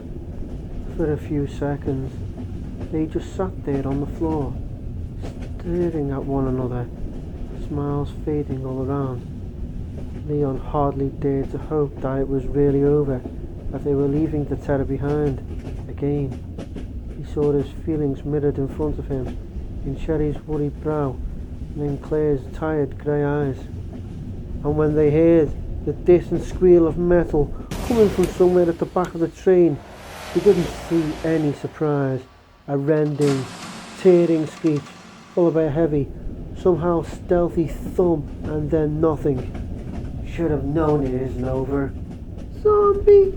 Sherry whispered, the word almost lost in the gently clattering sound of the speeding train. I don't know, sweetie, Claire said softly. For the first time, Leon noticed that her left leg was ripped to shit, blood oozing from several ragged scratches. He'd been too amazed at his, at their narrow escape to see it before. How about I go take a look? Leon said, taking his cue from Claire, keeping his voice mild and even. No point in scaring Sherry any worse. He stood up, nodding towards Claire's leg. Sherry, why don't you stay here with Claire? Keep an eye on that leg. I'll see if I can find some bandages while I'm checking things out. Don't let her move, okay? Sherry nodded, her small face intent with purpose. That, again, was too old for her years. Got it. I'll be back in a minute, he said, and turned toward the back of the swaying train, praying that it was nothing at all, and knowing better, as he reached for the Remington and went to see. Leon opened the door. The sounds of the rolling train amplified for a second before it closed behind him. Claire couldn't see him enter the next car from her position on the floor, and wished she'd been in shape to go with him. If there was something else on the train, Sherry wasn't safe. None of them were. Don't think like that. It's nothing. It's over. Like it was over with Mr. X. What should I do? Sherry asked, pulling Claire away from the disheartening thoughts. Direct pressure, right? Claire nodded. Yeah, except we're both pretty grimy, and I think it's starting to clot. Let's see if Leon comes back with something clean. She trailed off, her thoughts going back to Mr. X. There was something nagging at her, but she was a little dizzy from the blood that she'd lost. G-Virus. It wanted the G-Virus before. Why had Mr. X come to the subway platform? Why had it been trying to get inside the train? Unless Claire struggled to get up, fighting her swimming head and the throbbing pain in her leg. Hey, don't move, Sherry said, a look of deep distress in her eyes. Leon said to stay still. She might have been able to overcome her physical problems, but seeing Sherry on the edge of panic was too much. If there was some G-Virus creature on board, if that was why Mr. X had come, Leon would have to face it alone. She couldn't leave Sherry. If Leon didn't come back, she'd have to figure out how to detach their train car or stop the train so they could get off before the creature could get to them. Claire shut the thoughts off, forcing a smile for Sherry. Yes, ma'am. I just wanted to make sure he got through the second car. She could see the relief sweep across Sherry's face. Oh, well, forget it. I'm taking care of you now. And I say you stay still. Claire nodded absently, hoping that she was wrong, hoping that Leon would be back any second. The thunder of the Remington was loud and clear. Sherry grabbed her hand. Two more shots blasted the hope from Claire's fuzzy mind as the train sped through the dark. The second car was clear, the same wide open space that Leon had entered the train by, all dusty steel and not much else. Whoever had designed the escape vehicle had obviously figured the Umbrella employees would have to be packed in like sardines. Just us three though, and our stowaway. There was nothing to see, but Leon moved slowly nonetheless, carefully scanning the shadowy corners and steeling himself for whatever was in the last car. Whatever it was, it couldn't be as bad as the thing that had jumped him in the cargo room. The bacon thing, if that's what it was. The thought that the creature had anything at all to do with Claire's young friend was deeply unsettling, even obscene. A monster and a mad woman, both destroyed, both parents of the little girl. He reached the back of the dim and rocking train car and peered through the door, pushing all other thoughts aside as he tried to make out anything at all in the last car. Darkness and nothing else. Hell. Maybe there wasn't anything to see, but he had to look. He felt his heart start to pound, fresh adrenaline through his body, felt his weariness fall away. Nothing. It was surely nothing. But it felt bad, wrong. Last thing. Very last thing. He took a deep breath and opened the door.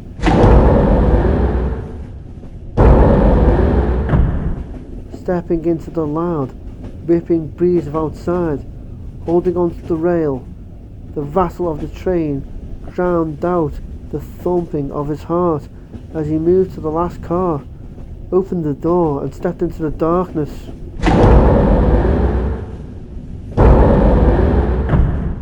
Immediately, he raised the shotgun, over center telling him to run as the door shut behind him. He reached back, slapping for a light switch. Darkness, but there was a powerful smell like bleach or chlorine, and there was some soft sound of wetness, of movement. A single bare bulb flickered on in the middle of the car as he found a button, and he thought just for a second that he'd lost his mind.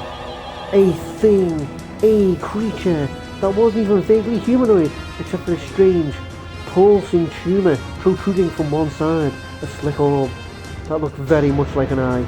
Birkin.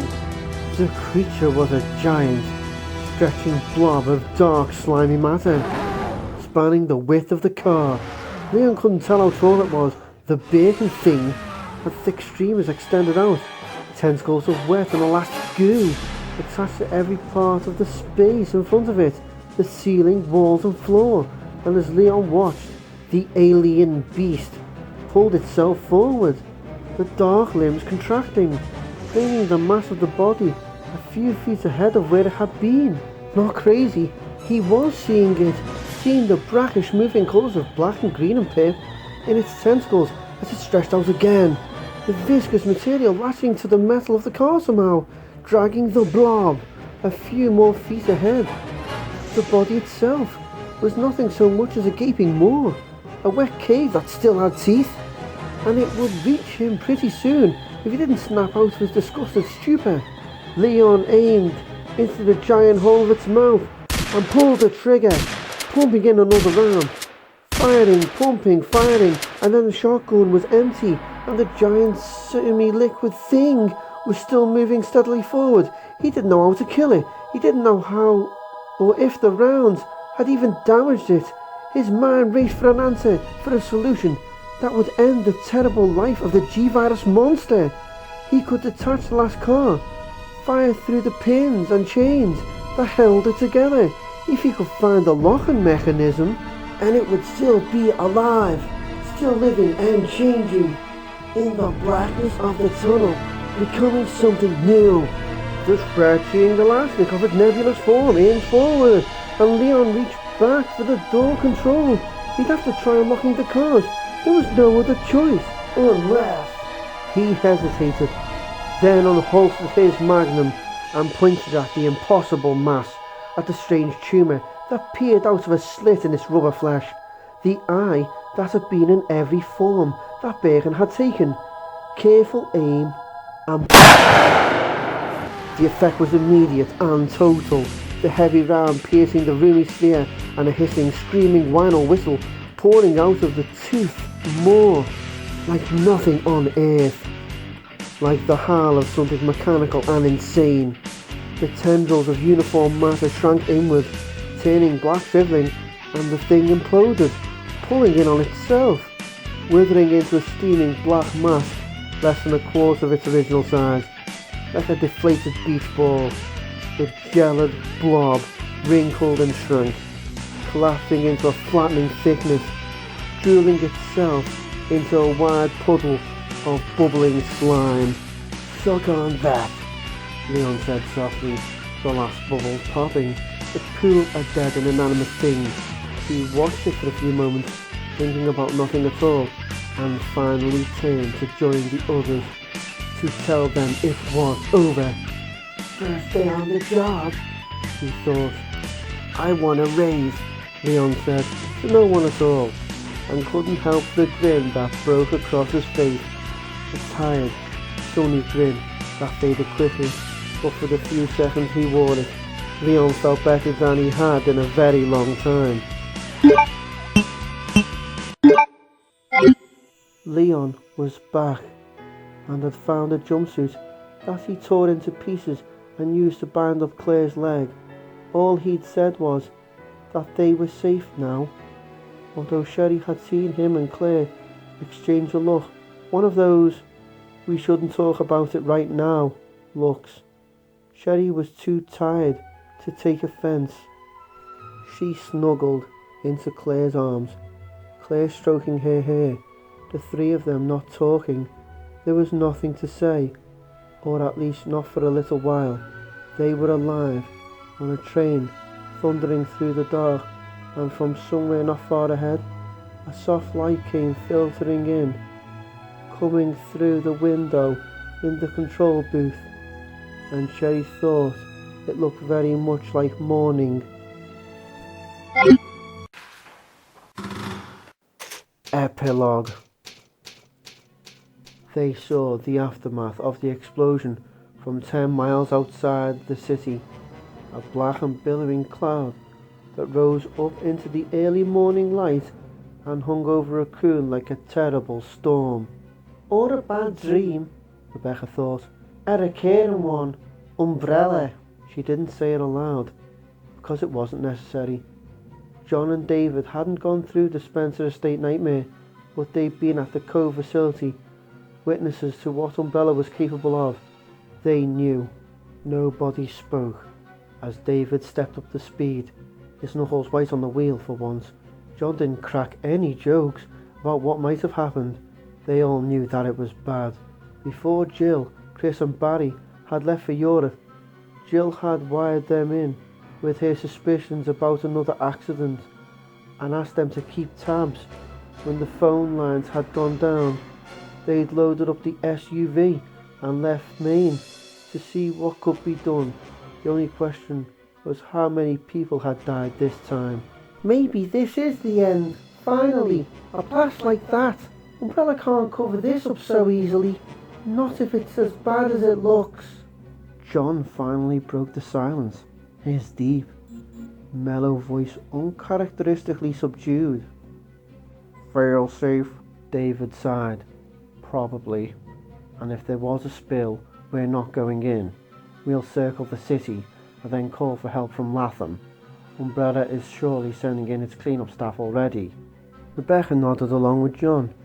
They weren't technically part of the Stars anymore, but David had been a captain before, and with good reason. They fell back into a tense silence. The dawn touched trees, spinning past the utility vehicle, Rebecca wondering what they would find, when she saw the people staggering up into the road, waving their arms. "Hey!" she started, but David was already hitting the brakes, slowing down as they neared the threesome of ragged strangers, a cop with a bandaged arm and a young woman in shorts, both of them holding weapons, and a little girl in a pink vest that was much too big for her. They weren't infected, or at least not showing signs that Rebecca could see, but they looked like hell nonetheless. With their ripped clothes and their faces pale and shocked beneath masks of dirt, they certainly could have passed for walking death. "I'll talk," David said, his crisp British accent mild but firm, and they were pulling up beside the Raccoon survivors. David opened up his window and killed the engine, the young cop stepping forward as the woman slipped one grimy arm around the little girl's shoulders. "There's been an accident in Raccoon," he said, and although they were obviously tired and wounded and badly in need of help, there was weariness in the cop's tone, a guarded, careful note that suggested just how bad things had been. "A terrible accident. You do not want to go there. It's not safe." David frowned. "What sort of accident, officer?" The young woman spoke up, her mouth a set and bitter line. "An umbrella accident," she said, and the cop nodded, and the little blonde girl buried her face against the woman's hip. John and Rebecca exchanged a look, and David hit the switch to unlock the doors. "Really, those tend to be the worst kind," he said gently. "We'd be happy to help you, if you'd like, or we could call for help." It was a question. The cop glanced back at the woman, then met David's gaze for several long beats. He must have seen something in David's face that he felt he could trust. He nodded slowly, then motioned for the woman and the girl to come forward. "Thanks," he said, the exhaustion finally coming through. "If you could give us a ride, that'd be great." David smiled. "Please, get in. John, Rebecca, would you assist?" John grabbed a couple of blankets out of the back as Rebecca reached for her medical kit, careful not to uncover the rifles tucked next to the wheel well. "An umbrella accident?" Rebecca wondered if they knew how lucky they were to have survived it, but another look into those three exhausted, shell-shocked faces told her that they probably did. They started talking, even before David turned the vehicle around, and in a very short time they discovered that they had a lot in common. As the child fell asleep, and they drove back the way they'd come, leaving the burning city behind. Chris, I have to find you. Hey, it's up to us to take out Umbrella.